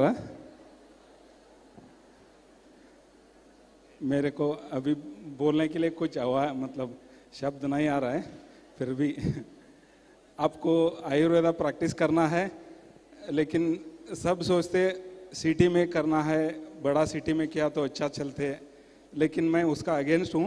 मैं छोटा गांव से start किया हूँ, क्योंकि छोटा गांव में जो प्रचार होते हैं ना, आप एक पेशेंट को ट्रीट किया तो क्या वो पूरा पूरा माहौल में जाके बताते, लेकिन वही सिटी में ट्रीट किया तो उनका घर बंद, दरवाज़ा बंद करके घर का अंदर बैठते। इतना ही डिफरेंस है। कोई भी प्रैक्टिस कर सकते। आपका गुरु का जो सीखा है ना, आपका गुरु का नमन करके। मेरा गुरु ये this award goes to actually Ravishankar Perwaje sir, Chandra Kumar Deshmukh sir, और बिलोड प्रिंसिपल सर, जो भी मेरे को सीखा है ना, उनके लिए मैं ये समर्पण करता हूँ। जो भी मैं उनसे सीखा हूँ, मैं जस्ट वही प्रैक्टिस कर रहा हूँ। इसमें कुछ मेरा कुछ नहीं है, मैं just as a copy cat. Thank you sir. मेरे को इस अवार्ड के लिए चुनने के लिए मेरे को बहुत आपदा तंत्र को मैं आभारी हूँ। Thank you sir. Now I request Alva's team to come on the dais to receive the token of honor.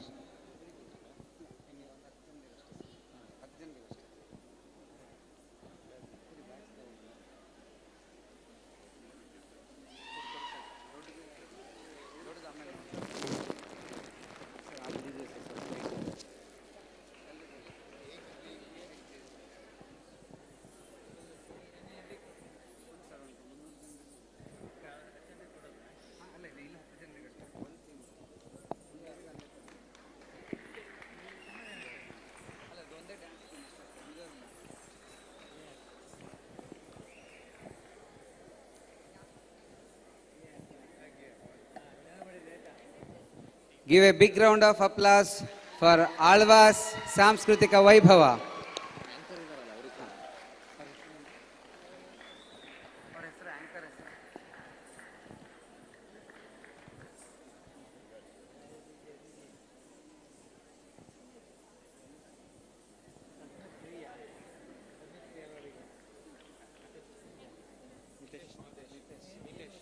I request anchor of Alva's Samskritika Vaibhava, Shri Nitesh, to come on the dais and receive token of honor from Apta's Ayurveda team.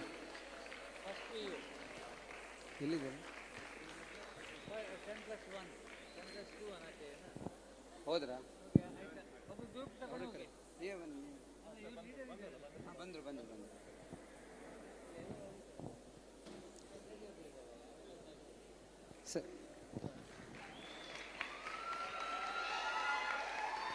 ದೊಡ್ಡದಲ್ಲ ಅದು.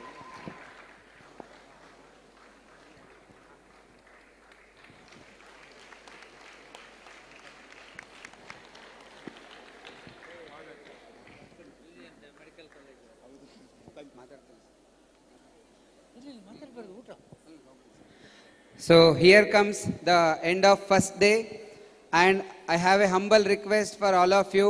We are going to create a history tomorrow by doing world record. Please follow the first sloka mentioned in Dinacharya, Brahmi Muhurte Uttishte, so that you can come here and help us for achieving this historical thing. And after this, definitely it will motivate more than 100 people to follow Ayurveda Dinacharya. So this is a humble request. Tomorrow we are arranging bus from Sahyadri Lodge to Amrita Varshini Sabha Bhavana, and I request volunteers from Rashmi Institute of Ayurveda who are sponsoring this world record attempt, that is Dr. Ravi Kumar sir has sponsored 1 lakh rupees for this world record. So we should not let it fail. So we will be arranging 1000 chairs. I will just give a brief note what will be there. So Shalakya experts will be there on the dais, and Dr. Ashwin Shastri sir will be guiding you. So we have selected Chandanadi Arka. Again it is diluted so that some students should not get irritation. They will be giving all the precautions. So first we will be starting with the Anjana, then followed by Nasya, and then followed by Karana Abhyanga. Actually in Shastras it is mentioned Karana Purana, but before doing Karana Purana we have to check the ears with otoscope, and so many things are involved. If there is perforation, then it might lead to complications. So we have just taken the motivation from Shirashravana Padeshu. So Shravana Abhyanga we are performing for ears, and Mukha Abhyanga representing the skin we are doing and in the end with Trifala Kashaya, we will be doing the Gandusha. So this protocol we are going to follow for the purpose of world record. So the number is very important. So it is covered in all the media. So please be part of this and let us take Ayurveda to everyone. So now the dinner is waiting for you. Thank you all. So once clap for yourself. Cultural incharge Naveen ಅಂತ. One more announcement. I request Shri Naveen sir, cultural in charge of this Alva's Samskritika Vaibhava, to come on the dais and receive the honors. Please give him a big round of applause because managing 300 students is not so easy.